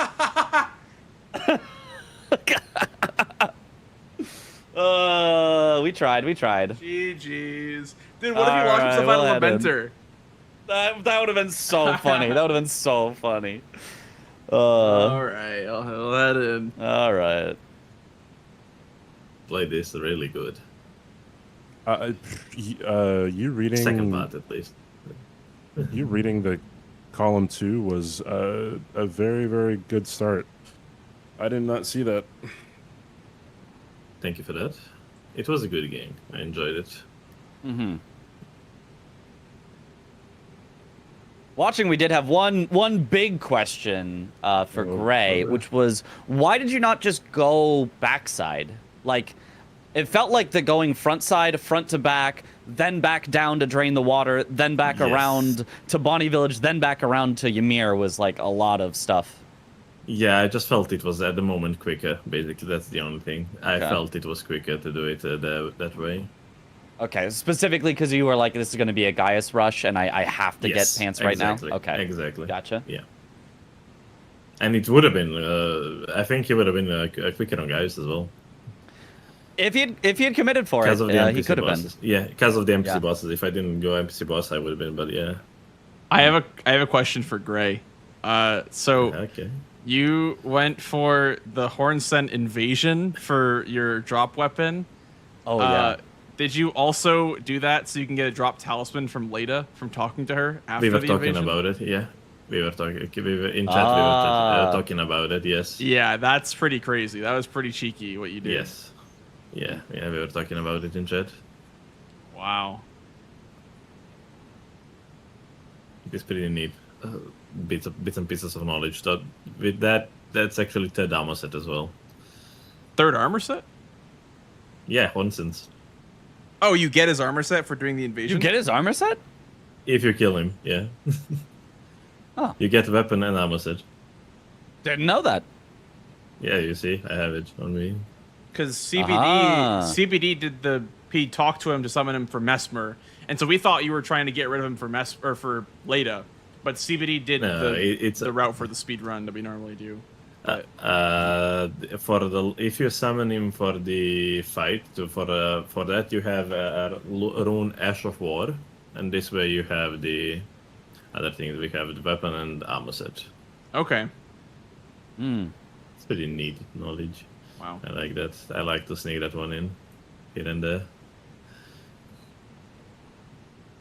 But yeah, this was a good game altogether. Yeah.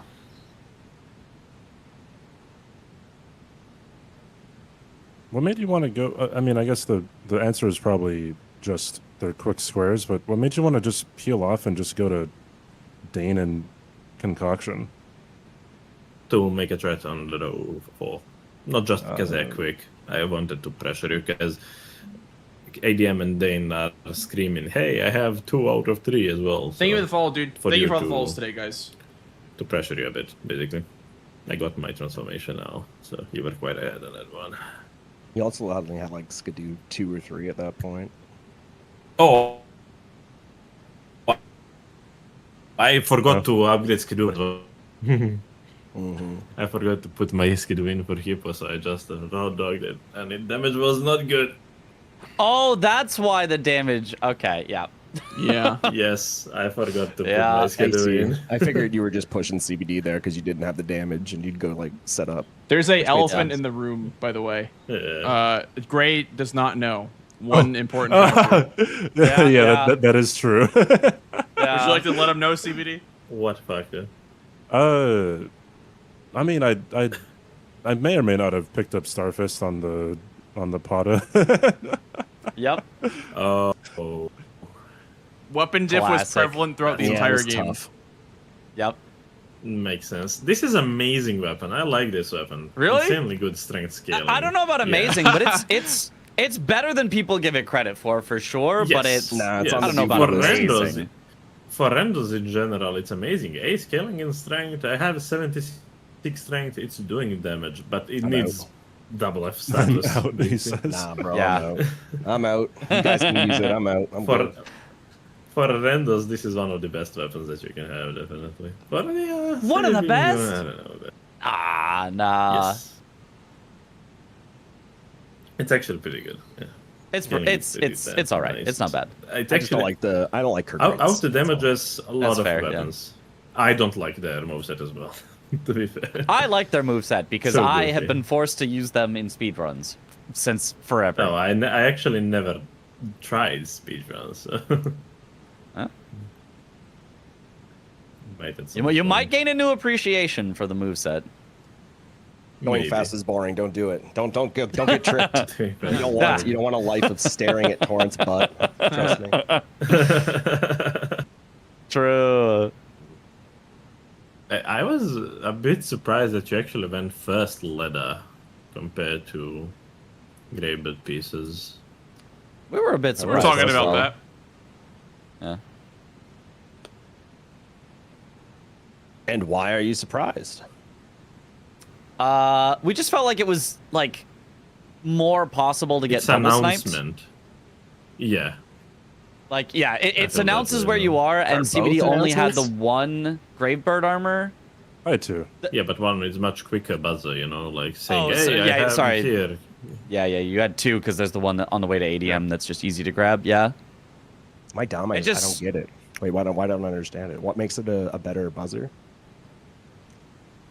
It's quicker. So, yeah, it's quicker, so it takes less time for you to finish it off, and it's easier for your opponent, since it is quicker, to take it away from you quicker while you're in the middle of the Leda fight. If whereas, he split progress Yeah. between pieces. yeah. I suppose. Yeah, I guess. How close was it? Leda? No. I had. I already had finished Grace Leda for- as he was entering Enir Illim, but he had already collected all the other Gravebird armor pieces first, so he just had to make his way through Enir Illim to get it.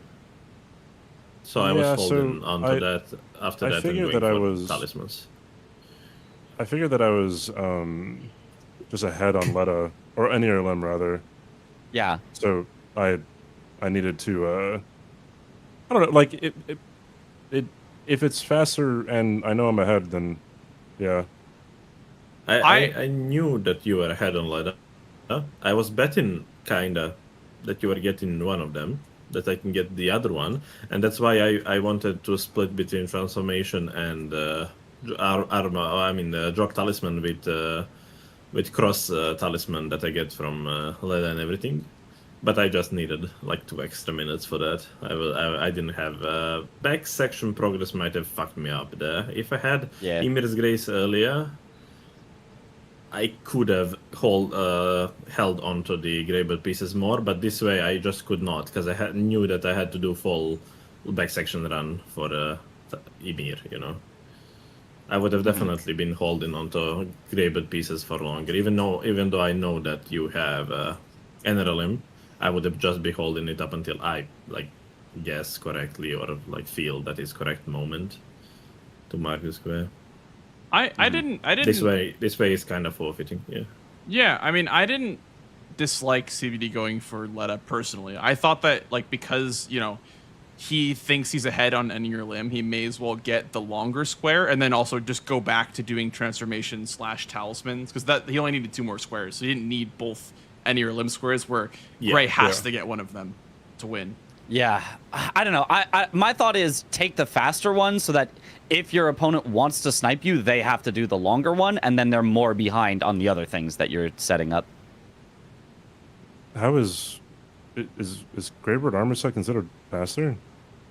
Than Leda? If you like progress the square throughout the game. Yeah, there weren't a lot of progression. Like there wasn't a whole lot. Like there wasn't Temple Town. There wasn't really a reason to go towards the pieces. So that's why I think CBD wanted to do Leda first. In this particular case, I agree with you, Link. But overall, that would be much quicker if you progressed there. But in this one, there was generally nothing in the ways. Yeah, because CBD was in Enir Limb like very, very like far ahead, so he could have done Greybird pieces if there was a reason to grab them earlier in the game. Yes, but there wasn't really a whole reason to grab them. Understandably. Yeah. I was at some point I was sad that you got incants. I had 3 incants on me. I was counting on that one. I was about to go for it when you marked it. I needed only 1, and I would picked up 1 on the way towards Rao base. Yeah, I had 3 incants. I just went for an incant because, well, I would have gotten it earlier, but I didn't want you to know that I had Rao access. Rao access. Yeah. I did it without the raw access mine can, so. Yes, but you would have, discerned that, Yes, I it's was most in likely row. Hippo and Rao, yeah. Yeah, my Nicans were Hippo, the one in Loft, and Salza. So I could have went the one in Loft as well, the Right Form of Art. I could have went the one in Rao Base, the one in Mort Ruins. I wanted to go there as my next thing, but you marked it and was a bit sage there. That was a good square.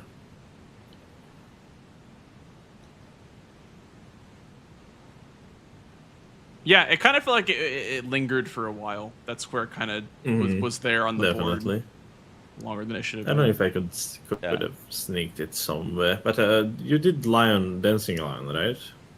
Regular. Yes. I was thinking of doing that blade. Oh no! Didn't you kind of had access near Bellerod anyway for concoction? If that blade, it's much quicker. Access to it, depending on your fight, but access to it is much quicker. Or what about you do the Enir Illim skip down to the dancing? I was thinking about that too. What It's is not it? allowed. Is it allowed? You Stake- just have to not stake. You just have to not die. Yeah, Just don't. you just have to live, and then it's allowed. Make me a way to live, and it's okay. Yeah. Well, just do it right. What do you mean? Just do it right, yeah. Stake do it skip, right, definitely. Yeah, I was talking about that in chat as well with somebody. That would have been a cool thing to do. Mm-hmm. Very niche skip for sure. Oh yeah, it's good for endos actually. For DLC endos, to be fair. Mm-hmm. You can just leave the lion hanging there. Just don't die. That advice, just don't die, translates to a lot of things I'm learning. I mean, you can always like go for the skip and then have the quit out pulled up, and then if you don't land, just quit out, and then try again. I don't know how that fall Torrent, you killed could you, have CB. cheated that one. What did you say, Blanks? I don't know how that fall killed you. He landed on like that one part of the triangle, like where it's like indented into the rock, and it like he fell a little too far. I think it was just a very precise fall. That's silly. My death when I was going to drain was triggering as fuck. Yeah. I was that one beyond sucked. pissed there. Mm-hmm. Yeah, the bats just swarmed as the guy threw fire. Yeah, it was sage. Well, what a game. What a game. All right, fellas. Well, I'm going to go hit it. It's like 5 o'clock in the morning. So thanks for playing, guys. Yep. Thanks for providing entertainment Bye, and letting me see your content. Ta-ta. Bye-bye now. Bye-bye, Blanks. Bye-bye. Alrighty, we are wrapped up just about with Bingus. Yeah, that's really about it. Thanks, guys, for hanging out. Thank you for all the subs today. Dude, we might just make Partner Plus. Let me do my the command again. Where is that? Bingo redone. Dude, we're freaking chugging along with Plus. You guys are doing a fantastic job. Thank you. Thank you for the follows today as well, guys. Thank you all so much. So I'm going for the Plus program, which means that I will earn a higher revenue share on subs if I can hit 300 3 months in a row. Waiting for Bingo. I love this little guy down here. Thanks for today. Of course, guys. Of course. Yeah. Work soon. Yeah. Sounds good, Tater. Have a good one. Goodbye. Bye-bye now. For the rest of you guys, we're going to find someone to raid out to. Good commentary. Thanks. I appreciate that. All right. Well, let's go find someone to raid. Who's playing games? And thank you all for all the raids today, guys, as well. That was very, very cool. Today was Raid Blanks Day. It was very, very fun. Buh.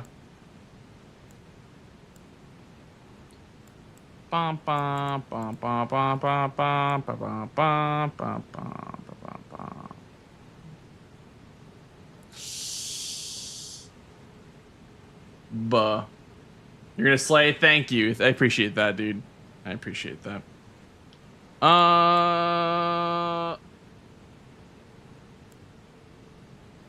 Who do I even send you guys over to? I don't know. is Mitch gonna keep streaming? I don't know what Mitch is doing, but we'll just go say hi to Mitch, I guess, because he let me hop on commentary with him for a while. So let's go say hi to Mitris. Our guy Mitch, our best pal, our best commentary duo, Mitch Riz. Thanks for watching, guys. Good night. See you all probably tomorrow. It's hot as hell in my room. I gotta freaking get off stream. Good night, fellas.